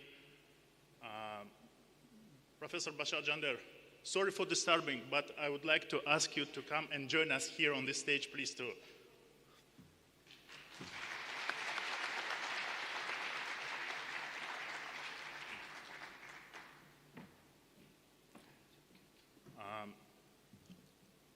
On behalf of the Health Minister of the Republic of Uzbekistan, I had a great honor first to greet this esteemed society, the excellent auditorium, and you as a leader who gathered all of us here in these very crucial times.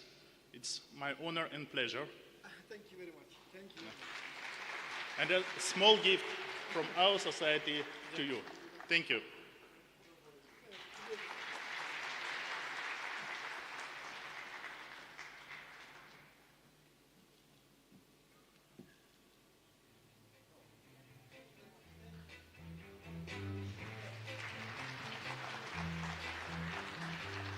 Thank you, Daniel Elimo, for your opening remarks. Now, I would like to invite Professor Luis Garcia Castrillo Riesco, past president of the USEP.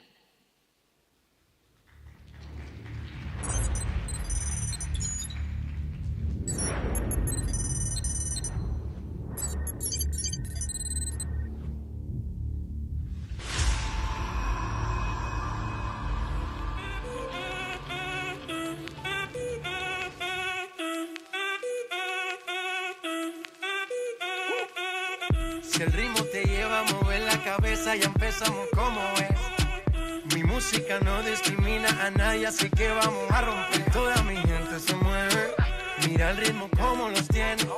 Hago música que entretiene. El mundo nos quiere, me quiere a mí. Toda mi gente se mueve, mira el ritmo como los tiene. Hago música que entretiene. Mi música los tiene fuerte bailando y se baila así.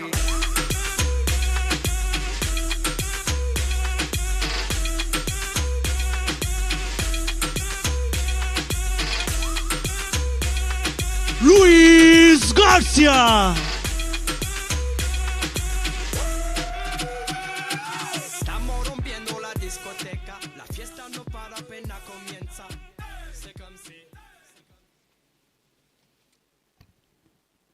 Thank you, thank you, thank you. I say this 3 times. I should have said 5 because this is the 5th time I am joining you, and I am really honor and pleasure. But in this occasion, for me, this situation is more emotional. After 2 years of very bad moments that you know better than me, to see old friends, to see that things seem to be improving worldwide, and to have the expectation that in the future we are going to have more meetings like this is something that touches my heart. And I have the best wishes for this meeting, and I suppose that in the future this is going the normal situation, not the past. As USEN past president, I would like to thank the organizers and, of course, Bashar Jander for his effort, not only for this Congress. This is an historical Congress, and you all know that to organize just one meeting is something really difficult. But to keep this historical activity year after year and having the attractions for so distinguished guests and participants in these meetings is something exceptional. So I will thank Bashar for organizing this for many, many years. And I give my best wishes, my personal best wishes, and the wishes of USEN as an organization to keep this. That is the life of emergency medicine, not only in Turkey, but worldwide. Thank you, Bashar, for this.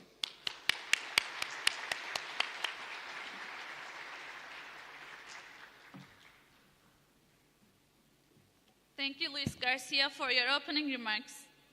Now I would like to invite Jesus Daniel Lopez Tapia, President-elect of the Latin American Federation of Emergency Medicine.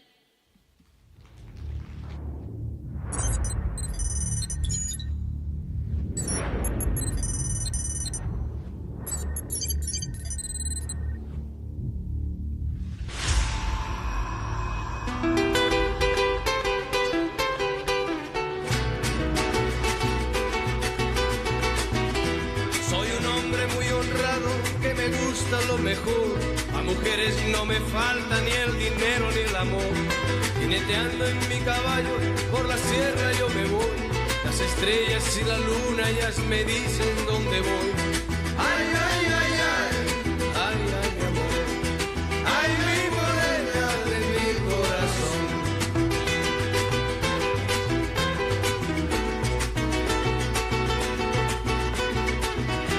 Me gusta tocar guitarra, me gusta cantar el son. Mariachi me acompaña cuando canto mi canción. Me gusta tomar mis copas. Daniel López Tapia. Tequila blanco con su sal le da sabor. Ay, ay, ay, ay, ay, ay, mi amor. Ay, mi morena de mi corazón.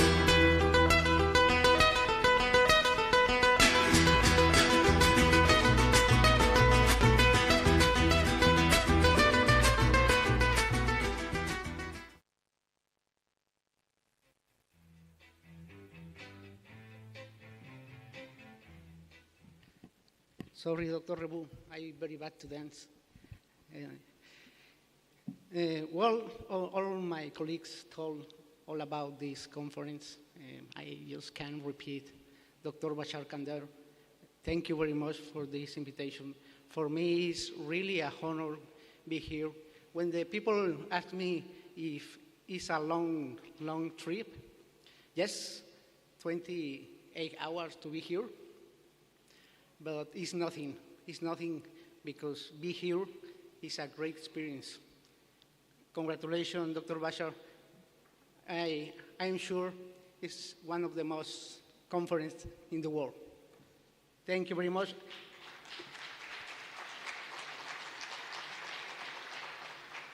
And congratulations all of you because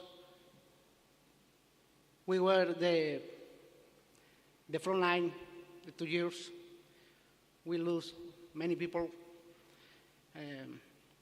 but we are here again. Congratulations, all emergency physicians in the world. Dr. Bashar, I don't have a gift, but my gift is all the heart of the emergency physician from Mexico for you. Thank you very much.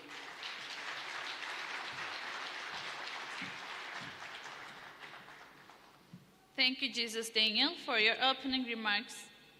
Now I would like to invite Professor John Lee Vincent, Professor of Intensive Care Medicine, Université Libre de Bruxelles, Department of Intensive Care, Erasmus University Hospital.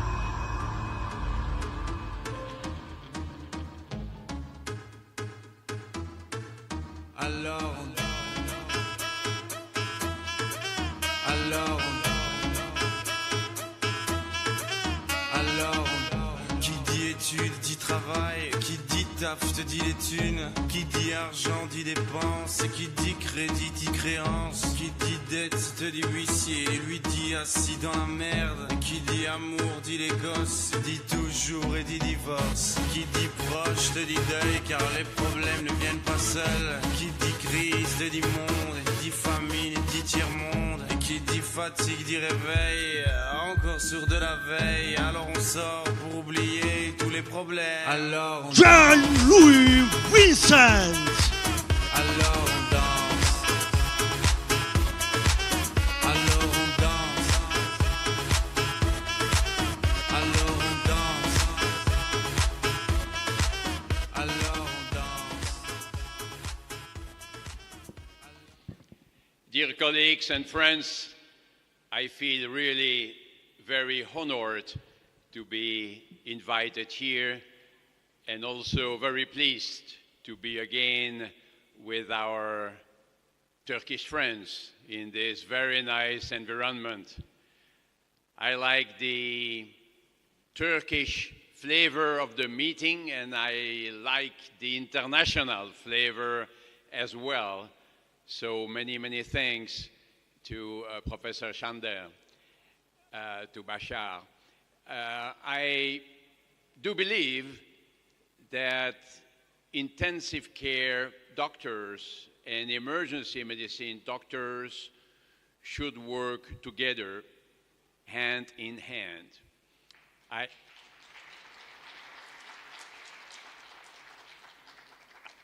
have been professor of intensive care medicine for many years, and this included teaching of emergency medicine, at least in the most severe aspects, the aspects that concern the critically ill patient, cardiac arrest, polytrauma, and septic shock, and other real emergencies.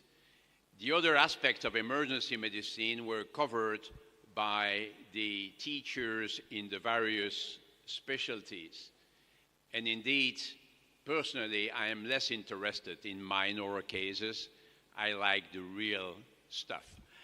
And I like to see that this meeting is also an international critical care and emergency medicine congress. And we have organized in Brussels for 40 years now the ISICEM International Symposium on Intensive Care and Emergency Medicine, combining the interests of the two specialties, again, when they deal with critically ill patients. And I really think that in the hospital too, there could be some kind of umbrella for our two departments. That's the reason why, as I say in my talks, I like the American approach of critical care medicine. In Europe, we speak about intensive care medicine, but in the US, there is the intensive care unit, of course. There is the ICU, but there is a critical care medicine umbrella, which is broader. And it can cover also the rapid response systems in the hospital. So in one word, I can tell you that in our institution at the University Hospital of Brussels, our two departments of emergency medicine and intensive care medicine are very close to each other.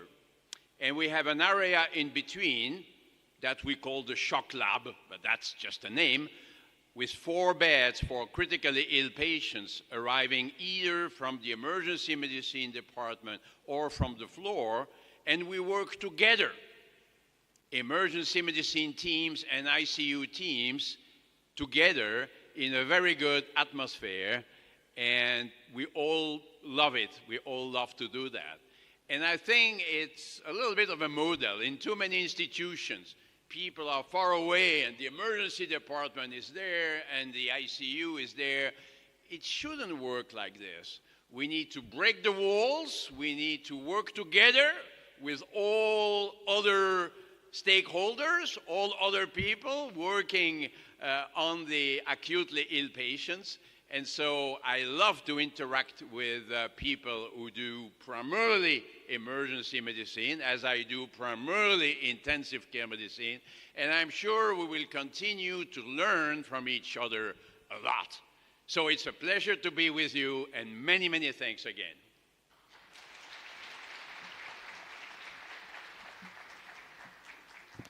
Thank you, Vincent, for your opening remarks. Now, I would like to invite the mentor and the constructor of the emergency medicine training in Turkey and the president of the EPAT, Professor Başar Candar.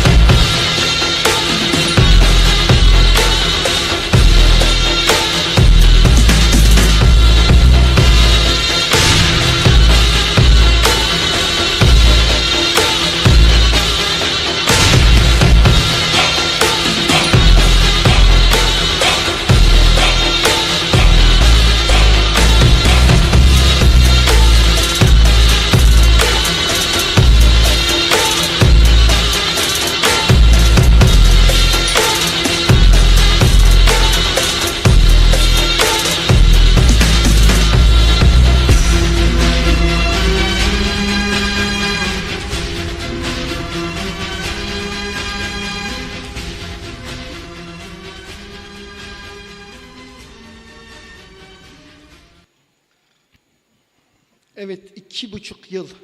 Bu arada ben Türkçe konuşacağım. Kulaklıkları verdiniz değil mi arkadaşlarımıza? 2,5 yıl. Nasıl geçti? Aralık 2019. Ne hayallerle girdik Aralık 2019'a ve çok farklı bir dünyayla karşılaştık. Şu anda biz tarihi anlar yaşıyoruz. Tarihi anlar. Neden? Çünkü 100 yılda bir olan bir pandeminin şahitleriyiz. Biz daha önce söylemiştik ama. Ne demiştik? Sağlık böyle önemlidir demiştik. Acil servisler önemlidir demiştik. Acil tıp uzmanları önemlidir demiştik. Görülen süreç dünya düzeninin sağlık üzerinden yeniden dizayn edildiğini gösterdi. Bunu bir teori olarak değil, yaşadığımız süreci tarif için söylüyorum. Bakın hayatımızda olmayacak şekilde değişiklikler oldu. Kim bizi bu kadar evlere kapatabilirdi? Çocuklarımıza sarılmadan bir yıl geçirmek zorunda kaldık. Bunları hangi güç yaptırabilirdi? İşte hiç hesaplanmayan bir süreç bizim en iddialı olduğumuz kongreden 2,5 yıl ayrı kalmamıza sebep oldu. Ama şimdi her şeyin bir sonu, her gecenin bir sabahı olduğu gibi 2,5 yıl sonra çok özlediğimiz insanlarla bu büyük organizasyonda birlikteyiz. Hepiniz hoş geldiniz.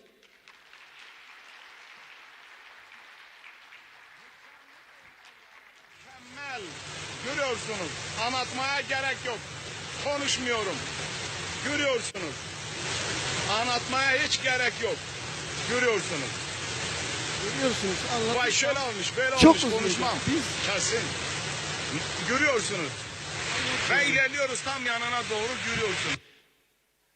Şimdi Sayın Erik de bahsetti. Biz hep ön saftayız dedik. Ön saf. Evet. Front of line. Ön saf. Ama burada görüyorsunuz. Ön saf değil bizim artık yerimiz. Bizim yerimiz ön safın en önünde komuta eden kahramanların yerine yerleştik. Zaten öyleydik de biraz daha süreci yönetecek bir yere geldik. Ve bu süreci böyle yendik. Şimdi arkadaşlar tabii ki acil tıp bu dönemde ne kadar önemli olduğunu gösterdi. Gerçekten özellikle pandemi döneminde biz bütün pandemiyi acil servisler içinde yönetmek zorunda kaldık. Karargahlar acil merkezler oldu. Acil servisler merkez oldu.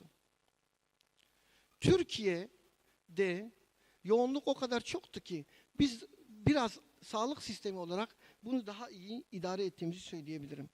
Tabii doktorlarla konumuz yani düşünün ya biz böyle bir konumdayız yani. Aradayız yani. Birisi yakalar, biz onun hayatını kurtarırız. Bizim işimiz hayat kurtarmak. Doktorluk. Tabii acil tıp için beklentilerimiz hiç bitmiyor. Bu 100 yıl gelecek ve bu benzersiz branşı hep birlikte bu kitle olarak, bu tarihi anları yaşayan kitle olarak ileriye taşıyacağız. Tabii bizim bu pandemi şartlarında bütün çabalarımıza rağmen güvenlik problemi hiç bitmedi. Sayın Genel Müdürümüz burada, Sağlık Bakanlığı yetkilileri burada. Güvenlik biliyorsunuz bizim müdahalelerin hepsinde ilk öncelik güvenliktir. Artık biz kendi güvenliğimizi korumak durumundayız. Yakında böyle kıyafetlerle acil serviste hizmet vermek zorunda kalmayız umarım. Bir türlü bütün işlere rağmen virüsle savaşalım mı? Virüsle mi savaşalım? Hasta yakınlarıyla mı uğraşalım? Gerçekten sıkıntılı. Tabii bunun İngilizcesi yok maalesef ama tercüme ederler. Yani şiddetin sebepleri böyle analiz edilmeye ihtiyaç olan sebepler. Tabii en sonunda da bu şiddetin sonu herhalde buraya gider. Tabii biz şiddet konusuna ATÜDER olarak en çok eğilen sivil toplum kuruluşu olduk. Ve bu dönemde, bakın pandemi dönemine rağmen biz daha önce hazırlıklarınızı yaptığımız bu kısa filmi şiddet konusunda gösterime sunduk. Tabii süremi biraz daha uygun kullanmak adına şu baştaki konuşmaları biraz geçeyim, onu internette takip edin. Evet, kurtarmaya çalıştığınız Yapabilirsin. bir can. Yapmalısın. Bak ben senin yanındayım. Hadi tut elimi.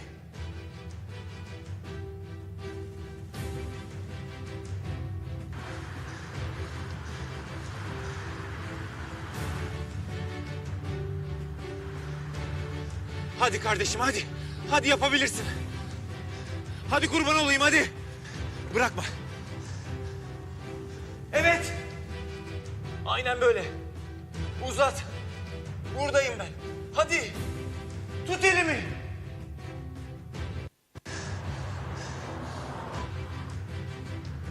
Nabız geldi. Hadi çabuk çabuk çabuk. Ne oluyor şimdi? Elimi bırakmazsan ben seni buradan çıkaracağım.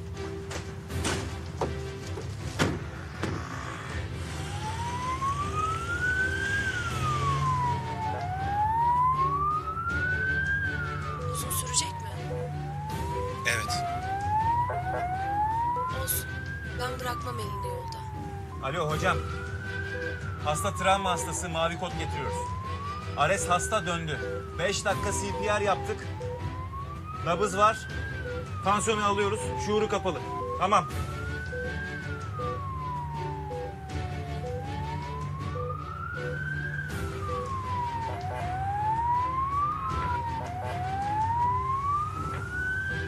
Acilin önünde kalabalık olacak. Hastalar, hasta yakınları, meraklı bir kalabalık. Ailenden haber alıp gelenler. Onları aşarken de tut elimi. Bırakma. Görmedin mi diyorsun? Ya olacak şey mi? Burada ne yapıyorsun sen o zaman? Üzgün ve sinirliler. Kabul edemiyorlar olanı biteni. Annem doktor. Doktor kızım yaşıyor mu? Ne olur? Bir suçlu arıyorlar. Acılarını çıkartacakları birileri. Hanımefendi. Hanımefendi alır mısın? Burada bulamazlar ki. Doktor kızım yaşıyor mu? Ne olur söyleyin. Buluyorlar. Hasta bakıcılara, hemşirelere, doktorlara. Kimi bulurlarsa, kime güçleri yeterse. Ama siz bana yardım ediyorsunuz. Elimi tutuyorsunuz benim. Sen sakın elini bırakma. Biz onlara rağmen başaracağız. Sen yeter ki tut elini. Ya niye bir şey söylemiyorsunuz Allah aşkına? Söyle ne olur. Niye konuşma? Öldüm çocuk. Kızınız yaşıyor. Ambulansla biz gerekli müdahaleyi yaptık. Kızınız iyi olacak inşallah. Tamam mı? Sakin ol. Çok teşekkürler doktor bey. Başarılı bir müdahale yapmışsınız. Sayenizde hastayı hayatta tutabileceğiz. Sağ ol. Merak etmeyin. Kızınız daha iyi olacak. Acil tıp uzmanları gerekli müdahaleleri başarıyla gerçekleştireceklerdir. Bize güvenin, umutlu olun. Ama en önemlisi sakin olun. Bizim yanımızda bizimle birlikte yer almanız gerekiyor. Eyvallah, sağ ol doktor. Sağ ol.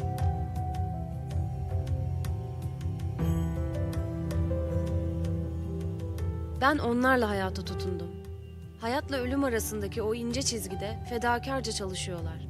Sağlık ordusunun isimsiz kahramanları onlar. Acil tıp uzmanları ve çalışanları. Beni siz hayata bağladınız. Kendim ve sevdiklerim adına hepinize minnettarım. Ben şanslıydım. Ama sizin anneniz, babanız, eşiniz, çoluğunuz, çocuğunuz, akrabanız, arkadaşınız bu kadar şanslı olmayabilir. Ne olursunuz unutmayın. Size rağmen olmaz. Ama sizinle iyi olur.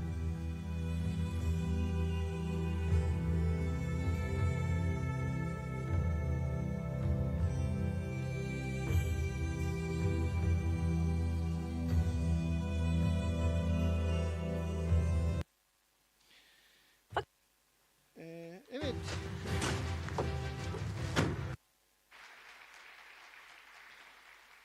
Şimdi baktım ki film çevirmek kolaymış. Aradan beni sıkıştırdılar.